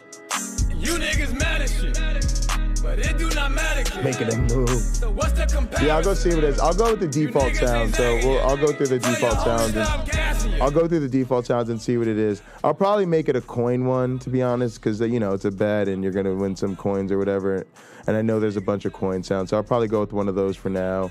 And then as we go on, I'll find something cooler to put in there. Tell your homie stop gassing you before we pull up and embarrass you. Yeah. Still watching for clones. No competition. Love the song. Probably wanna say whoa. I told y'all it's no skips. But went hard with the zone. They're on fire. Broke it down way before. Now we killing shows, just act like you know. Whoa. Got a new bitch from the bottom. Still never change out my niggas from potters. Yeah, there's some default sounds that come with Streamlabs that I've been using for those. Niggas thinking this a race. Till we put them in. And I'm sure I can get a lot more. Lead a family with a ghost. Then we pull off in a race. Competition. I'm feeling so fabulous. And you niggas mad as shit. But it do not matter, kid. So what's the comparison? You niggas ain't zagging yet. Tell your homie stop gassing you before we pull up and embarrass you. No competition.